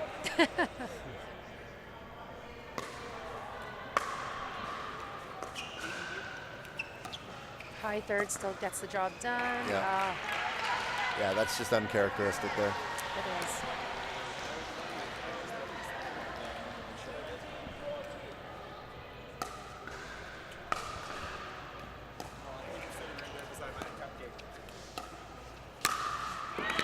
Brad putting that ball away there, trying to keep the Pronghorns in this match. Pretty sure I just heard the commissioner of CNPL talk about cupcakes. I haven't seen any cupcakes today. No, there's been no cupcakes shared with me That's either. very interesting. Yeah.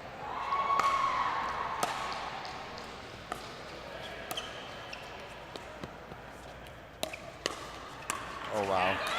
Yeah. Pronghorns making a big push here. Yeah, Casey setting up for that that Ernie, but Emma's recognized that way too early on.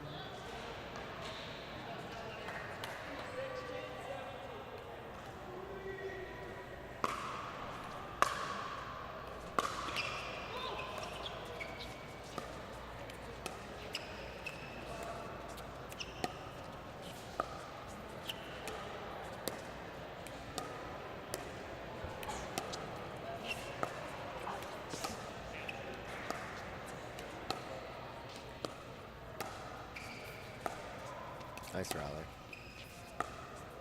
One of our longer rallies of the match.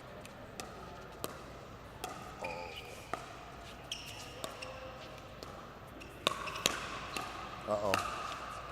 Yeah. Brad with so much control there. So precise. Much composure, just finishing the point.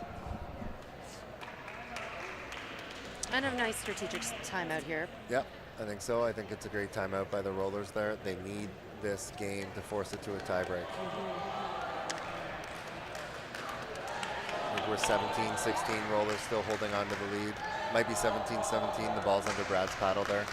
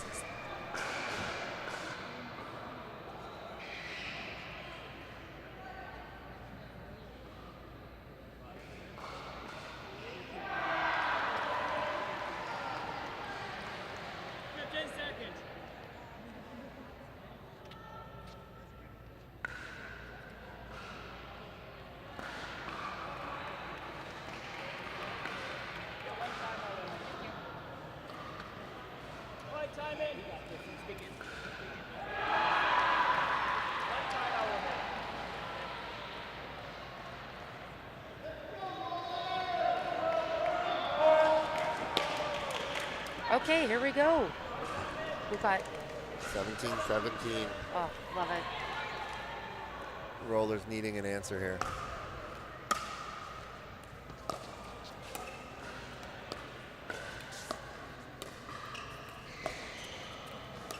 Brad's gonna really try to insert himself with these last few here, I think. Oh, a fist pump. Called it. Wow. We can't call you Captain Stoic if you play with that much emotion, Yeah. Brad. That's not right. It's too much. I'm just not used to that. Yeah. Yeah, but I do think Brad's gonna really be a presence in this last little bit of this game. Sure.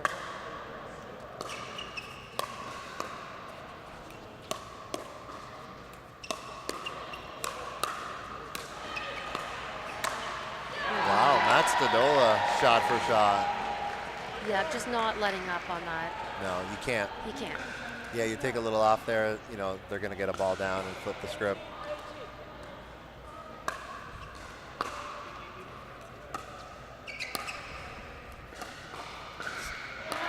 It's funny, you know, we talk about different strategies.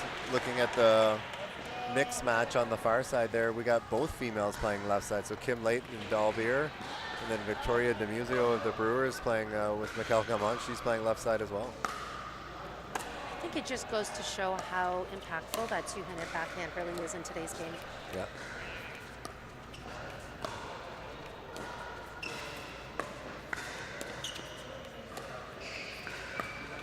Oh, no. That hurts. That one hurts. 19-19. Yeah, that's a rally that the Pronghorns want to be in. Mm-hmm. We could hear them in that last time out, you know, encouraging them to get into longer rallies, longer soft shot rallies. Yeah, Brad's going to want that one back. All right.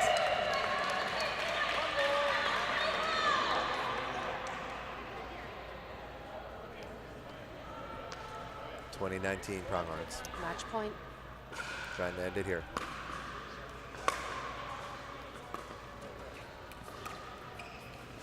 Still giving that ball to Brad over there. Wow. Oh, over. Oh, no. Oh, my gosh. That's it. We thought it was over a play ago. Oh. Any chance we have a replay on that?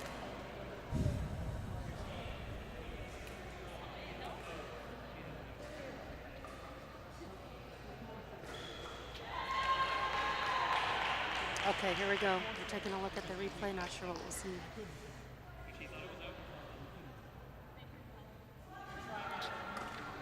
Nope, that's that one that Brad missed there. Yep. Let's play after that. All right, well, we're moving on. All right, 19-20. Rollers on serve here. Oh, wow. That was way closer than anyone thought it was, though. Yeah, I would agree with you. That ball dipped. Yeah, great shape on that ball from Matt. All right.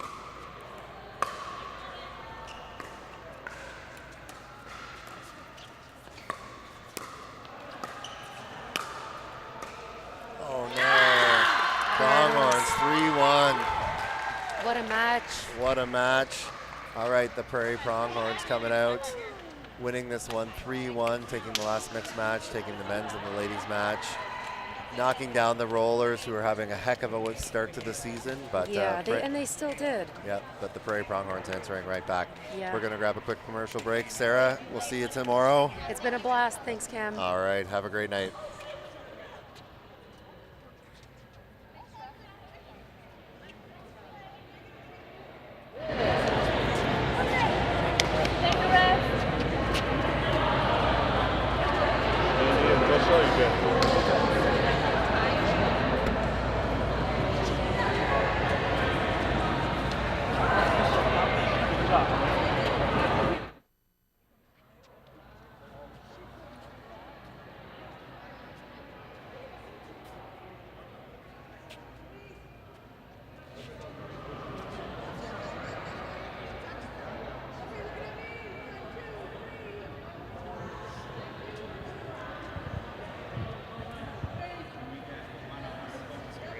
All right, Cam Taylor here for the CNPL. I'm joined by Brad Chapman of the Prairie Pronghorns. Brad, that was exciting. Yeah, it's fun. It's cool. We get to play people we know, see them all the time. But being the first event of the year, it has been a few months. So working out some of the quirks or the issues. But no, it's fun. This is a good team. Obviously, Rollers are stacked, so we knew it was going to be tough. Right, and it's really an interesting dynamic this year, how the teams have changed a little bit. The Rollers last year, didn't win a match all regular season. They were 3-0 coming into this match. Speak to kind of the depth that we're seeing this year versus last year and kind of the change in the play as well.